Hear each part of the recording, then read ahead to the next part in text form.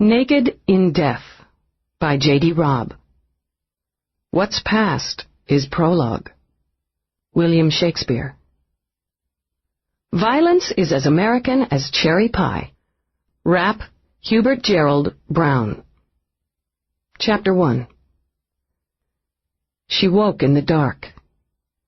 Through the slats on the window shades, the first murky hint of dawn slipped, slanting shadowy bars over the bed.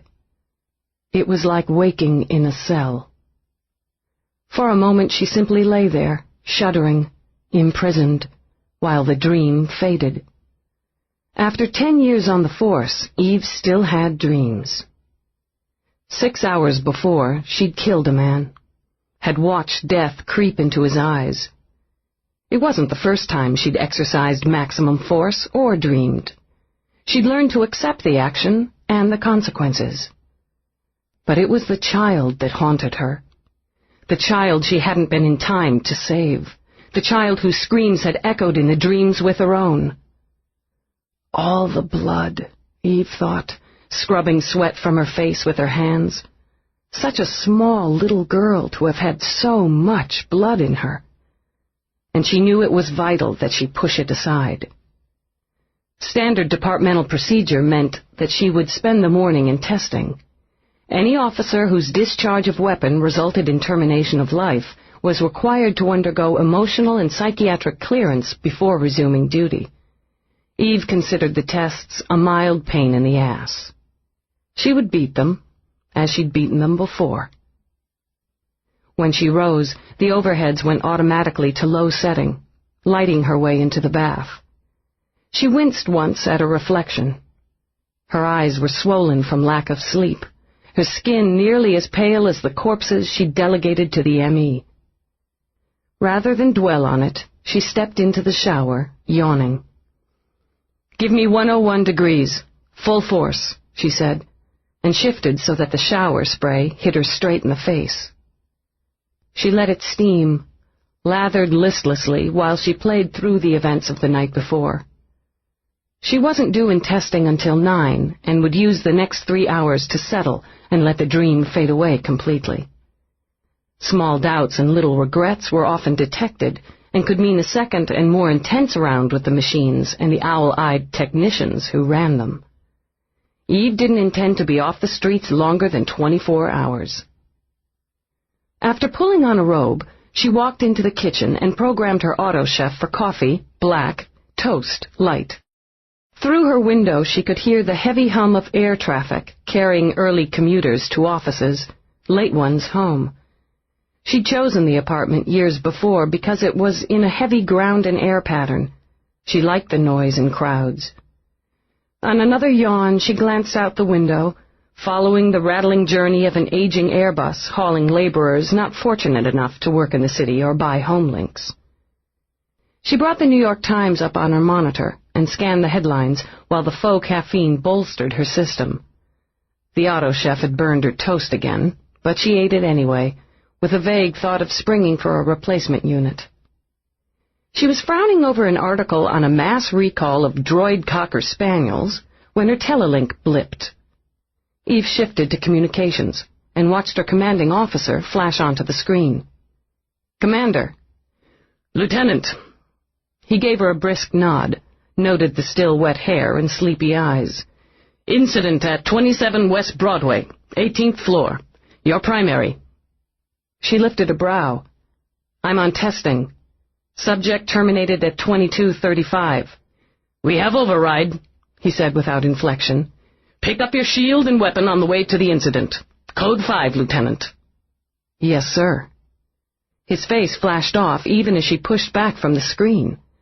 Code 5 meant she would report directly to her commander, and there would be no unsealed interdepartmental reports and no cooperation with the press. In essence, it meant she was on her own. Broadway was noisy and crowded, a party where rowdy guests never left. Street, pedestrian, and sky traffic were miserable, choking the air with bodies and vehicles. In her old days in uniform, she remembered it as a hotspot for wrecks and crushed tourists who were too busy gaping at the show to get out of the way. Even at this hour, there was steam rising from the stationary and portable food stands that offered everything from rice noodles to soy dogs for the teeming crowds. She had to swerve to avoid an eager merchant on his smoking glider grill, and took his flipped middle finger as a matter of course. Eve double-parked, and skirting a man who smelled worse than his bottle of brew, stepped onto the sidewalk. She scanned the building first. 50 floors of gleaming metal that knifed into the sky from a hilt of concrete. She was propositioned twice before she reached the door. Since this 5-block area of Broadway was affectionately termed Prostitute's Walk, she wasn't surprised. She flashed her badge for the uniform guarding the entrance. "Lieutenant Delass." "Yes, sir." He skimmed his official CompuSeal over the door to keep out the curious, then led the way to the bank of elevators. 18th floor, he said when the doors swished shut behind them. "Fill me in, officer." Eve switched on her recorder and waited. "I wasn't first on the scene, Lieutenant. Whatever happened upstairs is being kept upstairs. There's a badge inside waiting for you. We have a homicide and a code 5 in number 1803. "Who called it in?" "I don't have that information." He stayed where he was when the elevator opened. Eve stepped out and was alone in a narrow hallway. Security cameras tilted down at her, and her feet were almost soundless on the worn nap of the carpet as she approached 1803. Ignoring the handplate, she announced herself, holding her badge up to the eye level for the peep cam until the door opened. "Delass! Feeney!" She smiled, pleased to see a familiar face. Ryan Feeney was an old friend and former partner who'd traded the street for a desk and a top-level position in the electronics detection division. "So they're sending computer pluckers these days. They wanted brass and the best." His lips curved in his wide, rumpled face, but his eyes remained sober. He was a small, stubby man with small, stubby hands and rust-colored hair. "You look beat." "Rough night." "So I heard." He offered her one of the sugared nuts from the bag he habitually carried, studying her, and measuring if she was up to what was waiting in the bedroom beyond. She was young for her rank, barely 30, with wide brown eyes that had never had a chance to be naive. Her dough-brown hair was cropped short, for convenience rather than style, but suited her triangular face with its razor-edged cheekbones and slight dent in the chin. She was tall, rangy, with a tendency to look thin, but Feeney knew there were solid muscles beneath a leather jacket. More, there was a brain and a heart. "This one's gonna be touchy, Delass." "I picked that up already. Who's the victim?" "Sharon Delass, granddaughter of Senator Delass." Neither meant anything to her. "Politics isn't my forte, Feeney. The gentleman from Virginia, extreme right, old money. The granddaughter took a sharp left a few years back, moved to New York and became a licensed companion." She was a hooker. Delass glanced around the apartment. It was furnished in obsessive modern. Glass and thin chrome, signed holograms on the walls, recessed bar in bold red. The wide mood screen behind the bar bled with mixing and merging shapes and colors in cool pastels. Neat as a virgin, Eve mused, and cold as a whore. No surprise, given her choice of real estate. Politics makes it delicate. Victim was 24, Caucasian, female. She bought it in bed. Eve only lifted a brow. Seems poetic, since she'd been bought there. "How'd she die?" "That's the next problem. I want you to see for yourself." As they crossed the room, each took out a slim container, sprayed their hands front and back to seal in oils and fingerprints.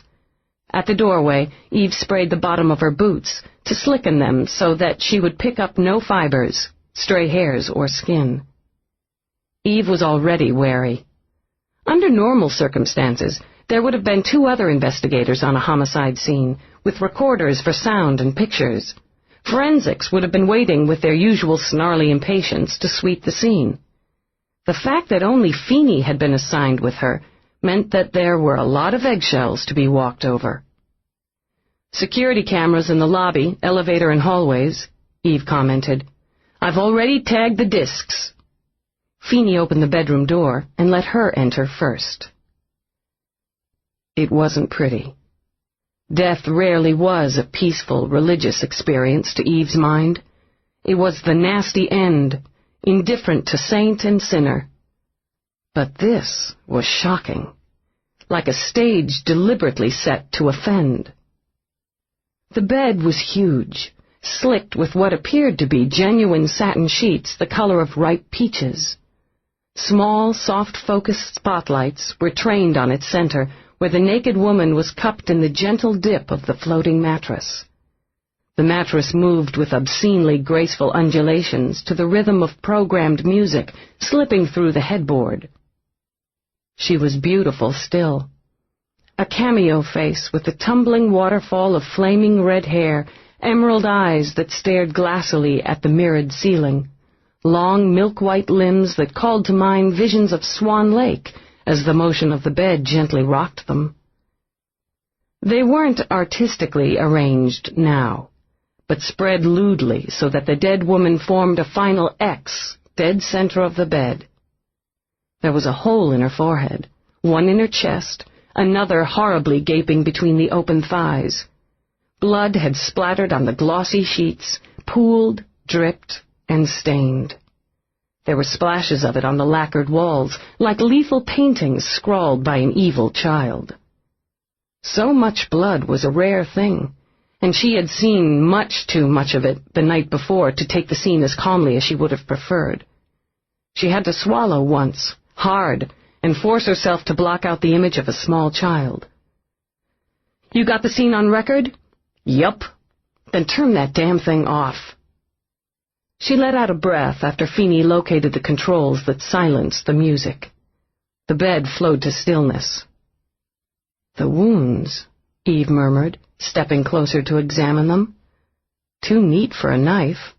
Too messy for a laser." A flash came to her.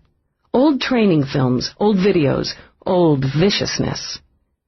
"Christ, Feeney, these look like bullet wounds." Feeney reached into his pocket and drew out a sealed bag. "Whoever did it left a souvenir." He passed the bag to Eve.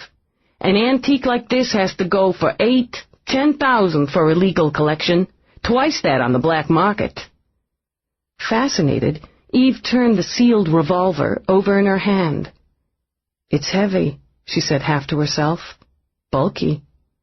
".38 caliber, he told her. "First one I've seen outside of a museum. This one's a Smith & Wesson, Model 10, blue steel." He looked at it with some affection. "Real classic piece. Used to be standard police issue up until the latter part of the 20th. They stopped making them in about 22-23, when the gun ban was passed." "You're the history buff." Which explained why he was with her. "Looks new." She sniffed through the bag, caught the scent of oil and burning. Somebody took good care of this.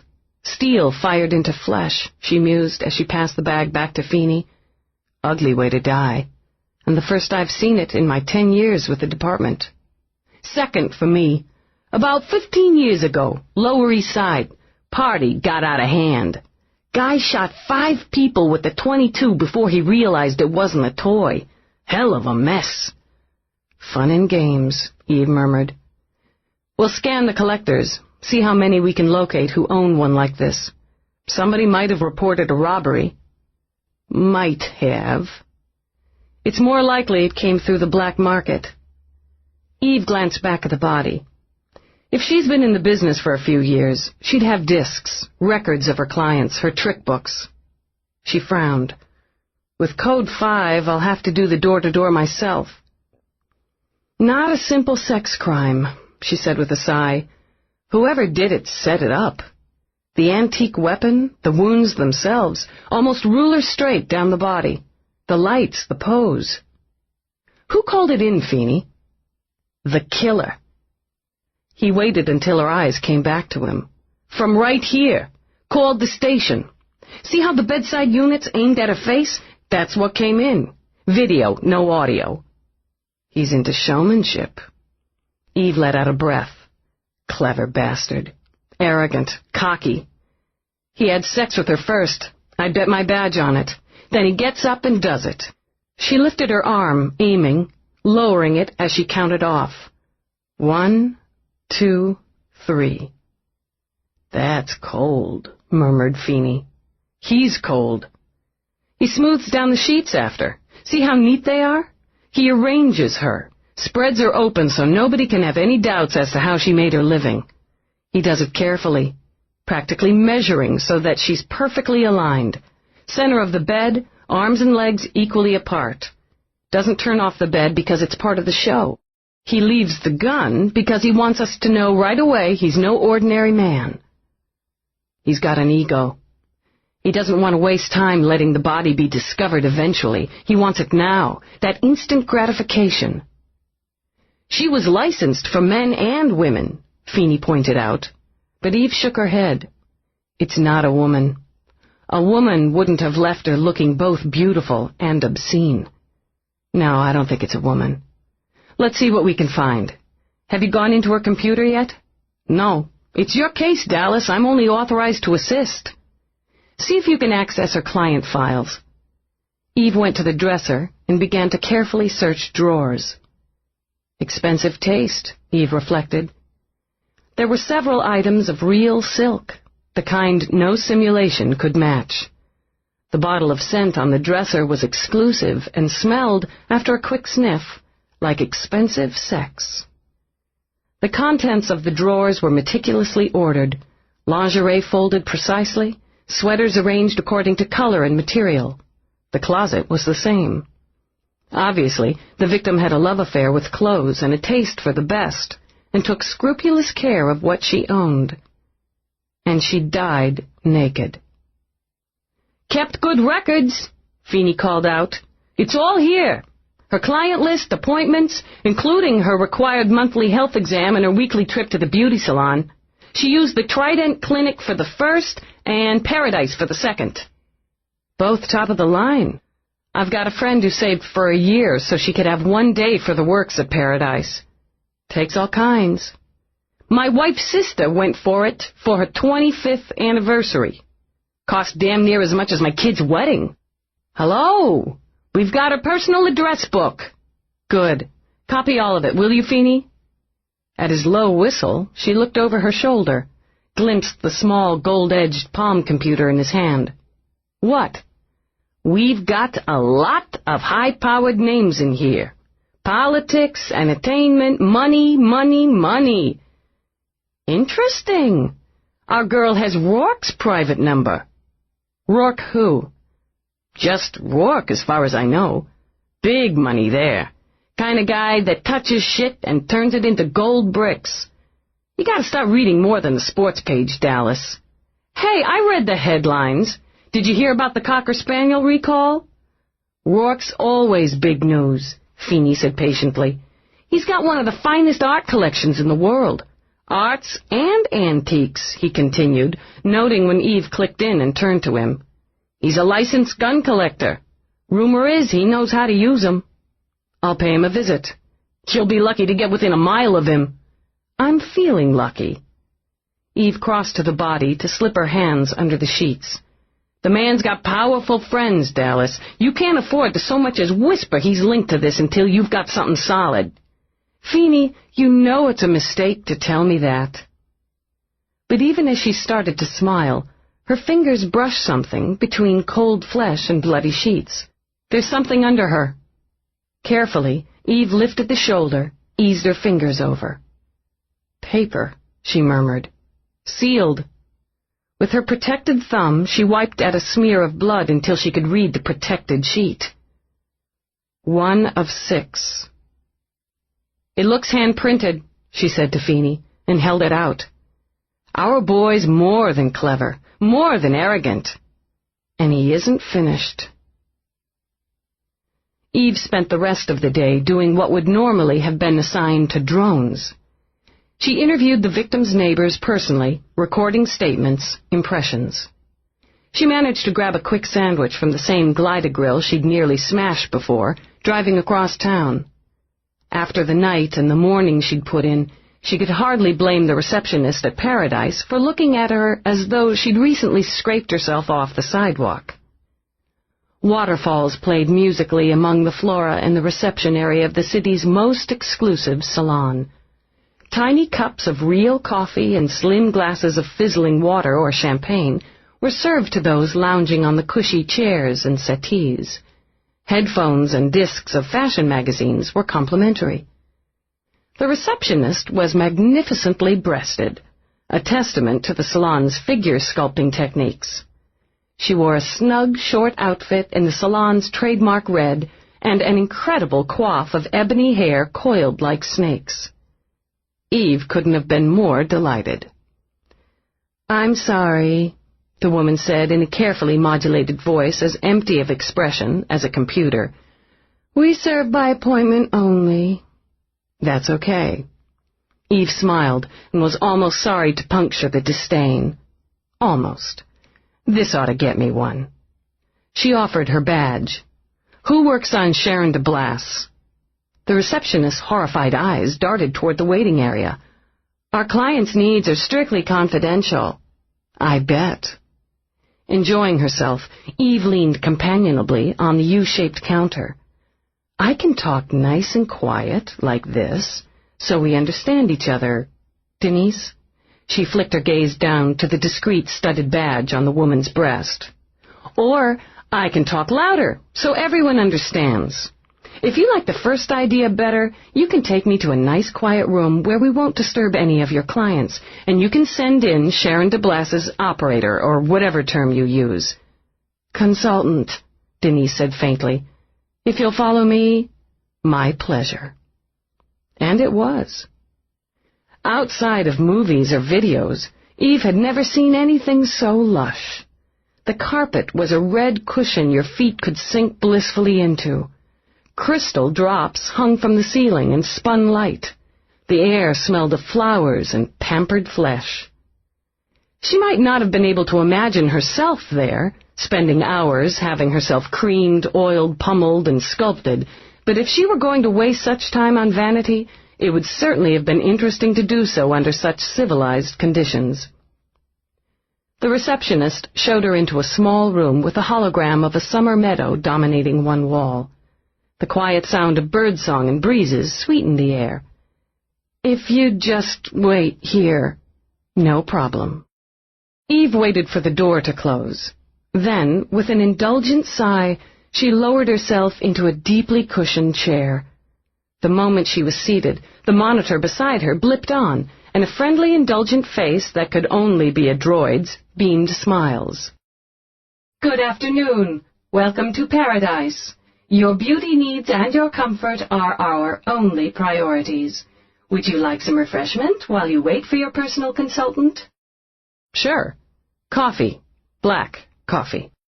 "Of course. What sort would you prefer? Press C on your keyboard for the list of choices." Smothering a chuckle, Eve followed instructions. She spent the next 2 minutes pondering over her options, then narrowed it down to French Riviera or Caribbean cream. The door opened again before she could decide. Resigned, she rose and faced an elaborately dressed scarecrow. Over his fuchsia shirt and plum-colored slacks, he wore an open, trailing smock of paradise red. His hair, flowing back from a painfully thin face, echoed the hue of his slacks. He offered Eve a hand, squeezed gently, and stared at her out of soft doe eyes. "I'm terribly sorry, officer. I'm baffled. I want information on Sharon Delass." Again, Eve took out her badge and offered it for inspection. "Yes, Lieutenant Delass. That was my understanding. You must know, of course, our client data is strictly confidential. Paradise has a reputation for discretion as well as excellence. And you must know, of course, that I can get a warrant, Mr. Sebastian. Simply Sebastian." He waved a thin hand, sparkling with rings. "I'm not questioning your authority, Lieutenant, but if you could assist me, your motives for the inquiry?" "I'm inquiring into the motives for the murder of Delass." She waited a beat. judged the shock that shot into his eyes and drained his face of color. Other than that, my data is strictly confidential. Murder? My dear God, our lovely Sharon is dead? There must be a mistake. He all but slid into a chair, letting his head fall back and his eyes close. When the monitor offered him refreshment, he waved a hand again. Light shot from his jeweled fingers. God, yes! I need a brandy, darling, a snifter of Travelli. Eve sat beside him, took out a recorder. Tell me about Sharon. A marvelous creature. Physically stunning, of course, but it went deeper. His brandy came into the room on a silent automated cart. Sebastian plucked the snifter and took one deep swallow. She had flawless taste, a generous heart, rapier wit. He turned the doe eyes on Eve again. I saw her only 2 days ago. Professionally, she had a standing weekly appointment, half day. Every other week was a full day. He whipped out a butter-yellow scarf and dabbed at his eyes.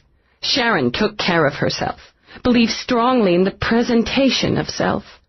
It would be an asset in her line of work. Naturally. She only worked to amuse herself. Money wasn't a particular need with her family background. She enjoyed sex. With you? His artistic face winced, the rosy lips pursing in what could have been a pout or pain. I was her consultant, her confidant, and her friend, Sebastian said stiffly, and draped the scarf with casual flair over his left shoulder. It would have been indiscreet and unprofessional for us to become sexual partners. So you weren't attracted to her, sexually? It was impossible for anyone not to be attracted to her sexually. He gestured grandly, exuded sex as others might exude an expensive perfume. My God! He took another shaky sip of brandy. It's all past tense. I can't believe it. Dead. Murdered. His gaze shot back to Eve. You said murdered. That's right.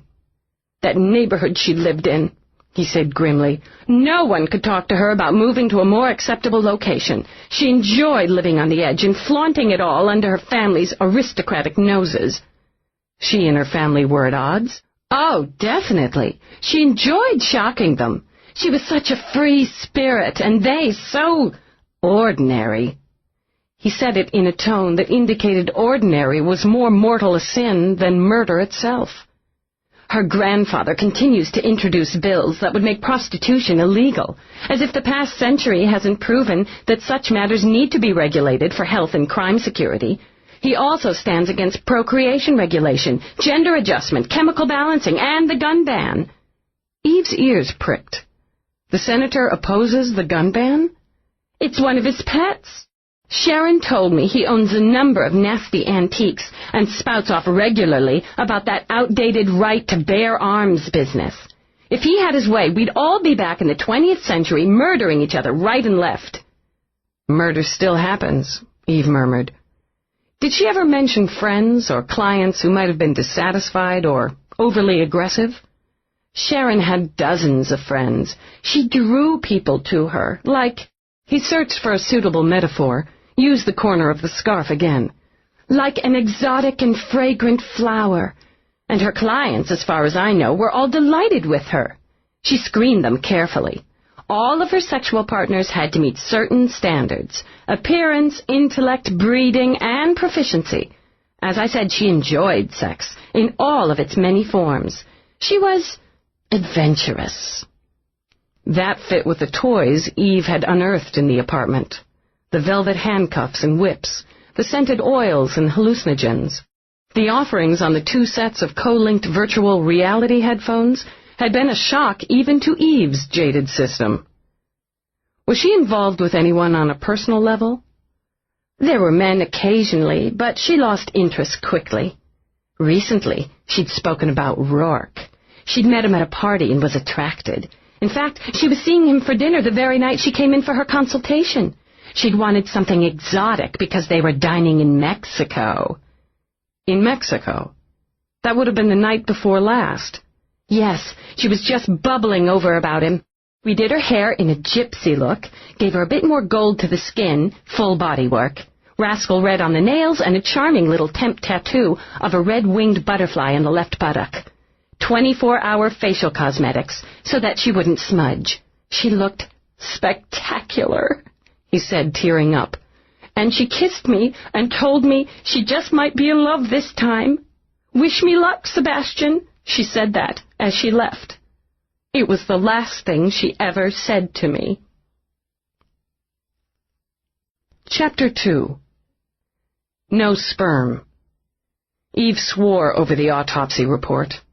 If she'd had sex with her killer, the victim's choice of birth control had killed the little soldiers on contact, eliminating all trace of them within 30 minutes after ejaculation. The extent of her injuries made the tests for sexual activity inconclusive. He'd blown her apart either for symbolism or for his own protection. No sperm, no blood, but for the victims. No DNA. The forensic sweep of the murder site turned up no fingerprints. None. Not the victims, not her weekly cleaning specialist, certainly not the murderers.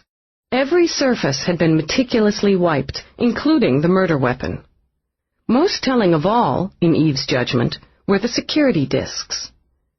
Once again, she slipped the elevator surveillance into her desk monitor. The discs were initialed. Gorham Complex, Elevator A, 2-12-2058, 0600. Eve zipped through, watching the hours fly by. The elevator doors opened for the first time at noon. She slowed the speed, giving her unit a quick smack with the heel of her hand when the image bobbled, then studied the nervous little man who entered and asked for the 5th floor. A jumpy John, she decided, amused when he tugged at his collar and slipped a breath mint between his lips. Probably had a wife and 2 kids and a steady white-collar job that allowed him to slip away for an hour once a week for his nooner. He got off the elevator at 5. Activity was light for several hours. The occasional prostitute riding down to the lobby, some returning with shopping bags and bored expressions. A few clients came and went. The action picked up about 8. Some residents went out, snazzily dressed for dinner. Others came in to keep their appointments. At 10, an elegant-looking couple entered the car together. The woman allowed the man to open her fur coat, under which she wore nothing but stiletto heels and a tattoo of a rosebud with the stem starting at the crotch and the flower artistically teasing the left nipple. He fondled her, a technically illegal act in a secured area. When the elevator stopped on 18, the woman drew her coat together and they exited, chatting about the play they'd just seen. Eve made a note to interview the man the following day. It was he who was the victim's neighbor and associate. The glitch happened at precisely 12:05. The image shifted almost seamlessly, with only the faintest blip, and returned to surveillance at 02:46. 2 hours and 41 minutes lost. The hallway disk of the 18th floor was the same. Nearly 3 hours wiped. Eve picked up her cooling coffee as she thought it through. The man understood security, she mused, was familiar enough with the building to know where and how to doctor the discs. And he'd taken his time, she thought. The autopsy put the victim's death at 2 a.m. He'd spent nearly 2 hours with her before he'd killed her, and nearly an hour more after she'd been dead, yet he hadn't left a trace. Clever boy. If Sharon Delass had recorded an appointment, personal or professional, for midnight, that, too, had been wiped. So he'd known her intimately enough to be sure where she kept her files and how to access them. On a hunch, Eve leaned forward again. Gorham Complex, Broadway, New York. Owner. Her eyes narrowed as the data flashed onto her screen. Gorham Complex, owned by Roarke Industries. Headquarters 500 Fifth Avenue. Roarke, President and CEO. New York residence, 222 Central Park West. Roarke, Eve murmured. You just keep turning up, don't you? Roarke, she repeated. All data, view and print. Ignoring the incoming call on the link beside her, Eve sipped her coffee and read. Roarke, no known given name. Born 10/06/2023, Dublin, Ireland. ID number 33492-ABR-50. Parents unknown. Marital status single. President and CEO of Roarke Industries, established 2042. Main branches New York, Chicago, New Los Angeles, Dublin, London, Bonn, Paris, Frankfurt, Tokyo, Milan, Sydney. Off-planet branches Station 45, Bridgestone Colony, Vegas 2, Freestar 1. Interests in real estate, import-export, shipping, entertainment, manufacturing, pharmaceuticals, transportation. Estimated gross worth $3,800,000,000. Busy boy, Eve thought, lifting a brow as a list of his companies clicked on screen. Education, she demanded. Unknown. Criminal record? No data. Access Roarke, Dublin. No additional data. Well, shit. Mr. Mystery. Description and visual. Roarke. Black hair, blue eyes, 6 feet 2 inches, 173 pounds. Eve grunted as the computer listed the description. She had to agree that in Roarke's case, a picture was worth a couple hundred words. His image stared back at her from the screen. He was almost ridiculously handsome. The narrow, aesthetic face, the slash of cheekbones, the sculpted mouth. Yes, his hair was black, but the computer didn't say it was thick and full and swept back from a strong forehead to fall inches above broad shoulders. His eyes were blue, but the word was much too simple for the intensity of color or the power in them. Even on an image, Eve could see this was a man who hunted down what or who he wanted, bagged it, used it, and didn't bother with frivolities such as trophies. And yes, she thought, this was a man who could kill, if and when it suited him. He would do so coolly, methodically, and without breaking a sweat. Gathering up the hard data, she decided she'd have a talk with Roarke. Very soon.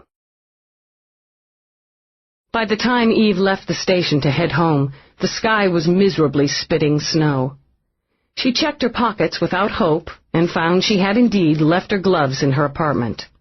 Hatless, gloveless, with only her leather jacket as protection against the biting wind, she drove across town.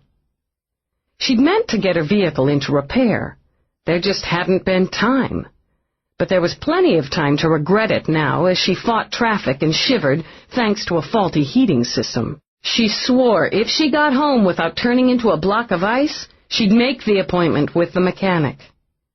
But when she did arrive home, her primary thought was food.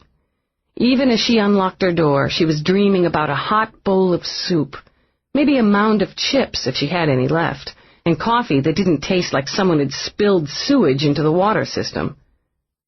She saw the package immediately, the slim square just inside the door. Her weapon was out and in her hand before she drew the next breath. Sweeping with weapon and eyes, she kicked the door shut behind her. She left the package where it was and moved from room to room until she was satisfied she was alone. After holstering her weapon, she peeled out of her jacket and tossed it aside. Bending, she picked up the sealed disc by the edges. There was no label, no message.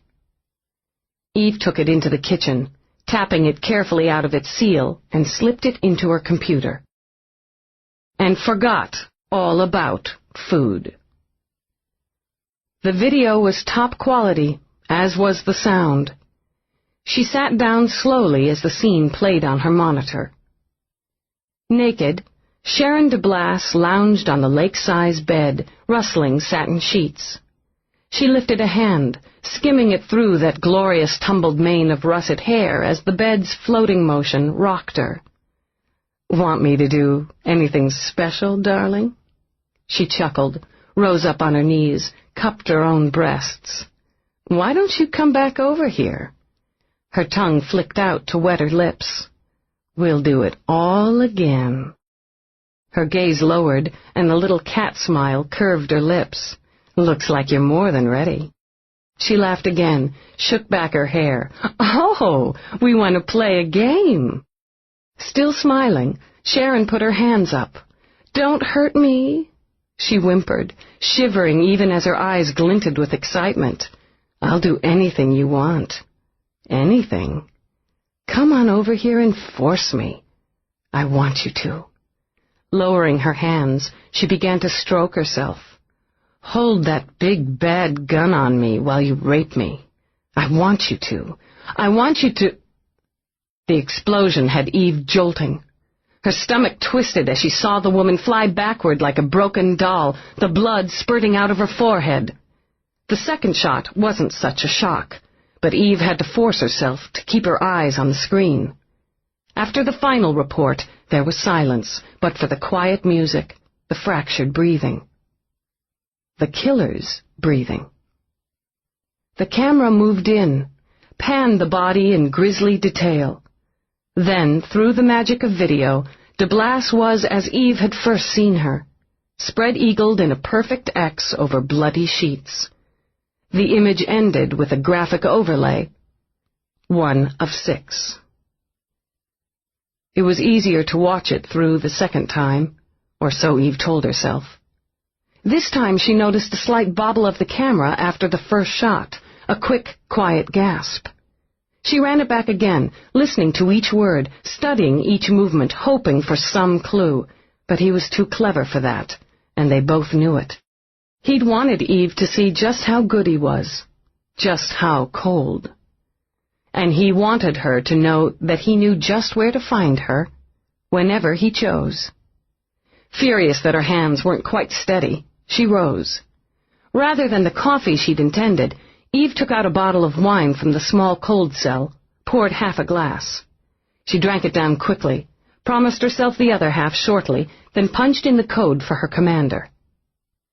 It was the commander's wife who answered, and from the glittering drops at her ears and the perfect coiffure, Eve calculated that she'd interrupted one of the woman's famous dinner parties. "Lieutenant Delass, Mrs. Whitney, I'm sorry to interrupt your evening, but I need to speak to the commander." "We're entertaining, Lieutenant." "Yes, ma'am, I apologize." Fucking politics, Eve thought as she forced a smile. "It's urgent." "Isn't it always?" The machine hummed on hold, mercifully without hideous background music or updated news reports, for a full 3 minutes before the commander came on. "Delass?" "Commander, I need to send you something over a coded line." "It better be urgent, Delass. My wife's going to make me pay for this." "Yes, sir." Cops, she thought, as she prepared to send the image to his monitor, should stay single. She waited, folding her restless hands on the table. As the images played again, she watched again, ignoring the clenching in her gut. When it was over, Whitney came back on the screen. His eyes were grim. "Where did you get this?" "He sent it to me. A disc was here, in my apartment, when I got back from the station." Her voice was flat and careful. "He knows who I am, where I am, and what I'm doing." Whitney was silent for a moment. "My office, 0700. Bring the disc, Lieutenant." "Yes, sir." When the transmission ended, she did the 2 things her instincts dictated. She made herself a copy of the tape, and she poured another glass of wine. She woke at 3, shuddering, clammy, fighting for the breath to scream. Whimpers sounded in her throat as she croaked out an order for the lights. Dreams were always more frightening in the dark. Trembling, she lay back. This one had been worse, much worse than any she'd experienced before. She'd killed the man. What choice had she? He'd been too buzzed on chemicals to be stunned. Christ, she'd tried, but he just kept coming and coming and coming, with that wild look in his eyes and the already bloodied knife in his hand. The little girl had already been dead. There was nothing Eve could have done to stop it. Please, God, don't let there have been anything that could have been done. The little body hacked to pieces, the frenzied man with the dripping knife, then the look in his eyes when she'd fired on full, and the life had slipped out of them. But that hadn't been all. Not this time. This time he'd kept coming, and she'd been naked, kneeling in a pool of satin. The knife had become a gun, held by the man whose face she'd studied hours before, the man called Roarke. He'd smiled, and she'd wanted him. Her body had tingled with terror and sexual desperation even as he'd shot her, head, heart, and loins. And somewhere through it all, the little girl, the poor little girl, had been screaming for help. Too tired to fight it, Eve simply rolled over, pressed her face into her pillow, and wept. Lieutenant. At precisely 7 a.m., Commander Whitney gestured Eve toward a chair in his office. Despite the fact, or perhaps due to the fact that he'd been riding a desk for 12 years, he had sharp eyes. He could see that she'd slept badly, and had worked to disguise the signs of a disturbed night. In silence, he held out a hand. She'd put the disc and its cover into an evidence bag. Whitney glanced at it, then laid it in the center of his desk. According to protocol, I'm obliged to ask you if you want to be relieved from this case. He waited a beat. We'll pretend I did. Yes, sir. Is your residence secure, Delass? I thought so. She took hard copy out of her briefcase. I reviewed the security tapes after I contacted you. There's a 10-minute time lapse. As you'll see in my report, he has the capability of undermining security, a knowledge of videos, editing, and, of course, antique weapons. Whitney took her report, set it aside. That doesn't narrow the field overmuch. No, sir. I have several more people I need to interview. With this perpetrator, electronic investigation isn't primary, though Captain Feeney's help is invaluable. This guy covers his tracks. We have no physical evidence other than the weapon he chose to leave at the scene. Feeney hadn't been able to trace it through normal channels. We have to assume it was black market. I've started on her trick books and her personal appointments, but she wasn't the retiring kind. It's going to take time. Time's part of the problem. 1 of 6, Lieutenant. What does that say to you? That he has 5 more in mind and wants us to know it. He enjoys his work and wants to be the focus of our attention. She took a careful breath. There's not enough for a full psychiatric profile. We can't say how long he'll be satisfied by the thrill of this murder, when he'll need his next fix. It could be today, it could be a year from now. We can't bank on him being careless. Whitney merely nodded. Are you having problems with the rightful termination? The knife slipped with blood, she thought. The small ruined body at her feet. Nothing I can't handle. Be sure of it, Delass. I don't need an officer on a sensitive case like this who's worried whether she should or shouldn't use her weapon. I'm sure of it.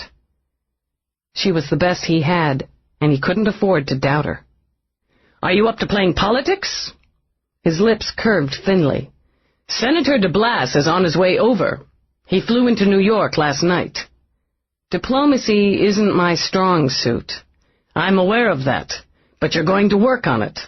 He wants to talk to the investigating officer, and he went over my head to arrange it. Orders came down from the chief. You're going to give the senator your full cooperation. This is a Code 5 investigation, Eve said stiffly. I don't care if orders came down from God Almighty. I'm not giving confidential data to a civilian. Whitney's smile widened.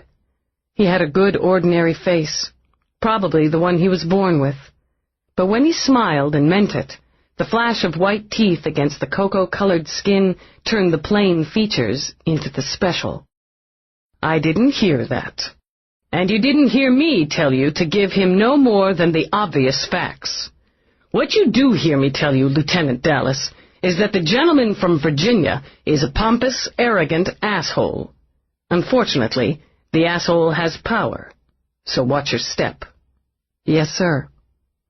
He glanced at his watch, then slipped the file and disk into a safe drawer. You've got time for a cup of coffee.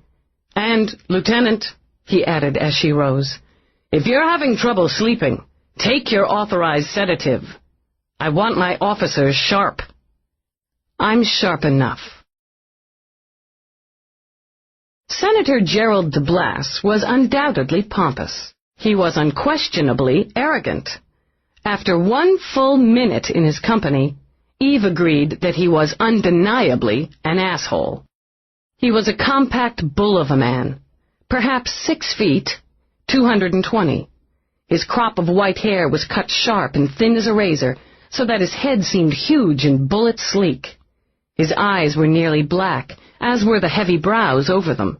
They were large, like his nose, his mouth. His hands were enormous, and when he clasped Eve's briefly on introduction, she noticed they were smooth and soft as a baby's. He brought his adjutant with him. Derek Rockman was a whip-like man in his early 40s.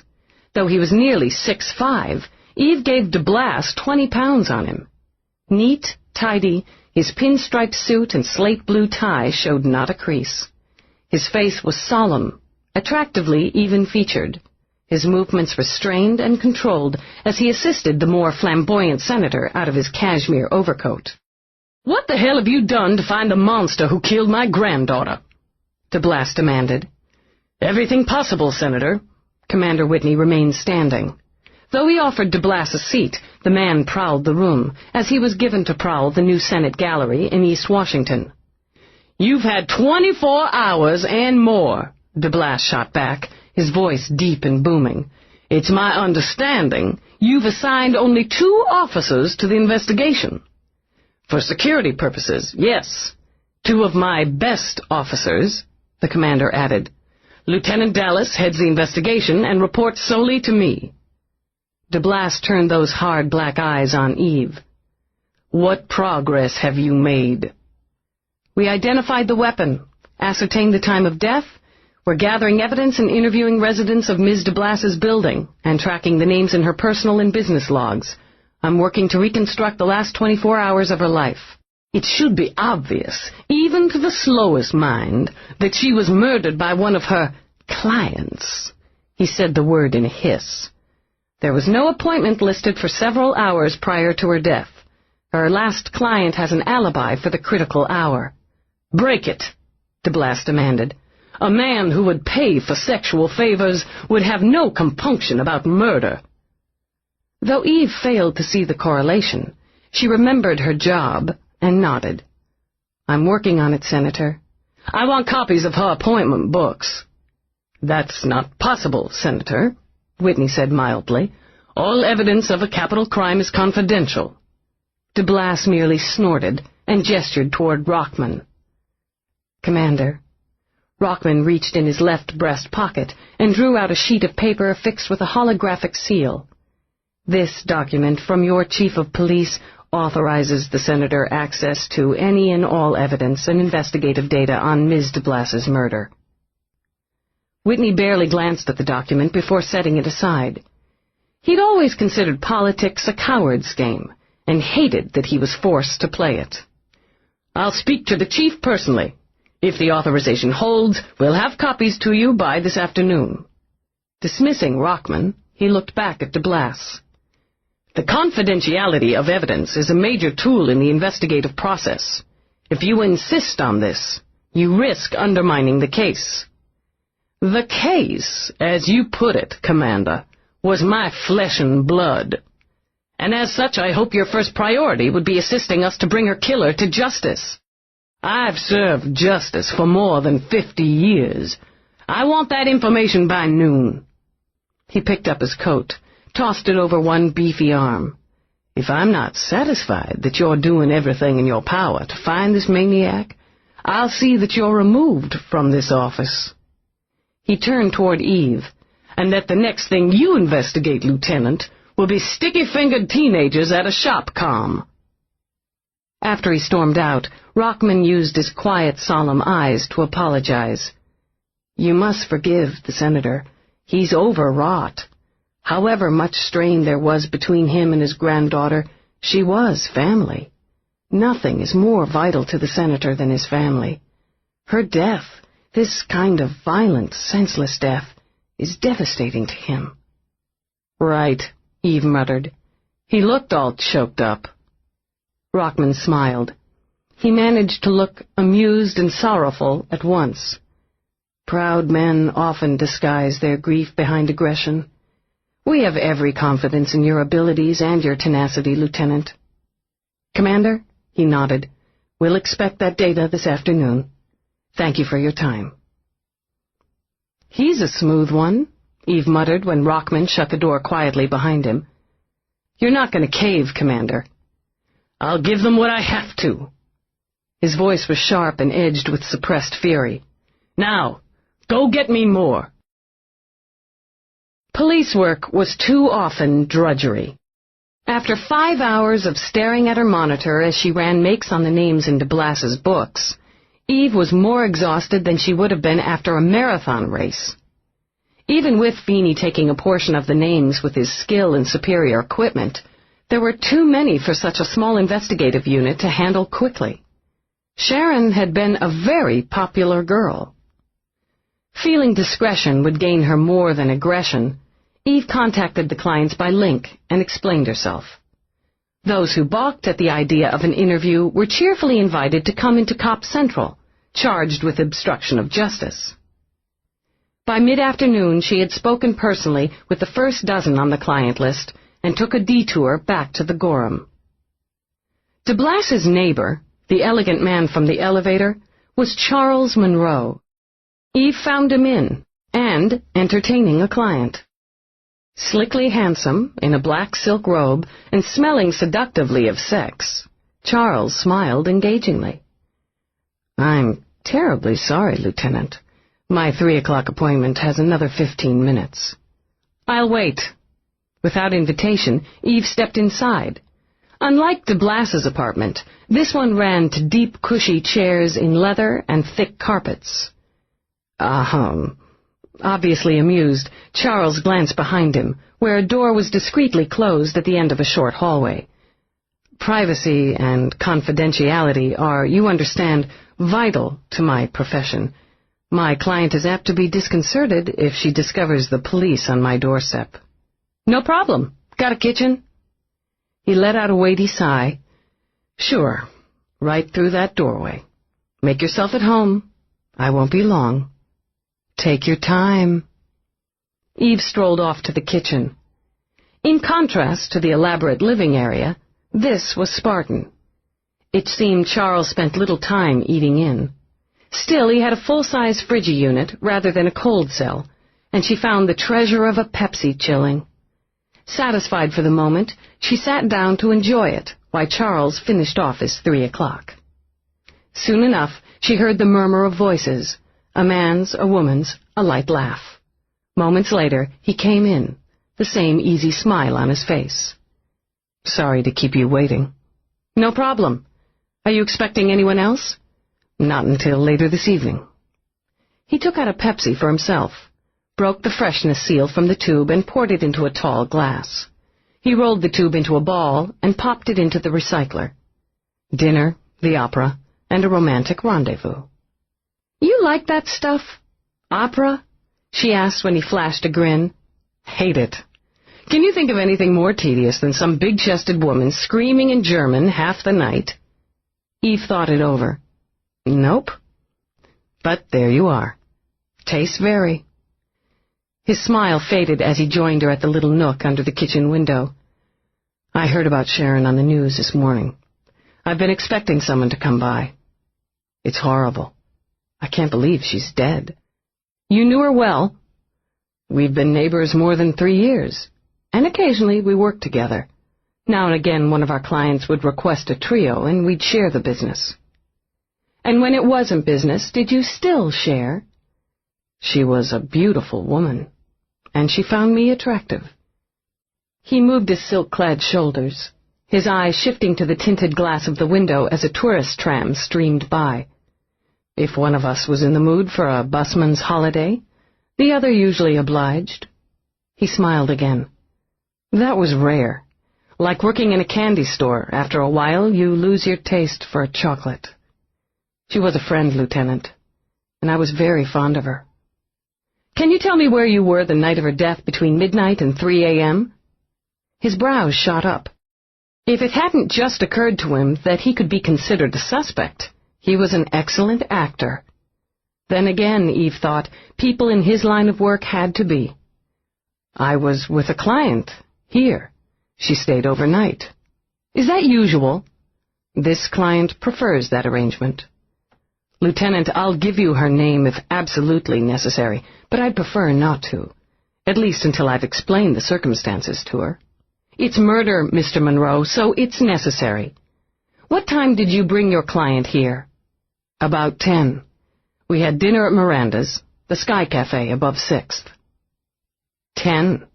Eve nodded, and saw the moment he remembered. The security camera in the elevator. His smile was all charm again. It's an antiquated law. I suppose you could bust me, but it's hardly worth your time. Any sexual act in a secured area is a misdemeanor, Mr. Monroe. Charles, please. It's a nitpick, Charles, but they could suspend your license for 6 months. Give me her name and we'll clear it up as quietly as possible. You're going to lose me one of my best clients, he muttered. Darlene Howe. I'll get you the address. He rose to get his electronic datebook, then read off the information. Thanks. Did Sharon talk about her clients with you? We were friends, he said wearily. Yeah, we talk shop, though it's not strictly ethical. She had some funny stories. I'm more conventional in style. Sharon was open to the unusual. Sometimes we'd get together for a drink and she'd talk. No names. She had her own little terms for them. The Emperor, the Weasel, the Milkmaid, that kind of thing. Was there anyone she mentioned who worried her, made her uneasy? Someone who might have been violent? She didn't mind violence. And no, nobody worried her. One thing about Sharon, she always felt in control. That's the way she wanted it, because she said she'd been under someone else's control most of her life. She had a lot of bitterness toward her family. She told me once she'd never planned on making a career out of professional sex. She'd only gotten into it to make her family crazy. But then, after she got into it, she decided she liked it. He moved his shoulders again, sipped from his glass. So she stayed in the life and killed 2 birds with 1 fuck. Her phrase. He lifted his eyes again. Looks like one of the fucks killed her. Yeah. Eve rose, tucked her recorder away. Don't take any out-of-town trips, Charles. I'll be in touch. That's it? For the moment. He stood as well, smiled again. You're easy to talk to for a cop. Eve? Experimentally, he skimmed a fingertip down her arm. When her brows lifted, he took the fingertip over her jawline. In a hurry? Why? Well, I've got a couple of hours, and you're very attractive. Big golden eyes, he murmured. This little dip, right in your chin. Why don't we both go off the clock for a while? She waited while he lowered his head, while his lips hovered just above hers. Is this a bribe, Charles? Because if it is, and you're half as good as I think you are, I'm better. He nibbled at her bottom lip, let his hand slide down to toy with her breast. I'm much better. In that case, I'd have to charge you with a felony. She smiled as he jerked back. And that would make both of us really sad. Amused, she patted his cheek. But thanks for the thought. He scratched his chin as he followed her to the door. Eve. She paused, hand on the knob, and glanced back at him. Yes. Bribes aside. If you change your mind, I'd be interested in seeing more of you. I'll let you know. She closed the door and headed for the elevator. It wouldn't have been difficult, she mused, for Charles Monroe to slip out of his apartment, leaving his client sleeping, and slip into Sharon's. A little sex, a little murder. Thoughtful, she stepped into the elevator. Doctor the discs. As a resident of the building, it would have been simple for him to gain access to security. Then he could have popped back into bed with his client. It was too bad that the scenario was plausible, Eve thought as she reached the lobby. She liked him. But until she checked his alibi thoroughly, Charles Monroe was now at the top of her short list. Chapter 3. Eve hated funerals. She detested the rite human beings insisted on giving death. The flowers, the music, the endless words and weeping. There might be a God. She hadn't completely ruled such things out, and if there were, she thought, it must have enjoyed a good laugh over its creation's useless rituals and passages. Still, she had made the trip to Virginia to attend Sharon Delass's funeral. She wanted to see the dead's family and friends gathered together, to observe and analyze and judge. The senator stood grim-faced and dry-eyed, with Rockman, his shadow, one pew behind. Beside Delass was his son and daughter-in-law. Sharon's parents were young, attractive, successful attorneys who headed their own law firm. Richard Delass stood with his head bowed and his eyes hooded, a trimmer and somehow less dynamic version of his father. Was it coincidence, Eve wondered, or design that he stood at equal distance between his wife and father? Elizabeth Barrister was sleek and chic in her dark suit, her waving mahogany hair glossy, her posture rigid, and, Eve noted, her eyes red-rimmed and swimming with constant tears. What did a mother feel, Eve wondered, as she had wondered all her life, when she lost a child? Senator Delass had a daughter as well, and she flanked his right side. Congresswoman Catherine Delass had followed in her father's political footsteps. Painfully thin, she stood militarily straight, her arms looking like brittle twigs in her black dress. Beside her, her husband, Justin Summit, stared at the glossy coffin draped with roses at the front of the church. At his side, their son Franklin, still trapped in the gangly stage of adolescence, shifted restlessly. At the end of the pew, somehow separate from the rest of the family, was Delass's wife, Anna. She neither shifted nor wept. Not once did Eve see her so much as glance at the flower-strewn box that held what was left of her only granddaughter. There were others, of course. Elizabeth's parents stood together, hands linked, and cried openly. Cousins, acquaintances, and friends dabbed at their eyes or simply looked around in fascination or horror. The president had sent an envoy, and the church was packed with more politicians than the Senate lunchroom. Though there were more than 100 faces, Eve had no trouble picking Roarke out of the crowd. He was alone. There were others lined in the pew with him, but Eve recognized the solitary quality that surrounded him. There could have been 10,000 in the building, and he would have remained aloof from them. His striking face gave away nothing. No guilt, no grief, no interest. He might have been watching a mildly inferior play. Eve could think of no better description for a funeral. More than one head turned in his direction for a quick study, or, in the case of a shapely brunette, a not-so-subtle flirtation. Roarke responded to both the same way. He ignored them. At first study, she would have judged him as cold, an icy fortress of a man who guarded himself against any and all. But there must have been heat. It took more than discipline and intelligence to rise so high so young. It took ambition, and to Eve's mind, ambition was a flammable fuel. He looked straight ahead as the dirge swelled. Then, without warning, he turned his head, looked 5 pews back across the aisle and directly into Eve's eyes. It was surprise that had her fighting not to jolt at that sudden and unexpected punch of power. It was will that kept her from blinking or shifting her gaze. For one humming minute, they stared at each other. Then there was movement, and mourners came between them as they left the church. When Eve stepped into the aisle to search him out again, he was gone. She joined the long line of cars and limos on the journey to the cemetery. Above, the hearse and the family vehicles flew solemnly. Only the very rich could afford body interment. Only the obsessively traditional still put their dead into the ground. Frowning, her fingers tapping the wheel, she relayed her observations into her recorder. When she got to Roarke, she hesitated, and her frown deepened. Why would he trouble himself to attend the funeral of such a casual acquaintance? She murmured into the recorder in her pocket. According to data, they had met only recently, and a single date. Behavior seems inconsistent and questionable. She shivered once, glad she was alone as she drove through the arching gates of the cemetery. As far as Eve was concerned, there should be a law against putting someone in a hole.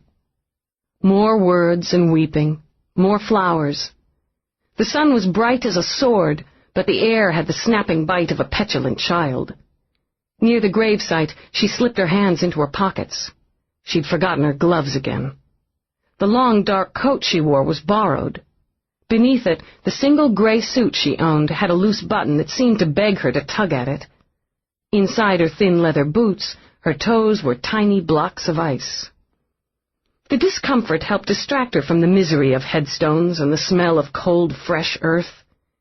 She bided her time, waiting until the last mournful word about everlasting life echoed away, then approached the senator. My sympathies, Senator Delass, to you and your family. His eyes were hard, sharp and black, like the hued edge of a stone. Save your sympathies, Lieutenant. I want justice. So do I. Mrs. Delass? Eve held out a hand to the senator's wife and found her fingers clutching a bundle of brittle twigs. Thank you for coming. Eve nodded. One close look had shown her Anna Delass was skimming under the edge of emotion on a buffering layer of chemicals. Her eyes passed over Eve's face and settled just above her shoulder as she withdrew her hand. Thank you for coming, she said in exactly the same flat tone to the next offer of condolence. Before Eve could speak again, her arm was taken in a firm grip. Rockman smiled solemnly down at her. Lieutenant Delass, the senator and his family appreciate the compassion and interest you've shown in attending the service.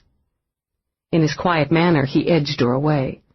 I'm sure you'll understand that, under the circumstances, it would be difficult for Sharon's parents to meet the officer in charge of their daughter's investigation over her grave.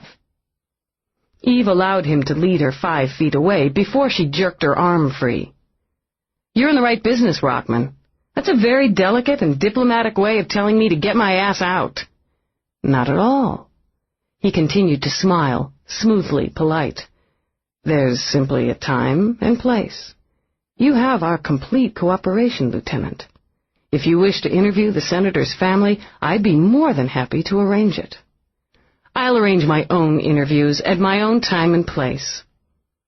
Because his placid smile irked her, she decided to see if she could wipe it off his face.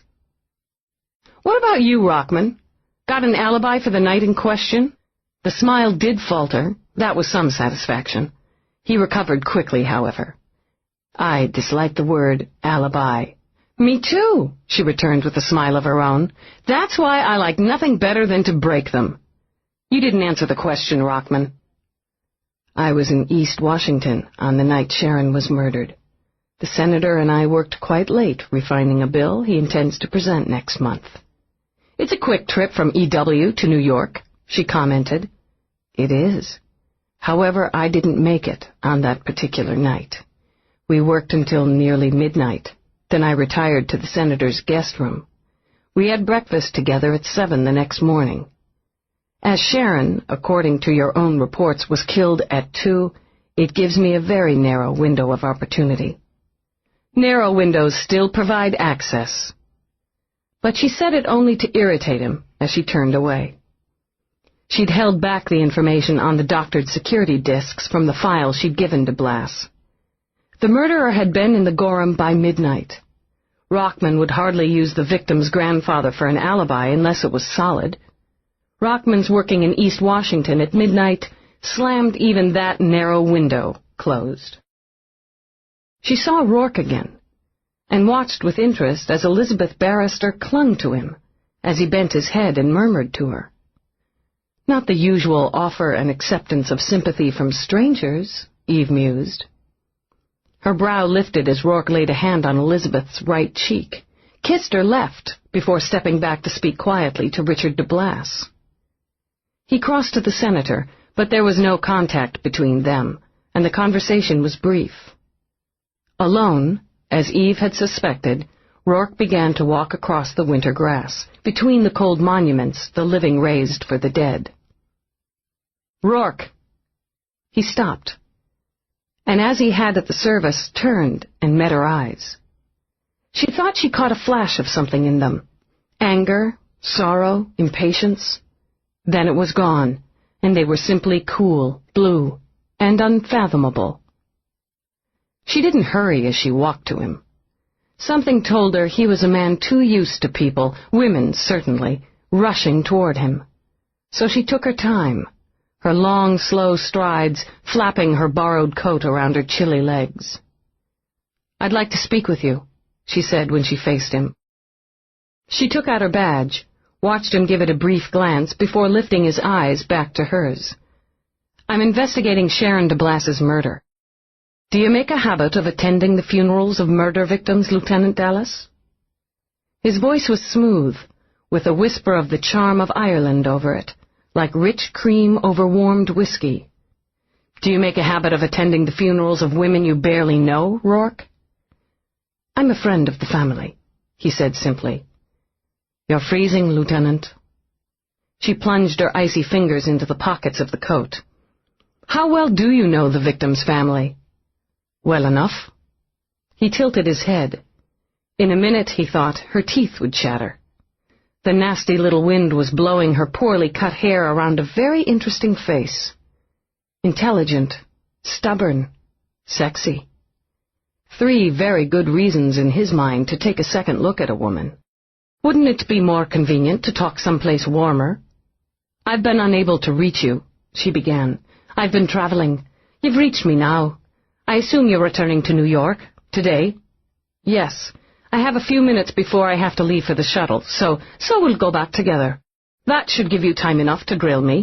"Question, you," she said between her teeth, annoyed that he turned and walked away from her. She lengthened her stride to catch up. "A few simple answers now, Roarke, and we can arrange a more formal interview in New York." "I hate to waste time," he said easily. "You strike me as someone who feels the same. Did you rent a car?"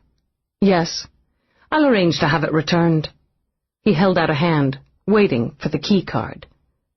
"That isn't necessary. It's simpler. I appreciate complications, Lieutenant, and I appreciate simplicity. You and I are going to the same destination at the same approximate time. You want to talk to me, and I'm willing to oblige." He stopped by a black limo where a uniformed driver waited, holding the rear door open. "My transport's routed for New York. You can, of course, follow me to the airport, take public transportation, then call my office for an appointment. Or you can drive with me, enjoy the privacy of my jet, and have my full attention during the trip." She hesitated only a moment, then took the key card for the rental from her pocket and dropped it into his hand. Smiling, he gestured her into the limo, where she settled as he instructed his driver to deal with the rental car. "Now then." Roarke slid in beside her, reached for a decanter. "Would you like a brandy to fight off the chill?" "No." She felt the warmth of the car sweep up from her feet and was afraid she'd begin to shiver in reaction. "Ah, on duty. Coffee, perhaps?" "Great." Gold winked at his wrist as he pressed his choice for 2 coffees on the auto chef built into the side panel. "Cream? Black. A woman after my own heart." Moments later, he opened the protective door and offered her a china cup in a delicate saucer. "We have more of a selection on the plane," he said, then settled back with his coffee. "I bet." The steam rising from her cup smelled like heaven. Eve took a tentative sip and nearly moaned. It was real. No simulation made from vegetable concentrate so usual since the depletion of the rainforests in the late 20th. This was the real thing, ground from rich Colombian beans, singing with caffeine. She sipped again, and could have wept. Problem? He enjoyed her reaction immensely. The flutter of the lashes, the faint flush, the darkening of the eyes, a similar response, he noted, to a woman purring under a man's hands. Do you know how long it's been since I had real coffee? He smiled. No. Neither do I. Unashamed, she closed her eyes as she lifted the cup again. You'll have to excuse me. This is a private moment. We'll talk on the plane. As you like. He gave himself the pleasure of watching her as the car traveled smoothly over the road. Odd, he thought. He hadn't pegged her for a cop. His instincts were usually keen about such matters. At the funeral, he'd been thinking only what a terrible waste it was for someone as young, foolish, and full of life as Sharon to be dead. Then he'd sensed something that had coiled his muscles, tightened his gut. He'd felt her gaze, as physical as a blow. When he'd turned, when he'd seen her, another blow, a slow-motion 1-2 punch he hadn't been able to evade. It was fascinating. But the warning blip hadn't gone off. Not the warning blip that should have relayed cop. He'd seen a tall, willowy brunette with short, tumbled hair, eyes the color of honeycombs, and a mouth made for sex. If she hadn't sought him out, he'd intended to seek her. Too damn bad she was a cop. She didn't speak again until they were at the airport, stepping into the cabin of his Jetstar 6000. She hated being impressed, again. Coffee was one thing, and a small weakness was permitted, but she didn't care for her goggle-eyed reaction to the lush cabin with its deep chairs, sofas, the antique carpet, and crystal vases filled with flowers. There was a viewing screen recessed in the forward wall, and a uniformed flight attendant who showed no surprise at seeing Roarke board with a strange woman. "Brandy, sir?" "My companion prefers coffee, Diana. Black." He lifted a brow until Eve nodded. "I'll have brandy." "I've heard about the Jetstar." Eve shrugged out of her coat, and it was whisked away along with Roarke's by the attendant. "It's a nice form of transportation." "Thanks. We spent 2 years designing it." "Roarke Industries?" she said as she took a chair. "That's right. I prefer using my own whenever possible." "You'll need to strap in for takeoff," he told her, then leaned forward to flip on an intercom. "Ready." "We've been cleared," they were told. 30 seconds. Almost before Eve could blink, they were airborne. In so smooth a transition she barely felt the G's.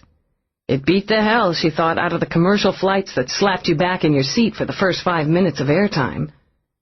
They were served drinks and a little plate of fruit and cheese that had Eve's mouth watering. It was time, she decided, to get to work. "How long did you know Sharon Delass?" "I met her recently, at the home of a mutual acquaintance." "You said you were a friend of the family." "Of her parents," Roarke said easily. "I've known Beth and Richard for several years, first on a business level, then on a personal one. Sharon was in school, then in Europe, and our paths didn't cross. I met her for the first time a few days ago, took her to dinner. Then she was dead." He took a flat gold case from his inside pocket. Eve's eyes narrowed as she watched him light a cigarette. "Tobacco's illegal, Roarke. Not in free airspace, international waters, or on private property." He smiled at her through a haze of smoke. "Don't you think, Lieutenant, that the police have enough to do without trying to legislate our morality and personal lifestyles?" She hated to admit even to herself that the tobacco smelled enticing. "Is that why you collect guns? As part of your personal lifestyle?" "I find them fascinating." "Your grandfather and mine considered owning one a constitutional right. We've toyed quite a bit with constitutional rights as we've civilized ourselves. and murder and injury by that particular type of weapon is now an aberration rather than the norm. You like rules, Lieutenant? The question was mild, as was the insult under it. Her shoulders stiffened. Without rules, chaos. With chaos, life. Screw philosophy, she thought, annoyed. Do you own a .38 caliber Smith & Wesson, Model 10, circa 1990? He took another slow, considering drag. The tobacco burned expensively between his long, elegant fingers. I believe I own one of that model. Is that what killed her? Would you be willing to show it to me? Of course, at your convenience. Too easy, she thought. She suspected anything that came easily.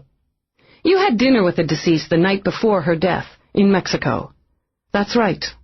Roarke crushed out his cigarette and settled back with his brandy. I have a small villa on the west coast. I thought she'd enjoy it. She did. Did you have a physical relationship with Sharon Delass?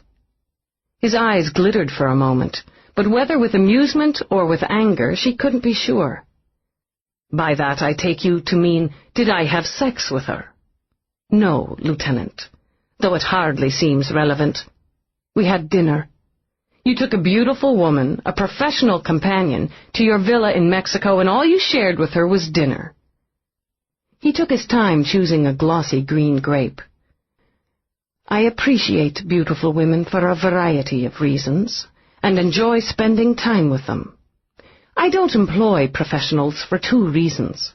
First, I don't find it necessary to pay for sex. He sipped his brandy, watching her over the rim. And second, I don't choose to share. He paused, very briefly. Do you? Her stomach fluttered, was ignored. We're not talking about me. I was. You're a beautiful woman, and we're quite alone, at least for the next 15 minutes, yet all we've shared has been coffee and brandy. He smiled at the temper smoldering in her eyes. Heroic, isn't it, what restraint I have? I'd say your relationship with Sharon Delass had a different flavor. Oh, I certainly agree. He chose another grape, offered it. Appetite was a weakness, Eve reminded herself, even as she accepted the grape and bit through its thin, tart skin. Did you see her, after your dinner in Mexico? No. I dropped her off about 3 a.m. and went home. Alone. Can you tell me your whereabouts for the next 48 hours after you went home? Alone? I was in bed for the first 5 of them. I took a conference call over breakfast, about 8:15. You can check the records. I will. This time he grinned, a quick flash of undiluted charm that had her pulse skipping. I have no doubt of it. You fascinate me, Lieutenant Delass. After the conference call? It ended about 9. I worked out until 10, spent the next several hours in my midtown office with various appointments. He took out a small, slim card that she recognized as a daybook. Shall I list them for you? I'd prefer you to arrange to have a hard copy sent to my office. I'll see to it. I was back home by 7. I had a dinner meeting with several members of my Japanese manufacturing firm in my home. We dined at 8. Shall I send you the menu? Don't be snide, Roarke. Merely thorough, Lieutenant. It was an early evening. By 11 I was alone with a book and a brandy until about 7 a.m., when I had my first cup of coffee. Would you like another? She'd have killed for another cup of coffee, but she shook her head. Alone for 8 hours, Roarke. Did you speak with anyone, see anyone during that time? No, no one. I had to be in Paris the next day and wanted a quiet evening. Poor timing on my part. Then again, if I were going to murder someone, it would have been ill-advised not to protect myself with an alibi. Or arrogant not to bother, she returned. Do you just collect antique weapons, Roarke, or do you use them? I'm an excellent shot. He set his empty snifter aside. I'll be happy to demonstrate for you when you come to see my collection. Does tomorrow suit you? Fine. 7 o'clock? I assume you have the address. When he leaned over, She stiffened and nearly hissed as his hand brushed her arm. He only smiled, his face close, his eyes level. "You need to strap in," he said quietly. "We'll be landing in a moment." He fastened her harness himself, wondering if he made her nervous as a man, or a murder suspect, or a combination of both. Just then, any choice had its own interest, and its own possibilities. "Eve," he murmured. "Such a simple and feminine name. I wonder if it suits you." She said nothing while the flight attendant came in to remove the dishes. "Have you ever been in Sharon Delass's apartment?" A tough shell, he mused, but he was certain there would be something soft and hot beneath. He wondered if, no, when, he'd have the opportunity to uncover it. "Not while she was a tenant," Roarke said as he sat back again. "And not at all that I recall, though it's certainly possible." He smiled again and fastened his own harness. "I own the Gorham complex, as I'm sure you already know." Idly, he glanced out the window as Earth hurtled toward them. "Do you have transportation at the airport, Lieutenant? Or can I give you a lift?" Chapter 4. Eve was more than tired by the time she filed her report for Whitney and returned home. She was pissed. She'd wanted, badly, to zing Roarke with the fact that she knew he owned the Gorham. His telling her in the same carelessly polite tone he used to offer her coffee had ended their first interview with him 1 point up. She didn't like the score. It was time to even things up. Alone in her living room, and technically off the clock, she sat down in front of her computer. "Engage, Dallas. Code 5 access. ID 53478Q. Open file Delass. Voice print and ID recognized, Dallas. Proceed. Open subfile Roarke. Suspect Roarke, known to victim. According to source C, Sebastian, victim desired suspect. Suspect met her requirements for sexual partner. Possibility of emotional involvement, high. Opportunity to commit crime. Suspect owns victim's apartment building, equaling easy access and probably knowledge of security of murder scene. Suspect has no alibi for 8-hour period on the night of the murder, which includes the time span erased from security disks. Suspect owns large collection of antique weapons, including the type used on victim. Suspect admits to being expert marksman. Factor in personality of suspect. Aloof, confident, self-indulgent, highly intelligent. Interesting balance between aggressive and charming. Motive. And there she ran into trouble. Calculating, she rose, did a pass through the room while the computer waited for more data. Why would a man like Roarke kill? For gain? In passion? She didn't think so. Wealth and status he would and could gain by other means. Women, for sex and otherwise, certainly he could win without breaking a sweat. She suspected he was capable of violence and that he could execute it coldly. Sharon Delass's murder had been charged with sex. There had been a crudeness overlaying it. Eve couldn't quite reconcile that with the elegant man she'd shared coffee with. Perhaps that was the point.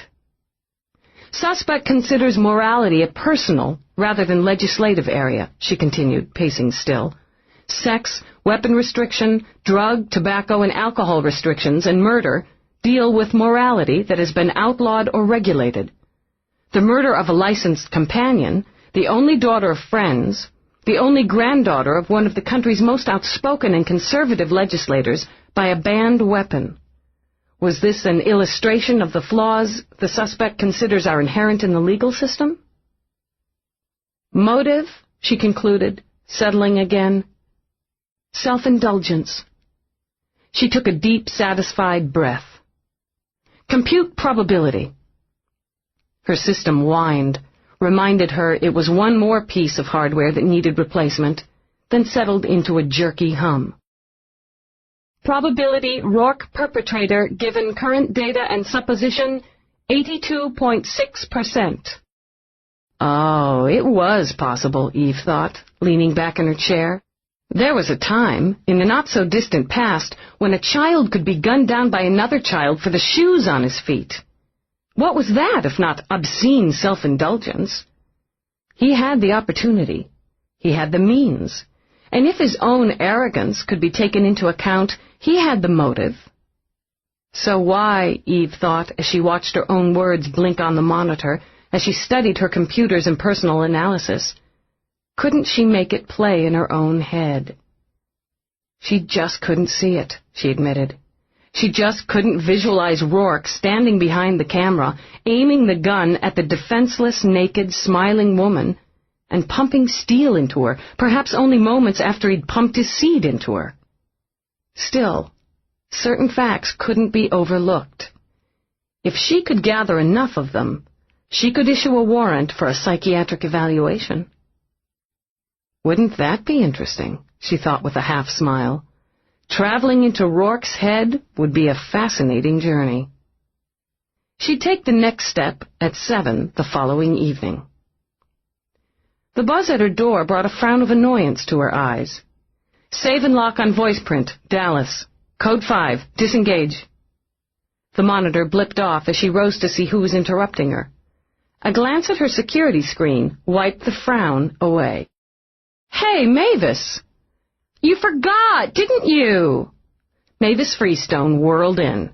A jangle of bracelets, a puff of scent. Her hair was a glittery silver tonight, a shade that would change with her next mood. She flipped it back where it sparkled like stars down to her impossibly tiny waist. No, I didn't. Eve shut the door, re-engaged the locks. Forgot what? Dinner, dancing, debauchery?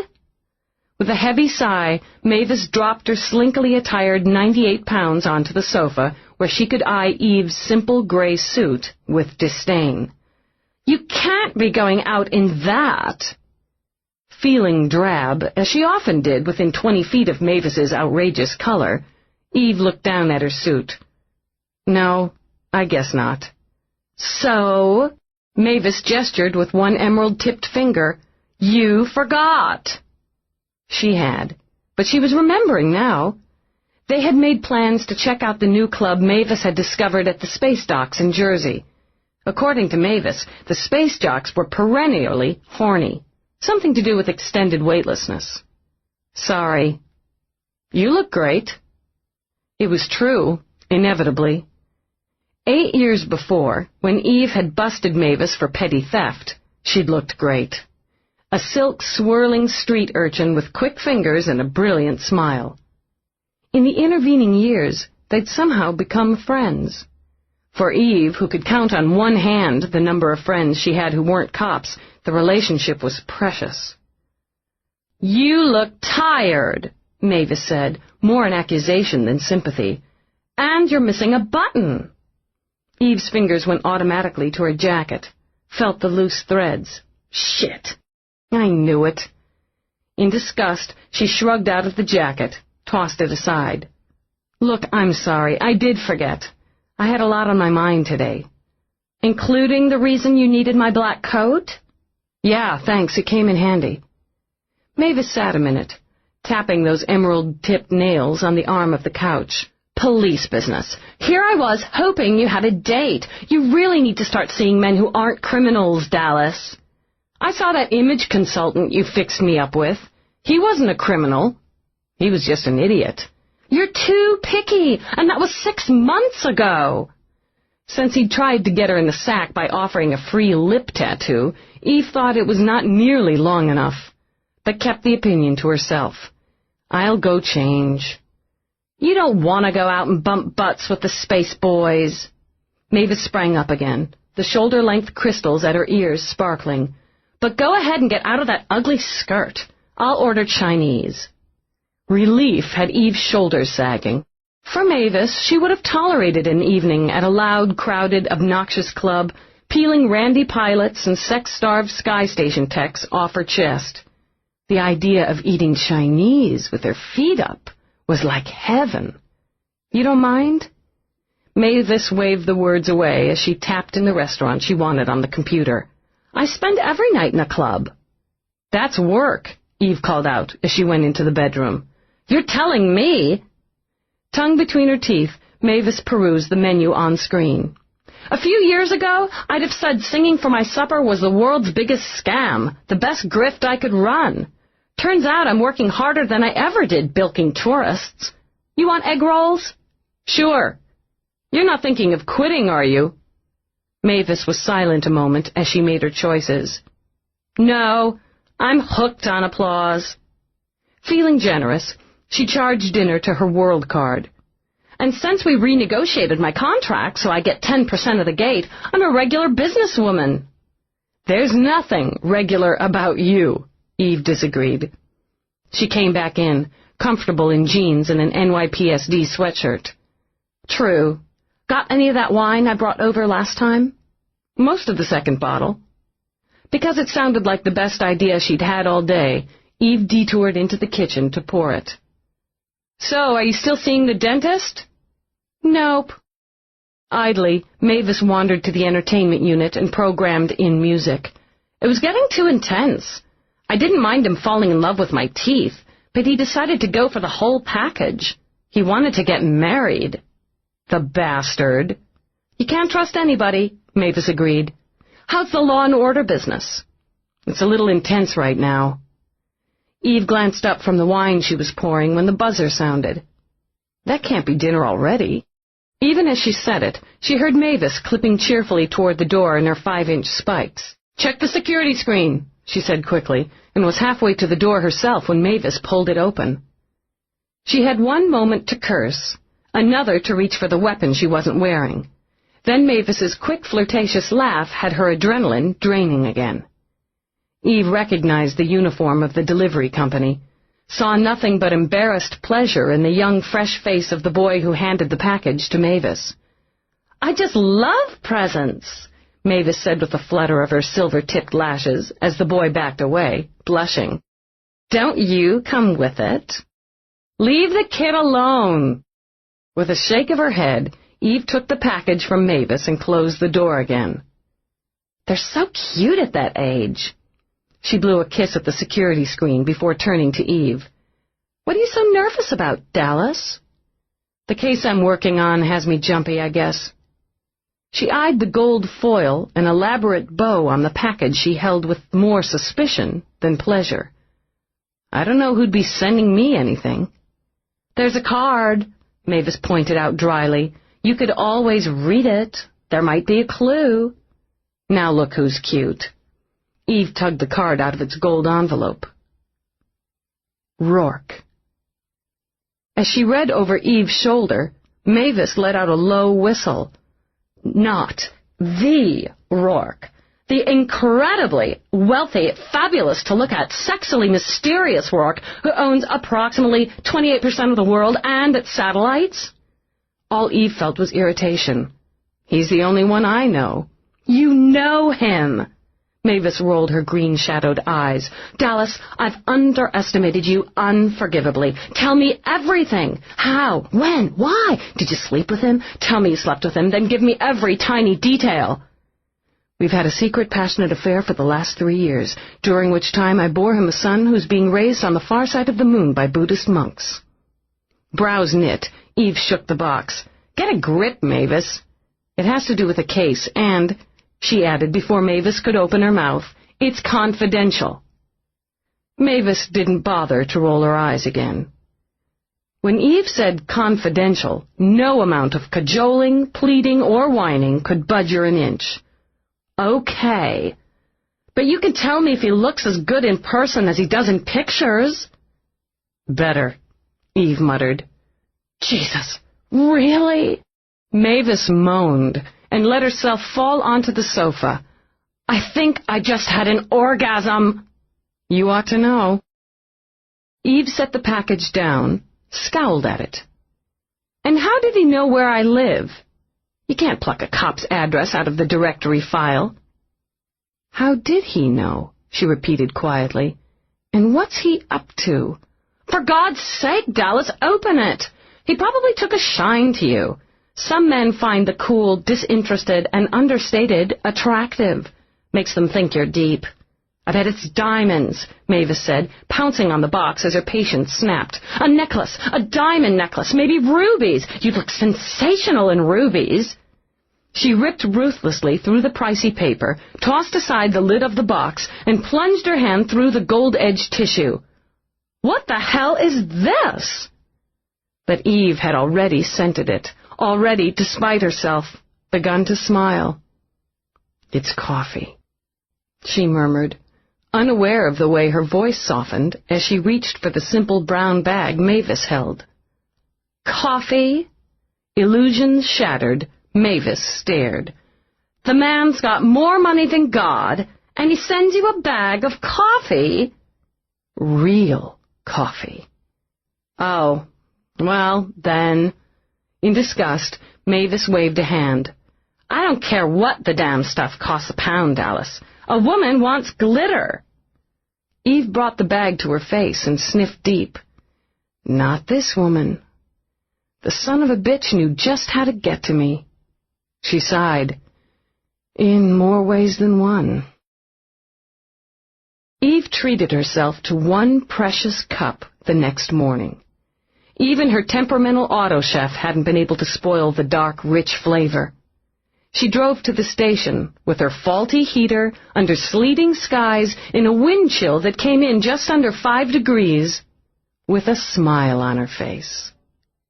It was still there when she walked into her office and found Feeney waiting for her. Well, well, he studied her.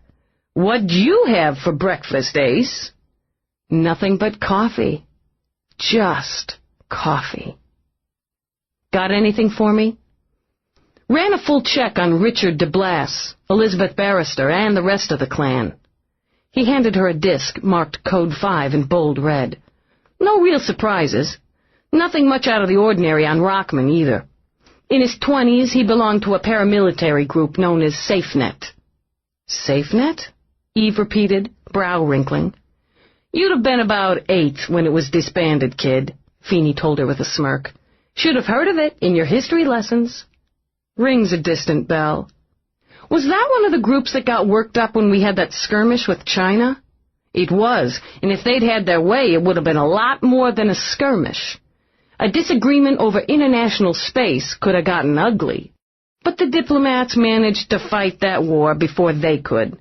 Few years later, they were disbanded, though there are rumors on and off about a faction of SafeNet going underground. I've heard of them. Still hear about them. You think Rockman's involved with a fanatic splinter group like that? It only took Feeney a moment to shake his head. I think he watches his step. Power reflects power, and Delass has plenty. If he ever gets into the White House, Rockman would be right beside him. Please, Eve pressed a hand to her stomach, you'll give me nightmares. It's a long shot, but he's got some backing for the next election. Feeney moved his shoulders. Rockman's alibied anyway, by Delass. They were in East Washington. She sat. Anything else? Charles Monroe. He's had an interesting life. Nothing shady that shows. I'm working on the victim's logs. You know, sometimes if you're careless in altering files, you leave shadows floating. Seems to me somebody just kills a woman could get careless.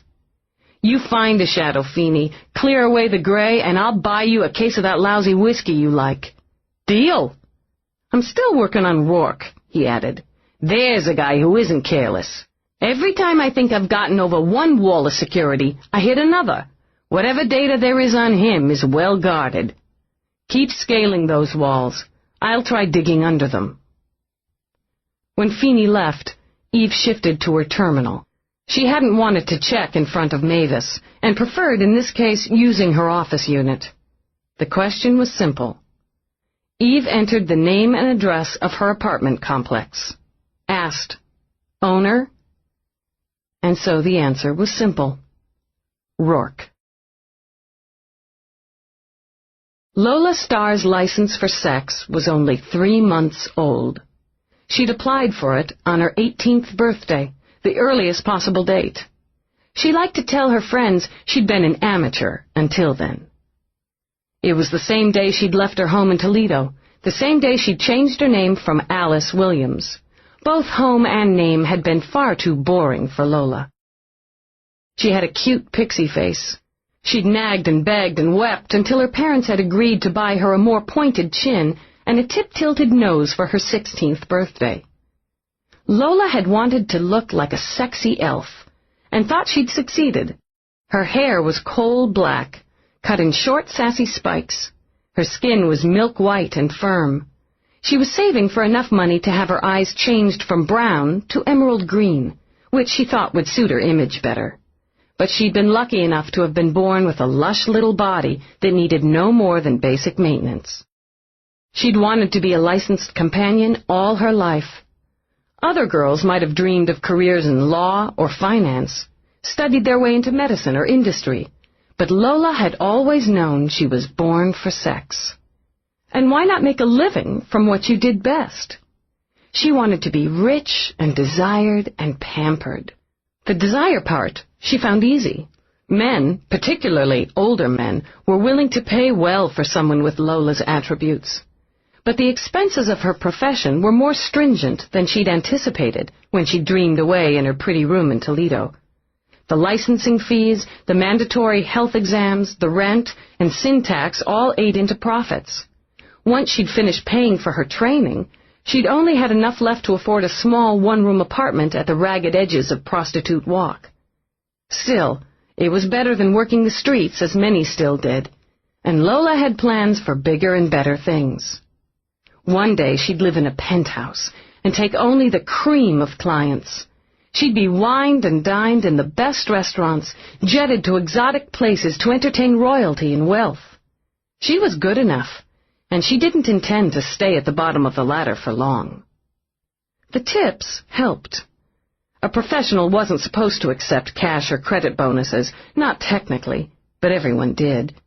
She was still girl enough to prefer the pretty little gifts some of her clients offered, but she banked the money religiously and dreamed of her penthouse. Tonight, she was going to entertain a new client, one who had requested she call him Daddy. She'd agreed, and had waited until the arrangements were made before she allowed herself a smirk. The guy probably thought he was the first one to want her to be his little girl. The fact was, after only a few short months on the job, pedophilia was rapidly becoming her specialty. So, she'd sit on his lap, let him spank her, while telling her solemnly that she needed to be punished. Really, it was like playing a game, and most of the men were kind of sweet. With that in mind, she chose a flirty skirted dress with a scalloped white collar. Beneath, she wore nothing but white stockings. She'd removed her pubic hair and was as bare and smooth as a 10-year-old. After studying the reflection, she added a bit more color to her cheeks and clear gloss to her pouty lips. At the knock on the door, she grinned, and her young and still guileless face grinned back in the mirror. She couldn't yet afford video security and used the Judas hole to check her visitor. He was handsome, which pleased her, and, she assumed, old enough to be her father, which would please him. She opened the door, aimed a shy, coy smile. "Hi, Daddy." He didn't want to waste time. It was the one asset he had little of at the moment. He smiled at her. For a whore, she was a pretty little thing. When the door was shut at his back, he reached under her skirt and was pleased to find her naked. It would speed matters along if he could become aroused quickly. "Daddy!" Playing her part, Lola let out a shrieking giggle. "That's naughty!" "I've heard you've been naughty." He removed his coat and set it neatly aside while she pouted at him. Though he'd taken the precaution of clear-sealing his hands, he would touch nothing in the room but her. "I've been good, Daddy. Very good." "You've been naughty, little girl." From his pocket he took a small video camera, which he set up, aimed towards the narrow bed she'd piled with pillows and stuffed animals. "Are you gonna take pictures?" "That's right." She'd have to tell him that would cost him extra, but decided to wait until the deed was done. Clients didn't care to have their fantasies broken with reality. She'd learned that in training. Go lie down on the bed. Yes, Daddy. She lay among the pillows and grinning animals. I've heard you've been touching yourself. No, Daddy. It isn't good to tell lies to your daddy. I have to punish you, and then I'll kiss it and make it better. When she smiled, he walked to the bed. Lift your skirt, little girl, and show me how you touched yourself. Lola didn't care for this part. She liked being touched, but the feel of her own hands brought her little excitement. Still, she lifted her skirt, stroked herself, keeping her movement shy and hesitant as she expected he wanted. It excited him, the glide of her small fingers. After all, that was what a woman was made for, to use herself, to use the men who wanted her. How does it feel? Soft, she murmured. You touch, Daddy. Feel how soft. He laid a hand over hers, felt himself harden satisfactorily as he slipped a finger inside her. It would be quick, for both of them. Unbutton your dress, he ordered, and continued to manipulate her as she opened it from its prim collar down. Turn over. When she did, he brought his hand down on her pert bottom in smart slaps that reddened the creamy flesh while she whimpered in programmed response. It didn't matter if he hurt her or not. She'd sold herself to him. That's a good girl. He was fully erect now, beginning to throb. Still, his movements were careful and precise as he undressed. Naked, he straddled her, slipped his hands beneath her so that he could squeeze her breasts. So young, he thought, and let himself shudder from the pleasure of flesh that had yet to need refining. Daddy's going to show you how he rewards good girls. He wanted her to take him into her mouth, but couldn't risk it. The birth control her file listed she used would eradicate his sperm vaginally, but not orally. Instead, he vaulted up her hips, taking the time to stroke his hands over that firm young flesh as he drove himself into her. He was rougher than either of them expected. After that first violent thrust, he held himself back. He had no wish to hurt her to the point where she would cry out. Though in a place such as this, he doubted anyone would notice or care. Still, she was rather charmingly unskilled and naive.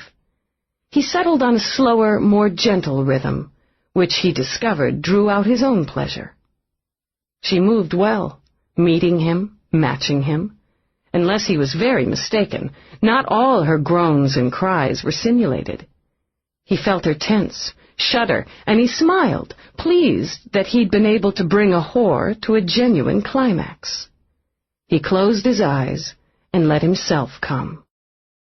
She sighed and cuddled into one of the pillows. It had been good. Much, much better than she'd expected, and she hoped she'd found another regular. Was I a good girl, Daddy? A very, very good girl. But we're not done. Roll over. As she shifted, he rose and moved out of camera range. Are we going to watch the video, Daddy? He only shook his head. Remembering her role, she pouted.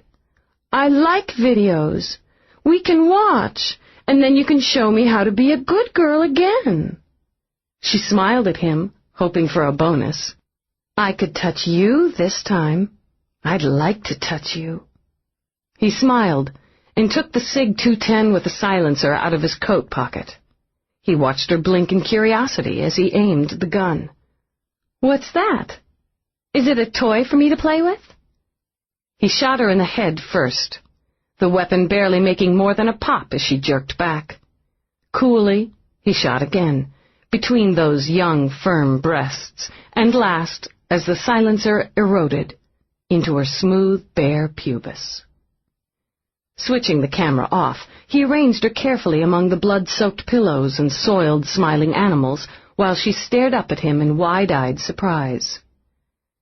It was no life for a young girl, he told her gently, then went back to the camera to record the last scene.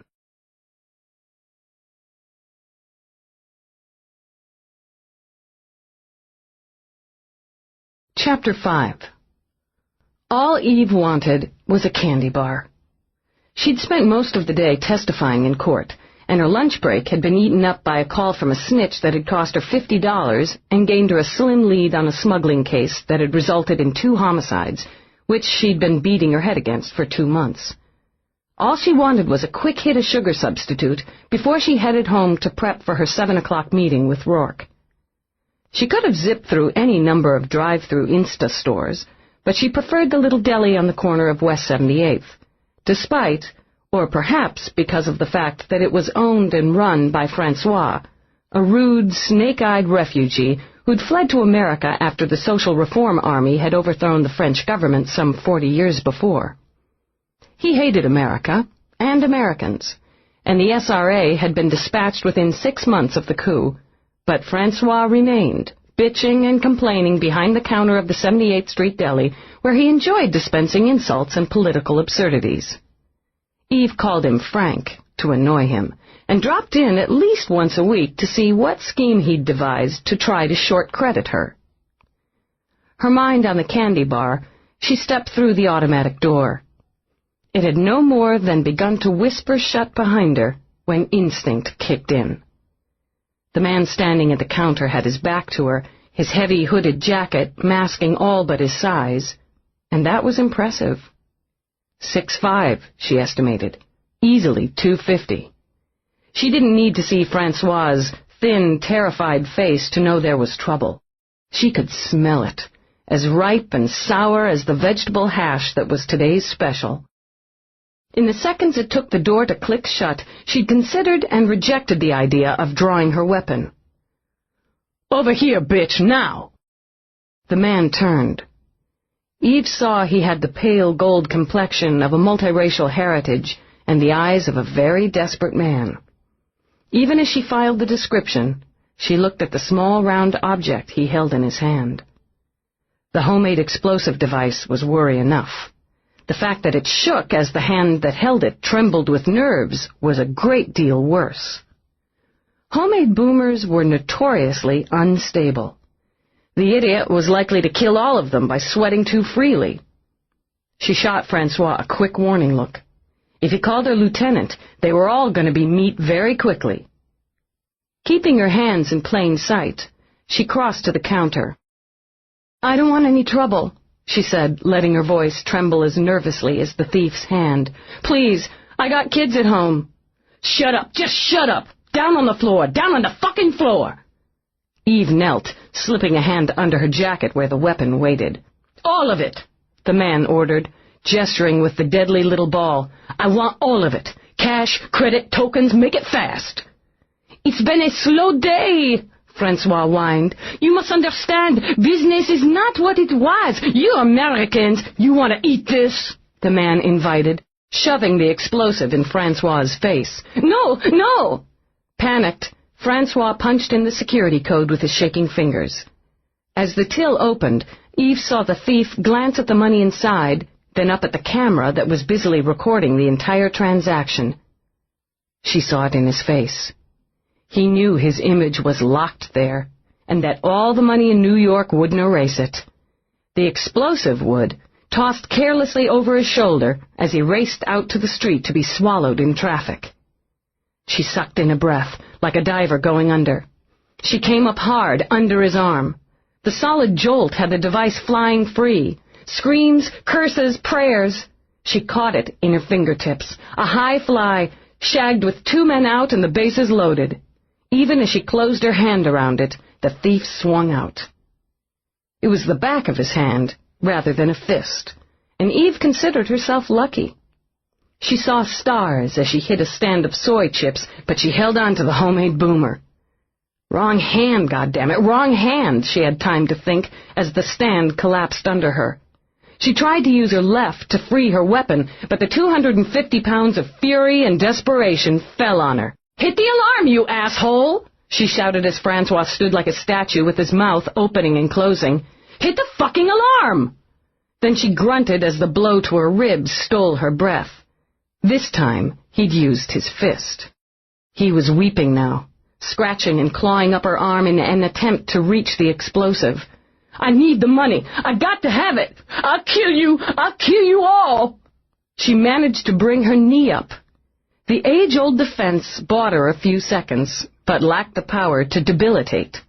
She saw stars again as her head smacked sharply into the side of a counter. Dozens of the candy bars she'd craved rained down on her. "You son of a bitch! You son of a bitch!" She heard herself saying it over and over as she landed 3 hard, short arm blows to his face. Blood spurting from his nose, he grabbed her arm. And she knew it was going to break. Knew she would feel that sharp, sweet pain, hear the thin crack as bone fractured. But just as she drew in breath to scream, as her vision began to gray with agony, his weight was off her. The ball still cupped in her hand, she rolled over onto her haunches, struggling to breathe and fighting the need to retch. From that position, she saw the shiny black shoes that always said, "Beat Cop." "Book him." She coughed once, painfully. Attempted robbery, armed, carrying an explosive, assault. She'd have liked to have added, assaulting an officer and resisting arrest, but as she hadn't identified herself, she'd be skirting the line. "You all right, ma'am? Want the MTs?" She didn't want the Meditechs. She wanted a fucking candy bar. "Lieutenant," she corrected, pushing herself up and reaching for her ID. She noted that the perp was in restraints, and that one of the 2 cops had been wise enough to use his stunner to take the fight out of him. "We need a safe box. Quick!" She watched both cops pale as they saw what she held in her hand. "This little boomer's had quite a ride. Let's get it neutralized." "Sir!" The first cop was out of the store in a flash. In the 90 seconds it took him to return with the black box used for transporting and deactivating explosives, no one spoke. They hardly breathed. "Book him," Eve repeated. The moment the explosive was contained, her stomach muscles began to tremble. "I'll transmit my report. You guys with 123rd? You bet, Lieutenant." "Good job." She reached down, favoring her injured arm, and chose a galaxy bar that hadn't been flattened by the wrestling match. "I'm going home." "You didn't pay for that!" Francois shouted after her. "Fuck you, Frank!" she shouted back, and kept going. The incident put her behind schedule.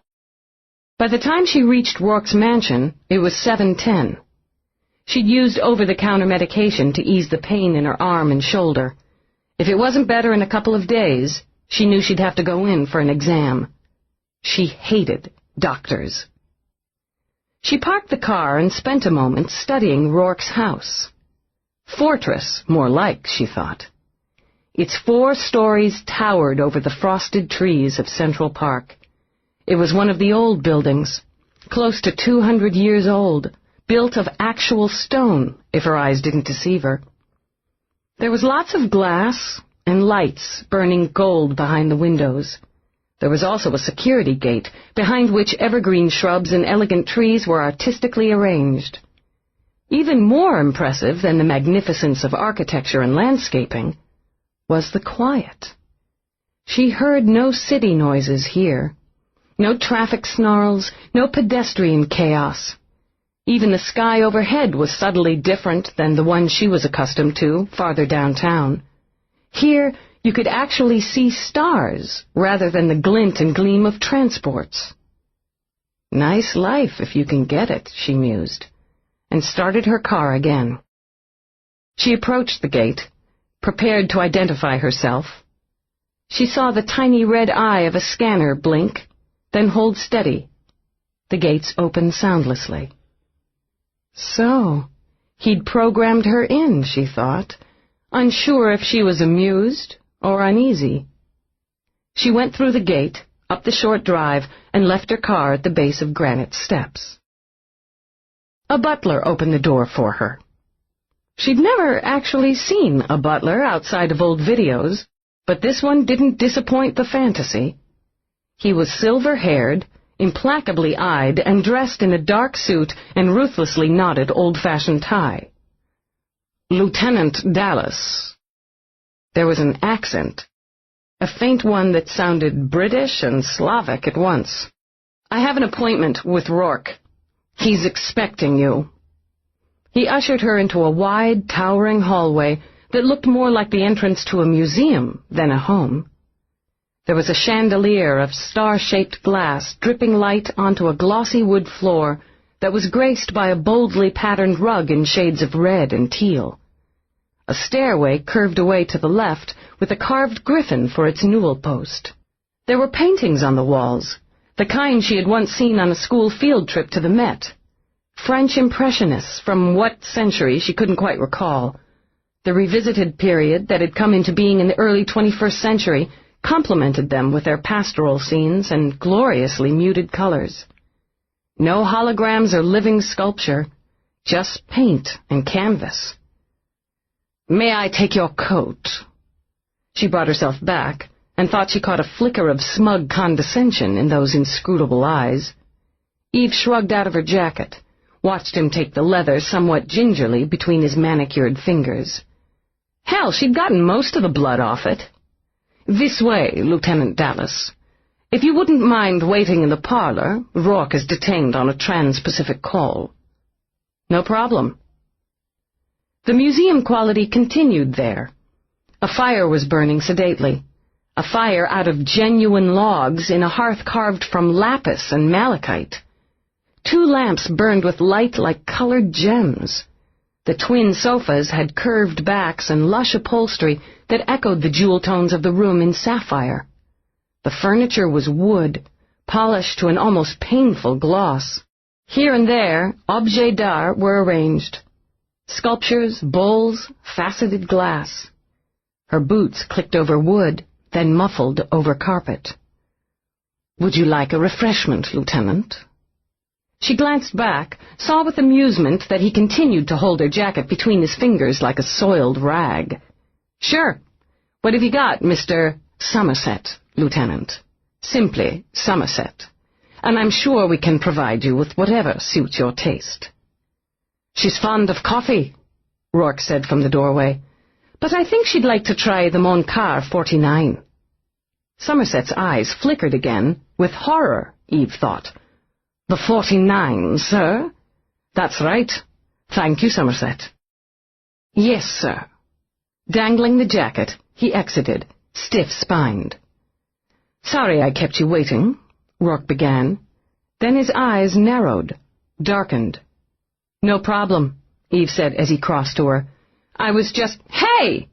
She jerked her chin as his hand cupped it, but his fingers held firm, turning her left cheek to the light. "Your face is bruised." His voice was cool on the statement, icily so. His eyes, as they flicked over the injury, betrayed nothing. But his fingers were warm, tensed, and jolted something in her gut. "A scuffle over a candy bar," she said with a shrug. His eyes met hers, held just an instant longer than comfortable. "Who won?" "I did. It's a mistake to come between me and food." "I'll keep that in mind." He released her, dipped the hand that had touched her into his pocket, because he wanted to touch her again.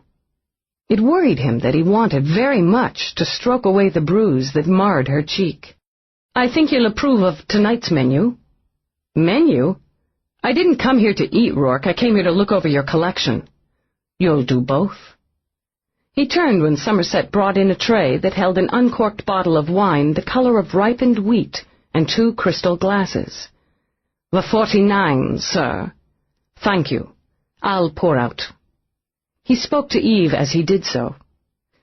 "I thought this vintage would suit you. What it lacks in subtlety," he turned back, offering her a glass, "it makes up for in sensuality." He tapped his glass against hers so the crystal sang, then watched as she sipped. God, what a face, he thought. All those angles and expressions, all that emotion and control. Just now, she was fighting off, showing both surprise and pleasure as the taste of the wine settled on her tongue. He was looking forward to the moment when the taste of her settled on his. "You approve?" he asked. "It's good." It was the equivalent of sipping gold, she thought. "I'm glad. The Montcar was my first venture into wineries. Shall we sit and enjoy the fire?" It was tempting. She could almost see herself sitting there, legs angled toward the fragrant heat, sipping wine as the jeweled light danced. "This isn't a social call, Roarke. It's a murder investigation. Then you can investigate me over dinner." He took her arm, lifting a brow as she stiffened. "I'd think a woman who'd fight for a candy bar would appreciate a 2-inch fillet, medium rare." "Steak?" She struggled not to drool. "Real steak? From a cow?" A smile curved his lips. "Just flown in from Montana. The steak, not the cow." When she continued to hesitate, he tilted his head. "Come now, Lieutenant. I doubt if a little red meat will clog your considerable investigative skills." "Someone tried to bribe me the other day," she muttered, thinking of Charles Monroe in his black silk robe. "With?" "Nothing as interesting as steak." She aimed one long, level look. "If the evidence points in your direction, Roarke, I'm still bringing you down. I'd expect nothing less. Let's eat." He led her into the dining room. More crystal, more gleaming wood, yet another shimmering fire, this time cupped in rose-veined marble. A woman in a black suit served them appetizers of shrimp swimming in creamy sauce. The wine was brought in, their glasses topped off. Eve, who rarely gave a thought to her appearance, wished she'd worn something more suitable to the occasion than jeans and a sweater. "So, how'd you get rich?" she asked him. "Various ways." He liked to watch her eat, he discovered. There was a single-mindedness to it. "Name one." "Desire," he said, and let the word hum between them. "Not good enough." She picked up her wine again, meeting his eyes straight on. "Most people want to be rich. They don't want it enough. To fight for it, take risks for it. But you did." "I did. Being poor is uncomfortable. I like comfort." He offered her a roll from a silver bowl as their salads were served, crisp greens tossed with delicate herbs. "We're not so different, Eve." "Yeah, right.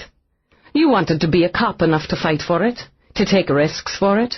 You find the breaking of laws uncomfortable. I make money, you make justice.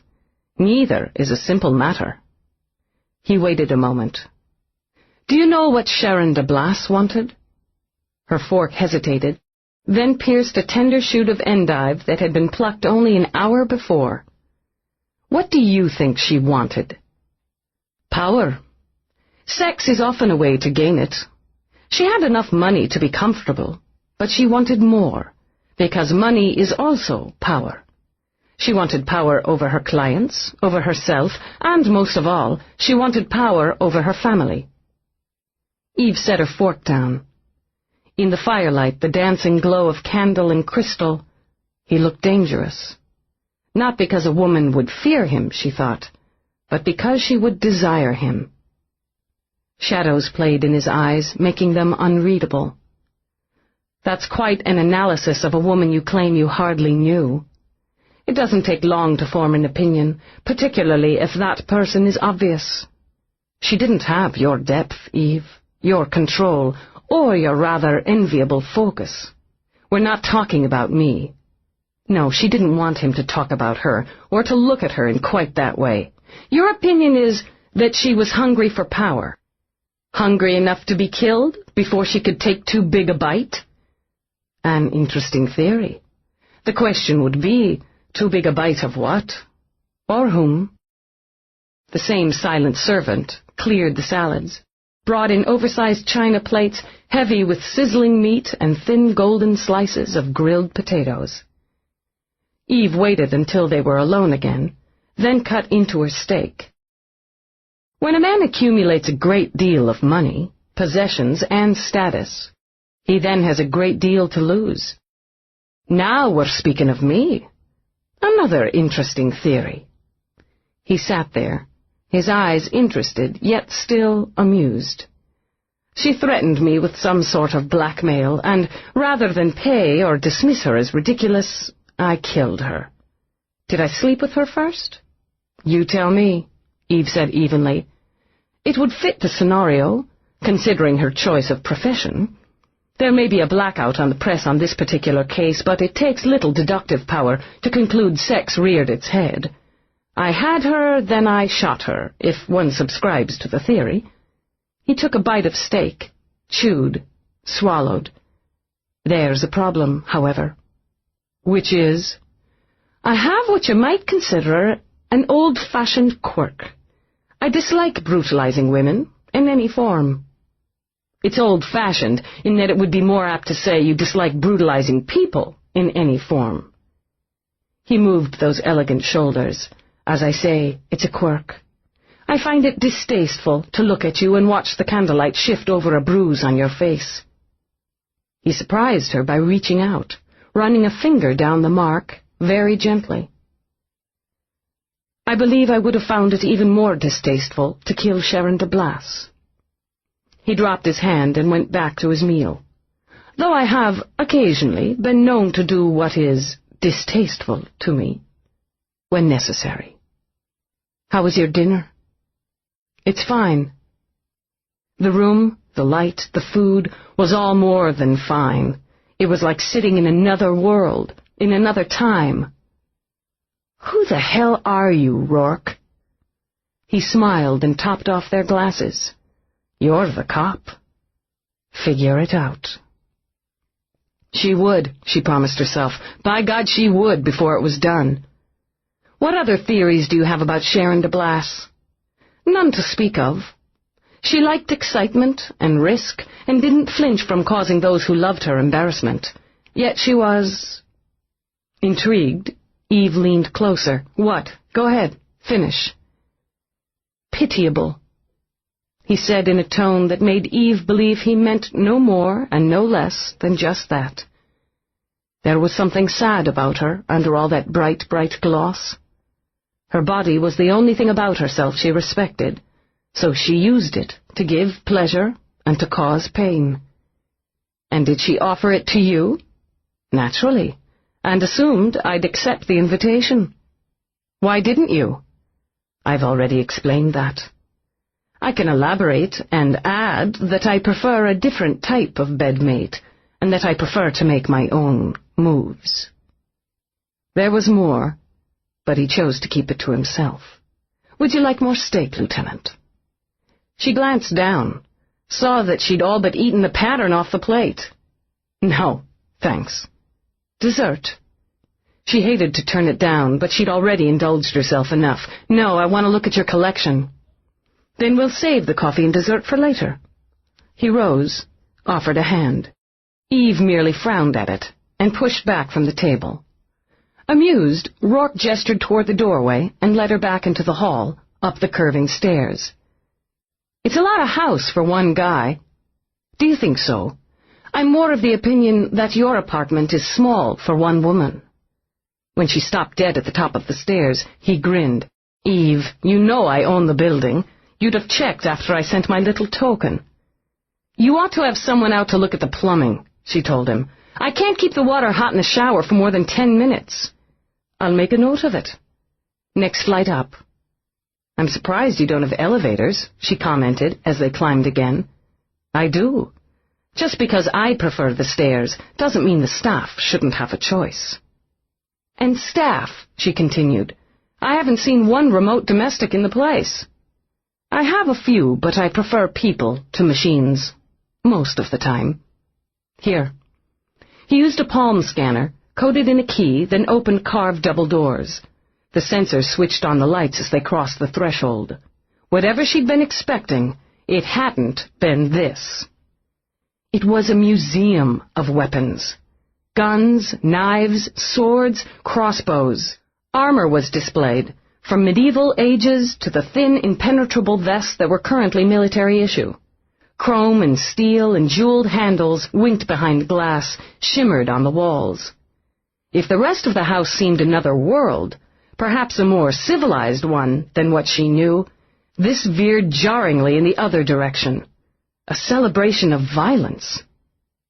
Why? Was all she could say. It interests me, what humans have used to damage humans through history. He crossed over, touching a wickedly toothed ball that hung from a chain. Knights farther back than Arthur carried these into jousts and battles. 1,000 years. He pressed a series of buttons on a display cabinet and took out a sleek palm-sized weapon, the preferred killing tool of 21st century street gangs during the urban revolt. And we have something less cumbersome and equally lethal. Progression without progress. He put the weapon back, closed and secured the case. But you're interested in something newer than the first and older than the second. You said a .38 Smith & Wesson Model 10. It was a terrible room, she thought. Terrible and fascinating. She stared at him across it, realizing that the elegant violence suited him perfectly. It must have taken years to collect all of this. 15, he said, as he walked across the uncarpeted floor to another section. Nearly 16 now. I acquired my first handgun when I was 19, from the man who was aiming it at my head.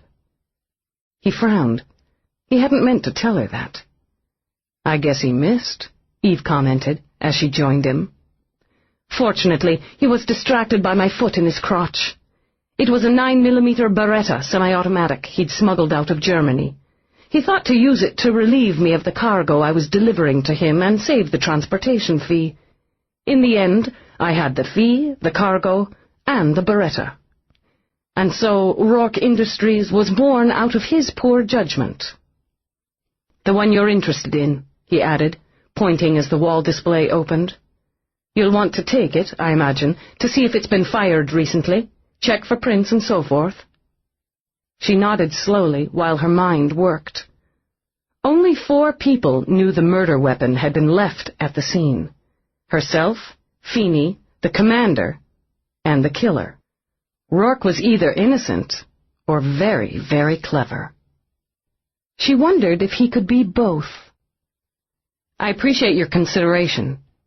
She took an evidence seal out of her shoulder bag and reached for the weapon that matched the one already in police possession. It took her only a heartbeat to realize it wasn't the one Roarke had pointed to. Her eyes slid to his, held. Oh, he was watching her all right, carefully. Though she let her hand hesitate now over her selection, she thought they understood each other. Which? This. He tapped the display just under the .38. Once she'd sealed it and slipped it into her bag, he closed the glass. It's not loaded, of course, but I do have ammo if you'd like to take a sample. Thanks. Your cooperation will be noted in my report. Will it? He smiled, took a box out of a drawer, and offered it. What else will be noted, Lieutenant?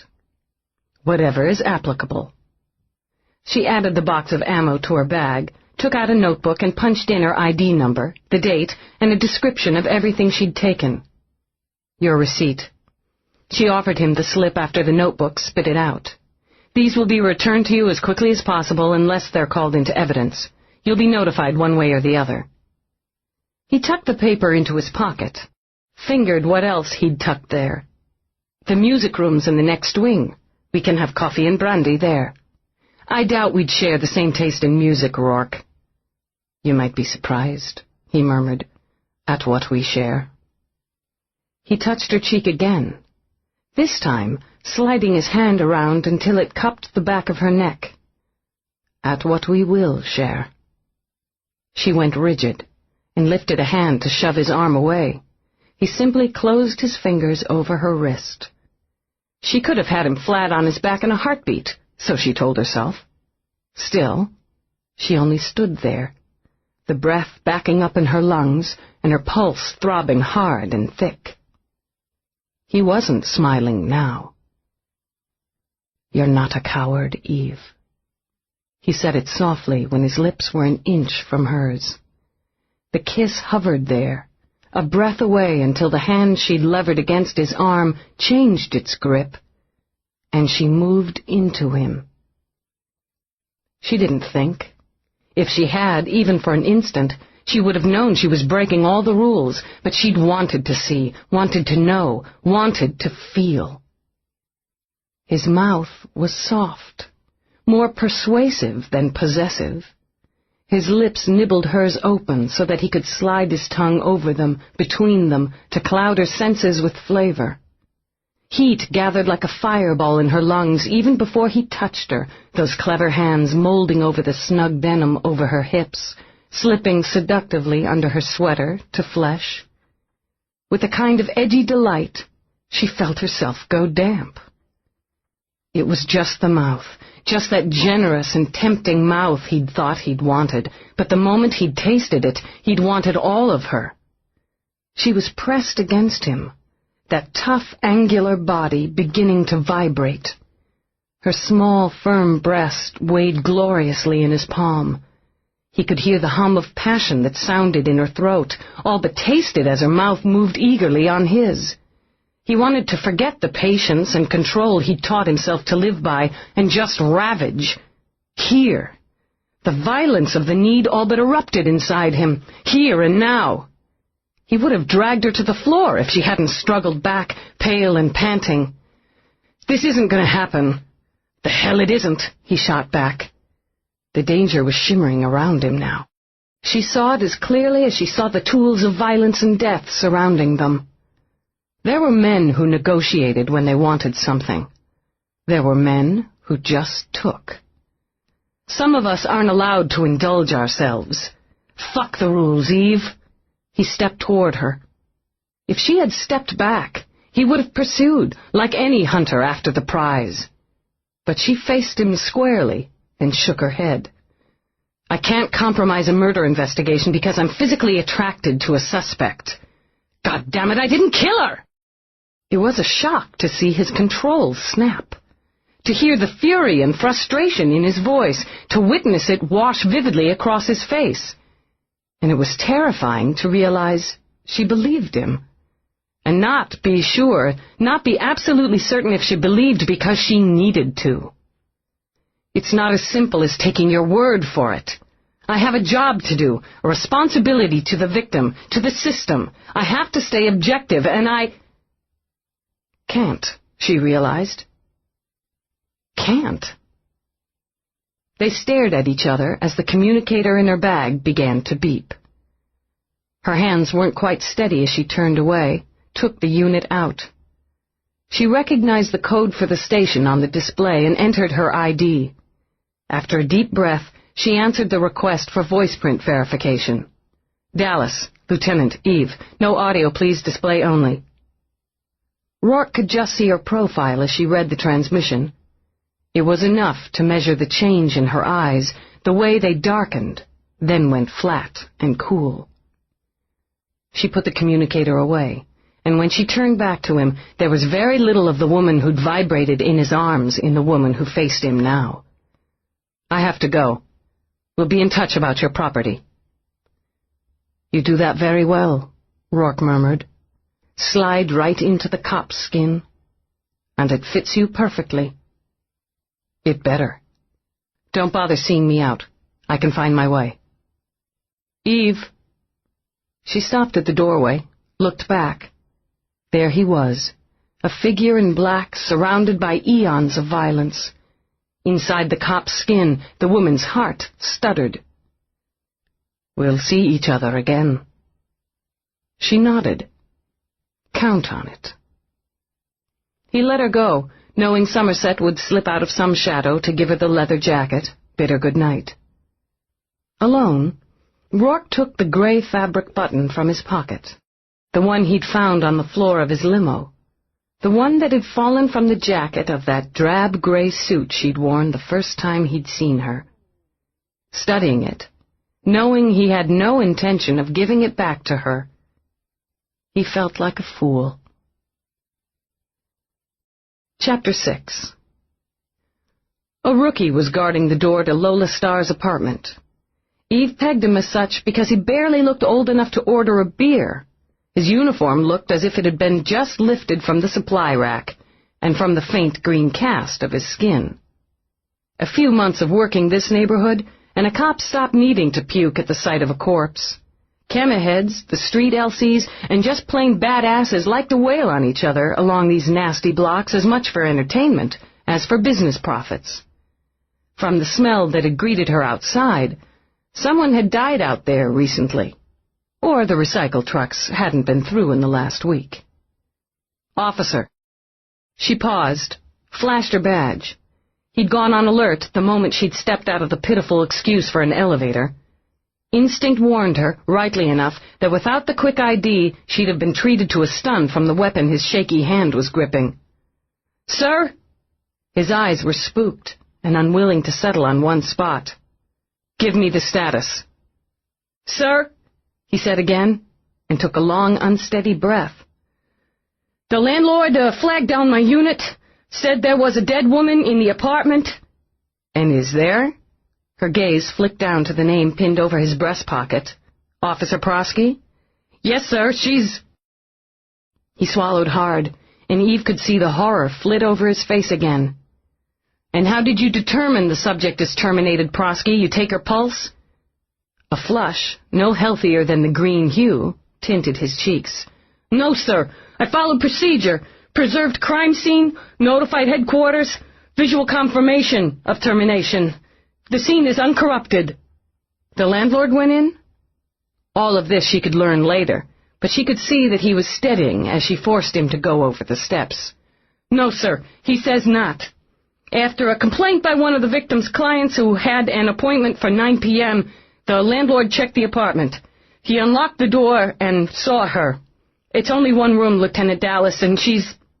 Well, you see her as soon as you open the door. Following the discovery, the landlord, in a state of panic, went down to the street and flagged down my patrol unit.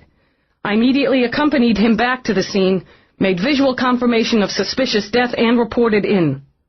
"Have you left your post, officer?" "However briefly." His eyes settled finally. Met hers. "No, sir, Lieutenant. I thought I'd have to for a minute. It's my first, and I had some trouble maintaining." "Looks like you maintained fine to me, Prosky." Out of the crime bag she'd brought up with her, she took out the protective spray, used it. "Make the calls to forensics and the ME. The room needs to be swept, and she'll need to be bagged and tagged." "Yes, sir." "Should I remain on post?" "Until the first team gets here. Then you can report in." She finished coating her boots, glanced up at him. "You married, Prosky?" she asked as she snapped a recorder to her shirt. "No, sir. Sort of engaged, though." "After you report in, go find your lady. The ones who go for the liquor don't last as long as the ones who have a nice warm body to lose it in." "Where do I find the landlord?" she asked, and turned the knob on the unsecured door. "He's down in 1A. "Then tell him to stay put. I'll take his statement when I'm done here." She stepped inside, closed the door. Eve, no longer a rookie, didn't feel her stomach revolt at the sight of the body, the torn flesh, or the blood-splattered child's toys. But her heart ached. Then came the anger, a sharp red spear of it when she spotted the antique weapon cradled in the arms of a teddy bear. She was just a kid. It was 7 a.m. Eve hadn't been home. She'd caught 1 hour's rough and restless sleep at her office desk between computer searches and reports. Without a Code 5 attached to Lola Star, Eve was free to access the databanks of the International Resource Center on Criminal Activity. So far, IRCCA had come up empty on matches. Now, pale with fatigue, jittery with the false energy of false caffeine, she faced Feeney. She was a pro, Delass. Her fucking license was barely 3 months old. There were dolls on her bed. There was Kool-Aid in her kitchen. She couldn't get past it. All those silly, girlish things she'd had to paw through while the victim's pitiful body lay on the cheap, fussy pillows and dolls. Enraged, Eve slapped one of the official photos onto her desk. She looks like she should have been leading cheers at the high school. Instead, she's running tricks and collecting pictures of fancy apartments and fancier clothes. You figure she knew what she was getting into? I don't figure she thought she'd end up dead, Feeney said evenly. You want to debate the sex codes, Dallas? No. Wearily, she looked down at her hard copy again. No, but it bums me, Feeney. A kid like this. You know better than that, Dallas. Yeah, I know better. She forced herself to snap back.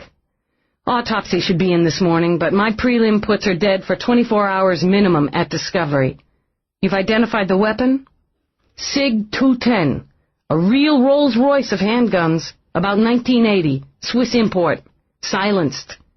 Those old-timey silencers were only good for a couple, 3 shots. He'd have needed it because the victim's place wasn't soundproofed like Delass's. And he didn't phone it in, which tells me he didn't want her found as quickly. Had to get himself someplace else, she mused. Thoughtful, she picked up a small square of paper, officially sealed. 2 of 6. 1 a week, she said softly. Jesus Christ, Feeney, he hasn't given us much time. I'm running her logs, trick book. She had a new client scheduled, 8 o'clock, night before last. If your prelim checks, he's our guy. Feeney smiled thinly. John Smith. That's older than the murder weapon. She rubbed her hands hard over her face. IRCCA is bound to spit our boy out from that tag. They're still running the data, Feeney muttered. He was protective, even sentimental about the IRCCA. They're not going to find squat. We got us a time traveler, Feeney. He snorted. Yeah, a real Jules Verne. We've got a 20th century crime, she said through her hands. The weapons, the excessive violence, the hand-printed note left on scene. So maybe our killer is some sort of historian, or buff anyway. Somebody who wishes things were what they used to be. Lots of people think things would be better some other way. That's why the world's lousy with theme parks. Thinking, she dropped her hands. IRCCA isn't going to help us get into this guy's head. It still takes a human mind to play that game. What's he doing, Feeney? Why is he doing it? He's killing LCs. Hookers have always been easy targets, back to Jack the Ripper, right? It's a vulnerable job. Even now, with all the screening, we still get clients knocking LCs around, killing them. Doesn't happen much, Feeney mused. Sometimes with the S&M trade you get a party that gets too enthusiastic. Most LCs are safer than teachers. They still run a risk. The oldest profession with the oldest crime. But things have changed. Some things. People don't kill with guns as a rule anymore. Too expensive. Too hard to come by. Sex isn't the strong motivator it used to be. Too cheap. Too easy to come by. We have different methods of investigation and a whole new batch of motives. When you brush all that away, the one fact is that people still terminate people. Keep digging, Feeney. I've got people to talk to. What you need, some sleep, kid. Let him sleep, Eve muttered. Let that bastard sleep. Steeling herself, she turned to her telelink. It was time to contact the victim's parents. By the time Eve walked into the sumptuous foyer of Roarke's Midtown office, she'd been up for more than 32 hours. She'd gotten through the misery of having to tell 2 shocked, weeping parents that their only daughter was dead. She'd stared at her monitor until the data swam in front of her eyes. Her follow-up interview with Lola's landlord had been its own adventure. Since the man had had time to recover, he'd spent 30 minutes whining about the unpleasant publicity and the possibility of a drop-off in rentals. So much, Eve thought, for human empathy. Roarke Industries, New York, was very much what she'd expected. Slick, shiny, sleek. The building itself spread 150 stories into the Manhattan sky. It was an ebony lance, glossy as wet stone, ringed by transport tubes and diamond-bright skyways. No tacky glider grills on this corner, she mused. No street hawkers with their hot pocket PCs dodging security on their colorful airboards. Out-of-doors vending was off-limits on this bite of Fifth. The zoning made things quieter, if a little less adventuresome. Inside, the main lobby took up a full city block, boasting 3 Tony restaurants, a high-priced boutique, a handful of specialty shops, and a small theater that played art films. The white floor tiles were a full yard square and gleamed like the moon. Clear glass elevators zipped busily up and down.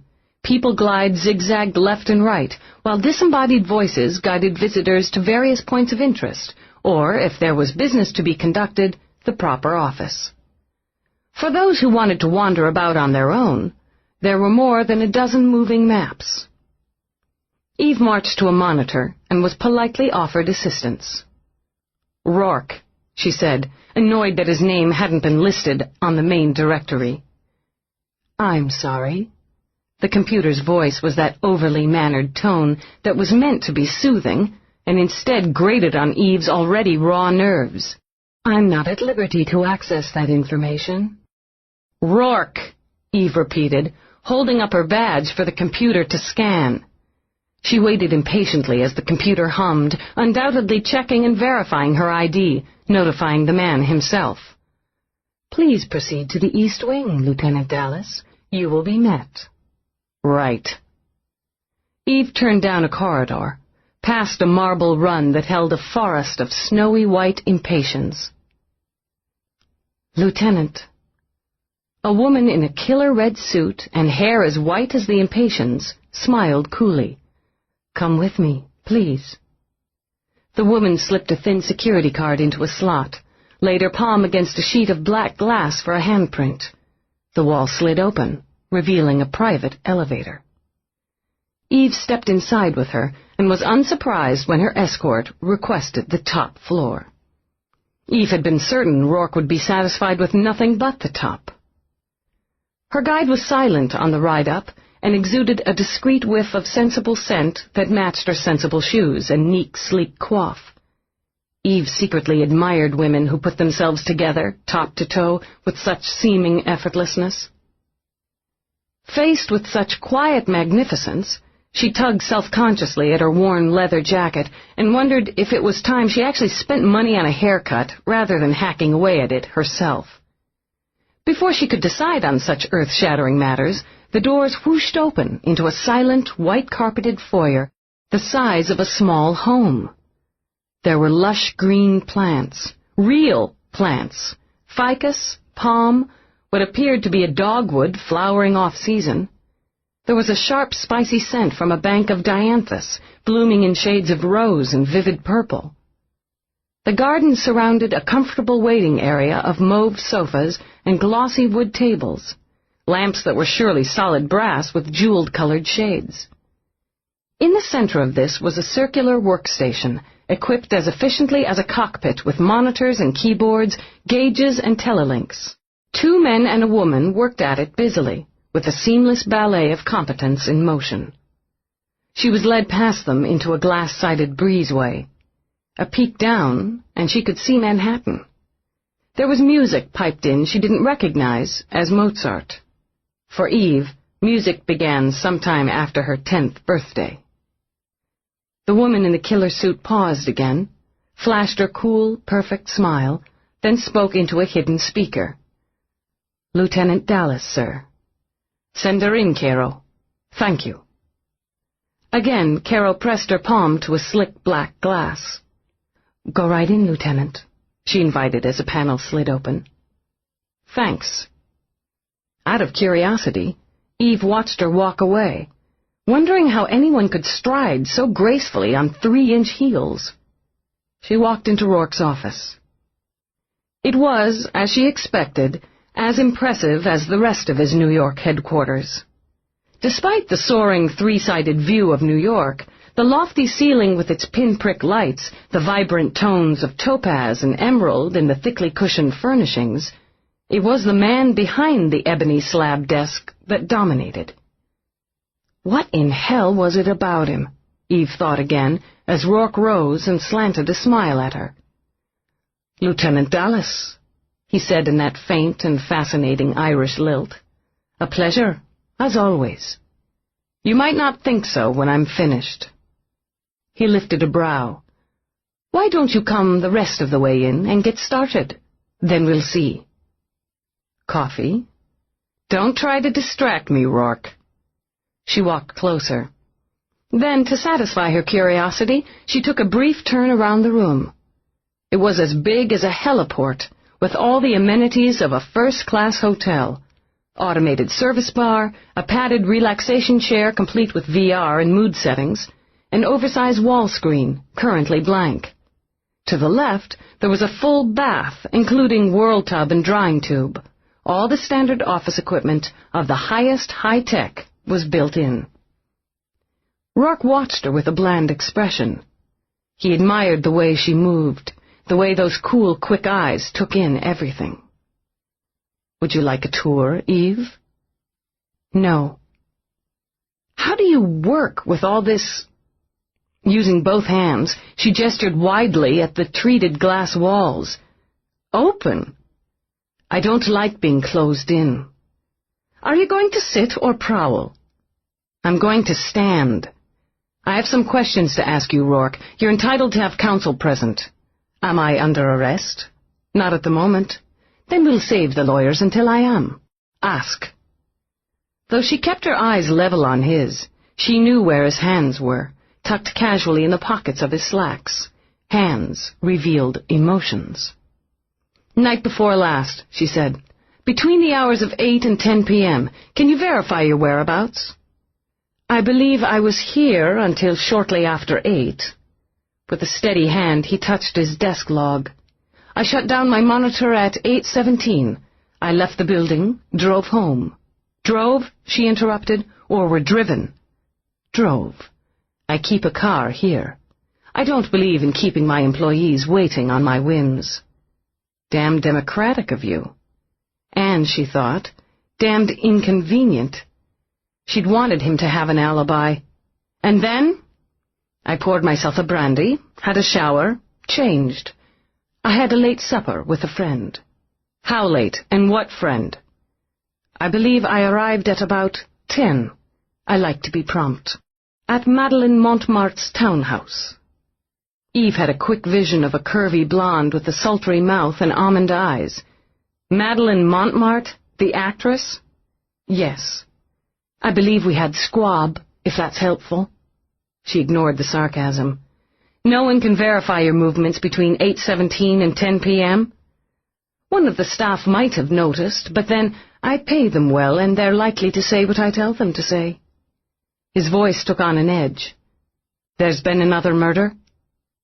"Lola Star, licensed companion. Certain details will be released to the media within the hour, and certain details will not. Do you own a silencer, Roarke?" His expression didn't change. "Several." "You look exhausted, Eve. Have you been up all night?" "Goes with the job. Do you own a Swiss handgun, SIG 210, circa 1980? "I acquired one about 6 weeks ago." "Sit down. Were you acquainted with Lola Star?" Reaching into her briefcase, she pulled out a photo she'd found in Lola's apartment. The pretty elfin girl beamed out, full of sassy fun. Roarke lowered his gaze to it as it landed on his desk. His eyes flickered. This time his voice was tinged with something Eve thought sounded like pity. "She isn't old enough to be licensed. She turned 18 4 months ago, applied on her birthday."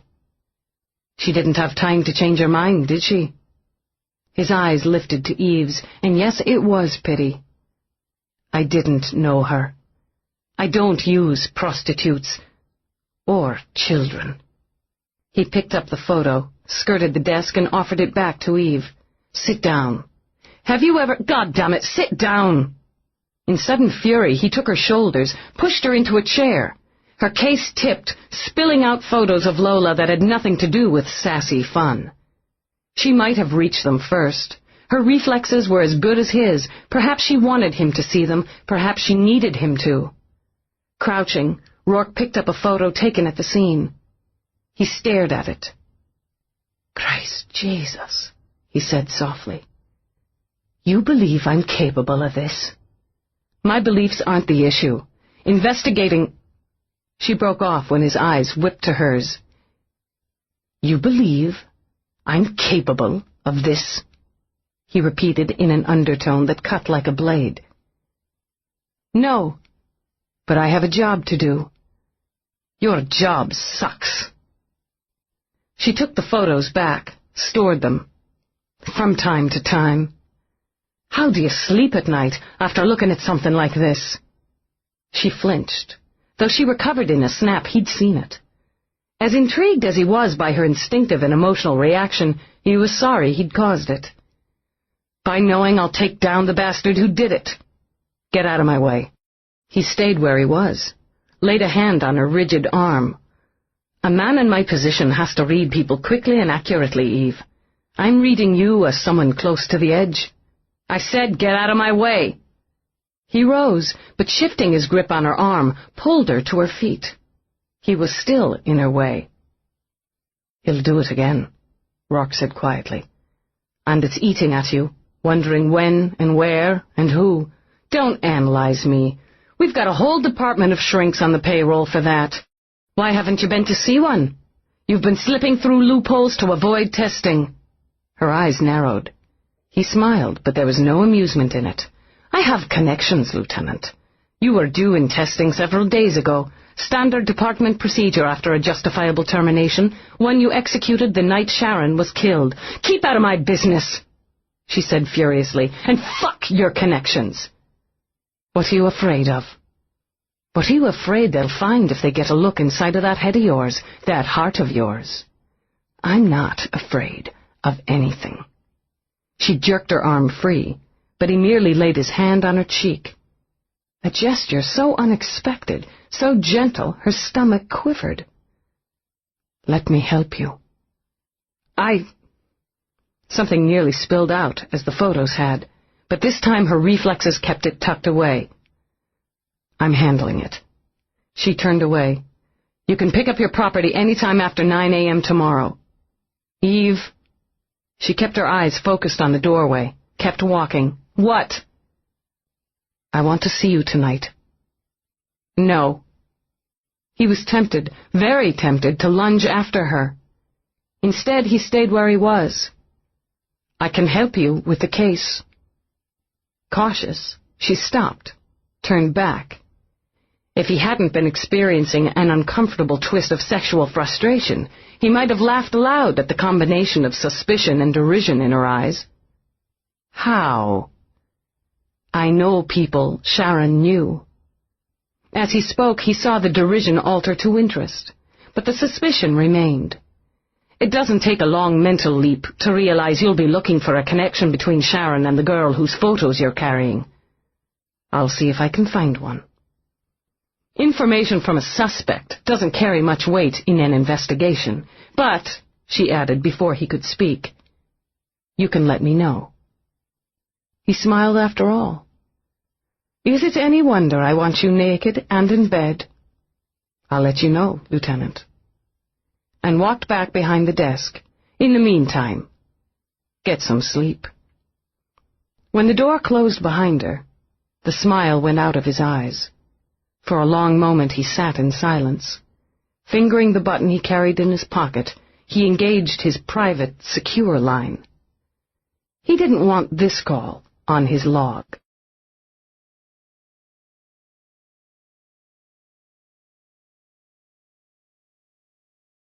Chapter 7. Eve stepped up to the peep screen at Charles Monroe's door and started to announce herself when it slid open. He was in black tie. A cashmere cape swung negligently over his shoulders, offset by the cream of a silk scarf. His smile was every bit as well turned out as his wardrobe. Lieutenant Delass, how lovely to see you again. His eyes, full of compliments she knew she didn't deserve, skimmed over her. And how unfortunate, I'm just on my way out. I won't keep you long. She stepped forward. He stepped back. A couple of questions, Mr. Monroe, here informally or formally at the station with your representative or counsel. His well-shaped brows shot up. I see. I thought we'd progressed beyond that.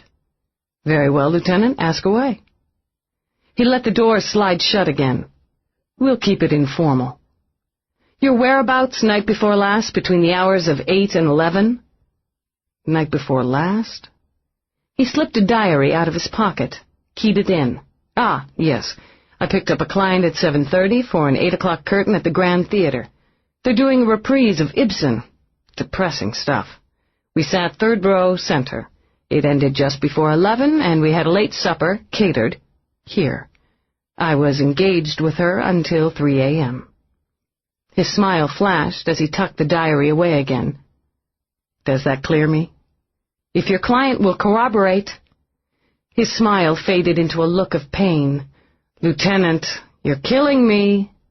Someone's killing people in your profession, she snapped back. Name and number, Mr. Monroe. She waited until he'd mournfully given the data. Are you acquainted with the Lola Star? Lola? Lola Star doesn't sound familiar. He took out the diary again, scanning through his address section. Apparently not. Why? You'll hear about it on the news by morning, was all Eve told him as she opened the door again. So far it's only been women, Mr. Monroe, but if I were you, I'd be very careful about taking on new clients. With a headache drumming at her, she strode to the elevator. Unable to resist, she glanced toward the door of Sharon Delass's apartment, where the red police security light blinked. She needed to sleep, she told herself. She needed to go home and empty her mind for an hour. But she was keying in her ID to disengage the seal and walking into the home of a dead woman. It was silent, and it was empty. She'd expected nothing else. Somehow, she hoped there would be some flash of intuition, but there was only the steady pounding in her temples. Ignoring it, she went into the bedroom. The windows had been sealed as well, with concealing spray to prevent the media or the morbidly curious from doing flybys and checking out the scene. She ordered lights, and the shadows bounced back to reveal the bed. The sheets had been stripped off and taken into forensics. Body fluids, hair, and skin had already been analyzed and logged. There was a stain on the floating mattress where blood had seeped through those satin sheets. The pillowed headboard was splattered with it. She wondered if anyone would care enough to have it cleaned. She glanced toward the table. Feeney had taken the small desktop PC so that he could search through the hard drive as well as the disks. The room had been searched and swept. There was nothing left to do. Yet Eve went to the dresser, going methodically through the drawers again. Who would claim all these clothes, she wondered. The silks and lace, the cashmeres and satins of a woman who had preferred the textures of the rich against her skin. The mother, she imagined. Why hadn't she sent in a request for the return of her daughter's things? Something to think about. She went through the closet, again going through skirts, dresses, trousers, the trendy capes and caftans, jackets and blouses, checking pockets, linings. She moved on to shoes, all kept neatly in acrylic boxes. The woman had only had 2 feet, she thought with some annoyance. No one needed 60 pairs of shoes. With a little snort, she reached into toes, deep inside the tunnel of boots, into the springy softness of inflatable platforms. Lola hadn't had so much, she thought now. 2 pairs of ridiculously high heels, a pair of girlish vinyl straps, and a simple pair of air pump sneakers, all jumbled in her narrow closet. But Sharon had been an organized as well as a vain soul. Her shoes were carefully stacked in rows of... Wrong. Skin prickling, Eve stepped back. It was wrong. The closet was as big as a room, and every inch of space had been ruthlessly utilized. Now, there was a full foot empty on the shelves, because the shoes were stacked 6 high in a row of 8. It wasn't the way Eve had found them, or the way she'd left them. They'd been organized according to color and style, in stacks, she remembered perfectly, of 4, a row of 12. Such a little mistake, she thought with a small smile. But a man who made one was bound to make another. "Would you repeat that, Lieutenant?" "He restacked the shoeboxes wrong, Commander." Negotiating traffic, shivering as her car heater offered a tepid puff of air around her toes, Eve checked in. A tourist blimp crept by at low altitude, the guide's voice booming out tips on skywalk shopping as they crossed toward 5th. Some idiotic road crew with a special daylight license power-drilled a tunnel access on the corner of 6th and 78th. Eve pitched her voice above the din. "You can review the discs of the scene. I know how the closet was arranged. It made an impression on me that any one person should have so many clothes and keep them so organized. He went back." "Return to the scene of the crime?" Whitney's voice was dry as dust. "Clichés have a basis in fact." Hoping for relative quiet, she jogged west down a cross street and ended up fuming behind a clicking microbus. Didn't anyone stay home in New York? "Or they wouldn't be clichés," she finished, and switched to automatic drive so that she could warm her hands in her pockets. There were other things. She kept her costume jewelry in a partitioned drawer, rings in one section, bracelets in another, and so on. Some of the chains were tangled when I looked again. "The sweepers?" "Sir, I went through the place again after the sweepers. I know he's been there." Eve bit back on frustration and reminded herself that Whitney was a cautious man. Administrators had to be. He got through the security and he went in. He was looking for something he forgot, something she had, something we missed. "You want the place swept again?" "I do, and I want Feeney to go back over Sharon's files. Something's there, somewhere, and it concerns him enough to risk going back for it." "I'll signature the authorization." "The chief isn't going to like it." The commander was silent for a moment. Then, as if he'd just remembered it was a fully secured line, he snorted. "Fuck the chief. Good eye, Dallas." "Thank you." But he'd cut her off before she could finish being grateful. 2 of 6, she thought, and in the privacy of her car, she shuddered from more than the cold. There were 4 more people out there whose lives were in her hands. After pulling into her garage, she swore she'd call the damn mechanic the next day. If history ran true, it meant he'd have her vehicle in for a week, diddling with some idiotic chip in the heater control. The idea of the paperwork and accessing a replacement vehicle through the department was too daunting to consider. Besides, she was used to the one she had, with all its little quirks. Everyone knew the uniforms copped the best air-to-land vehicles. Detectives had to make do with clinkers. She'd have to rely on public transportation or just hook a car from the police garage and pay the bureaucratic price later. Still frowning over the hassle to come and reminding herself to contact Feeney personally to have him go through a week's worth of security discs on the Gorham, she rode the elevator to her floor. Eve had no more than unkeyed her locks when her hand was on her weapon, drawing it. The silence of her apartment was wrong. She knew instantly she wasn't alone.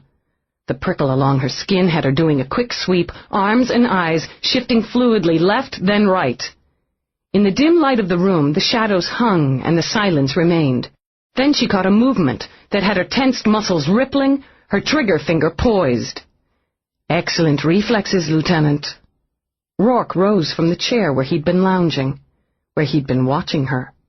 "So excellent," he continued in that same mild tone as he touched on a lamp, "that I have every faith you won't use that on me." She might have. She very well might have given him one good jolt. That would have wiped that complacent smile off his face. But any discharge of a weapon meant paperwork she wasn't prepared to face for simple revenge. "What the fuck are you doing here?" "Waiting for you." His eyes remained on hers as he lifted his hands. "I'm unarmed. You're welcome to check for yourself if you won't take my word for it." Very slowly, and with some reluctance, she holstered her weapon. "I imagine you have a whole fleet of very expensive and very clever lawyers, Roarke, who would have you out before I finished booking you on a B&E. But why don't you tell me why I shouldn't put myself to the trouble and the city to the expense of throwing you in a cage for a couple of hours?" Roarke wondered if he'd become perverse, that he could so enjoy the way she slashed at him. "It wouldn't be productive. And you're tired, Eve. Why don't you sit down?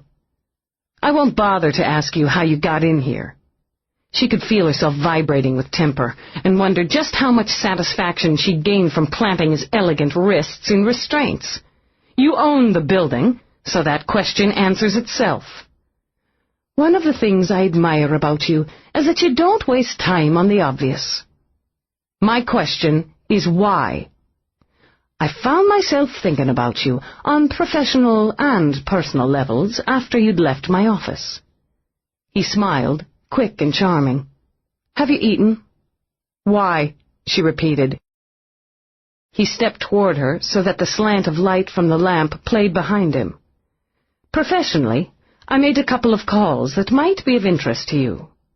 Personally," he lifted a hand to her face, fingers just brushing her chin, his thumb skimming the slight dip, "I found myself concerned by that fatigue in your eyes. For some reason, I feel compelled to feed you." Though she knew it was the gesture of a cranky child, she jerked her chin free. "What calls?" He merely smiled again, moved to her telelink. "May I?" he said, even as he keyed in the number he wanted. "This is Roarke. You can send the meal up now." He disengaged, smiled at her again. "You don't object to pasta, do you?" "Not on principle. But I object to being handled. That's something else I like about you." Because she wouldn't, he sat, and, ignoring her frown, took out his cigarette case.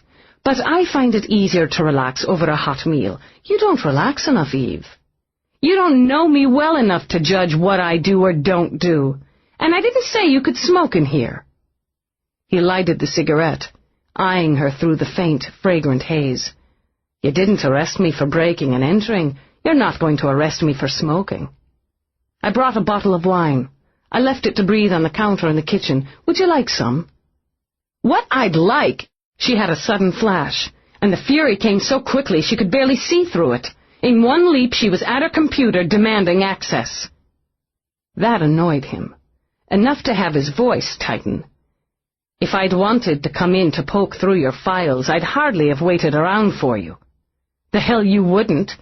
That kind of arrogance is just like you." But her security was intact. She wasn't sure if she was relieved or disappointed, until she saw the small package beside her monitor. "What's this?" "I have no idea." He blew out another stream of smoke. "It was on the floor inside the door. I picked it up." She knew what it was. The size, the shape, the weight. And she knew when she viewed the disc she would see Lola Star's murder. Something about the way her eyes changed had him rising again, had his voice gentling. "What is it, Eve?" "Official business. Excuse me." She walked directly to the bedroom, closed and secured the door.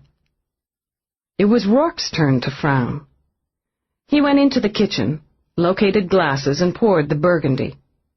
She lived simply, he thought. Very little clutter, very little that spoke of background or family. No mementos. He'd been tempted to wander into her bedroom while he'd had the apartment to himself and see what he might have discovered about her there, but he'd resisted. It was not so much respect for her privacy as it was the challenge she presented that provoked him to discover her from the woman alone, rather than from her surroundings. Still, he found the plain colors and lack of fuss illuminating. She didn't live here, as far as he could see, so much as she existed here. She lived, he deduced, in her work. He sipped the wine, approved it. After dousing his cigarette, he carried both glasses back into the living room. It was going to be more than interesting to solve the puzzle of Eve Delass. When she came back in nearly 20 minutes later, a white-coated waiter was just finishing setting up dishes on a small table by the window. However glorious the scents, they failed to stir her appetite. Her head was pounding again, and she'd forgotten to take medication. With a murmur, Roarke dismissed the waiter. He said nothing until the door closed and he was alone with Eve again. "I'm sorry." "For what?" "For whatever's upset you." Except for that one flush of temper, she'd been pale when she'd come into the apartment. But her cheeks were colorless now, her eyes too dark. When he started toward her, she shook her head once, fiercely. "Go away, Roarke." Going away is easy. Too easy. Very deliberately, he put his arms around her, felt her stiffen. "Give yourself a minute." His voice was smooth, persuasive. Would it matter, really matter, to anyone but you, if you took 1 minute to let go? She shook her head again, but this time there was weariness in the gesture. He heard the sigh escape, and taking advantage, he drew her closer. "You can't tell me?" "No." He nodded, but his eyes flashed with impatience. He knew better. It shouldn't matter to him. She shouldn't. But too much about her mattered. "Someone else, then?" he murmured. "There's no one else." Then, realizing how that might be construed, she pulled back. "I didn't mean—" "I know you didn't." His smile was wry and not terribly amused. "But there isn't going to be anyone else. For either of us. Not for some time." Her step back wasn't a retreat, but a statement of distance. "You're taking too much for granted, Roarke. Not at all. Nothing for granted. Your work, Lieutenant. A great deal of work." "Your dinner's getting cold."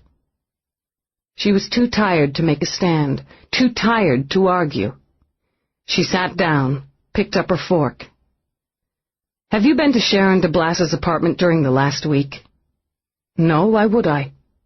She studied him carefully. "Why would anyone?"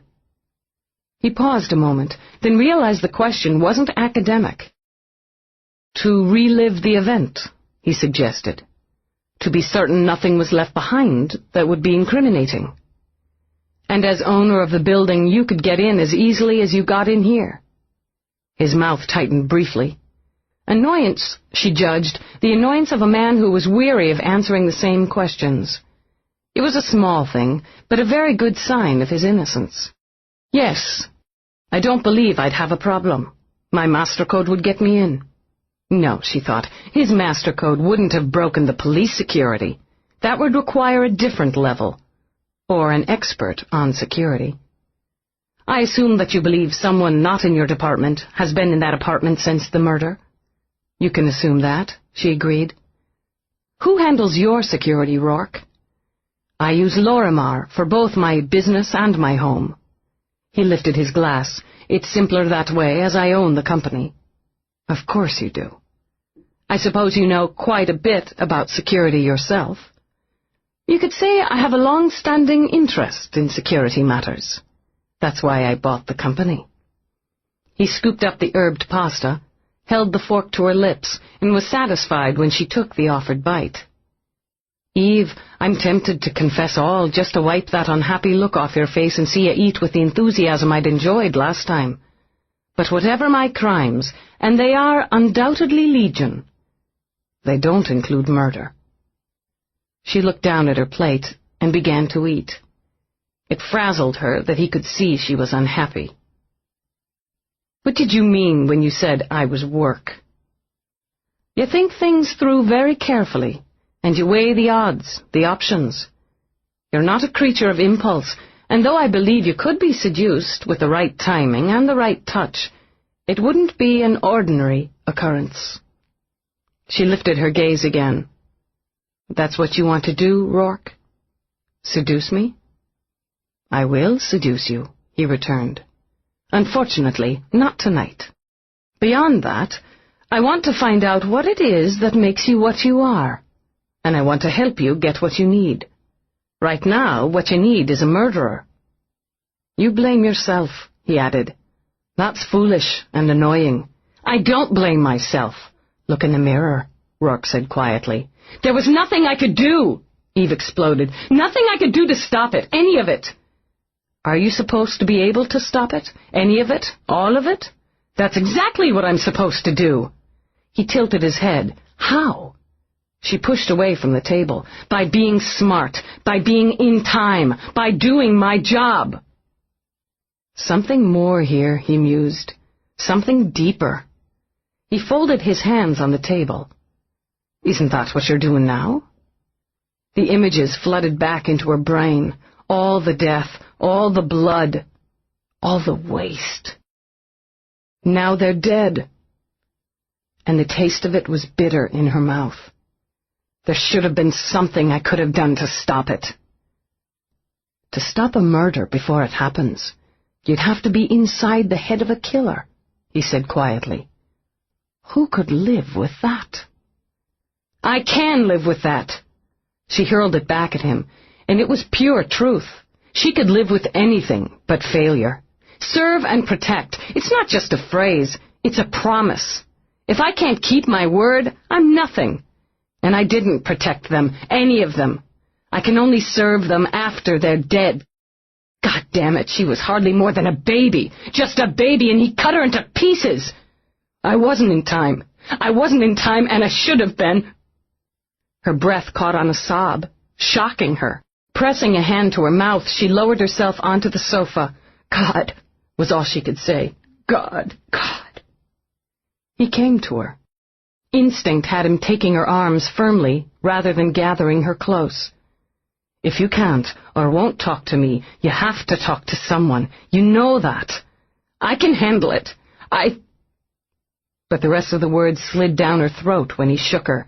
What's it costing you? He demanded. And how much would it matter to anyone if you let it go for 1 minute? Just let it go. I don't know. And maybe that was the fear, she realized. She wasn't sure if she could pick up her badge or her weapon or her life if she let herself think too deeply or feel too much. I see her, Eve said on a deep breath. I see her whenever I close my eyes or stop concentrating on what needs to be done. Tell me. She rose, retrieved her wine and his, and then returned to the sofa. The long drink eased her dry throat and settled the worst of the nerves. It was fatigue, she warned herself, that weakened her enough that she couldn't hold it in. The call came through when I was a half block away. I'd just closed another case, finished the data load. Dispatch called for the closest unit. Domestic violence. It's always messy, but I was practically on the doorstep, so I took it. Some of the neighbors were outside. They were all talking at once. The scene came back to her, perfectly, like a video exactly cued. A woman was in her nightgown, and she was crying. Her face was battered, and one of the neighbors was trying to bind up a gash on her arm. She was bleeding badly, so I told them to call the MTs. She kept saying, "He's got her, he's got my baby." Eve took another drink. She grabbed me, bleeding on me, screaming and crying and telling me I had to stop him, I had to save her baby. I should have called for backup, but I didn't think I could wait. I took the stairs, and I could hear him before I got to the 3rd floor where he was locked in. He was raging. I think I heard the little girl screaming, but I'm not sure. She closed her eyes then, praying she'd been wrong. She wanted to believe that the child had already been dead, already beyond pain. To have been that close, only steps away, no. She couldn't live with that. When I got to the door, I used the standard. I'd gotten his name from one of the neighbors.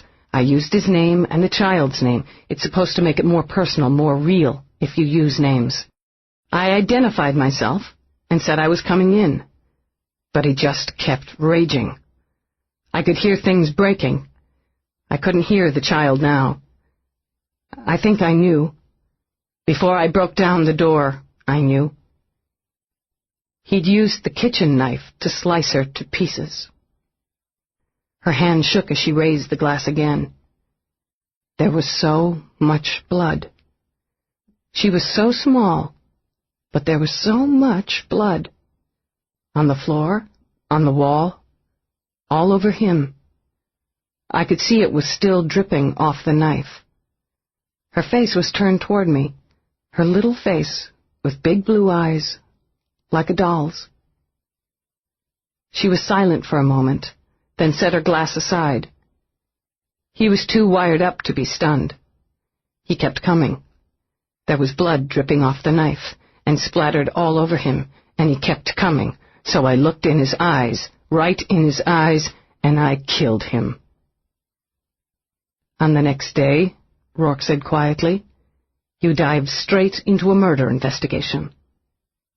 Testing's postponed. I'll get to it in another day or two. She moved her shoulders. The shrinks, they'll think it's the termination. I can make them think that if I have to. But it's not. I had to kill him. I can accept that. She looked straight into Roarke's eyes and knew she could tell him what she hadn't been able to say to herself. I wanted to kill him. Maybe even needed to. When I watched him die, I thought, he'll never do that to another child, and I was glad that I'd been the one to stop him. You think that's wrong. I know it's wrong.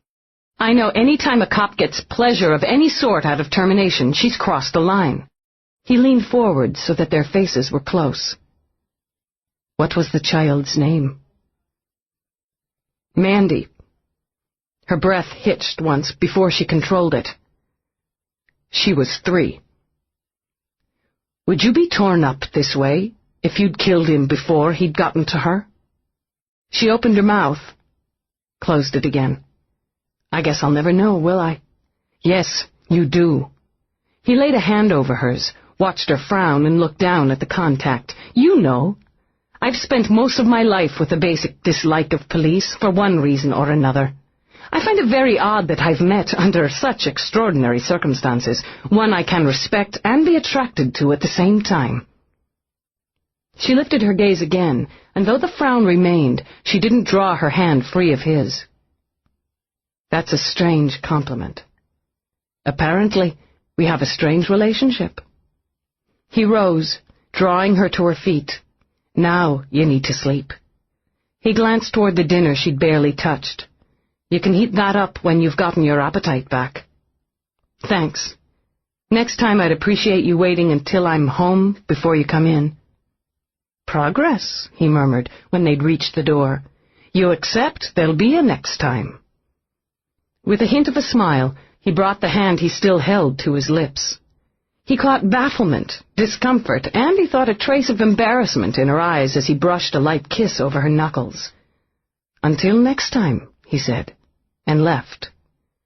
Frowning, Eve rubbed her knuckles over her jeans as she headed to the bathroom. She stripped, letting her clothes lay wherever they dropped.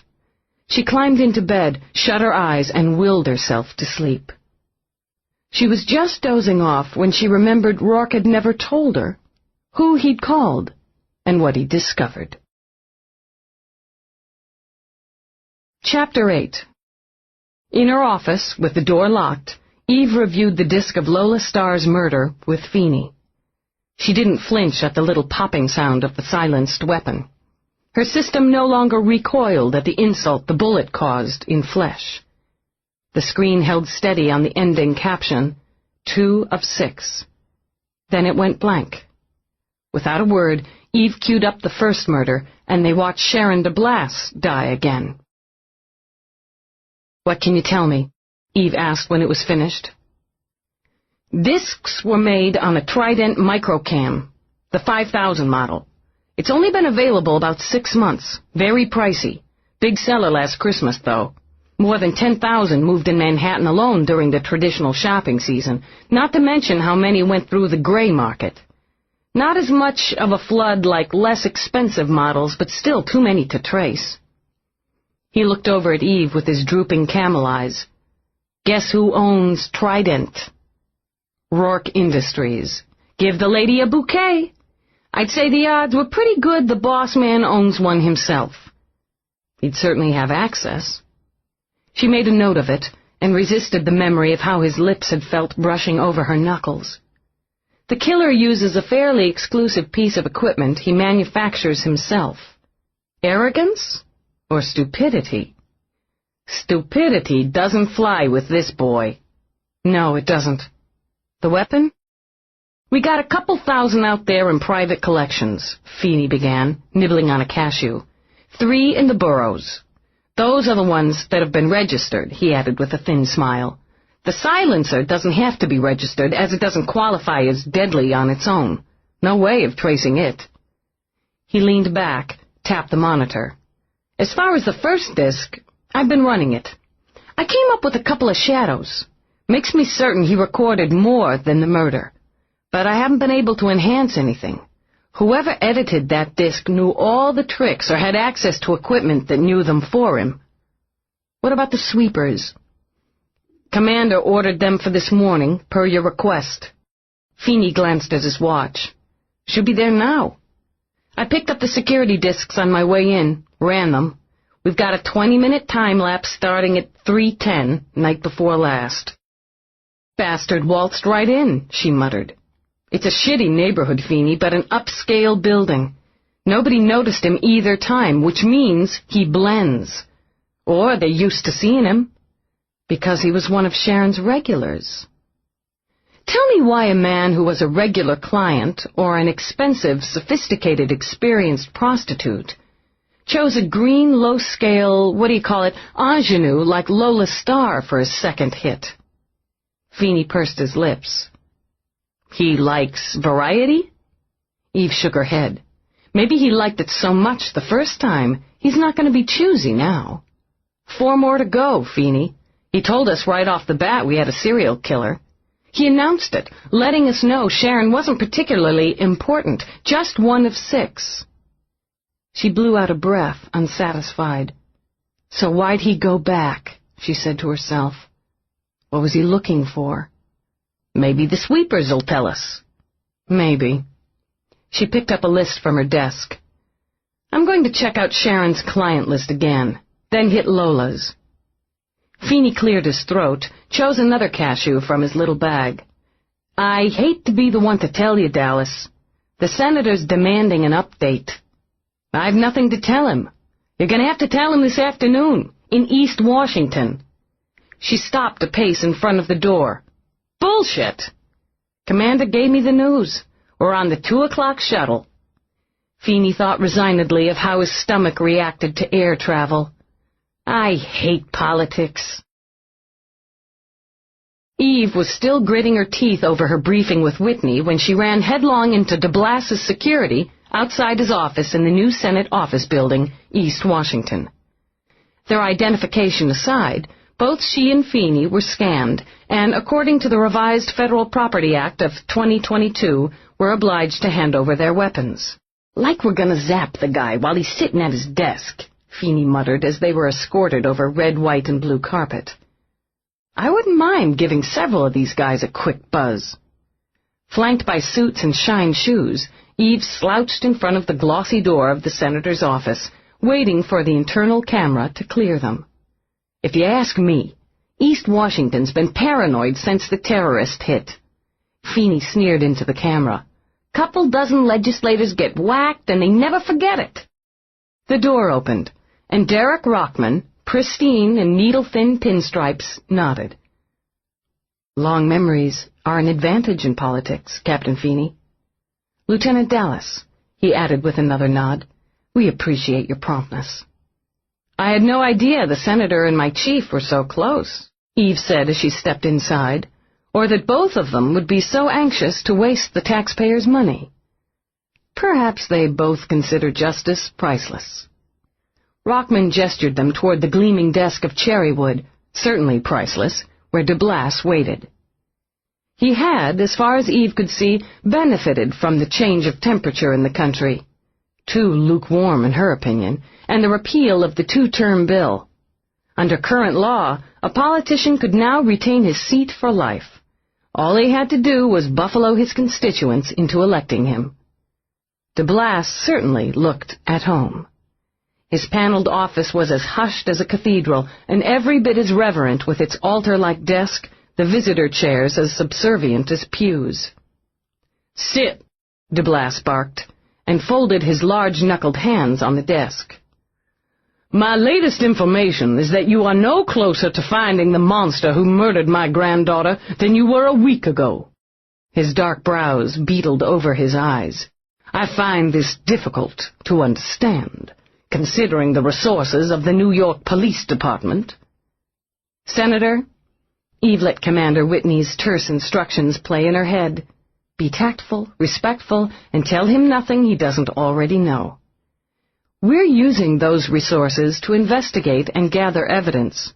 While the department is not now prepared to make an arrest, every possible effort is being made to bring your granddaughter's murderer to justice. Her case is my first priority, and you have my word it will continue to be until it can be satisfactorily closed. The senator listened to the little speech with all apparent interest. Then he leaned forward. I've been in the business of bullshit for more than twice your life, Lieutenant, so don't pull out your tap dance with me. You have nothing. Fuck tact, Eve decided instantly. What we have, Senator Delass, is a complicated and delicate investigation. Complicated, given the nature of the crime, delicate, due to the victim's family tree. It's my commander's opinion that I'm the best choice to conduct the investigation. It's your right to disagree, but pulling me off my job to come here to defend my work is a waste of time. My time, she rose. I have nothing new to tell you. With the vision of both their butts hanging in a sling, Feeney rose as well, all respect. I'm sure you understand, Senator, that the delicacy of an investigation of this nature often means progress is slow. It's difficult to ask you to be objective when we're talking of your granddaughter, but Lieutenant Delass and I have no choice but to be objective. With an impatient gesture, Delass waved them to sit again. Obviously my emotions are involved. Sharon was an important part of my life. Whatever she became, and however I was disappointed in her choices, she was blood. He drew a deep breath, let it loose. I cannot and will not be placated with bits and pieces of information. There's nothing else I can tell you, Eve repeated. You can tell me about the prostitute who was murdered 2 nights ago. His eyes flicked up to Rockman. Lola Star, he supplied. I imagine your sources of information on Lola Star are as thorough as ours. Eve chose to speak directly to Rockman. Yes, we believe that there is a connection between the 2 murders. My granddaughter might have been misguided, Delass broke in, but she did not socialize with people like Lola Star. So prostitutes had class systems, Eve thought wearily. What else was new? We haven't determined whether they knew each other, but there's little doubt that they both knew the same man, and that man killed them. Each murder followed a specific pattern. We'll use that pattern to find him. Before, we hope, he kills again. You believe he will, Rockman put in. I'm sure he will. The murder weapon, Delass demanded. Was it the same type? It's part of the pattern, Eve told him. She'd commit no more than that. There were basic and undeniable similarities between the 2 homicides. There's no doubt the same man is responsible. Calmer now, Eve stood again. Senator, I never knew your granddaughter, and I have no personal tie to her, but I'm personally offended by murder. I'm going after him. That's all I can tell you. He studied her for a moment, saw more than he'd expected to see. Very well, Lieutenant. Thank you for coming. Dismissed, Eve walked with Feeney to the door. In the mirror, she saw Delass signal to Rockman. Rockman acknowledged. She waited until she was outside before she spoke. The son of a bitch is going to tail us. Huh? Delass's guard dog. He's going to shadow us. What the hell for? To see what we do, where we go. Why do you tail anyone? We're going to lose him at the transport center, she told Feeney as she flagged down a cab. Keep your eyes out and see if he follows you to New York. Follows me? Where are you going? I'm going to follow my nose. It wasn't a difficult maneuver. The West Wing boarding terminal at National Transport was always bedlam. It was even worse at rush hour when all northbound passengers were jammed into the security line and herded along by computerized voices. Shuttles and runabouts were going to be jammed. Eve simply lost herself in the crowd, crammed herself into a cross-terminal transport to the South Wing, and caught an underground to Virginia. After settling in her tube, ignoring the 4 o'clocks who were heading to the suburban havens, she took out her pocket directory. She requested Elizabeth Barrister's address, then asked for directions. So far, her nose was just fine. She was on the right tube and would have to make only one change in Richmond. If her luck held, she could finish the trip and be back in her apartment in time for dinner. With her chin on her fist, she toyed with the controls of her video screen. She would have bypassed the news, something she made a habit of doing, but when an all-too-familiar face flashed on screen, she stopped scanning. Roarke, she thought, narrowing her eyes. The guy sure kept popping up.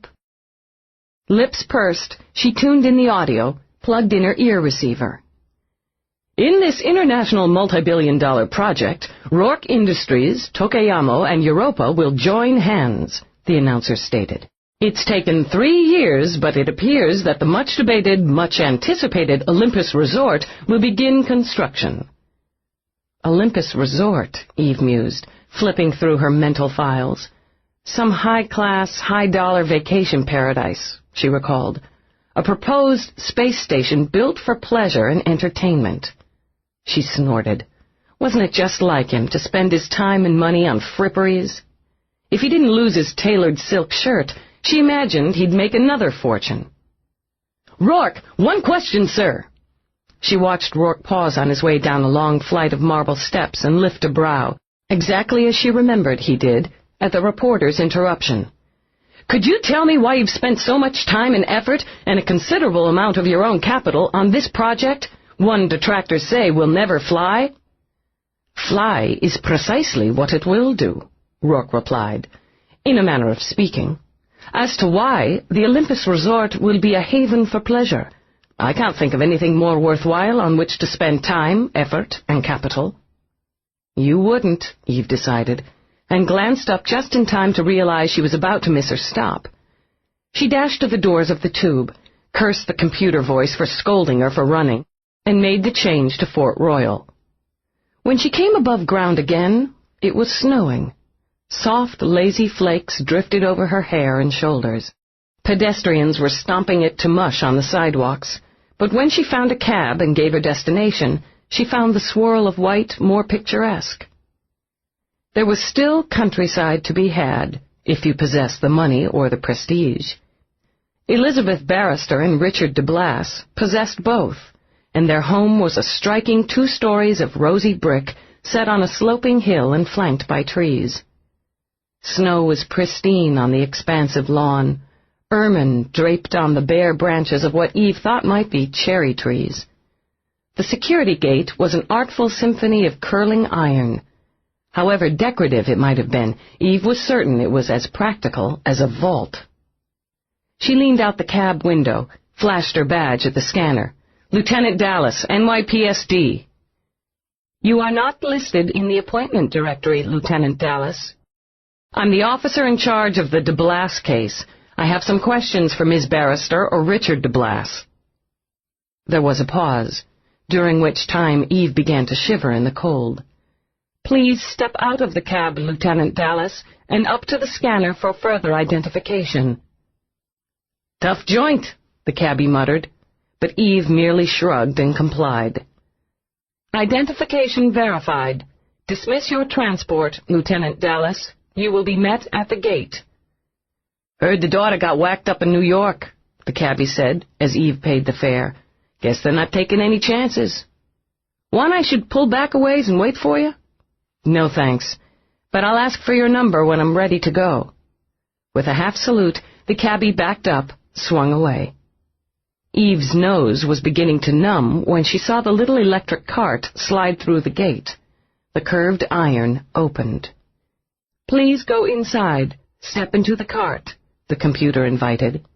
You will be taken to the house. Ms. Barrister will see you. Terrific. Eve climbed into the cart and let it take her noiselessly to the front steps of the brick house. Even as she started up them, the door opened. Either the servants were required to wear boring black suits, or the house was still in mourning. Eve was shown politely into a room off the entrance hall. Where Roarke's home had simply whispered money, this one said old money. The carpets were thick, the walls papered in silk. The wide windows offered a stunning view of rolling hills and falling snow. And solitude, Eve thought. The architect must have understood that those who lived here preferred to consider themselves alone. Lieutenant Delass. Elizabeth rose. There was nervousness in the deliberate movement, in the rigid stance, and Eve saw in the shadowed eyes that held grief. "Thank you for seeing me, Miss Barrister. My husband's in a meeting. I can interrupt him if necessary." "I don't think it will be." "You've come about Sharon." "Yes." "Please sit down." Elizabeth gestured toward a chair upholstered in ivory. "Can I offer you anything?" "No, thanks. I'll try not to keep you very long. I don't know how much of my report you've seen." "All of it," Elizabeth interrupted. "I believe it seems quite thorough. As an attorney, I have every confidence that when you find the person who killed my daughter, you'll have built a strong case." "That's a plan." "Running on nerves," Eve decided, watching the way Elizabeth's long, graceful fingers clenched, unclenched. "This is a difficult time for you." "She was my only child," Elizabeth said simply. "My husband and I are proponents of the population adjustment theory. 2 parents," she said with a thin smile, 1 offspring. "Do you have any further information to give me?" "Not at this time." "Your daughter's profession, Miss Barrister. Did this cause friction in the family?" In another of her slow, deliberate gestures, Elizabeth smoothed down the ankle-skimming skirt of her suit. "It was not a profession I dreamed of my daughter embracing. Naturally, it was her choice. Your father-in-law would have been opposed, certainly politically opposed. The senator's views on sexual legislation are well known. As a leader of the Conservative Party, he is, of course, working to change many of the current laws regarding what is popularly called the morality issue. Do you share his views?" "No, I don't, though I fail to see how that applies." Eve cocked her head. Oh, there was friction there, all right. Eve wondered if the streamlined attorney agreed with her outspoken father-in-law on anything. "Your daughter was killed, possibly by a client, possibly by a personal friend. If you and your daughter were at odds over her lifestyle, it would be unlikely she would have confided in you about professional or personal acquaintances." "I see." Elizabeth folded her hands and forced herself to think like a lawyer. "You're assuming that, as her mother, as a woman who might have shared some of the same viewpoints, Sharon would talk to me, perhaps share with me some of the more intimate details of her life." Despite her efforts, Elizabeth's eyes clouded. "I'm sorry, Lieutenant, that's not the case. Sharon rarely shared anything with me, certainly not about her business. She was aloof from both her father and me, really from her entire family. You wouldn't know if she had a particular lover, someone she was more personally involved with, one who might have been jealous. No, I can tell you I don't believe she did. Sharon had—" Elizabeth took a steadying breath. "A disdain for men. An attraction to them, yes, but an underlying disdain. She knew she could attract them. From a very early age she knew. And she found them foolish. Professional companions are rigidly screened. A dislike, or disdain as you put it, is a usual reason for denial of licensing. She was also clever. There was nothing in her life she wanted she didn't find a way to have. Except happiness. She was not a happy woman." Elizabeth went on, and swallowed the lump that always seemed to hover in her throat. "I spoiled her, it's true. I have no one to blame but myself for it. I wanted more children. She pressed a hand to her mouth until she thought her lips had stopped trembling. I was philosophically opposed to having more, and my husband was very clear in his position, but that didn't stop the emotion of wanting children to love.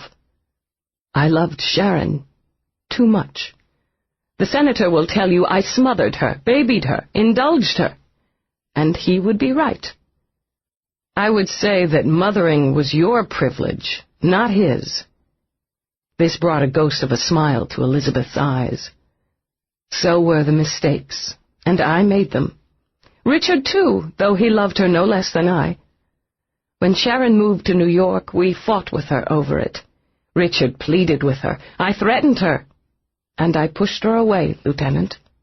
She told me I didn't understand her, never had, never would, and that I saw only what I wanted to see, unless it was in court.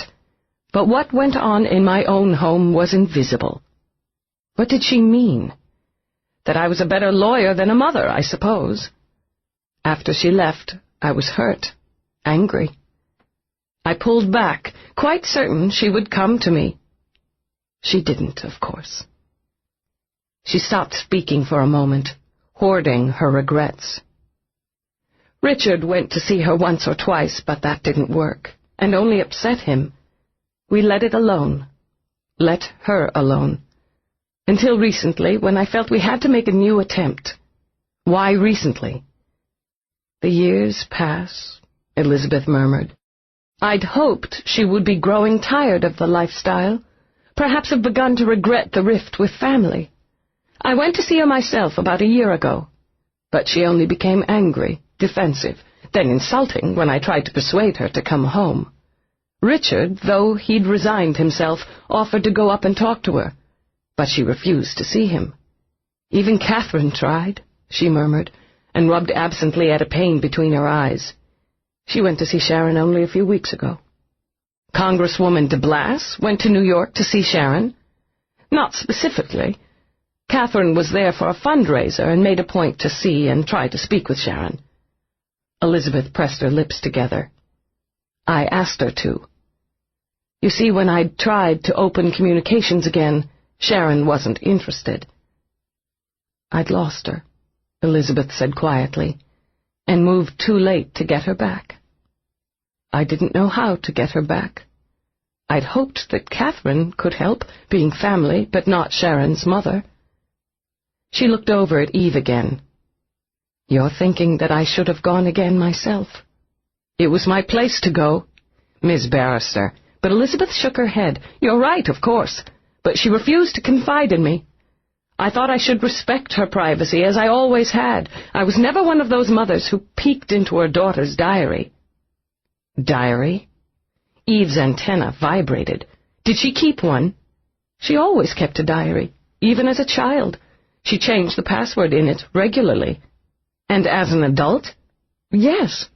She'd refer to it now and again, joke about the secrets she had and the people she knew who would be appalled at what she'd written about them. There'd been no personal diary in the inventory, Eve remembered. Such things could be as small as a woman's thumb. If the sweepers missed it the first time... Do you have any of them? No. Abruptly alert, Elizabeth looked up. She kept them in a deposit box, I think. She kept them all. Did she use a bank here in Virginia? Not that I'm aware of. I'll check and see what I can find out for you. I can go through the things she left here. I'd appreciate that. If you think of anything at all, a name, a comment, no matter how casual, please contact me. I will. She never spoke of friends, Lieutenant. I worried about that, even as I used it to hope that the lack of them would draw her back home, out of the life she'd chosen. I even used one of my own friends, thinking he would be more persuasive than I. Who was that? Roarke. Elizabeth teared up again, fought them back. Only days before she was murdered, I called him. We've known each other for years. I asked him if he would arrange for her to be invited to a certain party I knew he'd be attending, if he'd seek her out. He was reluctant. Roarke isn't one to meddle in family business. but I used our friendship. If he would just find a way to befriend her, to show her that an attractive woman doesn't have to use her looks to feel worthwhile. He did that for me and for my husband. You asked him to develop a relationship with her? Eve said carefully. I asked him to be her friend, Elizabeth corrected. To be there for her. I asked him because there's no one I trust more. She'd cut herself off from all of us, and I needed someone I could trust. He would never hurt her, you see. He would never hurt anyone I loved. Because he loves you? Cares. Richard Delass spoke from the doorway. Roarke cares very much for Beth and for me, and a few select others. But loves? I'm not sure he'd let himself risk quite that unstable an emotion. Richard. Elizabeth's control wobbled as she got to her feet. I wasn't expecting you quite yet. We finished early. He came to her, closed his hands over hers. You should have called me, Beth. I didn't. She broke off, looking at him helplessly. I'd hoped to handle it alone. You don't have to handle anything alone. He kept his hand closed over his wife's as he turned to Eve. You'd be Lieutenant Delass? Yes, Mr. Delass. I had a few questions and hoped it would be easier if I asked them in person. My wife and I are willing to cooperate in any way we can. He remained standing, a position Eve judged as one of power and of distance. There was none of Elizabeth's nerves or fragility in the man who stood beside her. He was taking charge, Eve decided, protecting his wife and guarding his own emotions with equal care. You were asking about Roarke, he continued. May I ask why? I told the lieutenant that I'd ask Roarke to see Sharon, to try to— Oh, Beth. In a gesture that was both weary and resigned, he shook his head. What could he do? Why would you bring him into it? She stepped away from him, her face so filled with despair Eve's heart broke. I know you told me to let it alone, that we had to let her go, but I had to try again. She might have connected with him, Richard. He has a way. She began to speak quickly now, her words tumbling out, tripping over each other. He might have helped her if I'd asked him sooner. With enough time, there's very little he can't do. But he didn't have enough time. Neither did my child. All right, Richard murmured, and laid a hand on her arm. All right. She controlled herself again, drew back, drew in. What can I do now, Lieutenant, but pray for justice? I'll get you justice, Ms. Barrister. She closed her eyes and clung to that.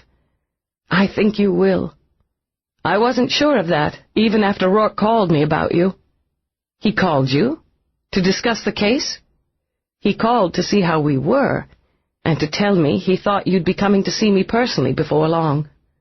She nearly smiled. He's rarely wrong. He told me I'd find you competent, organized, and involved. You are. I'm grateful I've had the opportunity to see that for myself, and to know that you're in charge of my daughter's murder investigation. Miss Barrister. Eve hesitated only a moment before deciding to take the risk. What if I told you Roarke is a suspect? Elizabeth's eyes went wide, then calmed again almost immediately. I'd say you were taking an extraordinarily big wrong step. Because Roarke is incapable of murder? No, I wouldn't say that. It was a relief to think of it, if only for a moment in objective terms. Incapable of a senseless act, yes. He might kill cold-bloodedly, but never the defenseless. He might kill, I wouldn't be surprised if he had. But would he do to anyone what was done to Sharon? Before, during, after? No, not Roarke. No, Richard echoed, and his hand searched for his wife's again. Not Roarke. Not Roarke, Eve thought again, when she was back in her cab and headed for the underground. Why the hell hadn't he told her he'd met Sharon Delass as a favor to her mother? What else hadn't he told her? Blackmail. Somehow she didn't see him as a victim of blackmail. He wouldn't give a damn what was said or broadcast about him. But the diary changed things and made blackmail a new and intriguing motive. Just what had Sharon recorded about whom? And where were the goddamn diaries? Chapter 9. "No problem reversing the tale," Feeney said as he shoveled in what passed for breakfast at the eatery at Cop Central. "I see him cue in on me. He's looking around for you, but there's plenty of bodies, so I get on the friggin' plane." Feeney washed down irradiated eggs with black bean coffee without a wince. "He gets on too, but he sits up in first class. When we get off, he's waiting, and that's when he knows you're not there." He jabbed at Eve with his fork. He was pissed. Makes a quick call, so I get behind him, trail him to the Regent Hotel. They don't like to tell you anything at the Regent. Flash your badge and they get all offended. "And you explained, tactfully, about civic duty?" "Right." Feeney pushed his empty plate into the recycler slot, crushed his empty cup with his hand, and sent it to follow. He made a couple of calls, one to East Washington, one to Virginia. Then he makes a local. To the chief. Shit. Yeah. Chief Simpson's pushing buttons for Delass, no question. Makes you wonder what buttons. Before Eve could comment, her communicator beeped. She pulled it out and answered the call from her commander. "Dallas, be in testing. 20 minutes. Sir, I'm meeting a snitch on the Colby matter at 0900. Reschedule." His voice was flat. 20 minutes. Slowly, Dallas replaced her communicator. "I guess we know one of the buttons." "Seems like Delass has taken a personal interest in you." Feeney studied her face. There wasn't a cop on the force who didn't despise testing. "You gonna handle it okay?" "Yeah, sure." "This is gonna tie me up most of the day, Feeney. Do me a favor. Do a run on the banks in Manhattan. I need to know if Sharon Delass kept a safe deposit box. If you don't find anything there, spread out to the other boroughs. You got it." The testing section was riddled with long corridors, some glassed, some done in pale green walls that were supposed to be calming. Doctors and technicians wore white, the color of innocence and, of course, power. When she entered the first set of reinforced glass doors, the computer politely ordered her to surrender her weapon. Eve took it out of her holster, set it on the tray, and watched it slide away. It made her feel naked even before she was directed into testing room 1C and told to strip. She laid her clothes on the bench provided and tried not to think about the techs watching her on their monitors or the machines with their nastily silent glide and their impersonal blinking lights. The physical exam was easy. All she had to do was stand on the center mark in the tube-like room and watch the lights blip and flash as her internal organs and bones were checked for flaws. Then she was permitted to don a blue jumpsuit and sit while a machine angled over to examine her eyes and ears. Another, snicking out from one of the wall slots, did a standard reflex test. For the personal touch, a technician entered to take a blood sample. "Please exit door marked Testing 2C. Phase 1 is complete, Dallas, Lieutenant Eve." In the adjoining room, Eve was instructed to lie on a padded table for the brain scan. Wouldn't want any cops out there with a brain tumor urging them to blast civilians, she thought wearily. Eve watched the text through the glass wall as the helmet was lowered onto her head. Then the games began. The bench adjusted to a sitting position, and she was treated to virtual reality. The VR put her in a vehicle during a high-speed chase. Sounds exploded in her ears, the scream of sirens, the shouts of conflicting orders from the communicator on the dash. She could see that it was a standard police unit, fully charged. The control of the vehicle was hers, and she had to swerve and maneuver to avoid flattening a variety of pedestrians the VR hurled into her path.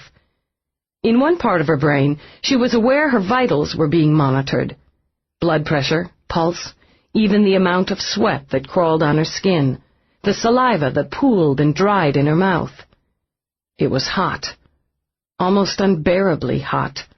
She narrowly missed a food transport that lumbered into her path.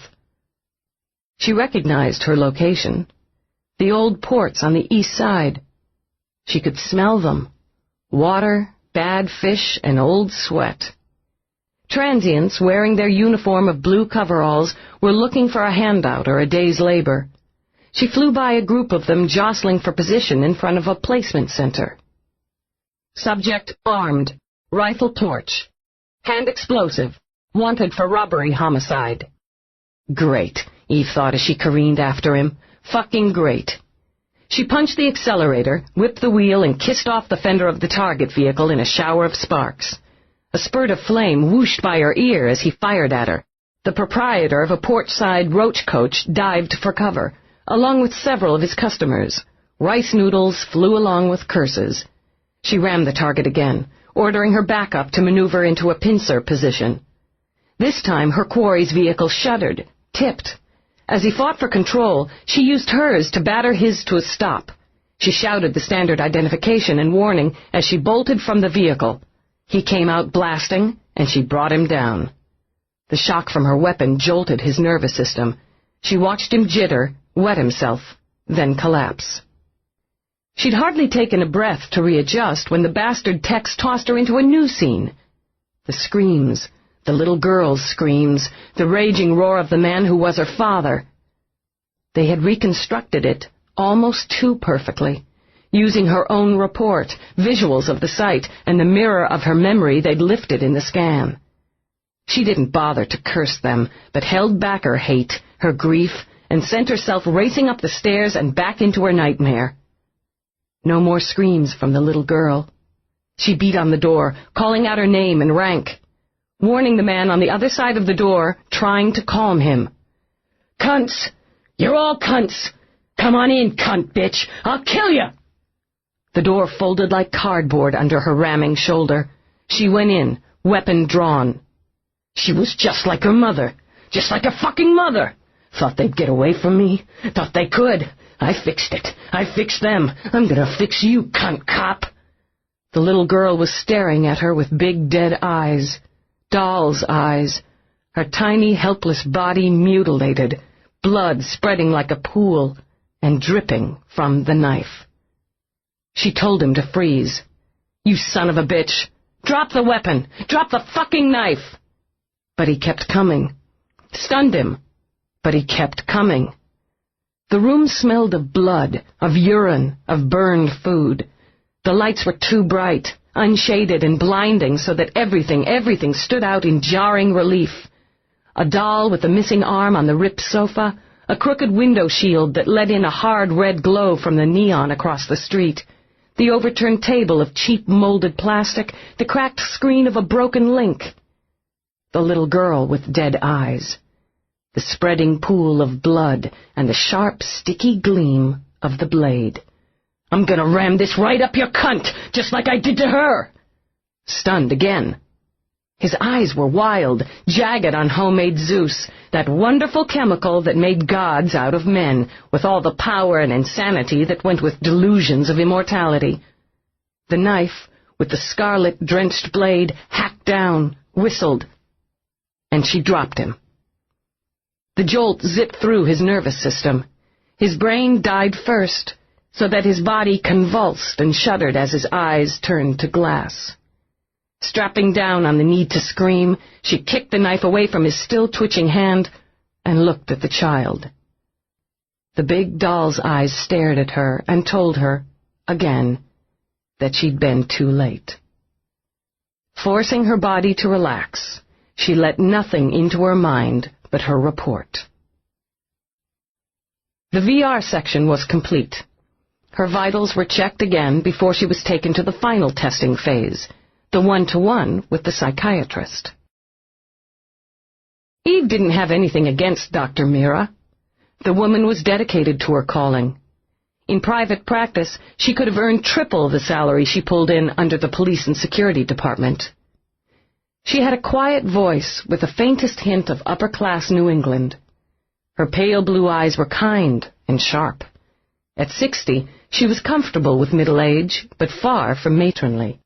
Her hair was a warm honey brown and scooped up in the back in a neat yet complicated twist. She wore a tidy rose-toned suit with a sedate gold circle on the lapel. No, Eve had nothing against her personally. She just hated shrinks. Lieutenant Delass. Mira rose from a soft blue scoop chair when Eve entered. There was no desk, no computer in sight. One of the tricks, Eve knew, to make the subjects relax and forget they were under intense observation. Doctor? Eve sat in the chair Mira indicated. I was just about to have some tea. You'll join me? Sure. Mira moved gracefully to the server, ordered 2 teas, then brought the cups to the sitting area. It's unfortunate that your testing was postponed, Lieutenant. With a smile, she sat, sipped. The process is more conclusive and certainly more beneficial when run within 24 hours of an incident. It couldn't be helped. So I'm told. Your preliminary results are satisfactory. Fine. You still refuse auto-hypnosis? It's optional. Hating the defensive sound of her voice. Yes, it is. Mira crossed her legs. You've been through a difficult experience, Lieutenant. There are signs of physical and emotional fatigue. I'm on another case, a demanding one. It's taking a lot of my time. Yes, I have that information. Are you taking the standard sleep inducers? Eve tested the tea. It was, as she'd suspected, floral in scent and flavor. No, we've been through that before. Night pills are optional and I opt no. Because they limit your control. Eve met her eyes. That's right. I don't like being put to sleep and I don't like being here. I don't like brain rape. You consider testing a kind of rape? There wasn't a cop with a brain who didn't. It's not a choice, is it? Mira kept her sigh to herself. The termination of a subject, no matter the circumstances, is a traumatic experience for a police officer. If the trauma affects the emotions, the reactions, the attitude, the officer's performance will suffer. If the use of full force was caused by a physical defect, that defect must be located and repaired. I know the company line, Doctor. I'm cooperating fully, but I don't have to like it. No, you don't. Mira neatly balanced the cup on her knee. Lieutenant, this is your 2nd termination. Though that is not an unusual amount for an officer with your length of duty, there are many who never need to make that decision. I'd like to know how you feel about the choice you made and the results. I wish I'd been quicker, Eve thought. I wish that child was playing with her toys right now instead of being cremated. As my only choice was to let him carve me into pieces or stop him, I feel just fine about the decision. My warning was issued and ignored. Stunning was ineffective. The evidence that he would indeed kill was lying on the floor between us in a puddle of blood. Therefore, I have no problem with the results. You were disturbed by the death of the child? I believe anyone would be disturbed by the death of a child. Certainly that kind of vicious murder of the defenseless. And do you see the parallel between the child and yourself? Mira asked quietly. She could see Eve draw in and close off. Lieutenant, we both know I'm fully aware of your background. You were abused, physically, sexually, and emotionally. You were abandoned when you were 8.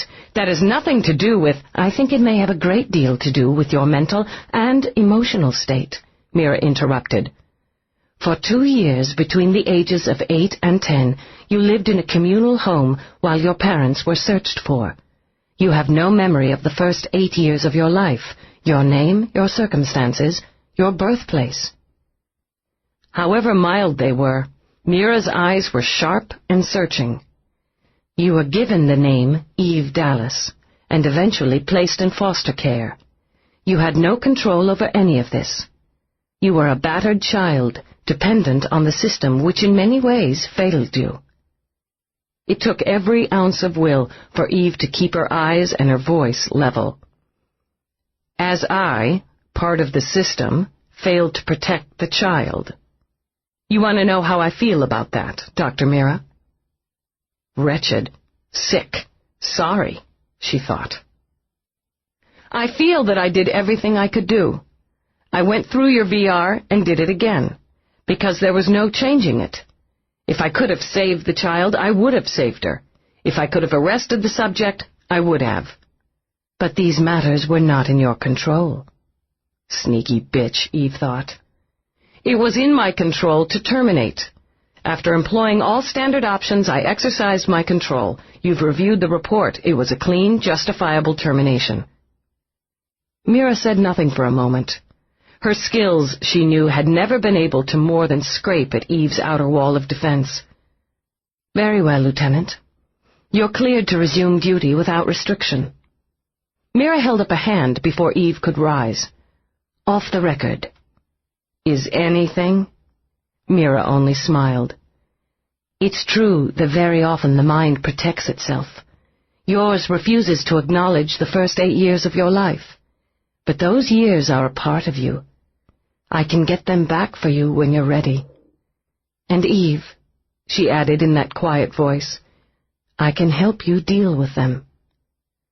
I've made myself what I am, and I can live with it. Maybe I don't want to risk living with the rest. She got up and walked to the door. When she turned back, Mira was sitting just as she had been, legs crossed, one hand holding the pretty little cup. The scent of brewed flowers lingered in the air. A hypothetical case, Eve began, and waited for Mira's nod. A woman, with considerable social and financial advantages, chooses to become a whore. At Mira's lifted brow, Eve swore impatiently. We don't have to pretty up the terminology here, Doctor. She chose to make her living from sex. Flaunted it in front of her well-positioned family, including her arch-conservative grandfather. Why? It's difficult to come up with one specific motive from such general and sketchy information. The most obvious would be the subject could find her self-worth only in sexual skill. She either enjoyed or detested the act. Intrigued, Eve stepped away from the door. If she detested it, why would she become a pro? To punish herself? Certainly. And those close to her. To punish, Eve mused. The diary. Blackmail. A man kills, Eve continued, viciously, brutally. The killing is tied to sex and is executed in a unique and distinctive fashion. He records it, has bypassed a sophisticated security system.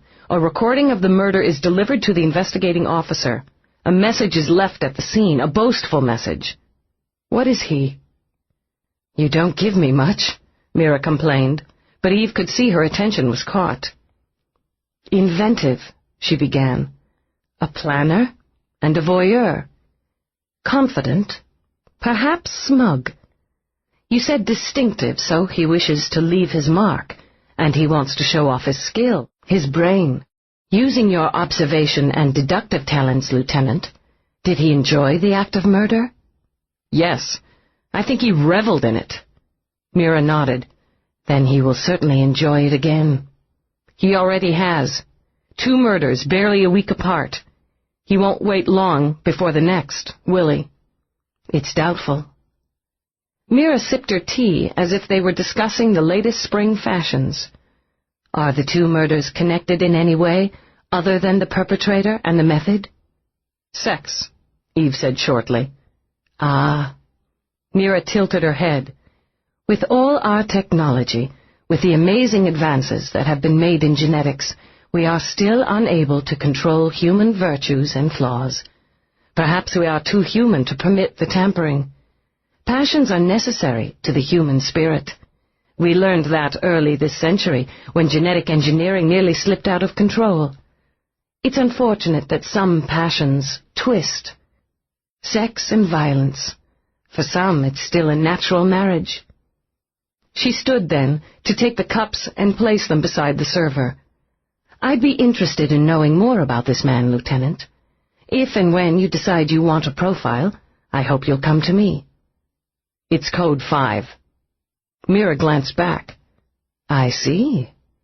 If we don't tie this thing up before he hits again, I may be able to swing it. I'll make myself available. Thanks. Eve, even strong, self-made women have weak spots. Don't be afraid of them. Eve held Mira's gaze for another moment. I've got work to do.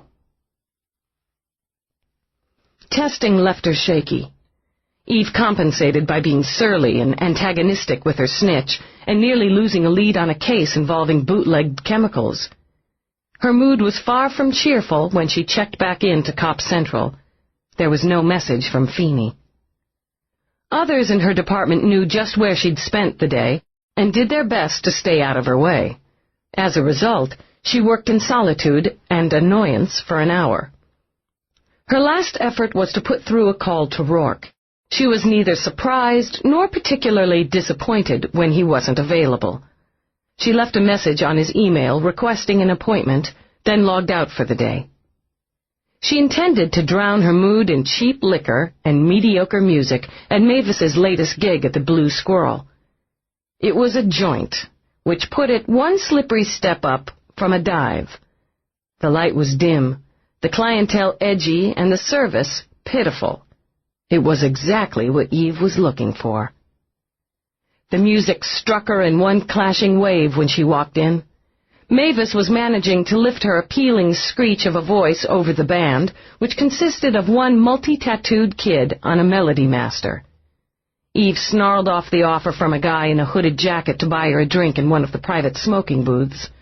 She jockeyed her way to a table, pressed in an order for a screamer, and settled back to watch Mavis perform. She wasn't half bad, Eve decided. Not half good, either, but the customers weren't choosy. Mavis was wearing paint tonight. Her busty little body a canvas for splatters and streaks of orange and violet, with strategically brushed splotches of emerald. Bracelets and chains jangled as she jittered around the small raised stage. One step below, a mass of humanity gyrated in sympathy. Eve watched a small sealed package pass from hand to hand on the edge of the dance floor. Drugs, of course. They'd tried a war on them, legalizing them, ignoring them, and regulating them. Nothing seemed to work. She couldn't raise the interest to make a bust, and lifted a hand in a wave to Mavis instead. The vocal part of the song ended, such as it was. Mavis leaped off stage, wiggled through the crowd, and plopped a painted hip on the edge of Eve's table. "Hey, stranger!" "Looking good, Mavis." "Who's the artist?" "Oh, this guy I know." She shifted, tapped an inch-long fingernail on the left cheek of her butt. "Caruso! See, he signed me. Got the job free for passing his name around." Her eyes rounded when the waitress set the long, slim glass filled with frothy blue liquid in front of Eve. "A screamer? Wouldn't you rather I find a hammer and just knock you unconscious?" "It's been a shitty day," Eve muttered, and took the first shocking sip. Jesus, these never get any better. Worried, Mavis leaned closer. "I can cut out for a little while." "No, I'm okay." Eve risked her life with another sip. "I just wanted to check out your gig, let off some steam." "Mavis, you're not using, are you?" "Hey, come on!" More concerned than insulted, Mavis shook Eve's shoulder. "I'm clean, you know that. Some shit gets passed around in here, but it's all minor league. Some happy pills, some calmers, a few mood patches." She pokered up. "If you're looking to make a bust, you could at least do it on my night off." "Sorry." Annoyed with herself, Eve rubbed her hands over her face. "I'm not fit for human consumption at the moment. Go back and sing. I like hearing you." "Sure, but if you want company when you split, just give me a sign. I can fix it." "Thanks." Eve sat back, closed her eyes. It was a surprise when the music slowed, even mellowed. If you didn't look around, it wasn't so bad.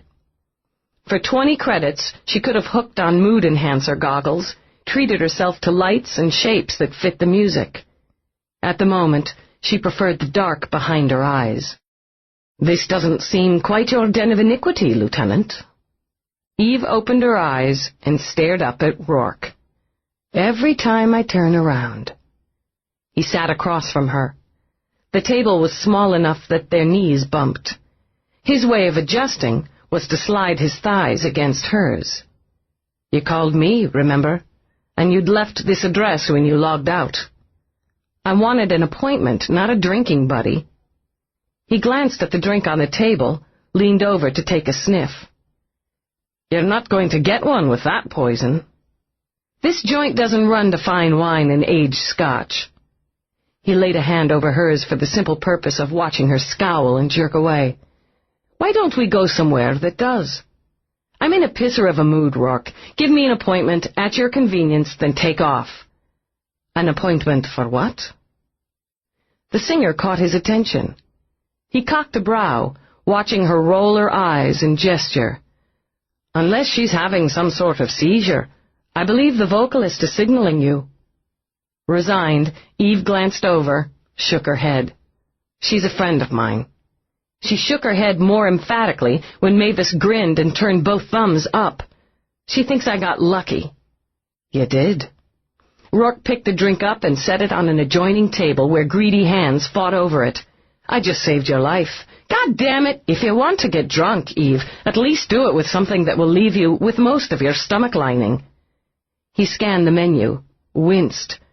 "Which means nothing that can be purchased here." He took her hand as he rose. "Come on. I'm fine right here." All patience, he bent down until his face was close to hers.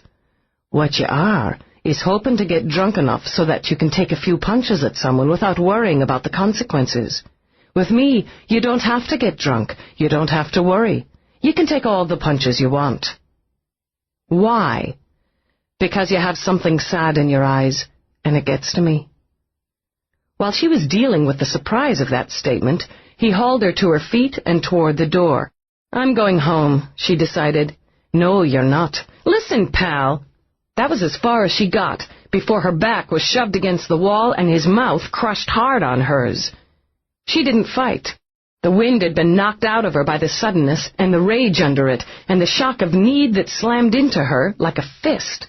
It was quick, seconds only, before her mouth was free. "Stop it," she demanded, and hated that her voice was only a shaky whisper. "Whatever you think," he began, struggling for his own composure, "there are times when you need someone. Right now, it's me." Impatience shimmering around him, he pulled her outside. "Where's your car?" She gestured down the block and let him propel her down the sidewalk. "I don't know what your problem is." "It seems to be you." "Do you know how you looked?" he demanded as he yanked open the car door. "Sitting in that place, with your eyes closed, shadows under them." Picturing it again only fired his anger. He shoved her into the passenger seat and rounded the car to take the driver's position himself. "What's your fucking code?" Fascinated with the whiplash temper, she shifted to key it in herself. With the lock released, he pressed the starter and pulled away from the curb. "I was trying to relax," Eve said carefully. "You don't know how," he shot back. "You've packed it in, but you haven't gotten rid of it. You're walking a real straight line, Eve, but it's a damn thin one. That's what I'm trained to do. You don't know what you're up against this time." Her fingers curled into a fist at her side. "And you do." He was silent for a moment, banking his own emotions. "We'll talk about it later." "I like now better. I went to see Elizabeth Barrister yesterday." "I know." Calmer, he adjusted to the jerky rhythm of her car. "You're cold. Turn up the heater." "It's busted." "Why didn't you tell me that she'd asked you to meet Sharon, to talk to her?" "Because Beth asked me in confidence." "What's your relationship with Elizabeth Barrister?" "We're friends." Roarke slanted her a look. "I have a few. She and Richard are among them." "And the senator?" "I hate his fucking pompous, hypocritical guts," Roarke said calmly. "If he gets his party's nomination for president, I'll put everything I've got into his opponent's campaign. If it's the devil himself." "You should learn to speak your mind, Roarke," she said with a ghost of a smile. "Did you know that Sharon kept a diary?" It's a natural assumption. She was a businesswoman. I'm not talking about a log, business records, a diary, a personal diary.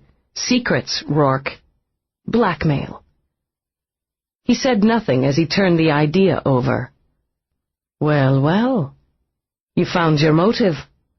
That remains to be seen. You have a lot of secrets, Roarke. He let out a half-laugh as he stopped at the gates of his estate. Do you really think I'd be a victim of blackmail, Eve? That some lost, pitiful woman like Sharon could unearth information you can't and use it against me? No. That was simple, she thought. She put a hand on his arm. I'm not going inside with you. That was not. If I were bringing you here for sex, we'd have sex. We both know it. You wanted to see me. You want to shoot the kind of weapon that was used to kill Sharon and the other, don't you? She let out a short breath. Yes. Now's your chance. The gates opened. He drove through.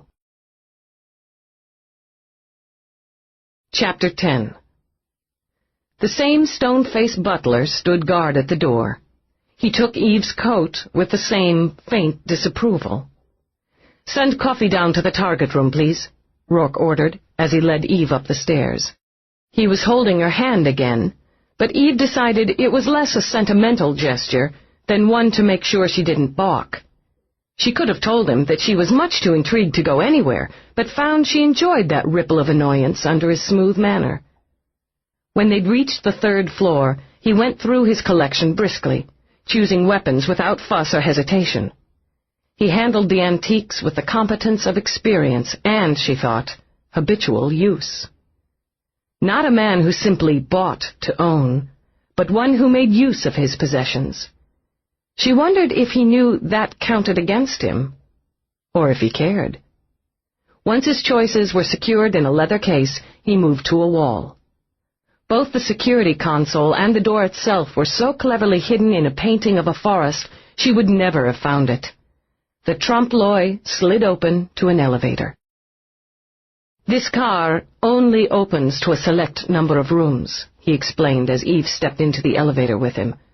I rarely take guests down to the target area. Why? My collection and the use of it are reserved for those who can appreciate it. How much do you buy through the black market? Always a cop. He flashed that grin at her, and she was sure tucked his tongue in his cheek. I buy only through legal sources, naturally. His eyes skimmed down to her shoulder bag. As long as you've got your recorder on. She couldn't help but smile back. Of course she had a recorder on, and of course he knew it. It was a measure of her interest that she opened the bag, took out her recorder, and manually disengaged. And you're back up, he said smoothly. You're too smart for your own good. Willing to take the chance, she slipped a hand into her pocket. The backup unit was nearly paper-thin. She used a thumbnail to deactivate it. What about yours? She glanced around the elevator as the doors opened. You'd have video and audio security in every corner of this place. Of course. He took her hand again and drew her out of the car. The room was high-ceilinged, surprisingly Spartan given Roarke's love of comfort. The lights switched on the moment they stepped in, illuminating plain, sand-colored walls, a bank of simple high-backed chairs, and tables where a tray holding a silver coffee pot and china cups had already been set. Ignoring them, Eve walked over to a long, glossy black console. What does it do? A number of things. Roarke set the case he carried down on a flat area. He pressed his palm to an identiscreen. There was a soft green glow beneath it as his print was read and accepted, then lights and dials glowed on. I keep a supply of ammunition here. He pressed a series of buttons.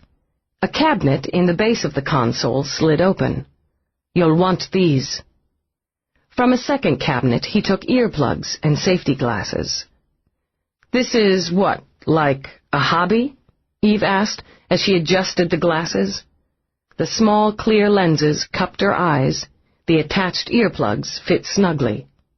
Yes, like a hobby, His voice came with a faint echo through her ear protectors, linking them, closing out the rest. He chose the .38, loaded it. This was standard police issue in the mid-20th century. Toward the second millennium, 9mm were preferred. The RS-50s were the official weapon of choice during the urban revolt and into the third decade of the 21st century. He lifted a brow, pleased. "You've been doing your homework." "Damn right." She glanced at the weapon in his hand. "Into the mind of a killer." "Then you'd be aware that the hand laser you have strapped to your side didn't gain popular acceptance until about 25 years ago." She watched with a slight frown as he slapped the cylinder shut. "The NS laser, with modifications, has been standard police issue since 2023. I didn't notice any lasers in your collection." His eyes met hers, and there was a laugh in them. "Cop toys only. They're illegal, Lieutenant, even for collectors." He pressed a button. Against the far wall, a hologram flashed, so lifelike that Eve blinked and braced before she caught herself. "Excellent image," she murmured, studying the big, bull-shouldered man holding a weapon she couldn't quite identify. "He's a replica of a typical 20th century thug. That's an AK-47 he's holding." "Right." She narrowed her eyes at it. It was more dramatic than in the photos and videos she'd studied. Very popular with urban gangs and drug dealers of the era. "An assault weapon," Roarke murmured. "Fashioned to kill. Once I activate, if he hits target, you'd feel a slight jolt. Low-level electrical shock rather than the much more dramatic insult of a bullet. Want to try it?" "You go first." "Fine." Roarke activated. The hologram lunged forward, swinging up his weapon. The sound effects kicked in instantly. The thunder of noise had Eve jerking back a step. Snarled obscenities, street sounds, the terrifyingly rapid explosion of gunfire. She watched, slack-jawed, as the image spurted what looked entirely too much like blood. The wide chest seemed to erupt with it as the man flew back. The weapon spiraled out of his hand. Then both vanished. Jesus! A little surprised that he'd been showing off like a kid at an arcade, Roarke lowered his weapon. It hardly makes the point of what something like this can do to flesh and bone if the image isn't realistic. Guess not. She had to swallow. "Did he hit you?" "Not that time. Of course, one-on-one, and when you can fully anticipate your opponent, doesn't make it very difficult to win your round." Roarke pushed more buttons, and the dead gunman was back, whole and ready to rock. Roarke took his stance with the ease and automation Eve thought of a veteran cop, or, to borrow his word, a thug.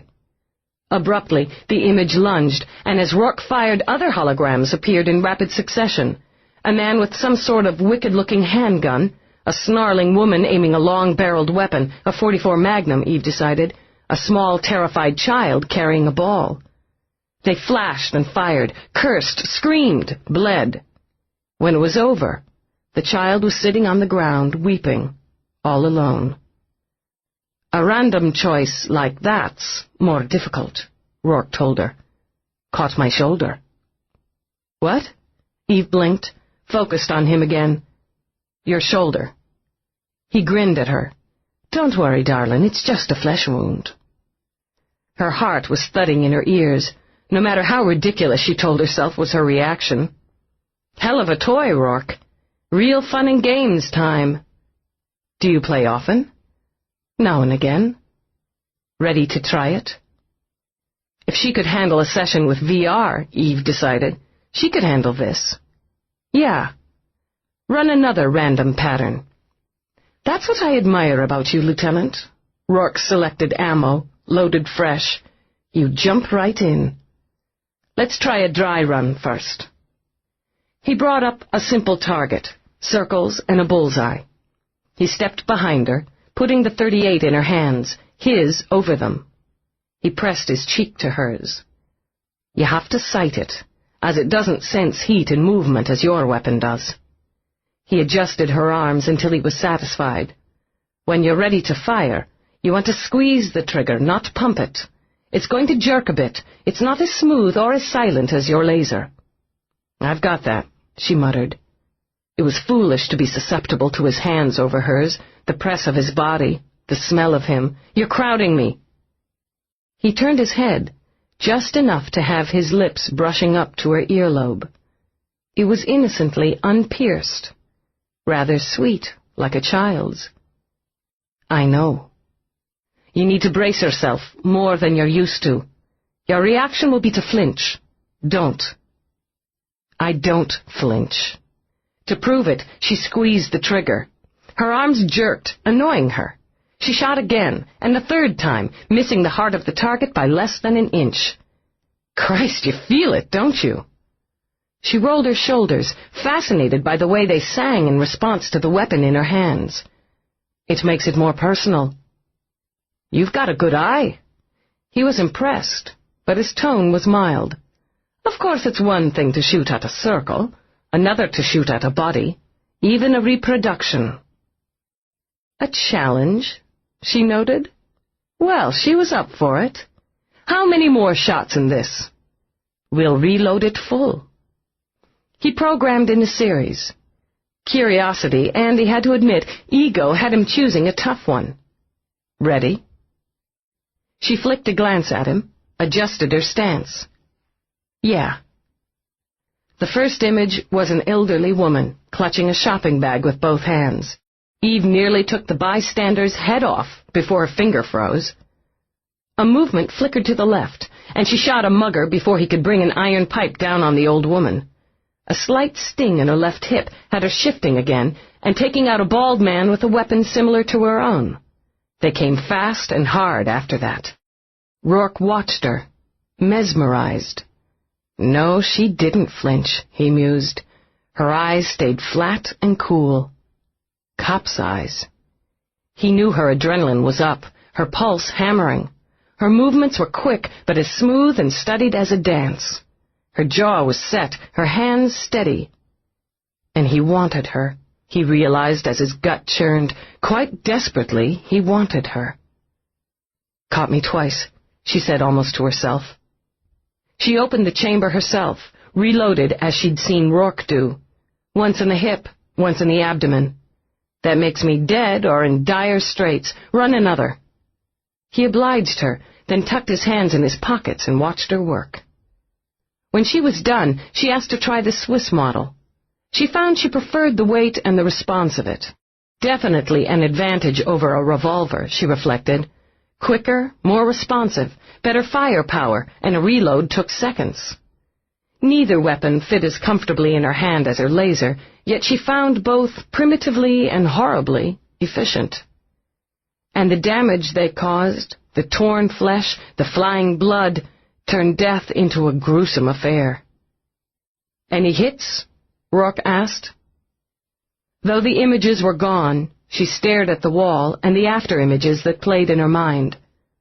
"No, I'm clean." "What they do to a body," she said softly, and put the weapon down. To have used these, to have faced having to use them day after day, and know going in they could be used against you. Who could face that, she wondered, without going a little insane? You could. He removed his eye and ear protectors. Conscience and dedication to duty don't have to equal any kind of weakness. You got through testing. It cost you, but you got through it. Carefully, she set her protectors beside his. How do you know? How do I know you were in testing today? I have contacts. How do I know it cost you? He cupped her chin. I can see it, he said softly. Your heart wars with your head. I don't think you realize that's what makes you so good at your job. Or so fascinating to me. I'm not trying to fascinate you. I'm trying to find a man who used those weapons I just fired, not for defense, but for pleasure. She looked straight into his eyes. It isn't you. No, it isn't me. But you know something. He brushed the pad of his thumb over, into the dip in her chin before dropping his hand. I'm not at all sure that I do." He crossed over to the table, poured coffee. 20th century weapons, 20th century crimes, with 20th century motives? He flicked a glance at her. "That would be my take." "It's a simple enough deduction. But tell me, Lieutenant, can you play deductive games in history, or are you too firmly entrenched in the now?" She'd wondered the same herself, and she was learning. "I'm flexible." "No, but you're smart. Whoever killed Sharon had a knowledge, even an affection, perhaps an obsession with the past." His brow lifted mockingly. "I do have a knowledge of certain pieces of the past, and undoubtedly an affection for them. Obsession?" He lifted a careless shoulder. "You'd have to judge for yourself." "I'm working on it." "I'm sure you are. Let's take a page out of old-fashioned deductive reasoning. No computers, no technical analysis. Study the victim first. You believe Sharon was a blackmailer, and it fits. She was an angry woman, a defiant one who needed power, and wanted to be loved. You figured all that out after seeing her twice? From that, he offered the coffee to her, and from talking to people who knew her. Friends and associates found her a stunning, energetic woman, yet a secretive one. A woman who dismissed her family, yet thought of them often. One who loved to live, yet one who brooded regularly. I imagine we've covered much of the same ground." Irritation jumped in. "I wasn't aware you were covering any ground, Roarke, in a police investigation." "Beth and Richard are my friends. I take my friendships seriously." "They're grieving, Eve, and I don't like knowing Beth is blaming herself." She remembered the haunted eyes and nerves. She sighed. "All right, I can accept that. Who have you talked to?" "Friends, as I said, acquaintances, business associates." He set his coffee aside as Eve sipped hers and paced. "Odd, isn't it, how many different opinions and perceptions you find on one woman? Ask this one, and you'll hear Sharon was loyal, generous. Ask another, and she was vindictive, calculating. Still another saw her as a party addict who could never find enough excitement, while the next tells you she enjoyed quiet evenings on her own. Quite a role player, our Sharon. She wore different faces for different people. It's common enough. Which face or which role killed her?" Roarke took out a cigarette, lighted it. Blackmail. Thoughtfully, he blew out a fragrant stream of smoke. She would have to be good at it.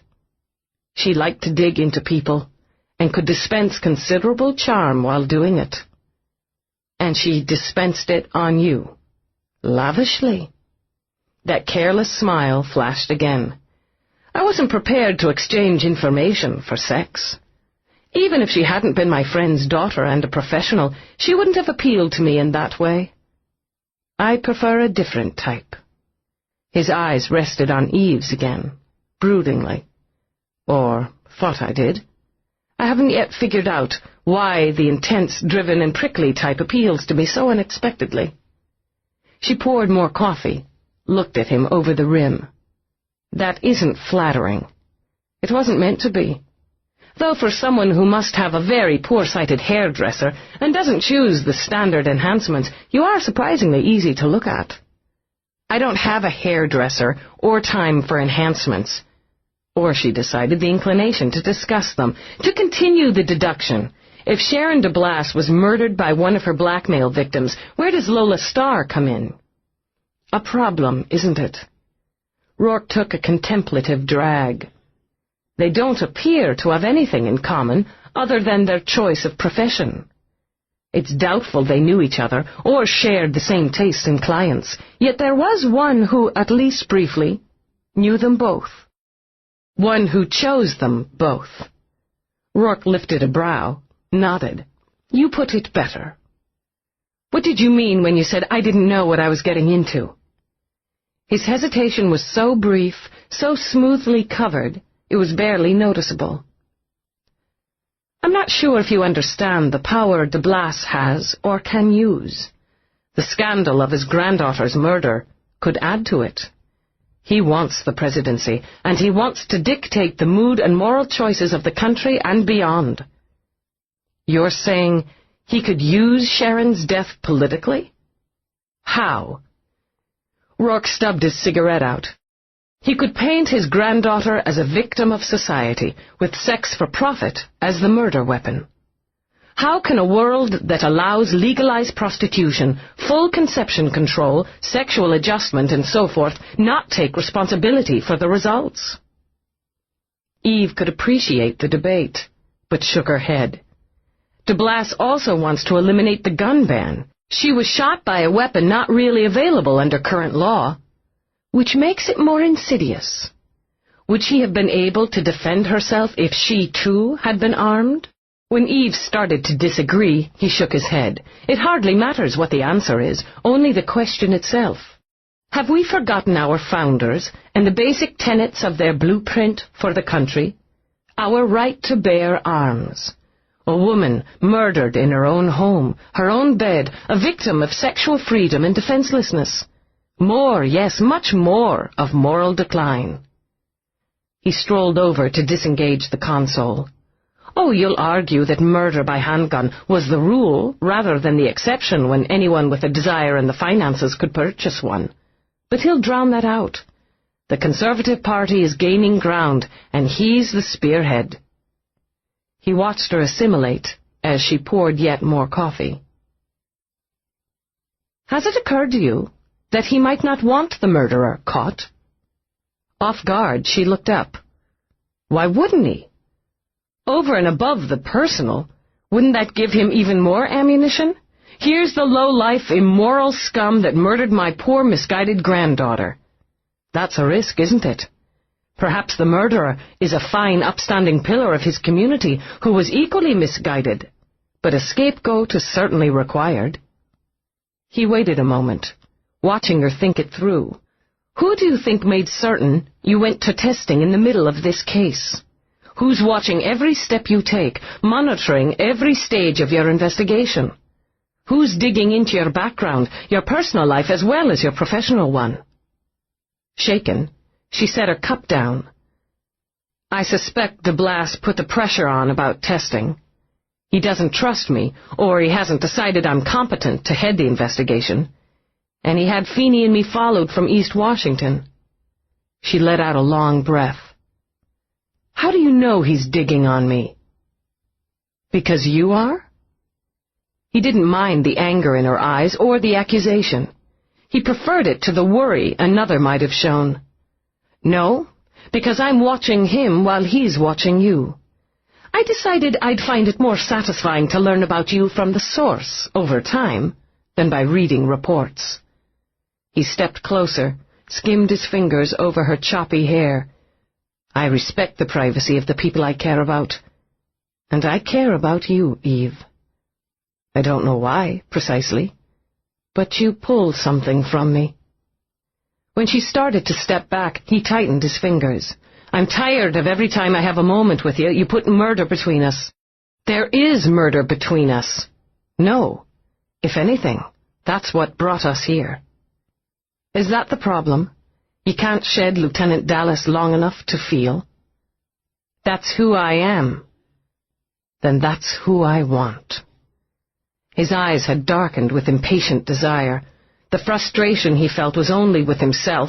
For being so impossibly driven, he might at any moment beg. Lieutenant Delass wouldn't be afraid of me, even if Eve might. The coffee had wired her. That's what had her system so jittery with nerves. I'm not afraid of you, Roarke. Aren't you? He moved closer, curling his hands on the lapels of her shirt. What do you think will happen if you step over the line? Too much, she murmured. Not enough. Sex isn't high on my priority list. It's distracting. The temper in his eyes lighted to a laugh. Damn right it is, when it's done well. Isn't it time you let me show you? She gripped his arms, not sure if she intended to move in or away. It's a mistake.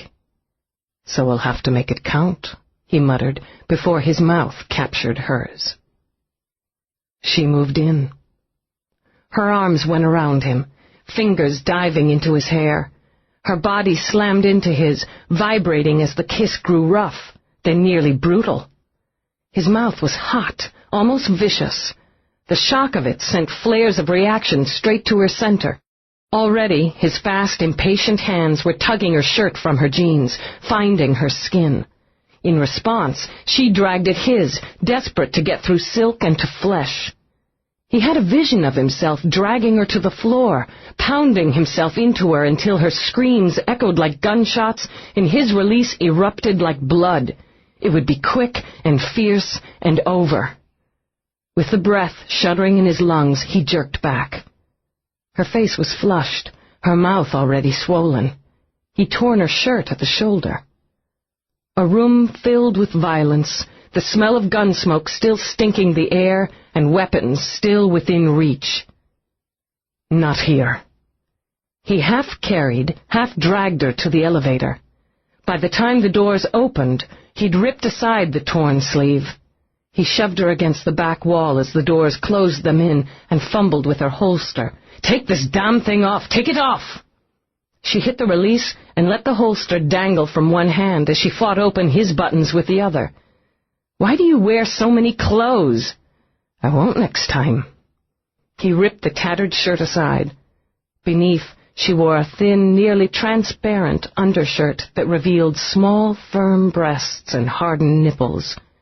He closed his hands over them, watched her eyes glaze. "Where do you like to be touched?" "You're doing fine." She had to brace a hand on the wall to keep from buckling. When the doors opened again, they were fused together. They circled out with his teeth nipping and scraping along her throat. She let her bag and her holster drop. She got a glimpse of the room. Wide windows, mirrors, muted colors. She could smell flowers and felt the give of carpet under her feet. As she struggled to release his slacks, she caught sight of the bed. Holy God! It was huge, a lake of midnight blue cupped between high carved wood. It stood on a platform beneath a domed sky window. Across from it was a fireplace of pale green stone where fragrant wood sizzled. "You sleep here?" "I don't intend to sleep tonight." He interrupted her gawking by pulling her up the 2 stairs to the platform and tumbling her onto the bed. "I have to check in by 0700. "Shut up, Lieutenant." "Okay." With a half-laugh, she rolled on top of him and fastened her mouth to his. Wild, reckless energy was bursting inside her. She couldn't move quickly enough. Her hands weren't fast enough to satisfy the craving. She fought off her boots, let him peel the jeans over her hips. A wave of pleasure rippled through her when she heard him groan. It had been a long time since she'd felt the tension and heat of a man's body. A very long time since she'd wanted to. The need for release was driving and fierce. The moment they were naked, she would have straddled him and satisfied it. But he flipped their positions, muffled her edgy protests with a long, rough kiss. "What's your hurry?" he murmured, sliding a hand down to take her breast and watching her face while his thumb quietly tortured her nipple. "I haven't even looked at you." "I want you." "I know." He levered back, running a hand from her shoulder to her thigh while his gaze followed the movement. The blood was pounding in his loins. Long, slim. His hand squeezed lightly on her breast. Small, very nearly delicate. Who would have guessed? "I want you inside me." "You only want one aspect inside you," he murmured.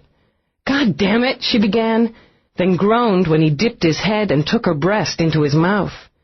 She writhed against him, against herself as he suckled, so gently at first it was torture. Then harder, faster, until she had to bite back a scream. His hands continued to skim over her, kindling exotic little fires of need. It wasn't what she was used to. Sex, when she chose to have it, was quick, simple, and satisfied a basic need. But this was tangling emotions, a war on the system, a battering of the senses. She struggled to get a hand between them, to reach him where he lay hard and heavy against her. Pure panic set in when he braceleted her wrists and levered her hands over her head. "Don't." He'd nearly released her in reflex, before he saw her eyes. Panic, yes, even fear, but desire, too. "You can't always be in control, Eve." As he spoke, he ran his free hand over her thigh. She trembled, and her eyes unfocused when his fingers brushed the back of her knee. "Don't," she said again, fighting for air. "Don't what? Find a weakness? Exploit it?" Experimentally, he caressed that sensitive skin, tracing his fingers up toward the heat, then back again. Her breath was coming in pants now as she fought to roll away from him. "Too late, it seems," he murmured. "You want the kick without the intimacy?" He began a trail of slow, open-mouthed kisses at the base of her throat, working his way down while her body shivered like a plucked wire beneath his. "You don't need a partner for that. And you have one tonight. I intend to give as much pleasure as I get." "I can't." She strained against him, bucked, but each frantic movement brought only a new and devastating sensation. "Let go." He was mad to have her, but her struggle to hold back both challenged and infuriated. "I can't. I'm going to make you let go, and I'm going to watch it happen." He slid back up her, feeling every tremble and quake until his face was close to hers again. He pressed his palm firmly on the mound between her thighs. Her breath hissed out, "You bastard." "I can't." "Liar," he said quietly, then slid a finger down, over her, into her. His groan melded with hers as he found her tight, hot, wet.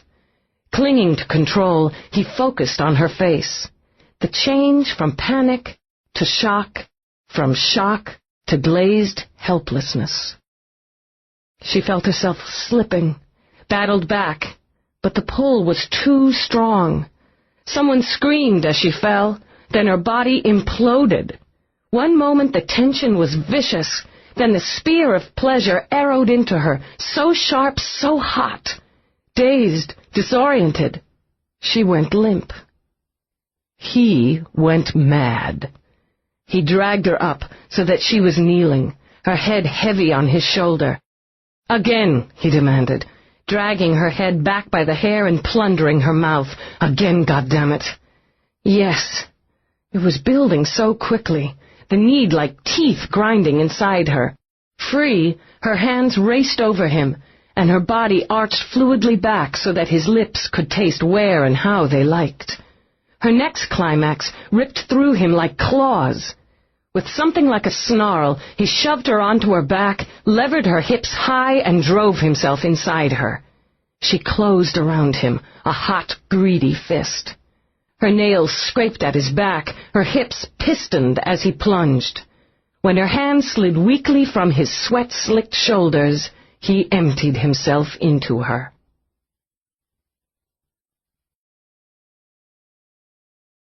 Chapter 11. She didn't speak for a long time. There really wasn't anything to say. She had taken an appropriate step with her eyes wide open. If there were consequences, she would pay them. Now she needed to gather whatever dignity she could scrape together and get out. "I have to go." With her face averted, she sat up and wondered how she was going to find her clothes. "I don't think so." Rourke's voice was lazy, confident, and infuriating. Even as she started to get off the bed, he snagged her arm, overbalanced her, and had her on her back again. "Look, fun's fun. It certainly is. I don't know as I'd qualify what just happened here as fun. I say it was too intense for that. I haven't finished with you, Lieutenant." When her eyes narrowed, he grinned. "Good. That's what I wanted to—" He lost his breath, and with it the words, when her elbow shot into his stomach. In the blink of an eye, she'd reversed their positions. That well-aimed elbow was now pressing dangerously on his windpipe. "Listen, pal, I come and go as I please, so check your ego." Like a white flag, he lifted his palms out for peace. Her elbow lifted a half-inch before he shifted and sprang. She was tough, strong, and smart. That was only one more reason why, after a sweaty struggle, she was infuriated to find herself under him again. "Assaulting an officer will earn you 1 to 5, Roarke. That's in a cage, not cushy home detention. You're not wearing your badge. Or anything else, for that matter." He gave her a friendly nip on the chin. "Be sure to put that in your report." So much for dignity, she decided. "I don't want to fight with you." It pleased her that her voice was calm, even reasonable. "I just have to go." He shifted, watched as her eyes widened, then fluttered half-closed when he slipped inside her again. "No, don't shut your eyes." His voice was whisper rough.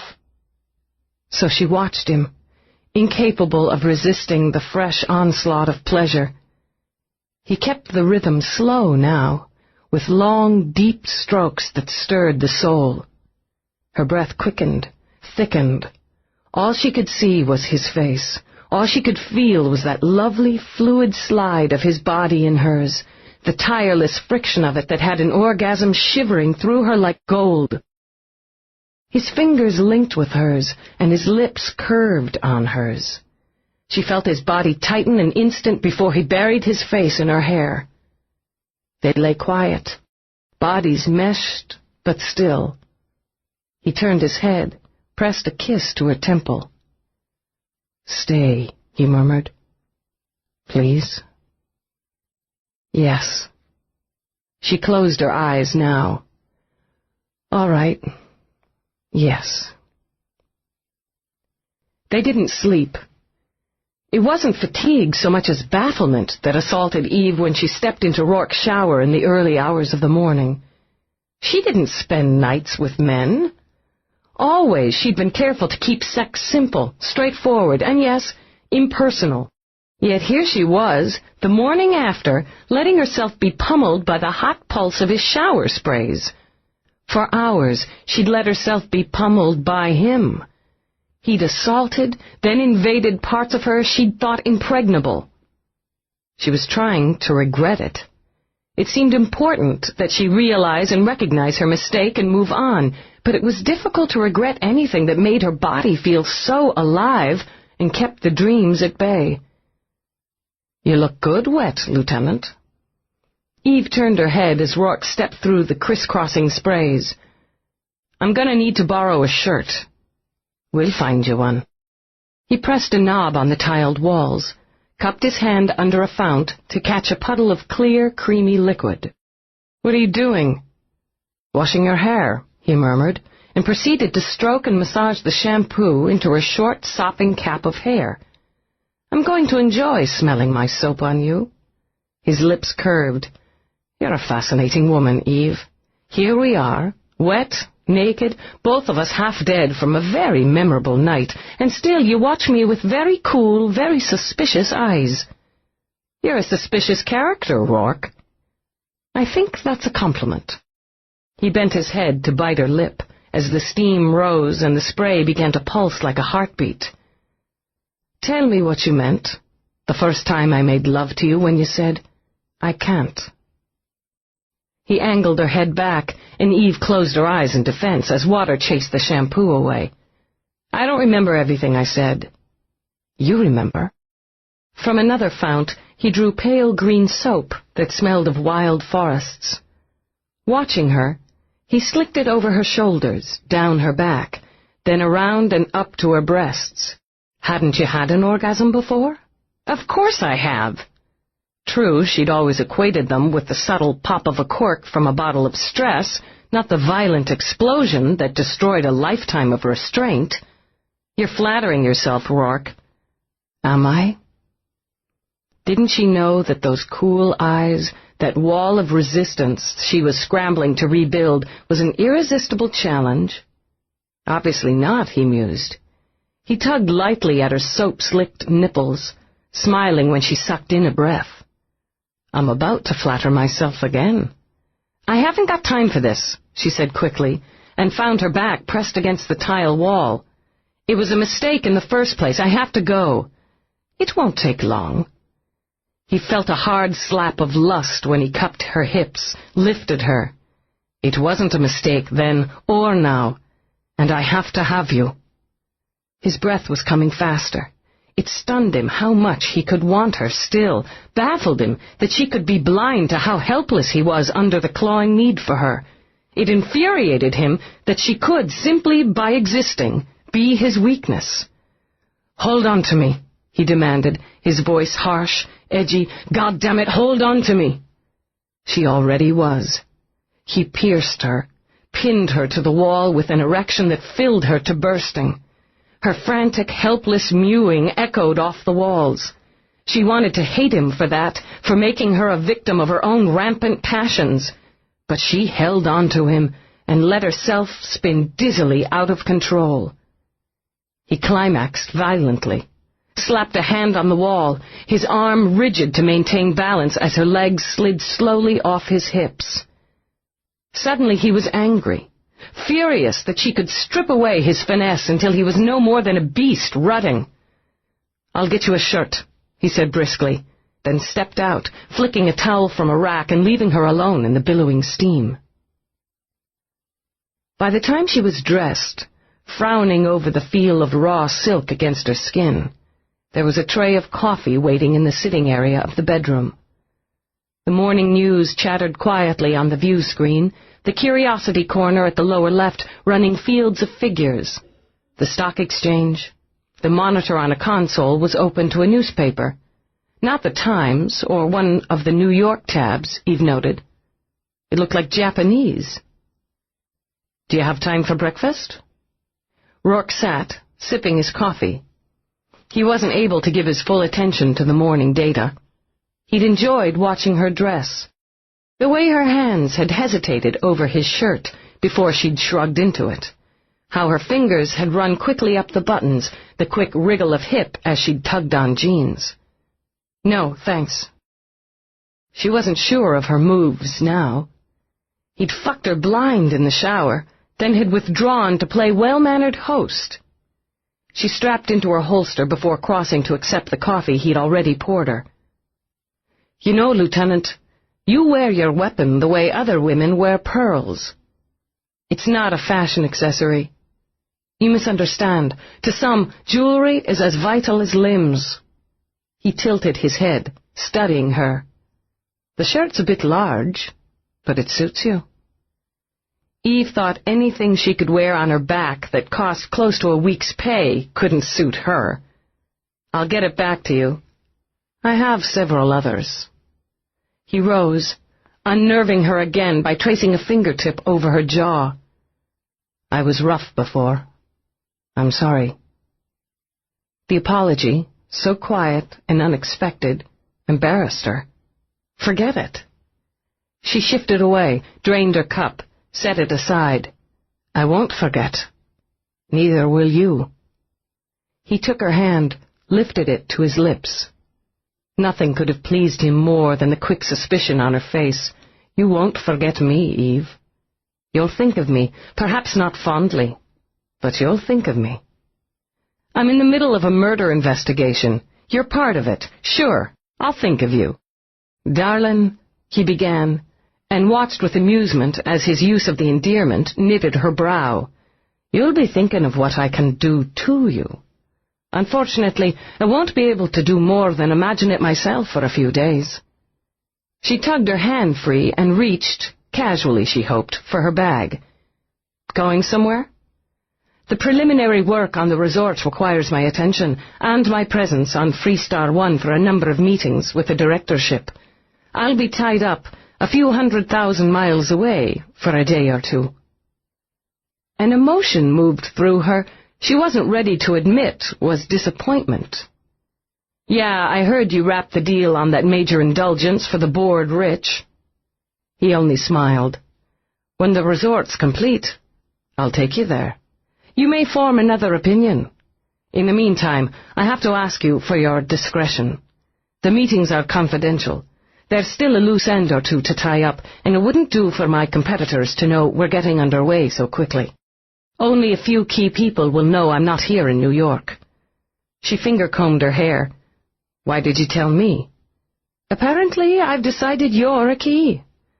As disconcerted by that as she, Roarke led the way to the door. If you need to contact me, tell Somerset. He'll put you through. The butler? Roarke smiled as they descended the stairs. He'll see to it, was all he said. I should be gone about 5 days, a week at the most. I want to see you again. He stopped, took her face in his hands. I need to see you again. Her pulse jumped, as if it had nothing to do with the rest of her. Roarke, what's going on here? Lieutenant? He leaned forward, touched his lips to hers. Indications are we're having a romance. Then he laughed, kissed her again, hard and quick. I believe I could have held a gun to your head and you wouldn't have looked as terrified. Well, you'll have several days to think it through, won't you? She had a feeling several years wouldn't be enough. There, at the base of the stairs, was Somerset, stone-faced, stiff-necked, holding her jacket. She took it and glanced back at Roarke as she shrugged it on. Have a good trip. Thanks. Roarke laid a hand on her shoulder before she could walk out the door. Eve, be careful. Annoyed with himself, he dropped his hands.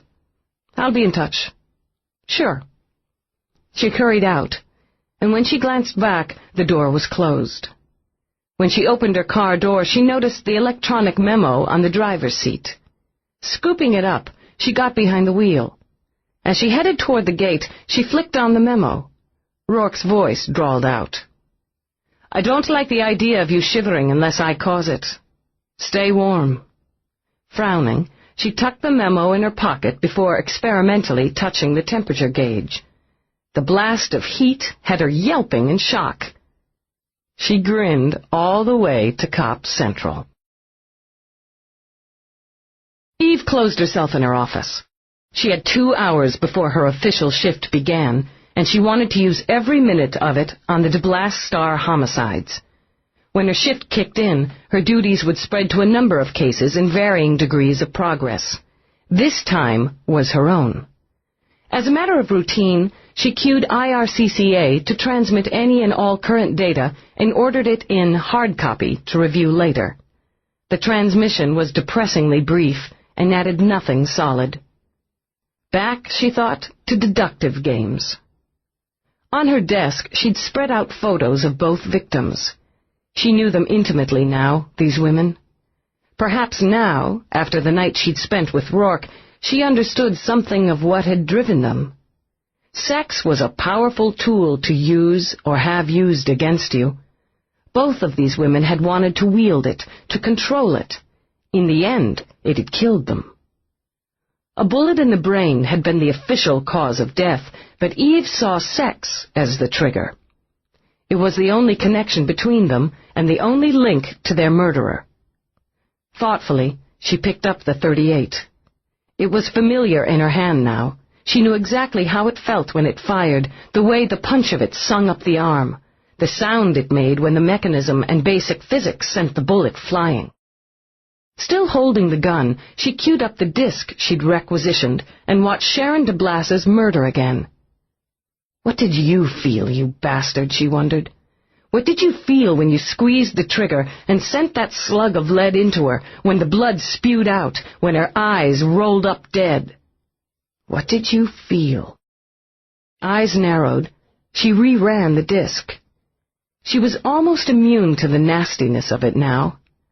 There was, she noted, the slightest waver in the video, as if he jostled the camera. Did your arm jerk? She wondered. Did it shock you? The way her body flew back, how far the blood splattered? Is that why she could hear the soft sob of breath, the slow exhale before the image changed. "What did you feel?" she asked again. "Revulsion? Pleasure? Or just cold satisfaction?" She leaned closer to the monitor. Sharon was carefully arranged now, the scene set as the camera panned her objectively, and yes, Eve thought, coldly. Then why the jostle? Why the sob? And the note. She picked up the sealed envelope and read it again. "How did you know you'd be satisfied to stop at 6? Have you already picked them out? Selected them?" Dissatisfied, she ejected the disc, replaced it and the .38. Loading the star disc, taking the second weapon, Eve ran through the process again. No jostle this time, she noted. No quick, indrawn breath. Everything smooth, precise, exact. You knew this time, she thought, how it would feel, how she'd look, how the blood would smell. But you didn't know her. Or she didn't know you. You were just John Smith in her book, marked as a new client. How did you choose her? And how are you going to pick the next one? Just before 9, when Feeney knocked on her door, she was studying a map of Manhattan. He stepped behind her, leaned over her shoulder, and breathed candy mints. "Thinking of relocating?" "I'm trying geography." "Widen view 5%, she ordered the computer. The image adjusted. "First murder. Second murder," she said, nodding toward the tiny red pulses on Broadway and in the West Village. "My place." There was a green pulse just off 9th Avenue. "Your place?" "He knows where I live. He's been there twice. These are 3 places we can put him. I was hoping I'd be able to confine the area, but he spreads himself out. And the security."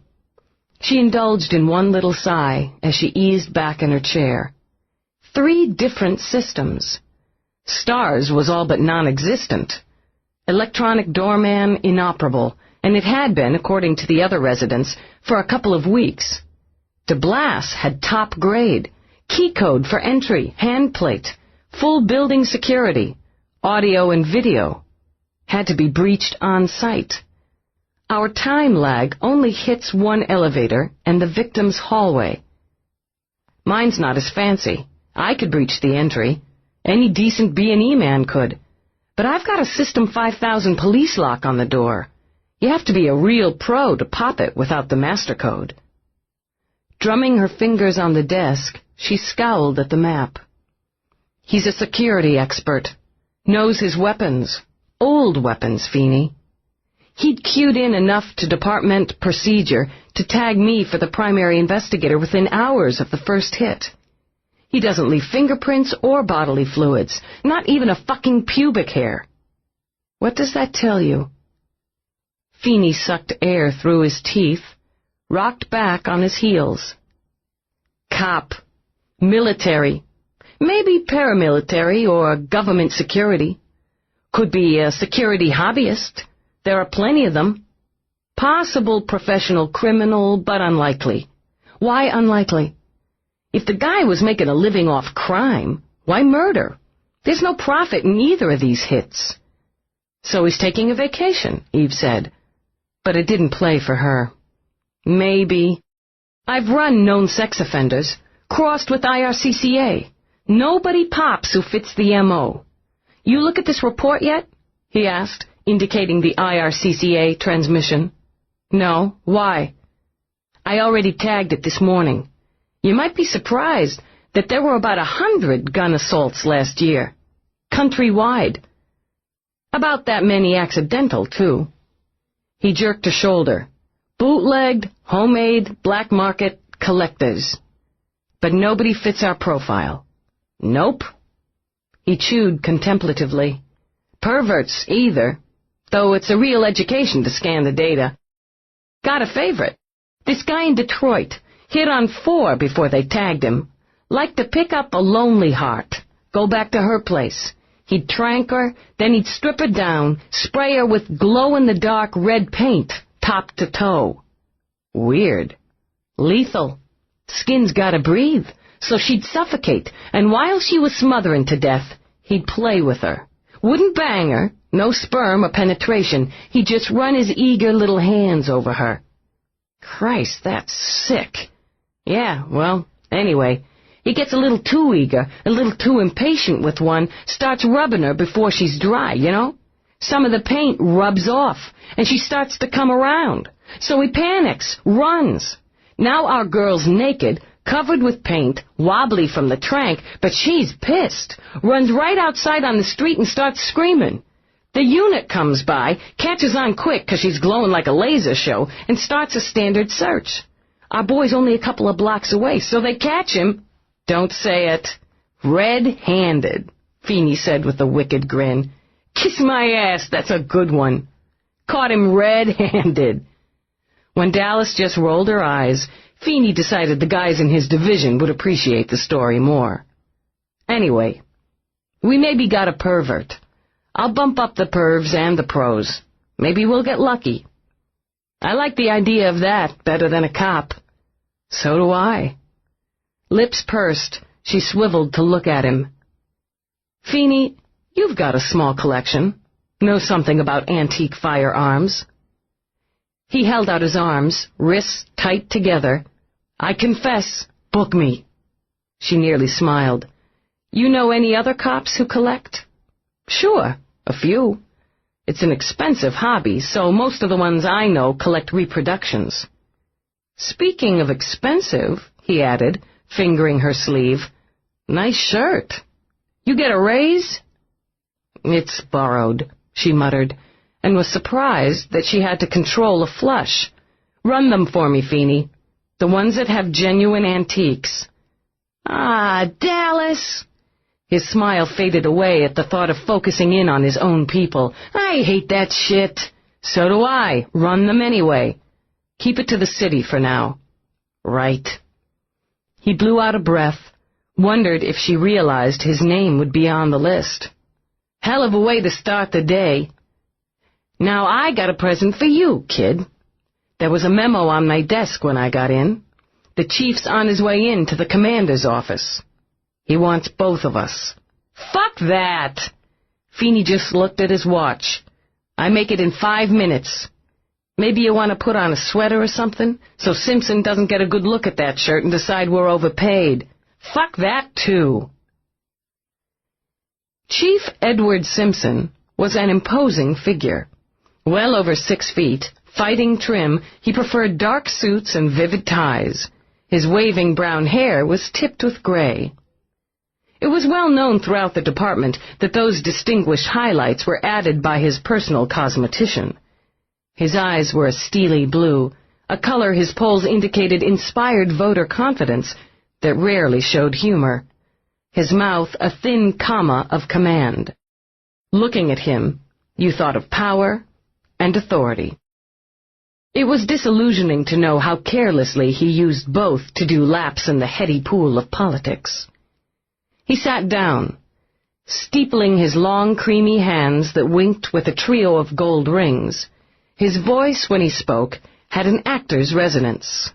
Commander, Captain, Lieutenant, we have a delicate situation. And an actor's timing, Eve thought. He paused, let those hard blue eyes scan each face in turn. You're all aware of how the media enjoy sensationalism, he continued. Our city has, in the 5 years of my jurisdiction, lowered its crime rate by 5%, a full percentage a year. However, with recent events, it isn't the progress that will be touted by the press. Already, there are headlines of these 2 killings. Stories that question the investigation and demand answers. Whitney, detesting Simpson in every pore, answered mildly. The stories lack details, Chief. The Code 5 on the Delass case makes it impossible to cooperate with the press or feed it. By not feeding it, Simpson snapped back, we allow them to speculate. I'll be making a statement this afternoon. He held up a hand even as Whitney started to protest. It's necessary to give the public something to assess, and by assessing feel confident that the department has the matter under control, even if that isn't the case. His eyes zeroed in on Eve. As the primary, Lieutenant, you'll attend the press conference as well. My office is preparing a statement for you to give. With all respect, Chief Simpson, I can't divulge to the public any details of the case that could undermine the investigation. Simpson plucked a piece of lint from his sleeve. Lieutenant, I have 30 years of experience. I believe I know how to handle a press conference. Secondly, he continued, dismissing her by turning back to Commander Whitney, it's imperative that the link the press has made between the Delass and Star homicides be broken. The department can't be responsible for embarrassing Senator Delass personally or damaging his position by joining these cases at the hip. The murderer did that for us, Eve said between her teeth. Simpson spared her a glance. Officially, there is no connection. When asked, deny.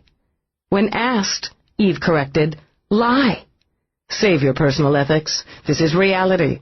A scandal that starts here and reverberates to East Washington will come back on us like a monsoon. Sharon Delass has been dead over a week, and you have nothing. We have the weapon, she disagreed. We have possible motive as blackmail and a list of suspects. His color came up as he rose out of the chair. I'm head of this department, Lieutenant, and the mess you make is left to me to clean. It's time you stop digging at dirt and close the case. Sir, Feeney stepped forward, Lieutenant Delass and I can both be on traffic detail in a fucking heartbeat, Simpson finished. Fists clenched. Whitney lunged to his feet. Don't threaten my officers, Simpson. You play your games, smile for the cameras, and rub asses with East Washington, but don't you come in on my turf and threaten my people. They're on, and they stay on. You want to change that? You try going through me. Simpson's color deepened further. In fascination, Eve watched a vein throb at his temple. Your people pressed the wrong buttons on this. It'll be your ass. I've got Senator Delass under control for the moment, but he's not happy having the primary running off to pressure his daughter-in-law to invade the privacy of her grief and ask her embarrassing, irrelevant questions. Senator Delass and his family are victims, not suspects, and are to be accorded respect and dignity during this investigation. I accorded Elizabeth Barrister and Richard Delass respect and dignity. Very deliberately, Eve shut down her temper. The interview was conducted with their consent and cooperation. I was not aware that I was required to receive permission from you or the Senator to proceed as I see warranted on this case. And I will not have the press speculating that this department harasses grieving parents or why the primary resisted required testing after a termination. Lieutenant Dallass's testing was postponed at my order, Whitney said with snarling fury, and with your approval. I'm well aware of that. Simpson angled his head. I'm talking about speculation in the press. We will, all of us, be under a microscope until this man is stopped. Lieutenant Dallass's record and her actions will be up for public dissection. My record will stand it. And your actions, Simpson said with a faint smile. How will you answer the fact that you're jeopardizing the case and your position by indulging in a personal relationship with a suspect? And what do you think my official position will be if and when it comes out that you spent the night with that suspect?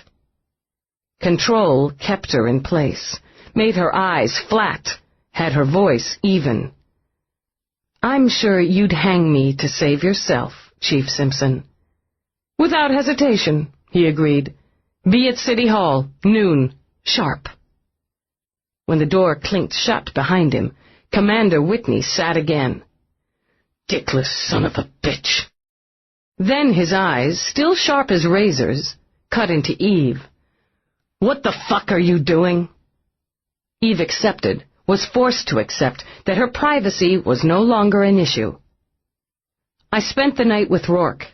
It was a personal decision, on my personal time.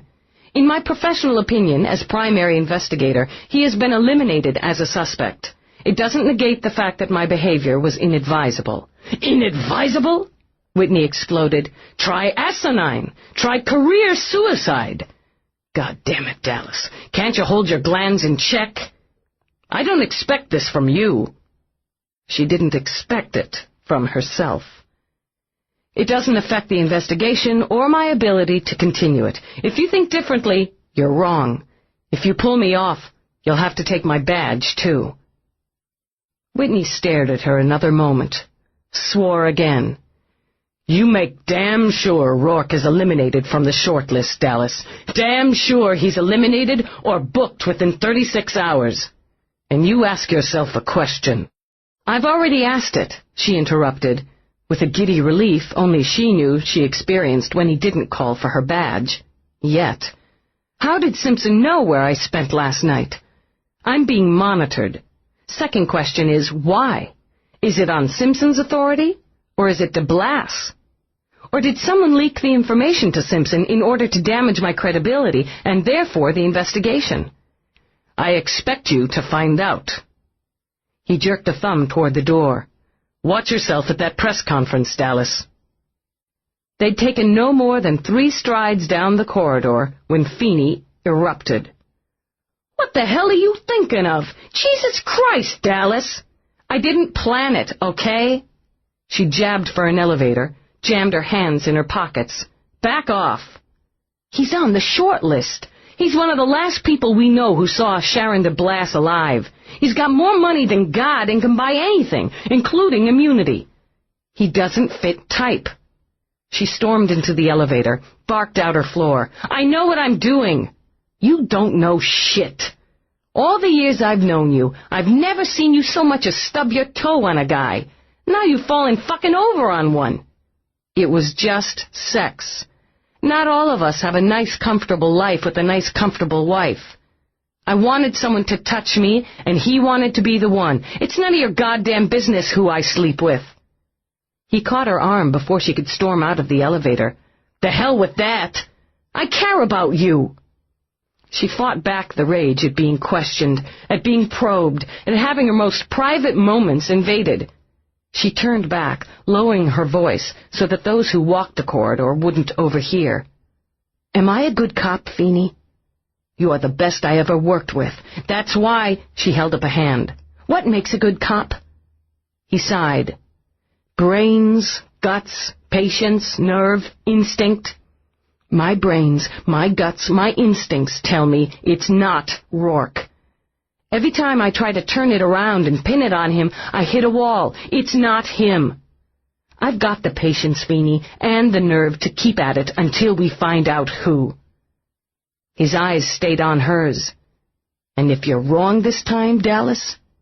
If I'm wrong, they won't have to ask for my badge." She had to take a steadying breath. "Feeney, if I'm wrong about this, about him, I'm finished. All the way finished. Because if I'm not a good cop, I'm nothing. Jesus, Delass, don't—" She shook her head. "Run the cop list for me, will you? I've got some calls to make." Chapter 12. Press conferences left a bad taste in Eve's mouth. She stood on the steps of City Hall, on a stage set by Simpson with his patriotic tie and his gold "I Love New York" lapel pin. In his big brother of the city mode, his voice rose and fell while he read his statement. A statement, Eve thought in disgust, that was riddled with lies, half-truths, and plenty of self-aggrandizements. According to Simpson, he would have no rest until the murderer of young Lola Star was brought to justice. When questioned as to whether there was any connection between the Star homicide and the mysterious death of Senator Delass's granddaughter, he flatly denied it. It wasn't his first mistake, and, Eve thought glumly, it would hardly be his last. The words were barely out of his mouth when he was peppered with shouts from Channel 75's on-air ace, Nadine First. "Chief Simpson, I have information that indicates the Star homicide is linked with the Delass case, not only because both women were engaged in the same profession." "Now, Nadine," Simpson flashed his patient, avuncular smile, "we all know that information is often passed to you and your associates, and it's often inaccurate. That's why I set up the Data Verification Center in the first year of my term as Chief of Police. You have only to check with the DVC for accuracy." Eve managed to hold back a snort, but Nadine, with her sharp cat's eyes and lightning brain, didn't bother. "My source claims that Sharon Delass's death was not an accident, as the DVC claims, but murder. that both Delass and Star were killed by the same method and the same man.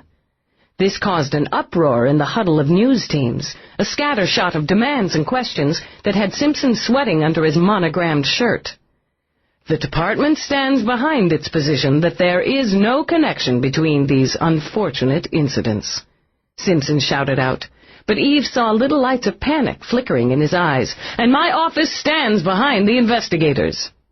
Those jittery eyes shot to Eve, and she knew in that instant what it was to be picked up bodily and thrown to the wolves.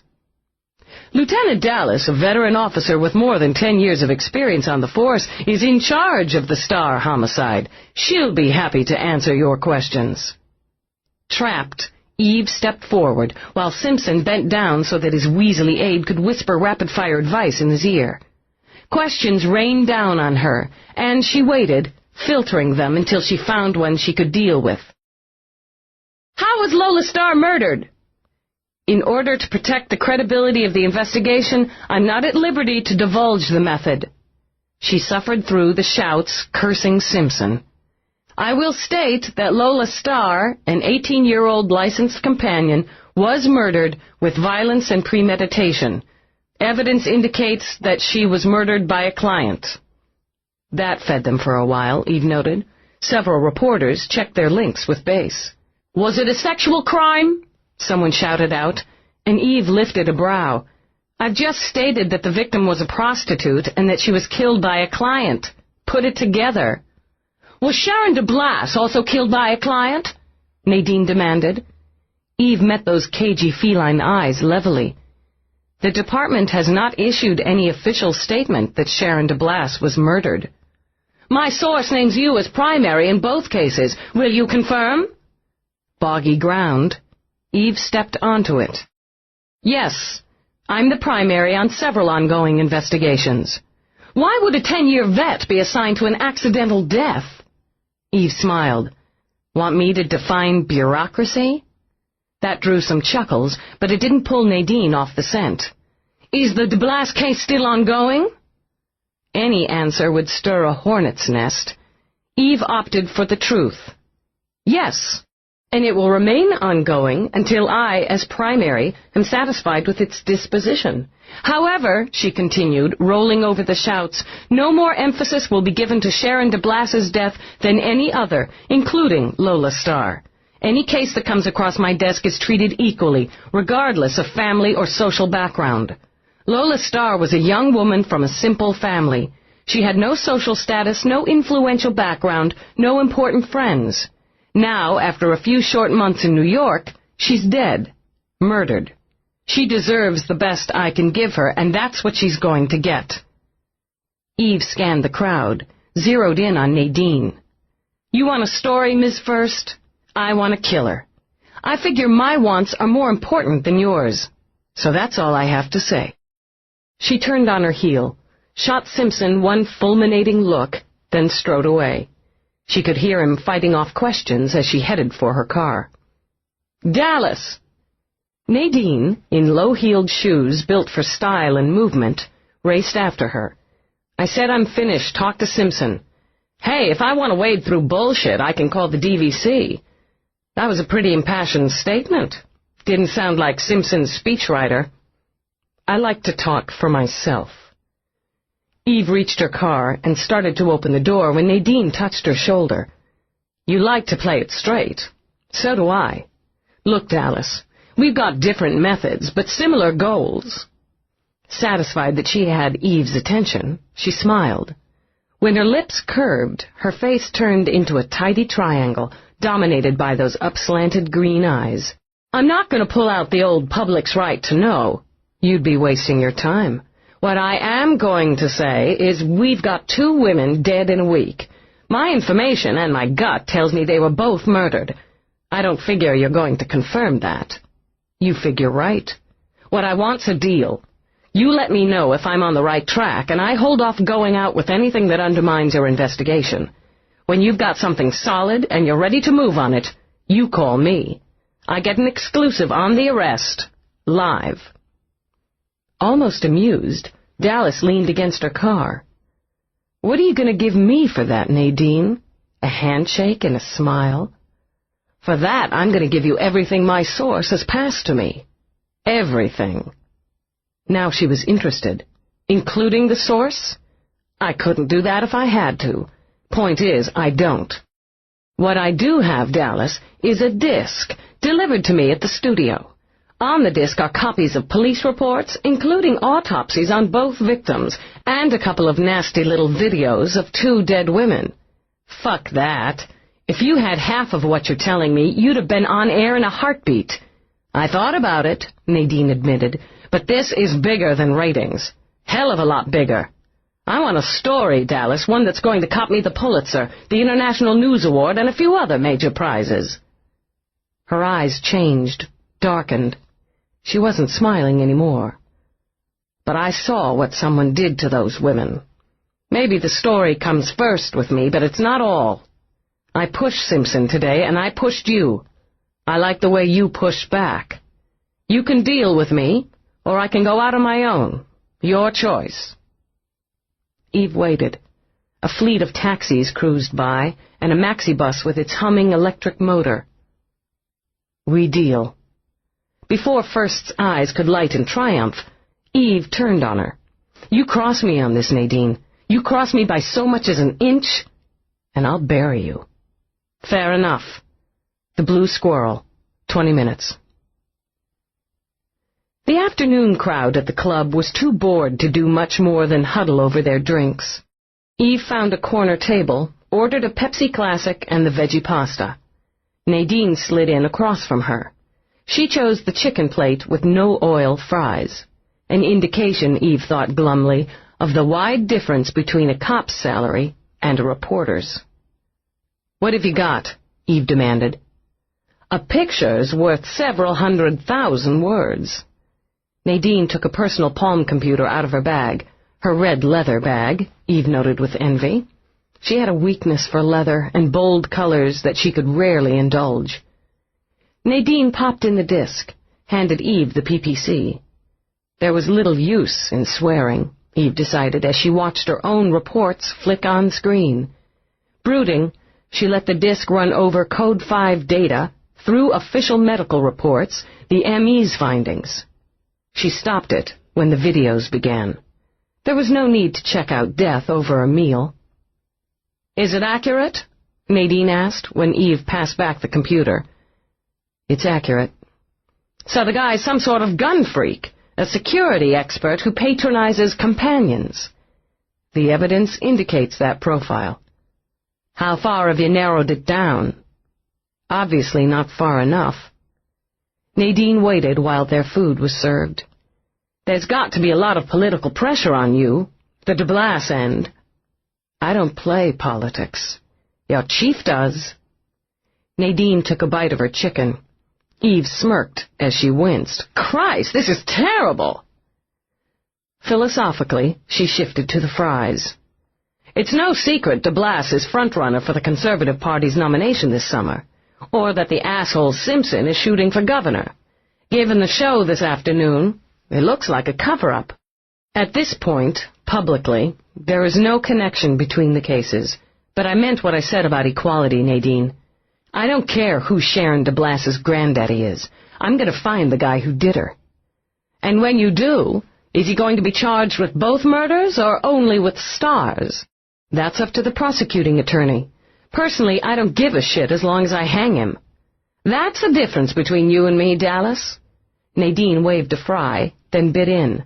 I want it all. When you get him, and I break the story, the PA's not going to have a choice. The fallout's going to keep Delass busy for months.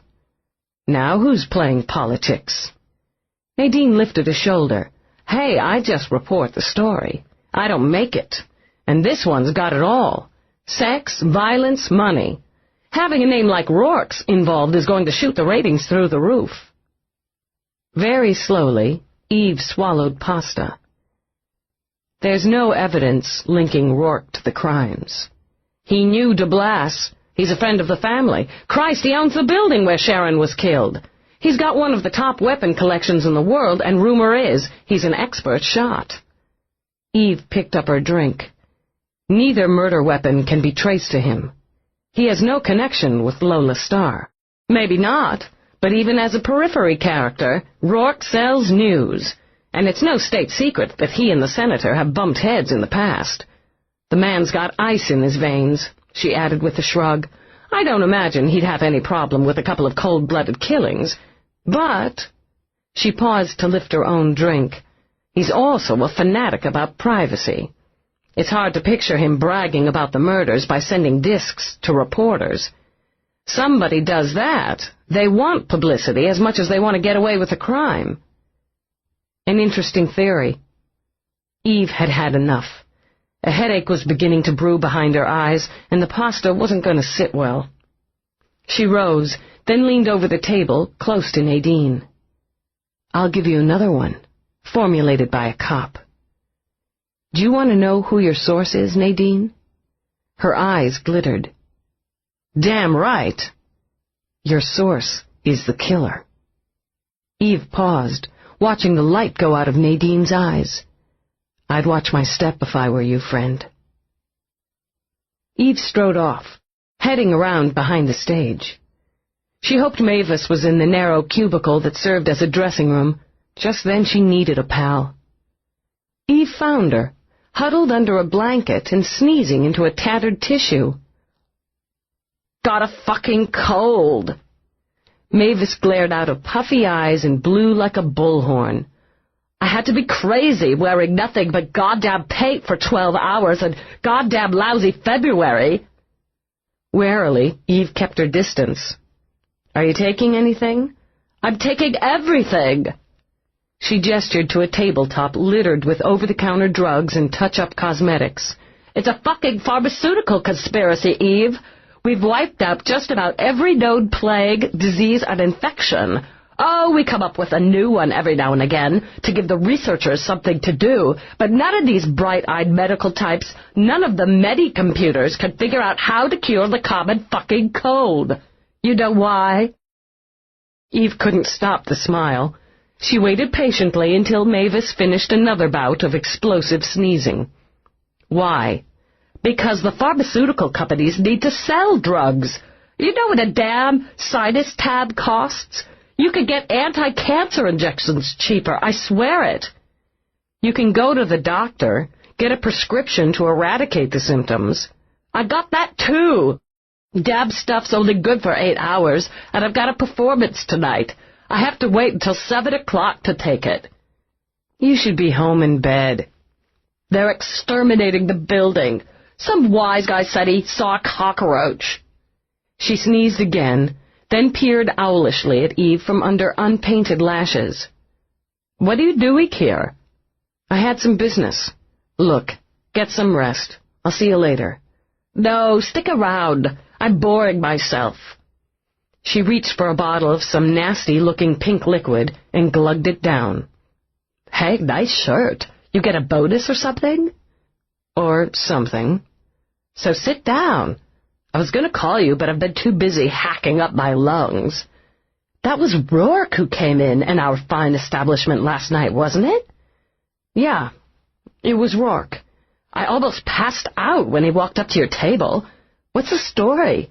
You helping him with some security or something? I slept with him, Eve blurted out, and Mavis responded with a fit of helpless choking. You? Roarke? Eyes watering, she reached for more tissue. Jesus, Eve, Jesus Christ, you never sleep with anybody, and you're telling me you slept with Roarke? That's not precisely accurate. We didn't sleep. Mavis let out a moan. You didn't sleep? How long? Eve jerked a shoulder. I don't know. I stayed the night. 8, 9 hours, I guess. Hours. Mavis shuddered delicately. And you just kept going. Pretty much. Is he good? Stupid question, she said quickly. You wouldn't have stayed otherwise. Wow, Eve, what got into you? Besides his incredibly energetic cock. I don't know. It was stupid. She dragged her hands through her hair. It's never been like that for me before. I didn't think it could... Well, that I could. It's just never been important, then all of a sudden, Shit. Honey. Mavis snaked a hand from under her blanket and took Eve's tensed fingers. You've been blocking off normal needs all your life because of things you barely remember. Somebody just found a way to get through. You should be happy. It puts him in the pilot's seat, doesn't it? Oh, that's bullshit. Mavis interrupted before Eve could go on. Sex doesn't have to be a power trip. It sure as hell doesn't have to be a punishment.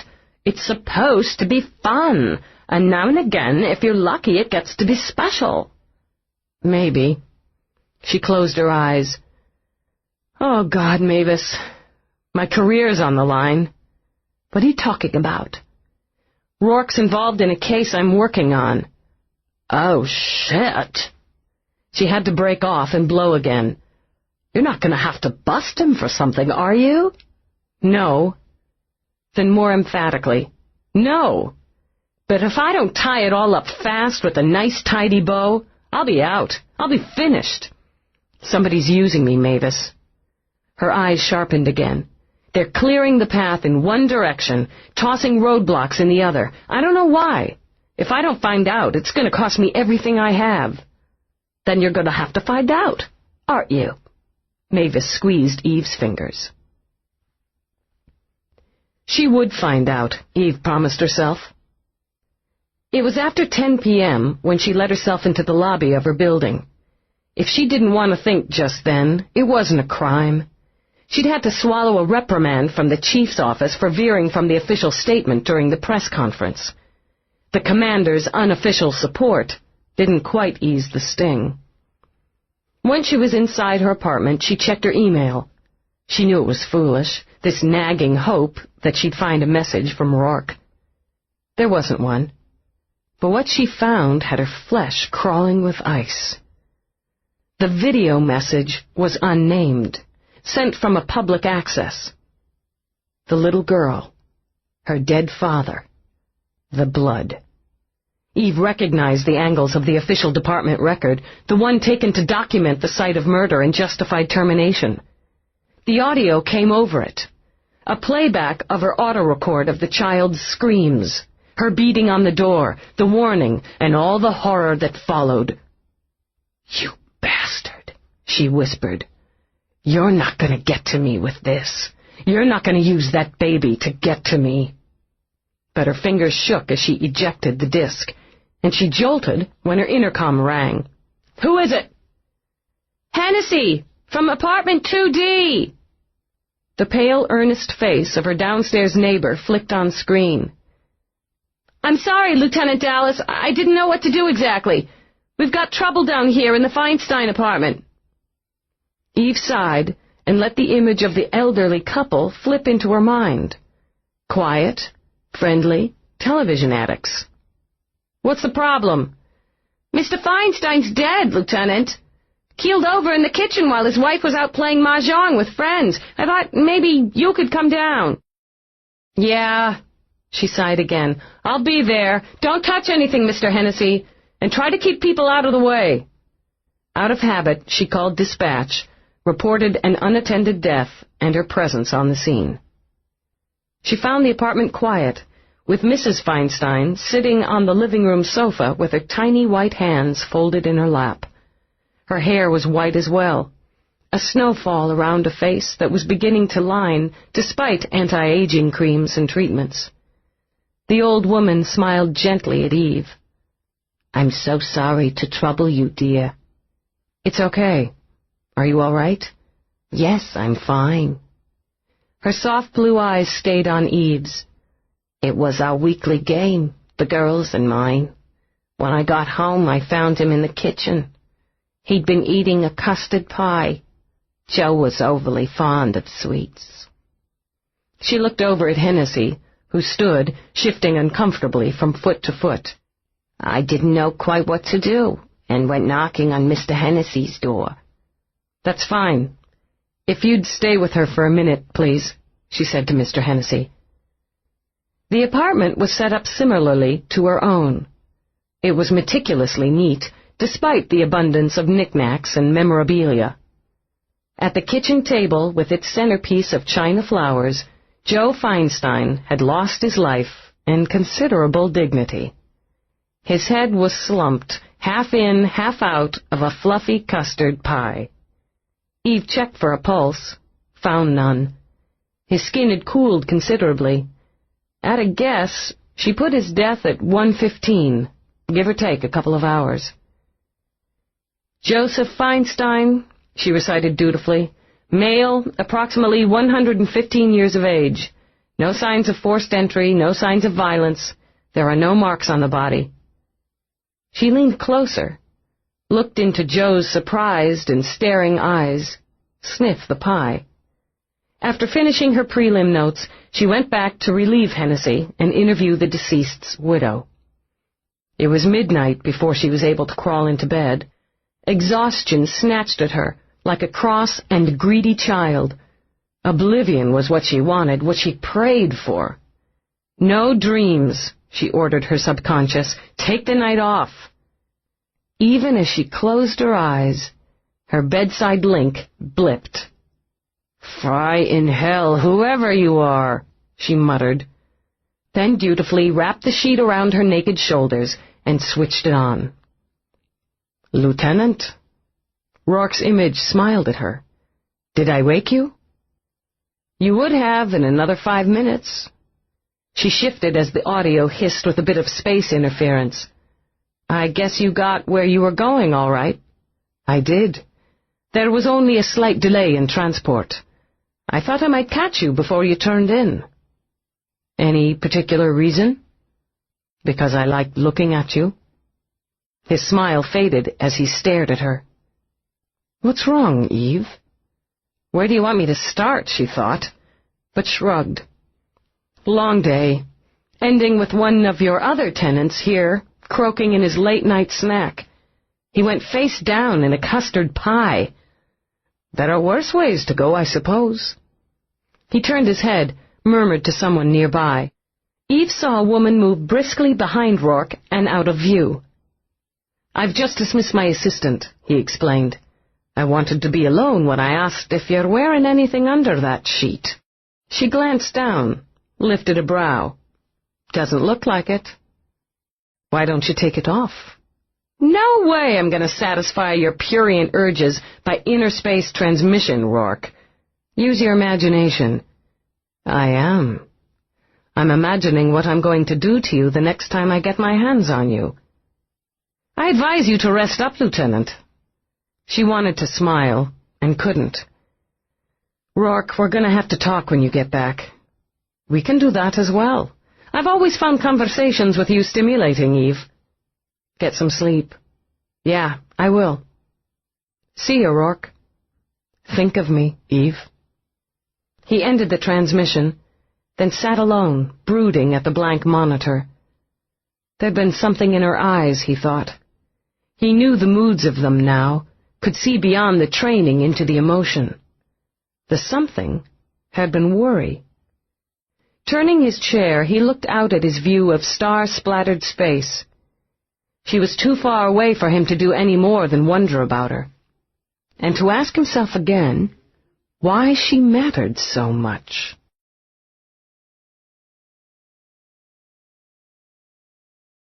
Chapter 13. Eve studied the report of the bank search for Sharon Delass's deposit box with frustration. No record, no record, no record.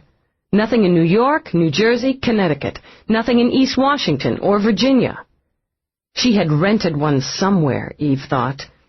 She'd had diaries and had kept them tucked away someplace where she could get to them safely and quickly.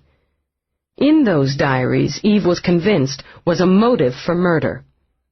Unwilling to tag Feeney for another, broader search, she began one herself, starting with Pennsylvania, working west and north toward the borders of Canada and Quebec. In slightly less than twice the time it would have taken Feeney, she came up blank again. Then, working south, she struck out with Maryland and down to Florida. Her machine began to chug noisily at the work. Eve issued a warning snarl and a sharp bump to the console. She swore she'd risk the morass of requisition for a new unit if this one just held out for one more case. More from stubbornness than hope, she did a scan of the Midwest, heading toward the Rockies. You were too smart, Sharon, Eve thought as the negative results flickered by. Too smart for your own good. You wouldn't have gone out of the country or off-planet, where you'd have to go through a customs scan every trip. Why go far away? Someplace where you'd need transport or travel docs. You might want immediate access. If your mother knew you kept diaries, maybe other people knew it too. You bragged about it because you liked to make people uncomfortable, and you knew they were safely tucked away. But close, damn it, Eve thought, closing her eyes to bring the woman she was coming to know so well into full focus. Close enough so you could feel the power, use it, toy with people. But not so simple that just anyone could track it down, gain access, spoil the game. You used an alias. Rented your safe box under another name just in case, and if you were smart enough to use an alias, you'd have used one that was basic, that was familiar, one you wouldn't have to hassle over. It was so simple, Eve realized, as she keyed in Sharon Barrister. So simple, both she and Feeney had overlooked it. She hit pay dirt at the Brinkstone International Bank and Finance, Newark, New Jersey. Sharon Barrister not only had a safe deposit box, she had a brokerage account in the amount of $326,000.85. Grinning at the screen, she hit her tie-in with a PA. "I need a warrant," she announced. 3 hours later, she was back in Commander Whitney's office, trying not to gnash her teeth. "She's got another one somewhere," Eve insisted, "and the diaries are in it." "Nobody's stopping you from looking for it, Dallas." "Fine, that's fine." She whirled around the office as she spoke. Energy was pumping now, and she wanted action. "What are we going to do about this?" She jerked a hand at the file on his desk. "You've got the disk I took from the safe deposit box, and the printout I ran. It's right there, Commander. A blackmail list, names and amounts, and Simpson's name is there in tidy alphabetical order." "I can read, Dallas." He resisted the urge to rub at the tension gathering at the base of his skull. "The chief isn't the only person named Simpson in the city, much less the country." "It's him." She was fuming, and there was no place to put the steam. "We both know it. There are a number of other interesting names there, too. A governor, a Catholic bishop, a respected leader of the International Organization of Women, 2 high-ranking cops, an ex-vice president." "I'm aware of the names," Whitney interrupted. "Are you aware of your position, Dallas, and the consequences?" He held up a hand to silence her. "A few neat columns of names and numbers don't mean squat. This data gets out of this office and it's over. You're finished, and so's the investigation. Is that what you want?" "No, sir." "You get the diaries, Dallas. Find the connection between Sharon Delass and Lola Star, and we'll see where we go from there." "Simpson's dirty." Eve leaned over the desk. He knew Sharon Delass. He was being blackmailed, and he's doing everything he can to undermine the investigation. "Then we'll have to work around him, won't we?" Whitney put the file in his lockbox. "No one knows what we have in here, Dallas. Not even Feeney. Is that clear?" "Yes, sir." Knowing she had to be satisfied with that, she started for the door. "Commander, I'd like to point out that there's a name absent from that list. Roarke's not on it." Whitney met her eyes, nodded. "As I said, Dallas, I can read." Her message light was blinking when she got back to her office. A check of her email turned up 2 calls from the medical examiner. Impatiently, Eve put the hot lead aside and returned the call. "Finished running the tests on your neighbor, Dallas. You hit the bullseye." "Oh, hell." She ran her hands over her face. "Send through the results. I'll take it from here." Hedda Feinstein opened her door with a puff of lavender sachet and the yeasty smell of homemade bread. "Lieutenant Dallas." She smiled her quiet smile and stepped back in invitation. Inside, the viewing screen was tuned to a chatty talk show where interested members of the home audience could plug in and shoot their holographic images to the studio for fuller interaction. The topic seemed to be higher state salaries for professional mothers. Just now, the screen was crowded with women and children of varying sizes and vocal opinions. "How nice of you to come by. I've had so many visitors today. It's a comfort. Would you like some cookies?" "Sure," Eve agreed, and felt like slime. "Thanks."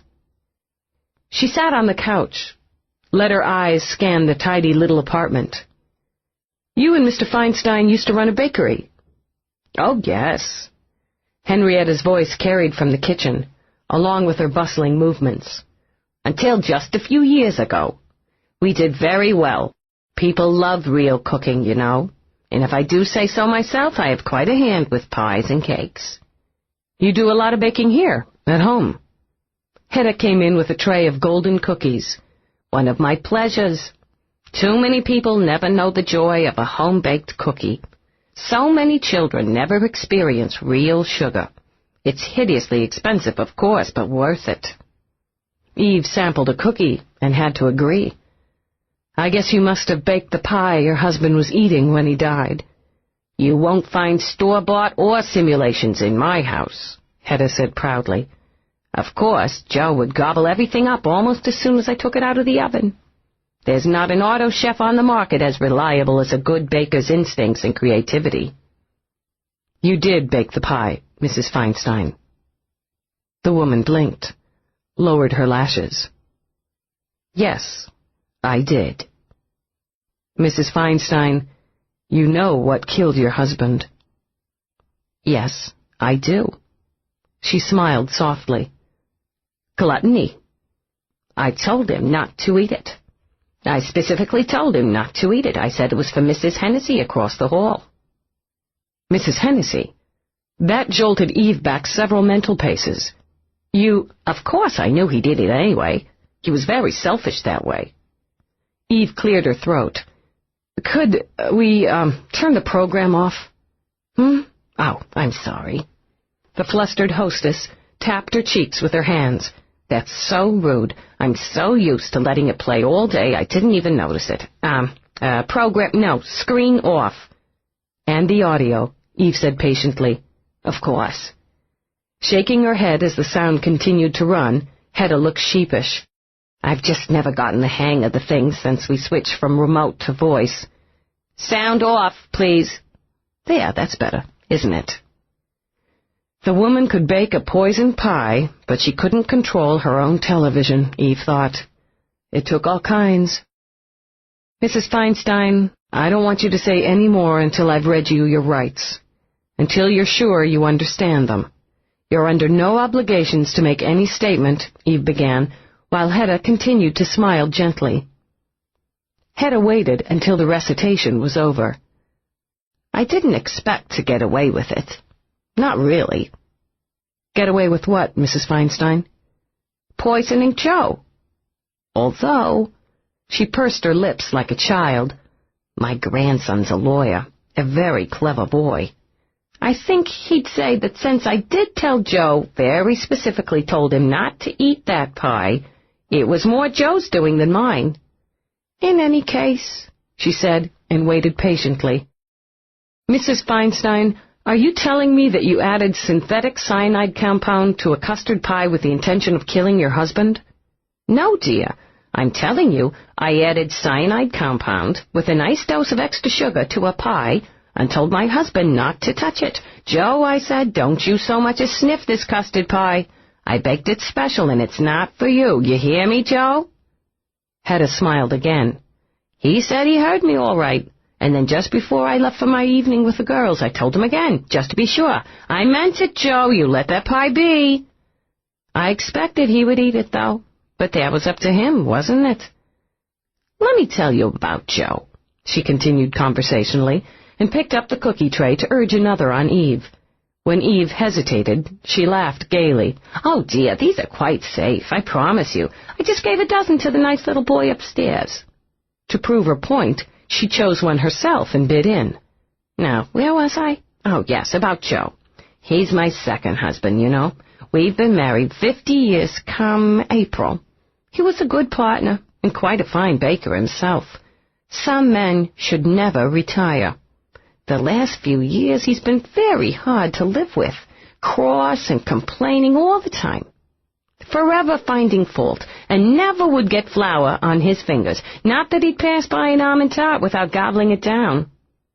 Because it sounded almost reasonable, Eve waited a moment. Mrs. Feinstein, you poisoned him because he ate too much? Hedda's rosy cheeks rounded. It does seem that way, but it goes deeper. You're so young, dear, and you don't have family, do you? No. Families are a source of comfort and a source of irritation. No one outside can ever understand what goes on in the privacy of a home.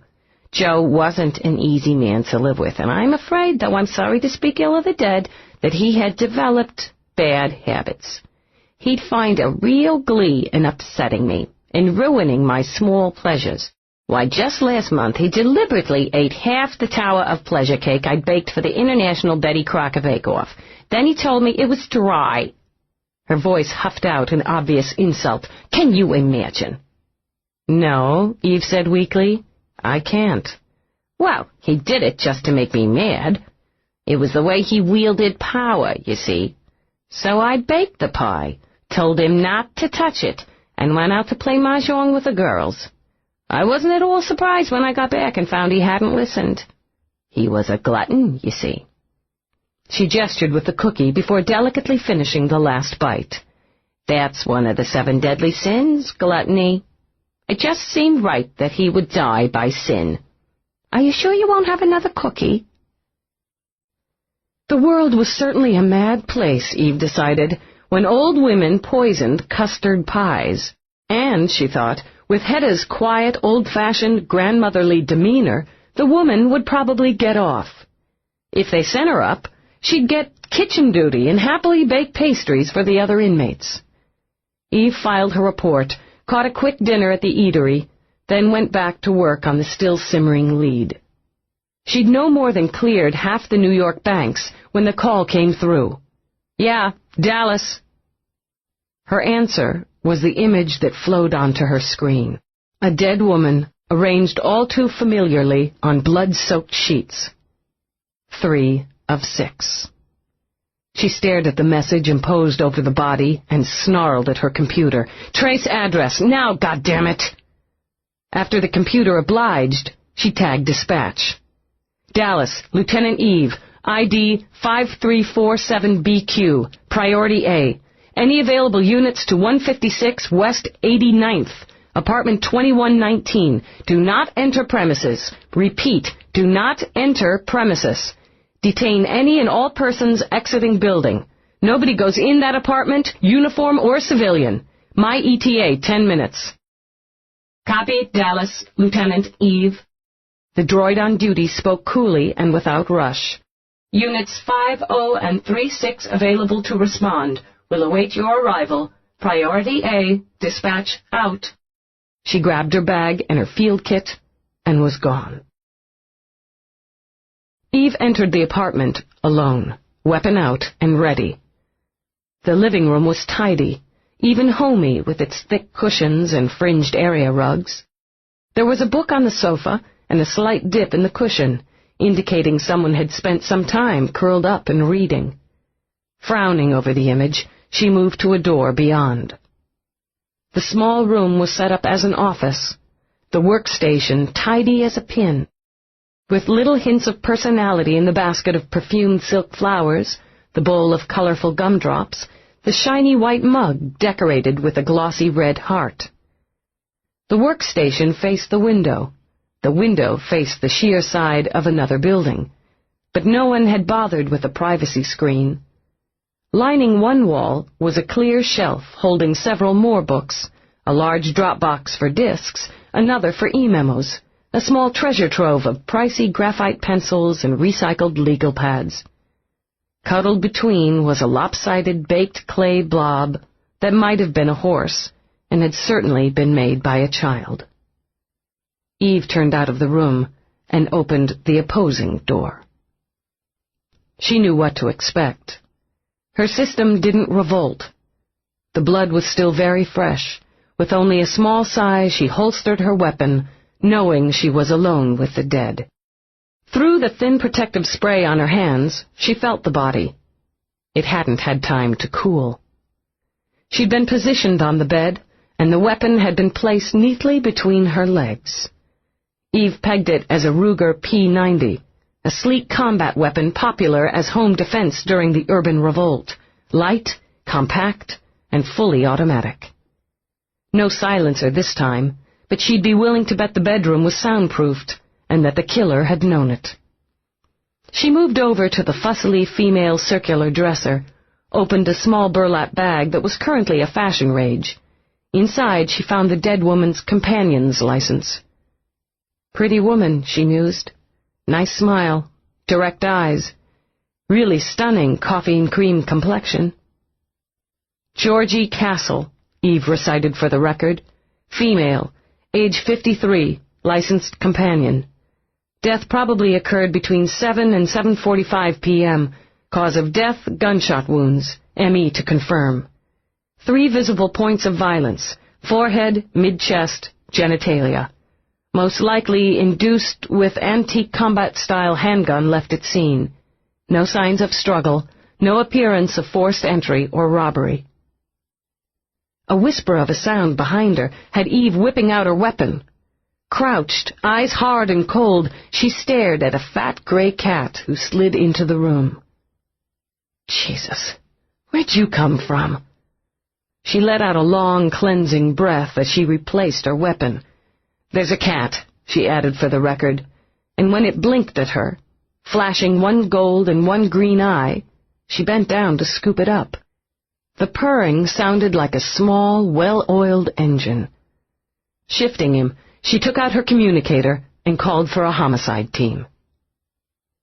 A short time later, Eve was in the kitchen, watching the cat sniff with delicate disdain at a bowl of food she'd unearthed when she'd heard the raised voices outside the apartment door. When she went to investigate, she found the uniform she'd posted trying to restrain a frantic and very determined woman. "What's the problem here, officer?" "Lieutenant," with obvious relief, the uniform deferred to her superior. "The civilian demands entry. Of course I demand entry." The woman's dark red hair, cut in a perfect wedge, moved and settled around her face with each jerky movement. "This is my mother's home. I want to know what you're doing here." "And your mother is?" Eve prompted. "Mrs. Castle. Mrs. Georgie Castle. Was there a break-in?" Anger turned to worry as she tried to squeeze past Eve. "Is she all right, Mom?" "Come with me." Eve took a firm hold of her arm and steered her inside and into the kitchen. "What's your name?" "Samantha Bennett." The cat left his bowl and walked over to curl around and through Samantha's legs. In a gesture Eve recognized as habitual and automatic, Samantha bent to give the cat one quick scratch between the ears. "Where's my mother?" Now that the worry was heading toward fear, Samantha's voice cracked. There was no part of the job Eve dreaded more than this. No aspect of police work that scraped at her heart with such dull blades. "I'm sorry, Miss Bennett. I'm very sorry. Your mother's dead." Samantha said nothing. Her eyes, the same warm honey tone as her mother's, unfocused. Before she could fold, Eve eased her into a chair.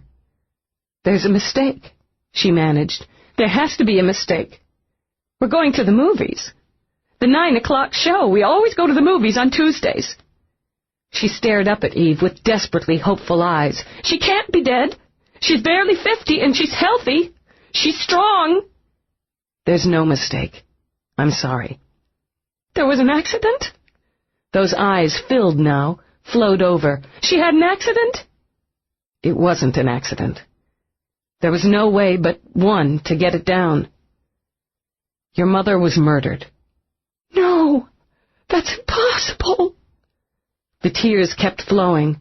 Her voice hitched over them as she continued to shake her head in denial. "Everyone liked her. Everyone. No one would hurt her. I want to see her. I want to see her now." I can't let you do that. She's my mother. Tears plopped on her lap even as her voice rose. I have the right. I want to see my mother. Eve clamped both hands on Samantha's shoulders, forcing her back into the chair she'd sprung from. You're not going to see her. It wouldn't help her. It wouldn't help you. What you're going to do is answer my questions, and that's going to help me find who did this to her. Now, do you want me to get you something? Call anyone for you? No. No. Samantha fumbled in her purse for a tissue. My husband. My children. I'll have to tell them. My father, how can I tell them? Where is your father, Samantha? He lives in Westchester. They divorced about 2 years ago. He kept the house because she wanted to move into the city. She wanted to write books. She wanted to be a writer. Eve turned to the filtered water unit on the counter, glugged out a glass, pressed it on Samantha. Do you know how your mother made her living? Yes. Samantha pressed her lips together, crushed the damp tissue in her chilled fingers. No one could talk her out of it. She used to laugh and say it was time she did something shocking, and what wonderful research it was for her books. My mother... Samantha broke off to drink. She got married very young. A few years ago she said she needed to move on, see what else there was. We couldn't talk her out of that either. You could never talk her out of anything. She began to weep again, covering her face and sobbing silently. Eve took the barely touched glass, waited, let the first wave of grief and shock roll. Was it a difficult divorce? Was your father angry? Baffled, confused, sad. He wanted her back, and always said this was just one of her phases. The question behind the question abruptly struck her. She lowered her hands.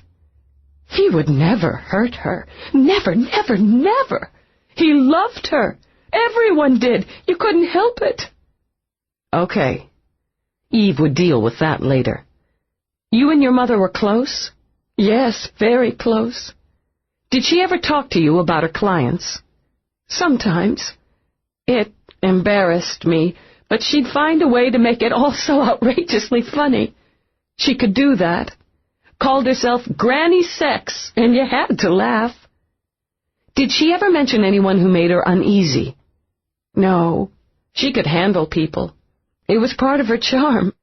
She was only going to do this until she was published. Did she ever mention the names Sharon Delass or Lola Star? No. Samantha started to drag her hair back. Then her hand froze in midair. Star? Lola Star. I heard on the news. I heard about her. She was murdered. Oh, God. Oh, God. She lowered her head and her hair fell in wings to shield her face. I'm going to have an officer take you home, Samantha. I can't leave. I can't leave her. Yes, you can. I'm going to take care of her. Eve laid her hands over Samantha's. I promise you. I'll take care of her for you. Come on now. Gently, she helped Samantha to her feet. She wrapped an arm around the distraught woman's waist as she led her to the door. She wanted her out before the team had finished in the bedroom. Is your husband home? Yes, he's home with the children. We have 2 children. 2 years and 6 months. Tony's home with the children. Good. What's your address? The shock was settling in. Eve hoped the numbness she could read on Samantha's face would help as the woman recited an upscale address in Westchester. Officer Banks? Yes, Lieutenant. Take Mrs. Bennett home. I'll call for another officer for the door. Stay with the family as long as you're needed. Yes, sir. With compassion, Banks guided Samantha toward the elevators. This way, Mrs. Bennett, she murmured.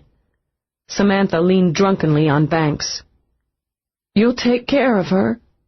Eve met Samantha's ravaged eyes. I promise. An hour later, Eve walked into the station house with a cat under her arm. Hey there, Lieutenant! Caught yourself a cat burglar? The desk sergeant snorted at his own humor. You're a laugh riot, Riley. Commander still here? He's waiting for you. You're to go on up as soon as you show. He leaned forward to scratch the purring cat. Hooked yourself another homicide? Yeah. A kissing sound had her glancing over at a leering hunk in a spandex jumpsuit.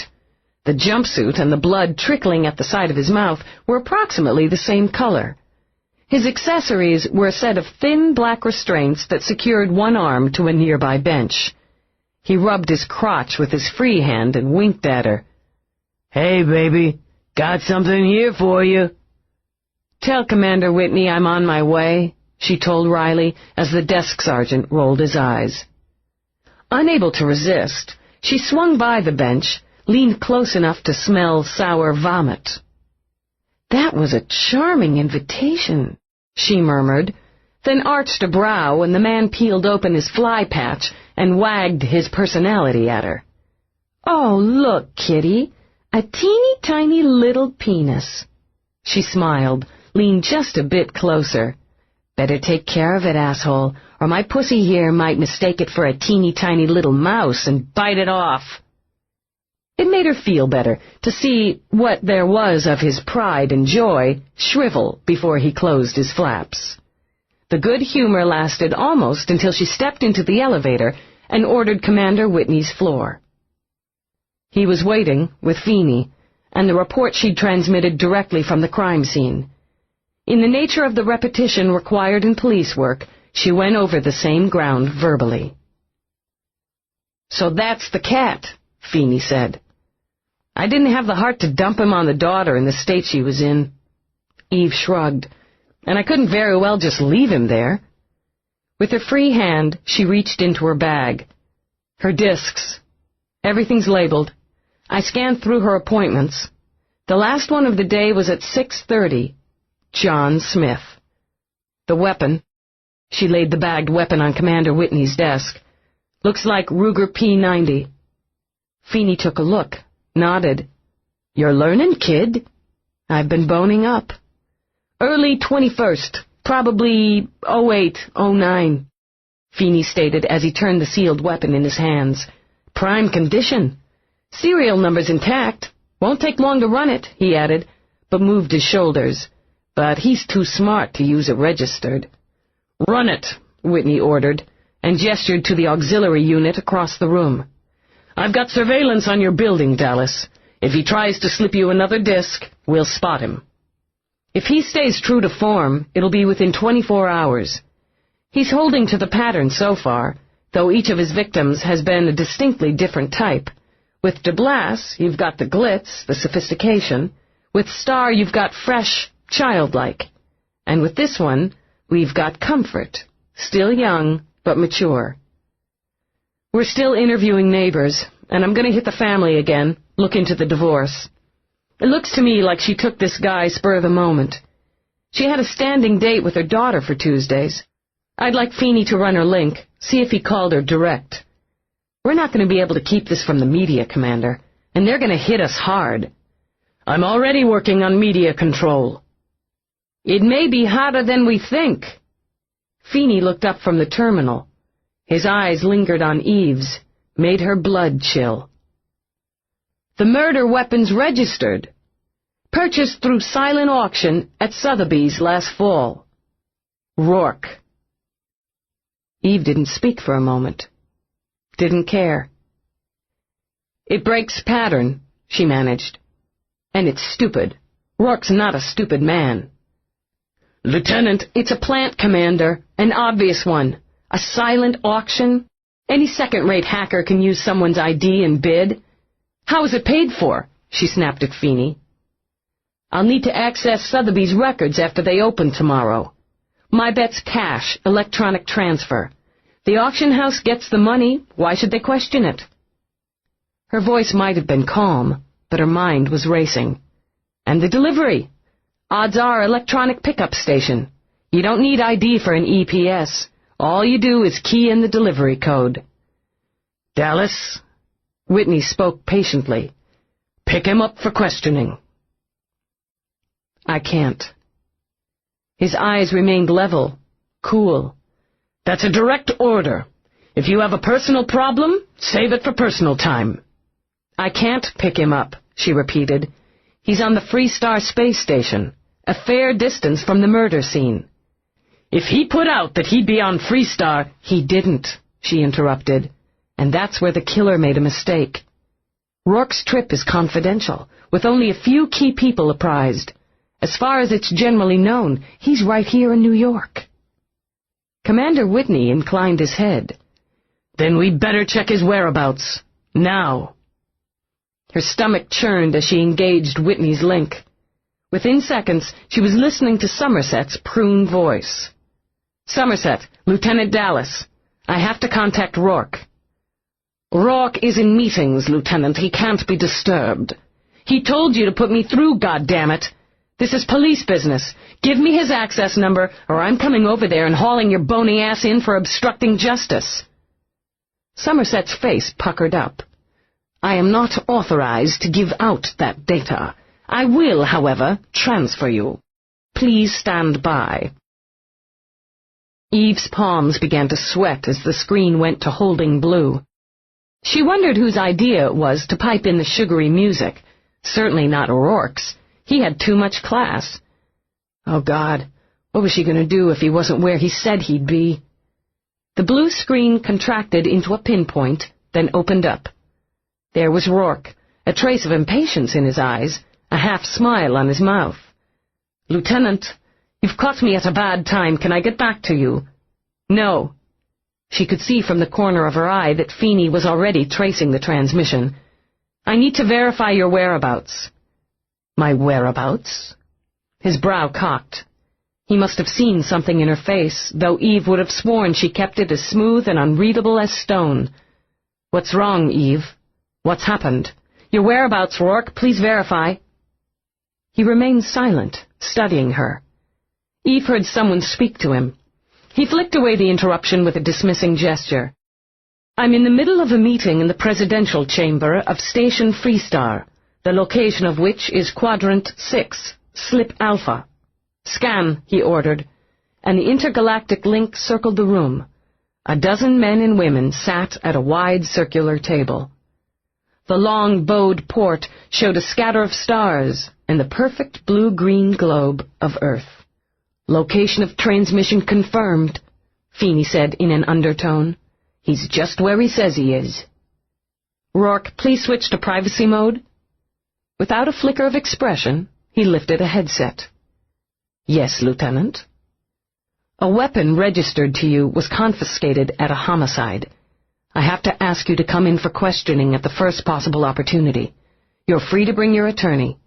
I'm advising you to bring your attorney, she added, hoping he understood the emphasis. If you don't comply within 48 hours, the station guard will escort you back on planet. Do you understand your rights and obligations in this matter? Certainly. I'll make arrangements. Goodbye, Lieutenant. The screen went blank. Chapter 14. More shaken than she cared to admit, Eve entered Dr. Mira's office the following morning. At Mira's invitation, she took a seat, folded her hands to keep them from any telltale restless movements. Have you had time to profile? You requested urgent status. Indeed, Mira had been up most of the night, reading reports, using her training and her psych diagnostics to compose a profile. I'd like more time to work on this, but I can give you an overall view. Okay? Eve leaned forward. What is he? He is almost certainly correct. Traditionally, crimes of this nature are not committed within the same sex. He's a man, above average intelligence, with sociopathic and voyeuristic tendencies. He's bold, but not a risk-taker, though he probably sees himself as such. In her graceful way, she linked her fingers together, crossed her legs. His crimes are well thought out. Whether or not he has sex with his victims is incidental. His pleasure and satisfaction comes from the selection, the preparation, and the execution. Why prostitutes? Control. Sex is control. Death is control. And he needs to control people, situations. The first murder was probably impulse. Why? He was caught off guard by the violence. his own capability of violence.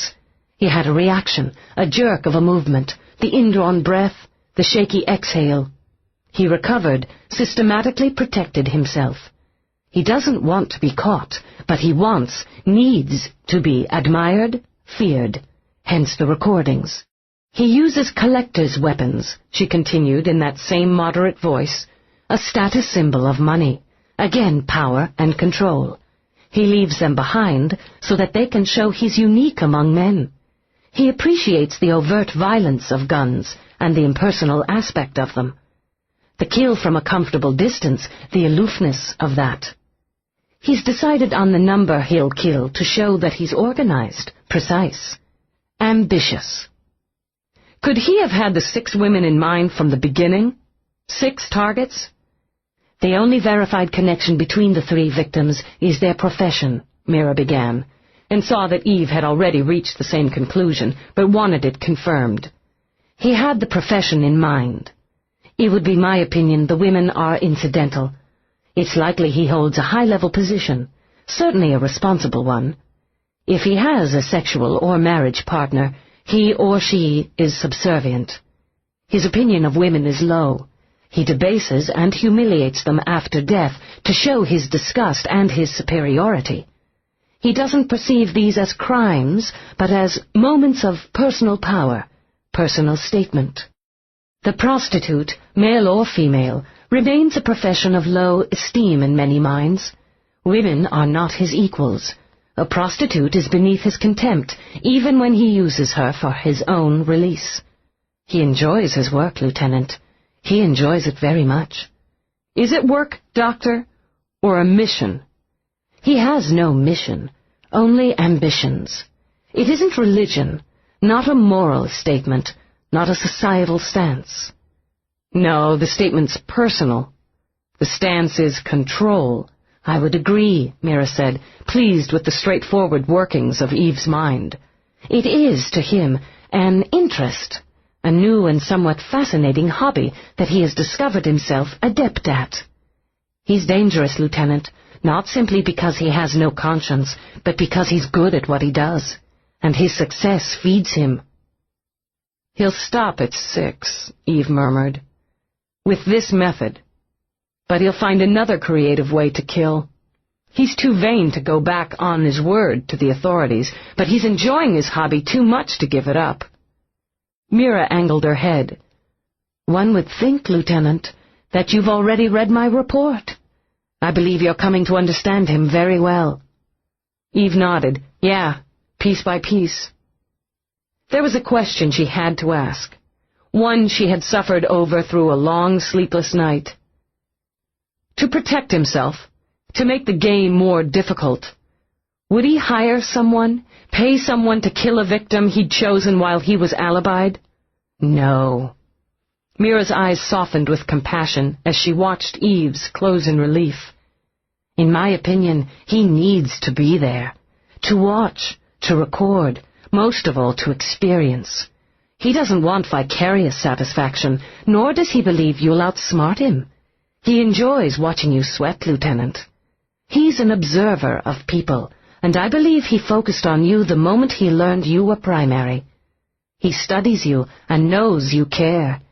He sees that as a weakness to exploit, and does so by presenting you with the murders, not at your place of work, but where you live. He sent the last disc. It was in my morning mail drop, posted from a midtown slot about an hour after the murder. We had my building under surveillance. He'd have figured that, and found a way to get around it. He's a born button-pusher. Mira handed Eve a disc and a hard copy of the initial profile. He is an intelligent and a mature man, mature enough to restrain his impulses, a man of means and imagination. He would rarely show his emotions, rarely have them to show. It's an intellect with him, and, as you said, vanity. I appreciate you getting this for me so quickly. Eve, Mira said before Eve could rise, there's an addendum. The weapon that was left at the last murder. The man who committed these crimes would not make so foolish a mistake to leave a traceable weapon behind. The diagnostic rejected it at a probability of 93.4%. "It was there," Eve said flatly. "I bagged it myself." "As I'm sure he wanted you to. It's likely he enjoyed implicating someone else to further bog the system, twist the investigation process, and it's likely he chose this particular person to upset you, to distract you, even to hurt you. I've included that in the profile. Personally, I want to tell you that I'm concerned about his interest in you. I'm going to see to it that he's a hell of a lot more concerned with my interest in him. Thank you, Doctor." Eve went directly to Whitney's office to deliver the psychiatric profile. With any luck at all, Feeney would have verified her suspicions about the purchase and delivery of the murder weapon. If she was right, and she had to believe she was, that, and the weight of Mira's profile, would clear Roarke. She already knew, by the way Roarke had looked at her, through her, during their last transmission, that her professional duties had destroyed whatever personal bridge they'd been building. She was only more sure of it when she was cleared into the office, and found Roarke there. He must have used a private transport, she decided. It would have been impossible for him to have arrived so quickly through normal channels. He only inclined his head, said nothing as she crossed to give Commander Whitney the disk and file. "Dr. Mira's profile." "Thank you, Lieutenant." His eyes shifted to Roarke's. "Lieutenant Delass will show you to an interview area. We appreciate your cooperation." Still he said nothing, only rose and waited for Eve to go to the door. "You're entitled to have your attorney present," she began as she called for an elevator. "I'm aware of that. Am I being charged with any crime, Lieutenant?" "No." Cursing him, she stepped inside, requested Area B. "This is just standard procedure." His silence continued until she wanted to scream. "Damn it, I don't have a choice here." "Don't you?" he murmured, and preceded her out of the car when the doors opened. "This is my job." The doors of the interview area whisked open, then snapped closed behind them. The surveillance cameras any petty thief would know were hidden in every wall engaged automatically. Eve took a seat at a small table and waited for him to sit across from her. "These proceedings are being recorded. Do you understand?" "Yes." "Lieutenant Delass, ID 5347BQ, interviewer, subject, Roarke. Initial date and time. Subject has waived the presence of an attorney, is that correct?" "Yes, the subject has waived the presence of an attorney." "Are you acquainted with a licensed companion, Georgie Castle?" "No." "Have you been to 156 West 89th Street?" "No, I don't believe I have." "Do you own a Ruger P90 automatic combat weapon circa 2005? "It's likely that I own a weapon of that make and era. I'd have to check to be certain, but for argument's sake we'll say I do." "When did you purchase said weapon?" "Again, I'd have to check." He never blinked, never took his eyes from hers. "I have an extensive collection and don't carry all the details of it in my head or in my pocket log." "Did you purchase said weapon at Sotheby's?" "It's possible. I often add to my collection through auctions." "Silent auctions?" "Occasionally." Her stomach, already knotted, began to roll. "Did you add to your collection with the aforesaid weapon at a silent auction at Sotheby's on October 2nd of last year?" Roarke slipped his log out of his pocket, skimmed back to the date. "No, I don't have a record of that. It seems I was in Tokyo on that date, engaged in meetings. You can verify that easily." Damn you, she thought. "You know that's no answer. Representatives are often used in auctions." "They are?"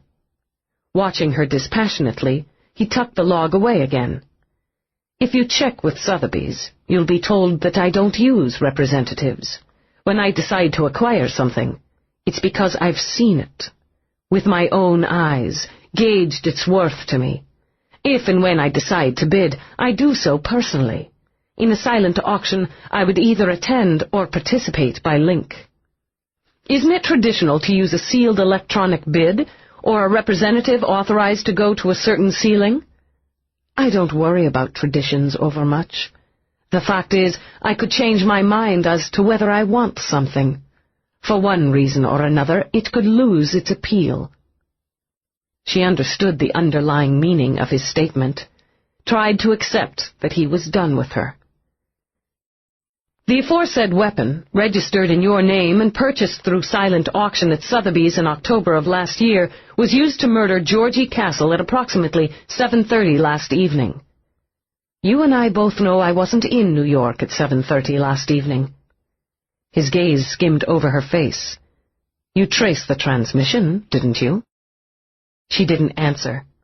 Couldn't. Your weapon was found at the scene. Have we established it was mine? Who has access to your collection? I do. Only I do. Your staff? No.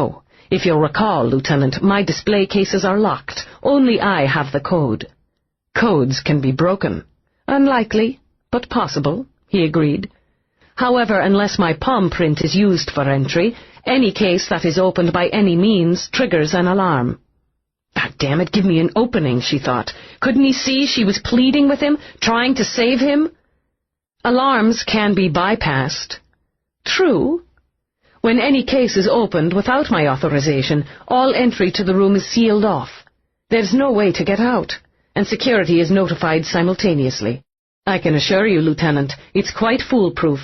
I believe in protecting what's mine. She glanced up as Feeney came in. He jerked his head, and she rose. Excuse me. When the doors shut behind them, he dipped his hands into his pockets. You called it, Dallas. Electronic bid, cash deal, delivered to an EPS. The head snoot at Sotheby's claims this was an unusual procedure for Roarke. He always attends in person or by direct link. Never used this line before in the 15 years or so he's dealt with them.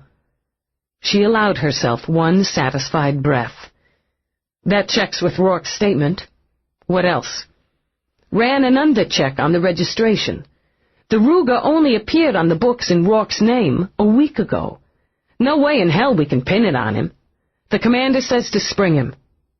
She couldn't afford to be relieved, not yet, and only nodded. Thanks, Feeney. She slipped back inside. You're free to go. He stood as she stepped backward through the open door. Just like that? We have no reason at this time to detain or inconvenience you any further. Inconvenience? He walked toward her until the doors snicked shut at his back. Is that what you call this? An inconvenience? He was, she told herself, entitled to his anger, to his bitterness. She was obliged to do her job. 3 women are dead. Every possibility has to be explored. And am I just one of your possibilities? He reached out, the sudden violent movement of his hands closing over her shirt, surprising her. Is that what it comes down to between us? I'm a cop. I can't afford to overlook anything, to assume anything. To trust, he interrupted, anything, or anyone. If it had leaned a little the other way, would you have locked me up? Would you have put me in a cage, Eve? Back off! Eyes blazing, Feeney strode down the corridor. Back fucking off! Leave us alone, Feeney. Hell, I will. Ignoring Eve, he shoved against Roarke. Don't you come down on her, big shot. She went to bat for you, and the way things stand, it could have cost her job. Simpson's already prepping her as a sacrificial lamb because she was dumb enough to sleep with you. Shut up, Feeney. God damn it, Dallas. I said, shut up. Calm again, detached, she looked at Roarke. The department appreciates your cooperation, she said to Roarke, and, prying his hand from her shirt, turned and hurried off. What the hell did you mean by that? Roarke demanded. Feeney only snorted. I got better things to do than waste my time on you. Roarke backed him into a wall. You're going to be free to book me for assaulting an officer in about 2 breaths, Feeney. Tell me what you meant about Simpson. You want to know, big shot? Feeney looked around for a place of comparative privacy, jerked ahead toward the door of a men's room. Come into my office, and I'll tell you. She had the cat for company. Eve was already regretting the fact that she'd have to turn the useless, overweight feline over to Georgie's family. She should have done so already, but found solace in even a pitiful furball's worth of companionship. Nevertheless, She was nothing but irritated by the beep of her intercom. Human company was not welcomed, particularly as she checked her viewing screen. Roarke. She was raw enough to take the coward's way. Leaving the summons unanswered, she walked back to the couch, curled up with the cat. If she'd had a blanket handy, she'd have pulled it over her head. The sound of her locks disengaging moments later had her springing to her feet. "You son of a bitch!" she said when Roarke walked in. "You crossed too many lines." He simply tucked his master code back in his pocket. "Why didn't you tell me? I don't want to see you." She hated that her voice sounded desperate rather than angry. "Take a hint." "I don't like being used to hurt you." "You do fine on your own." "You expect me to have no reaction when you accuse me of murder? When you believe it?" "I never believed it." It came out in a hiss, a passionate whisper. "I never believed it," she repeated. "But I put my personal feelings aside and did my job. Now get out." She headed for the door. When he grabbed her, she swung out fast and hard. He didn't even attempt to block the blow. Calmly, he wiped the blood from his mouth with the back of his hand while she stood rigid, her breathing fast and audible. "Go ahead," he invited.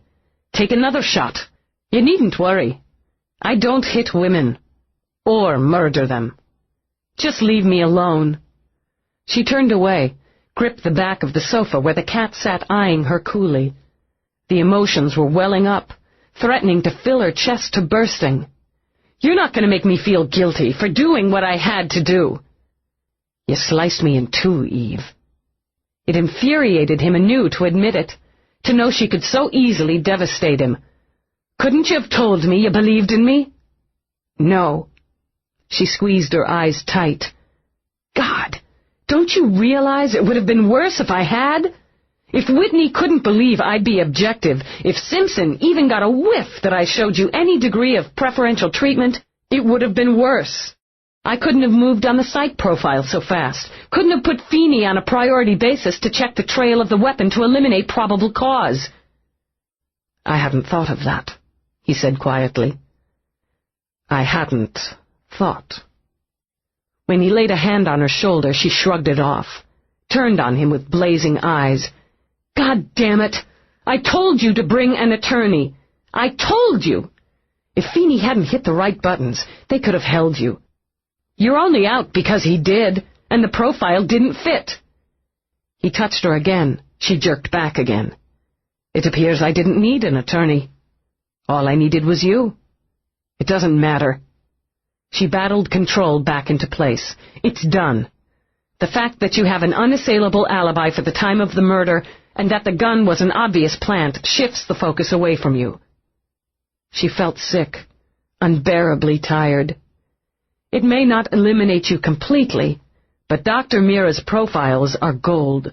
Nobody overturns her diagnostics. She's eliminated you, and that carries a lot of weight with the department and the PA." "I wasn't worried about the department or the PA." "You should have been." "It seems you've worried enough for me." "I'm very sorry. Forget it. I've seen shadows under your eyes too often since I've known you." He traced a thumb along them. "I don't like being responsible for the ones I see now. I'm responsible for myself. And I had nothing to do with putting your job in jeopardy." "Damn Feeney," she thought viciously. "I make my own decisions. I pay my own consequences." Not this time, he thought. Not alone. The night after we'd been together, I called. I could see you were worried, but you brushed it off. Feeney told me exactly why you were worried that night. Your angry friend wanted to pay me back for making you unhappy. He did. Feeney had no right, perhaps not. He wouldn't have had to if you'd confided in me. He took both her arms to stop her quick movement. "Don't turn away from me," he warned, his voice low. "You're good at shutting people out, Eve, but it won't work with me." "What did you expect? That I'd come crying to you? Roarke, you seduced me and now I'm in trouble. Help!" "The hell with that. You didn't seduce me. I went to bed with you because I wanted to. Wanted to enough that I didn't think about ethics. I got slammed for it, and I'm handling it. I don't need help. Don't want it, certainly. Don't need it.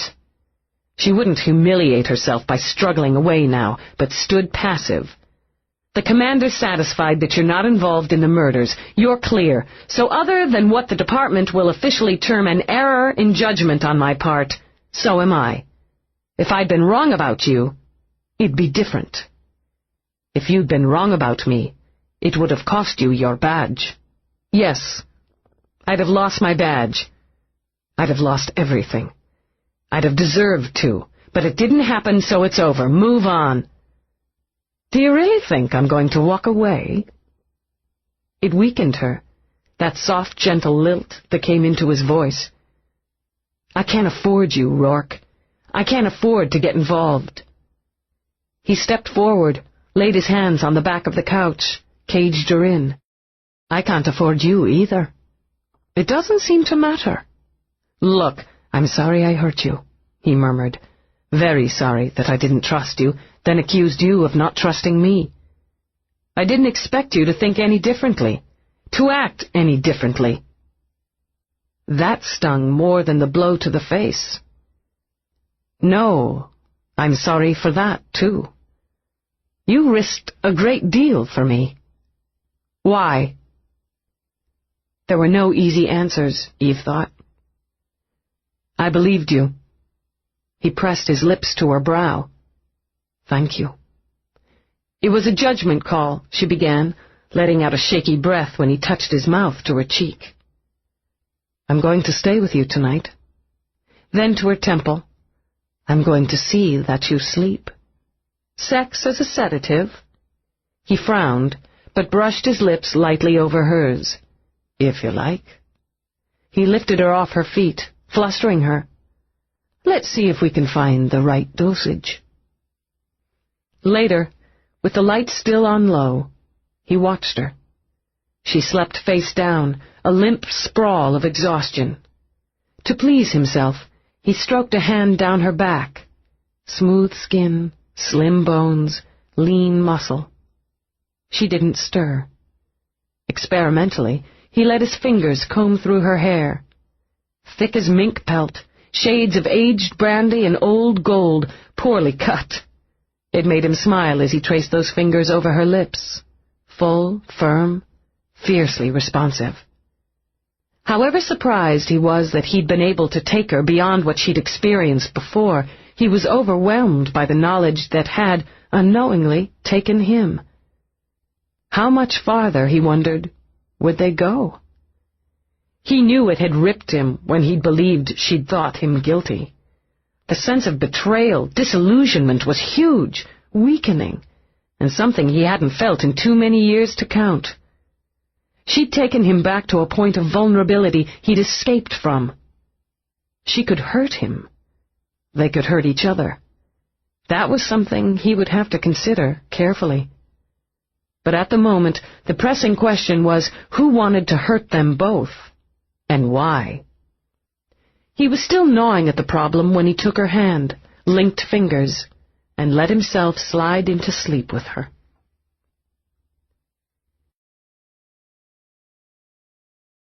Chapter 15. He was gone when she woke. It was better that way.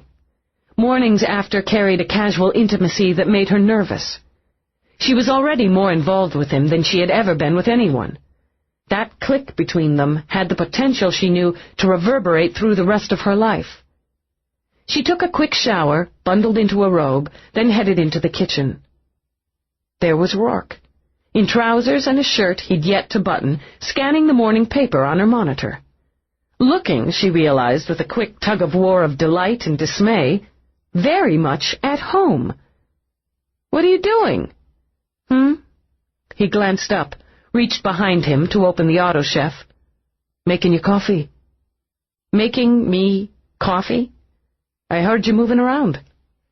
He took the cups out, carried them to where she was still hovering in the doorway. "You don't do that often enough." "Move around?" "No." He chuckled and touched his lips to hers. Smile at me. Just smile at me. Was she smiling? She hadn't realized. I thought you'd left.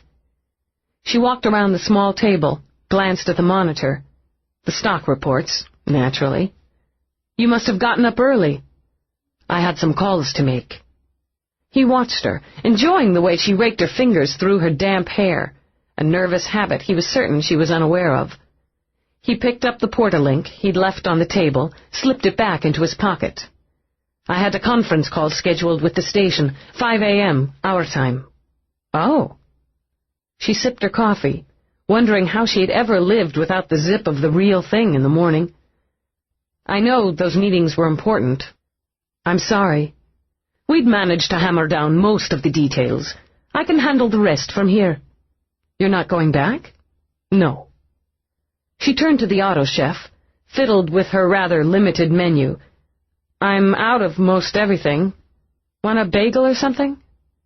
Eve.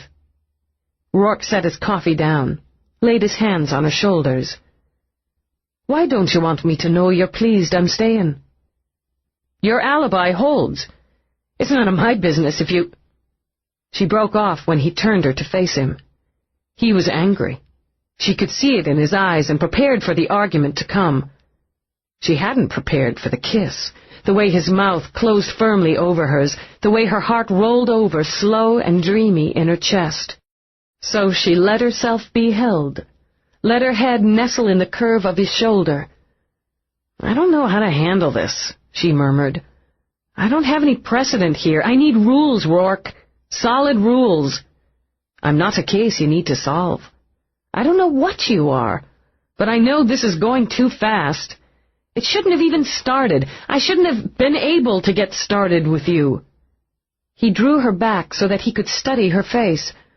Why? It's complicated. I have to get dressed. I have to get to work. Give me something. His fingers tightened on her shoulders. I don't know what you are, either. I'm a cop, she blurted out. That's all I am. I'm 30 years old, and I've only been close to 2 people in my entire life, and even with them, it's easy to hold back.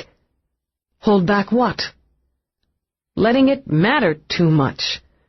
If it matters too much, it can grind you down until you're nothing. I've been nothing. I can't be nothing ever again. Who hurt you? I don't know. But she did. She did. I don't remember, and I don't want to remember. I've been a victim, and once you have, you need to do whatever it takes not to be one again. That's all I was before I got into the academy. A victim, with other people pushing the buttons, making the decisions, pushing me one way, pulling me another. Is that what you think I'm doing? That's what's happening. There were questions he needed to ask. Questions, he could see by her face, that needed to wait. Perhaps it was time he took a risk. He dipped a hand into his pocket, drew out what he carried there. Baffled, Eve stared down at the simple gray button in his palm. That's off my suit. Yes. Not a particularly flattering suit. You need stronger colors. I found it in my limo. I meant to give it back to you. Oh. But when she reached out, he closed his fingers over the button. A very smooth lie. Amused, he laughed at himself. I had no intention of giving it back to you. You got a button fetish, Roarke? I've been carrying this around like a schoolboy carries a lock of his sweetheart's hair.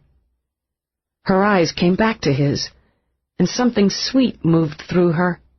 Sweeter yet, as she could see he was embarrassed. That's weird. I thought so myself. But he slipped the button back in his pocket. Do you know what else I think, Eve? I don't have a clue. I think I'm in love with you.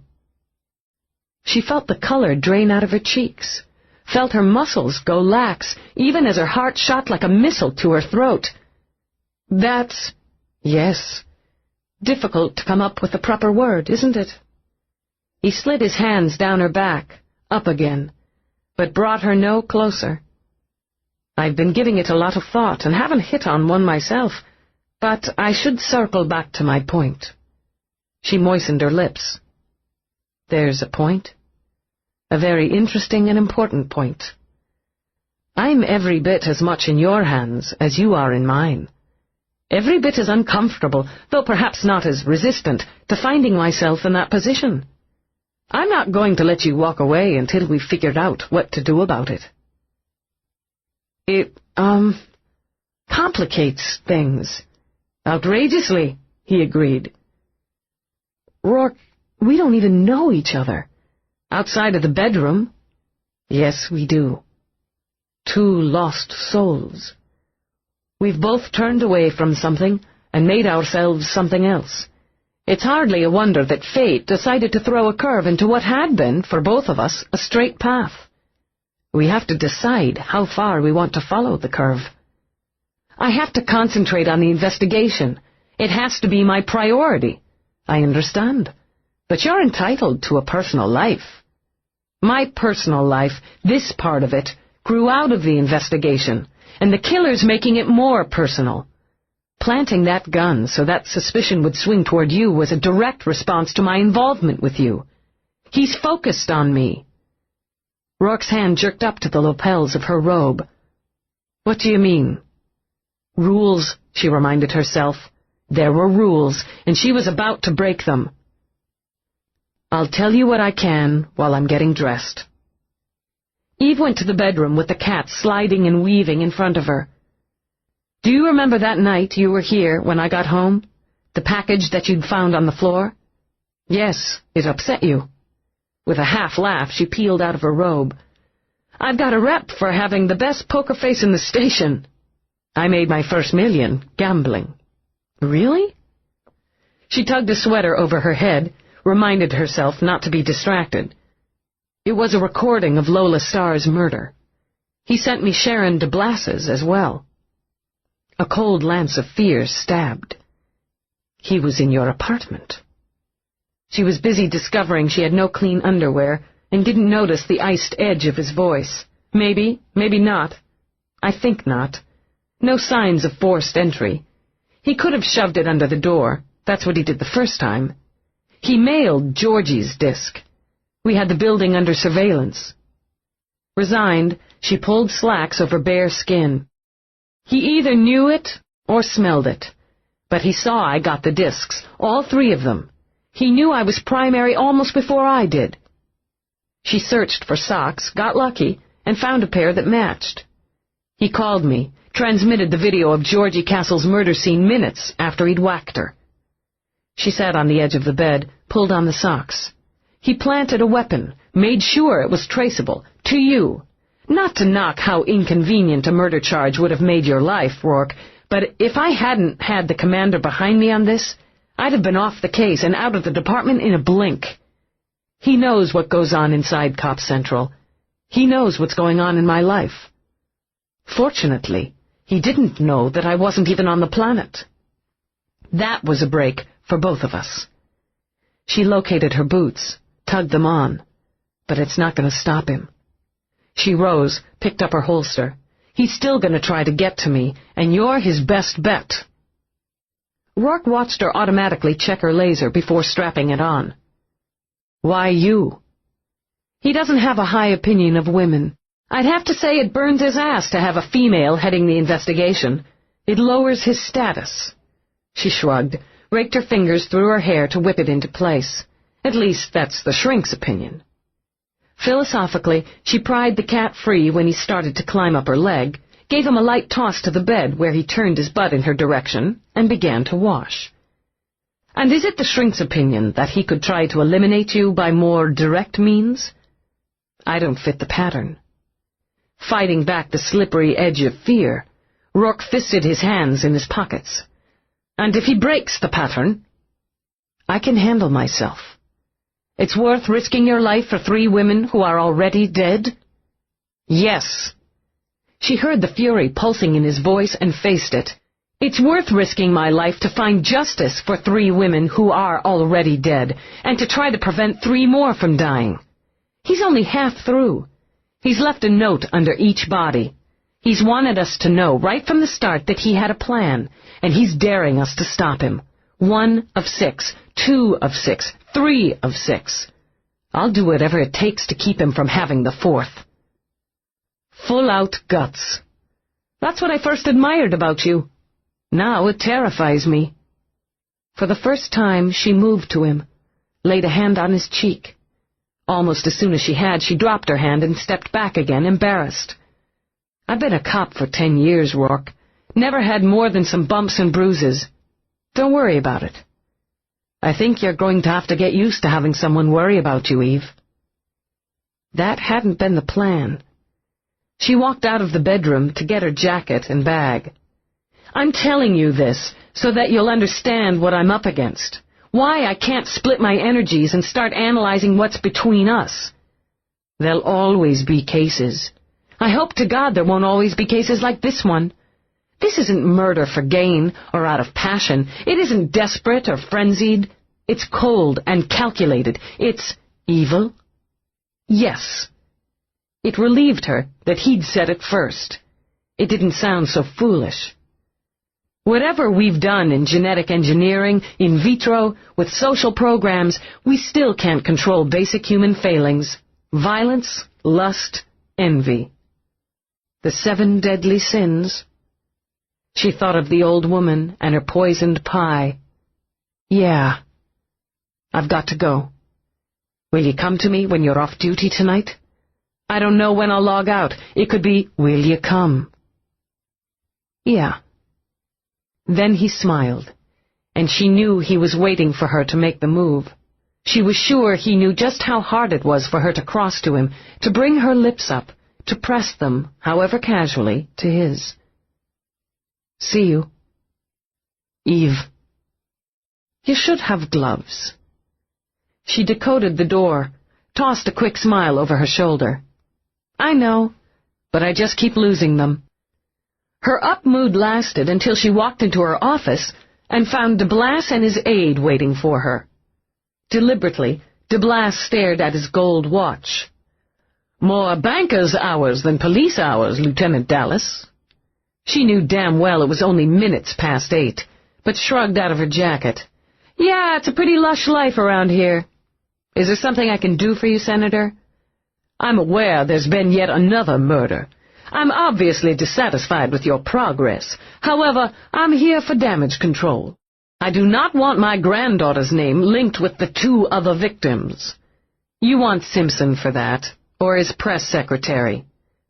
Don't smirk at me, young woman. Delass leaned forward. My granddaughter is dead. Nothing can change that. But I will not have the Delass name sullied, muddied by the death of 2 common whores. You seem to have a low opinion of women, Senator. She was careful not to smirk this time, but watched him and considered. On the contrary, I revere them, which is why those who sell themselves, those who disregard morality and common decency, revolt me. Including your granddaughter? He lurched out of his chair, his face purpling, eyes bulging. Eve was quite certain he would have struck her if Rockman hadn't stepped between them. Senator, the lieutenant is only baiting you. Don't give her the satisfaction. You will not besmirch my family. Delass was breathing fast, and Eve wondered if he had any history of heart trouble. My granddaughter paid dearly for her sins, and I will not see the rest of my loved ones dragged down into public ridicule, and I will not tolerate your vile insinuations. Just trying to get my facts straight. It was fascinating watching him battle for composure. He was having a rough time of it, she noted, hand shaking, chest heaving. I'm trying to find the man who killed Sharon, Senator. I assume that's also high on your agenda. Finding him won't get her back. He sat again, obviously exhausted by the outburst. What's important now is to protect what's left. To do that, Sharon must be segregated from the other women. She didn't like his opinion, but neither did she care for his color. It was still alarmingly high. Can I get you some water, Senator Delass? He nodded, waved at her. Eve slipped into the corridor and dispensed a cup of bottled water. When she came back, his breathing was more regular, his hands a bit steadier. "The senator has been overtaxing himself," Rockman put in. "His morals bill goes before the House tomorrow. The pressure of this family tragedy is a great weight." "I appreciate that. I'm doing everything I can to close the case." She tilted her head. "Political pressure is also a great weight on an investigation. I don't care to be monitored on my personal time." Rockman gave her a mild smile. "I'm sorry. Could you qualify that?" "I was monitored, and my personal relationship with a civilian reported to Chief Simpson. It's no secret that Simpson and the senator are tight." "The senator and Chief Simpson have a personal and a political allegiance," Rockman agreed. "However, it would hardly be ethical, or in the senator's best interest, to monitor a member of the police force. I assure you, Lieutenant, Senator Delass has been much too involved with his own grief and his responsibilities to the country to worry about your personal relationships. It has come to our attention, however, through Chief Simpson, that you've had a number of liaisons with Roarke." "An amoral opportunist." The senator set his cup aside with a snap. "A man who would stop at nothing to add to his own power." "A man," Eve added, "who has been cleared of any connection with this investigation." "Money buys immunity," Delass said in disgust. "Not in this office. I'm sure you'll request the report from the commander. In the meantime, whether or not it assuages your grief, I intend to find the man who killed your granddaughter." "I suppose I should commend your dedication." Delass rose. "See that your dedication doesn't jeopardize my family's reputation." "What changed your mind, Senator?" Eve wondered. "The first time we spoke, you threatened to have my job if I didn't bring Sharon's murderer to justice, and quickly." "She's buried," was all he said, and strode out.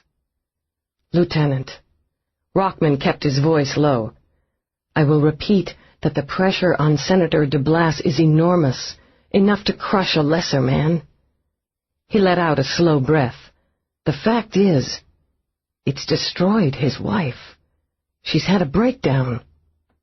"I'm sorry. The doctors don't know if she'll recover. This additional tragedy has his son crazed with grief. His daughter has closed herself off from her family and gone into retreat. The senator's only hope of restoring his family is to let Sharon's death, the horror of it, pass." "Then it might be wise for the senator to take a step back and leave due process to the department." "Lieutenant." "Eve," he said with that rare and quick flash of charm, "I wish I could convince him of that. But I believe that would be as fruitless an endeavor as convincing you to let Sharon rest in peace." "You'd be right." "Well, then." He laid a hand on her arm briefly. "We must all do what we can to set things right. It was good to see you again." Eve closed the door behind him and considered.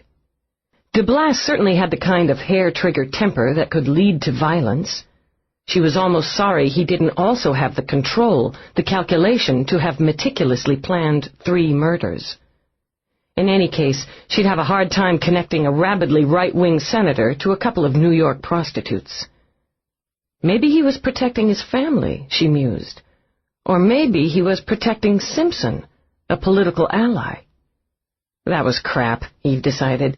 He might work on Simpson's behalf if the chief was involved in the Star and Castle homicides, but a man didn't protect the killer of his grandchild. Too bad she wasn't looking for 2 men, Eve mused. Regardless, she was going to do some pecking away at Simpson's underpinnings. Objectively, she warned herself. And it wouldn't do to forget that there was a strong possibility that Delass didn't know one of his favorite political cronies had been blackmailed by his only granddaughter. She'd have to find out. But for now, she had another hunch to follow. She located Charles Monroe's number and put through a call. His voice was smeared with sleep, his eyes heavy. "You spend all your time in bed, Charles?" "All I can, Lieutenant Sugar." He rubbed a hand over his face and grinned at her. "That's how I think of you." "Well, don't. Couple of questions. Can't you come over and ask in person? I'm warm and naked and all alone. Pal, don't you know there's a law against soliciting a police officer? I'm talking freebie here. I told you, we'd keep it strictly personal. We're keeping it strictly impersonal. You had an associate, Georgie Castle. Did you know her? The seductive smile faded from his face. Yeah, actually, I did. Not well, but I met her at a party about a year ago. She was new in the business. Fun, attractive. Game, you know? We hit it off. In what way? In a friendly way. We had a drink now and again. Once, when Sharon had an overbooking, I had her send a couple of clients Georgie's way. They knew each other. Eve pounced on it. Sharon and Georgie. I don't think so.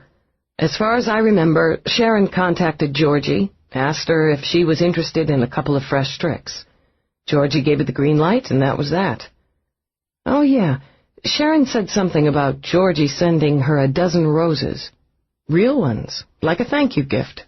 Sharon got a real kick out of the old-fashioned etiquette. Just an old-fashioned girl, Eve said under her breath. When I heard Georgie was dead, it hit hard. I gotta tell you. With Sharon it was a jolt, but not that much of a surprise. She lived on the edge. But Georgie, she was centered, you know? I may need to follow up on this, Charles. Stay available. For you, knock it off, she ordered, before he could get cute. What do you know about Sharon's diaries? She never let me read one, he said easily. I used to tease her about them. Seems to me she said she'd kept them since she was a kid. You got one? Hey, am I in it? Where'd she keep them? In her apartment, I guess. Where else? That was the question, Eve mused. If you think of anything else about Georgie or about the diaries, contact me. Day or night, Lieutenant Sugar. Count on me. Right. But she was laughing when she broke transmission. The sun was just setting when she arrived at Roarke's. She didn't consider herself off-duty. The favor she was going to ask had been simmering in her mind all day. She'd decided on it, rejected it, and generally vacillated until she'd disgusted herself. In the end, she'd left the station for the first time in months right on the dot of the end of her shift. With what limited progress she'd made, she'd hardly needed to be there at all. Feeney had hit nothing but a dead end in his search for a second lockbox. He had, with obvious reluctance, given her the list of cops she'd requested. Eve intended to run a make on each of them, on her own time and in her own way. With some regret, she realized she was going to use Roarke. Somerset opened the door with his usual disdain. "You're earlier than expected, Lieutenant." "If he isn't in, I can wait." "He's in the library." "Which is where, exactly?" Somerset permitted himself the tiniest huff. If Roarke hadn't ordered him to show the woman in immediately, he would have shuffled her off to some small, poorly lit room. "This way, please." "What exactly is it about me that rubs you wrong, Somerset?" With his back poker straight, he led her up a flight and down the wide corridor. "I have no idea what you mean, Lieutenant." "The library," he announced in reverent terms, and opened the door for her. She'd never in her life seen so many books. She never would have believed so many existed outside of museums. The walls were lined with them, so that the two-level room positively reeked with books. On the lower level, on what was surely a leather sofa, Roarke lounged, a book in his hand, the cat on his lap. "Eve, you're early." He set the book aside, picked up the cat as he rose. "Jesus, Roarke, where did you get all these?" "The books?" He let his gaze roam the room. Firelight danced and shifted over colorful spines. "Another of my interests." "Don't you like to read?" "Sure, now and again, but discs are so much more convenient. And so much less aesthetic." He stroked the cat's neck and sent him into ecstasy. "You're welcome to borrow any you like." I don't think so. How about a drink? I could handle that. His link beeped. This is the call I've been waiting for. Why don't you get us both a glass of wine I've had breathing over on the table? Sure. She took the cat from him and walked over to oblige. Because she wanted to eavesdrop, she forced herself to stay the length of the room away from where he sat, murmuring. It gave her a chance to browse the books, to puzzle over the titles. Some she had heard of. Even with a state education, she'd been required to read Steinbeck and Chaucer, Shakespeare and Dickens. The curriculum had taken her through King and Grisham, Morrison and Grafton. But there were dozens, perhaps hundreds of names here she'd never heard of. She wondered if anyone could handle so many books, much less read them. "I'm sorry," he said when the call was complete. "That couldn't wait." "No problem." He took the wine she'd poured him. "The cat's becoming quite attached to you." "I don't think he has any particular loyalties." But Eve had to admit she enjoyed the way he curled under her stroking hand. "I don't know what I'm going to do about him. I called Georgie's daughter, and she said she just couldn't face taking him. Pressing the matter only made her cry." "You could keep him." "I don't know. You have to take care of pets. Cats are remarkably self-sufficient." He sat on the sofa and waited for her to join him. "Want to tell me about your day?" "Not very productive. Yours?" "Very productive." "A lot of books," Eve said lamely, knowing she was stalling. "I have an affection for them. I could barely read my name when I was 6. Then I came across a battered copy of Yeats, an Irish writer of some note," he said when Eve looked blank. "I badly wanted to figure it out, so I taught myself." "Didn't you go to school?"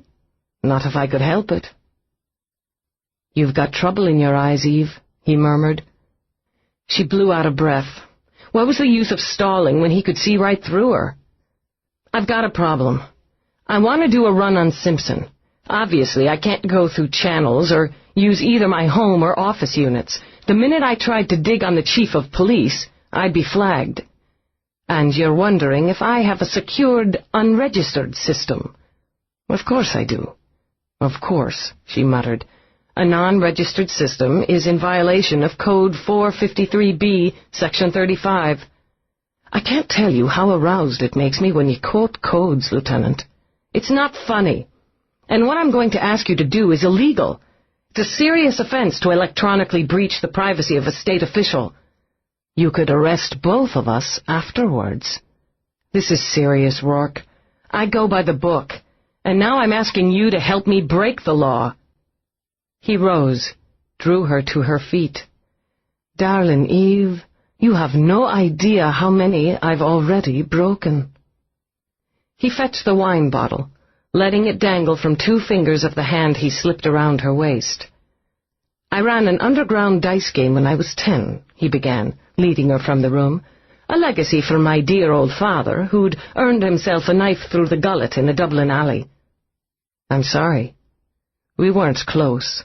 He was a bastard, and no one loved him, least of all me." "Somerset, we'll have dinner at 7:30, Roarke added as he turned toward the stairs.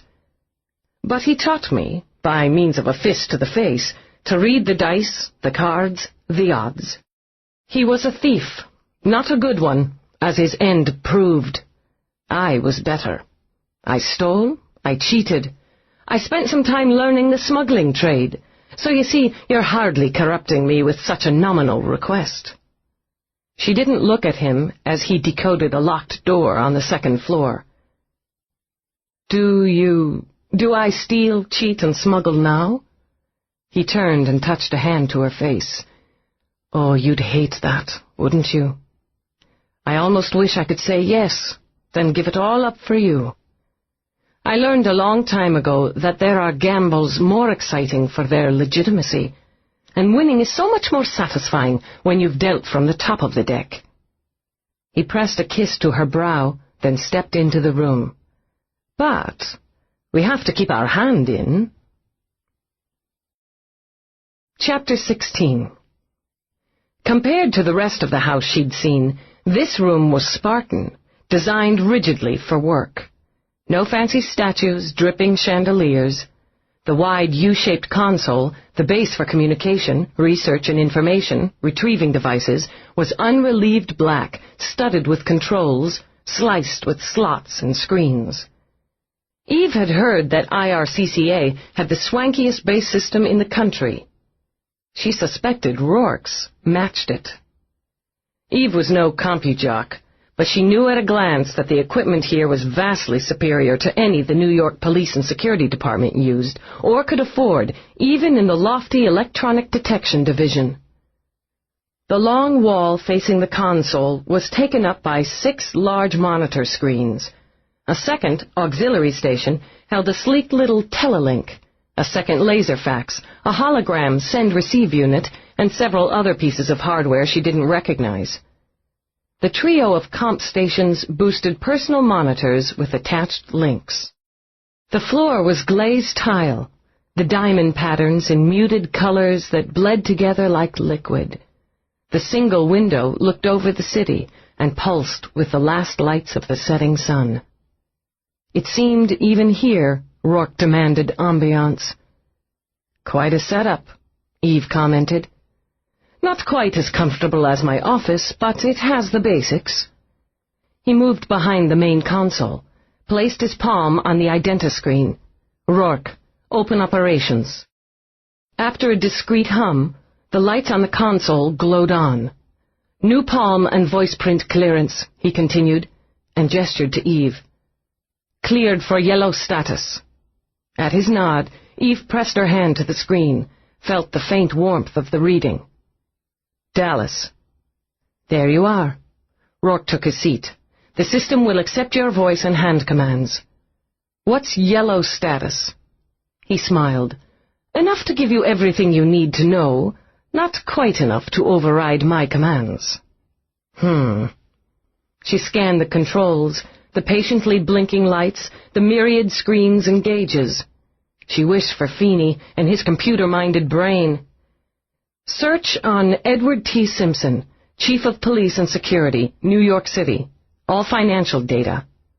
"Going right to the heart?" Roarke murmured. "I don't have time to waste." "This can't be traced?" "Not only can't it be traced, but there'll be no record of the search." "Simpson, Edward T."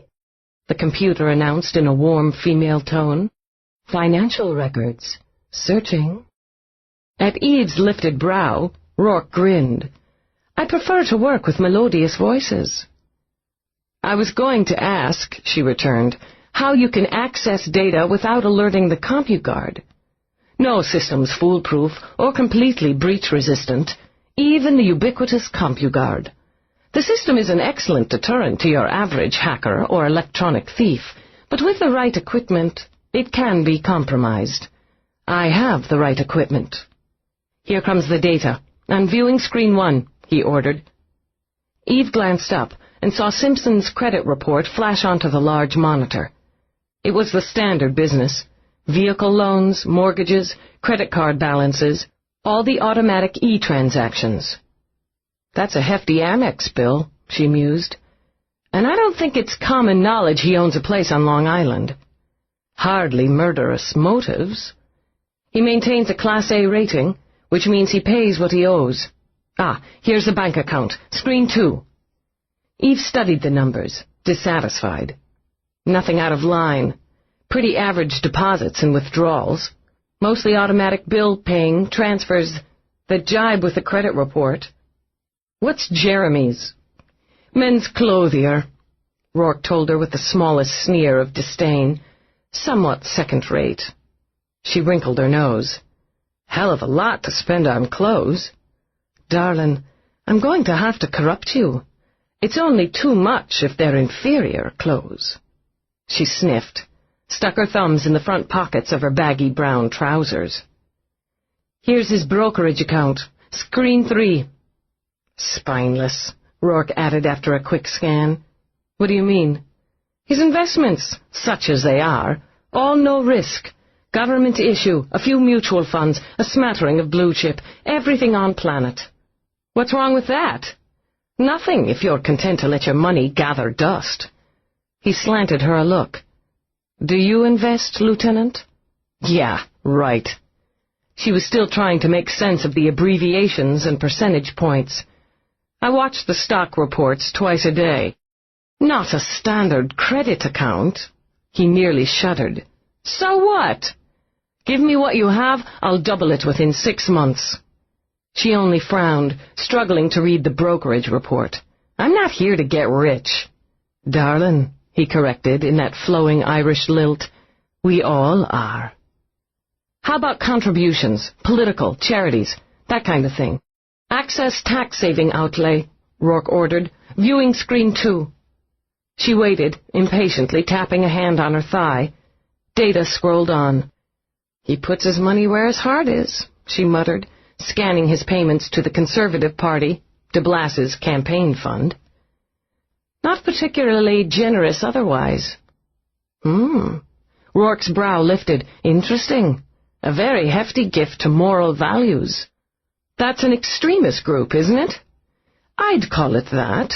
The faithful prefer to think of it as an organization dedicated to saving all of us sinners from ourselves. Delass is a strong proponent. But she was flipping through her own mental files. They're suspected of sabotaging the main databanks at several large contraception control clinics. Roarke clucked his tongue. All those women deciding for themselves if and when they want to conceive, how many children they want, what's the world coming to? Obviously, someone has to bring them back to their senses. Right. Dissatisfied, Eve stuck her hands in her pockets. It's a dangerous connection for someone like Simpson. He likes to play middle of the road. He ran on a moderate ticket, cloaking his conservative ties and leanings. In the last few years, he's been cautiously removing the layers. He wants to be governor, perhaps believes Delass can put him there. Politics is a bartering game. Politics. Sharon Delass's blackmail disc was heavy on politicians. Sex, murder, politics, she murmured. The more things change, yes, the more they remain the same. Couples still indulge in courting rituals, humans still kill humans, and politicians still kiss babies and lie. Something wasn't quite right, and she wished for Feeney again. 20th century murders, she thought. 20th century motives. There was one other thing that hadn't changed over the last millennium. Taxes. Can we get his IRS data, the past 3 years? That's a little trickier. His mouth had already quirked up at the challenge. It's also a federal offense. Listen, Roarke, just hold on a minute.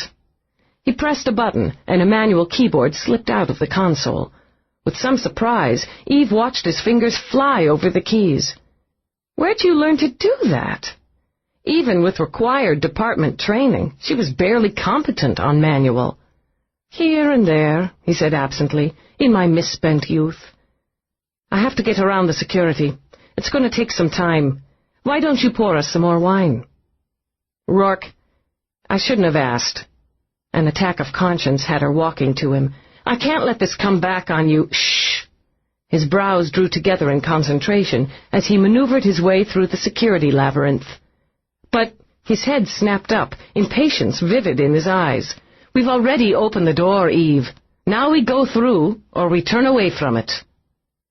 Eve thought of 3 women, dead because she hadn't been able to stop it, hadn't known enough to stop it. With a nod, she turned away again. The clatter of the keyboard resumed. She poured the wine, then moved to stand in front of the screens. Tidy as they came, she mused. Top credit rating, prompt payment of debts, conservative and, she assumed, relatively small investments. Surely that was more money than average spent on clothes, wine shops, and jewelry. But it wasn't a crime to have expensive taste. Not when you paid for it. Even the second home wasn't a criminal offense. Some of the contributions were dicey for a registered moderate, but still not criminal.